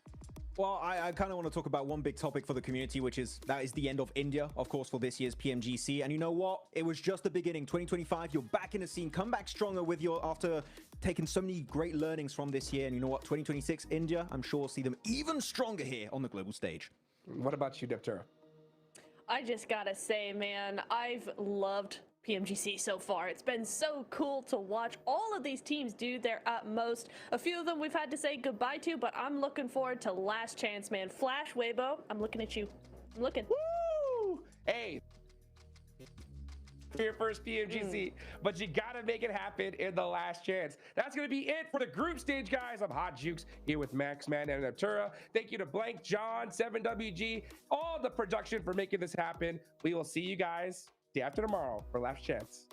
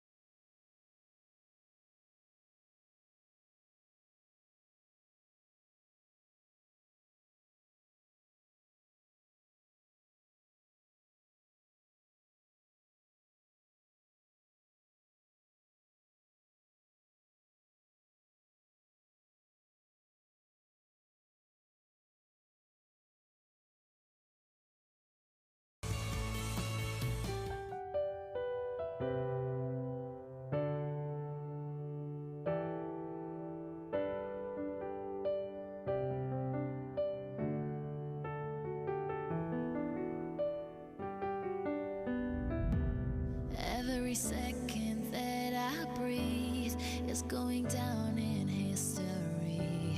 We are victorious, can't stop me. Maybe today we'll fight our battles. I'll show you the way if you can handle it. You follow me.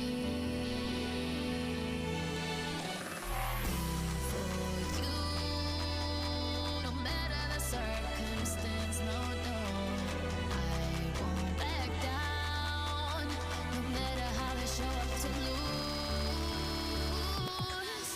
Yo, I'm back with my squad, fight for my squad, chasing that hot glory, trying to make a story, never been the one to own it, now's the chance to show it, PUBG Mobile, striving to be a mogul, get your hopes up, number uno,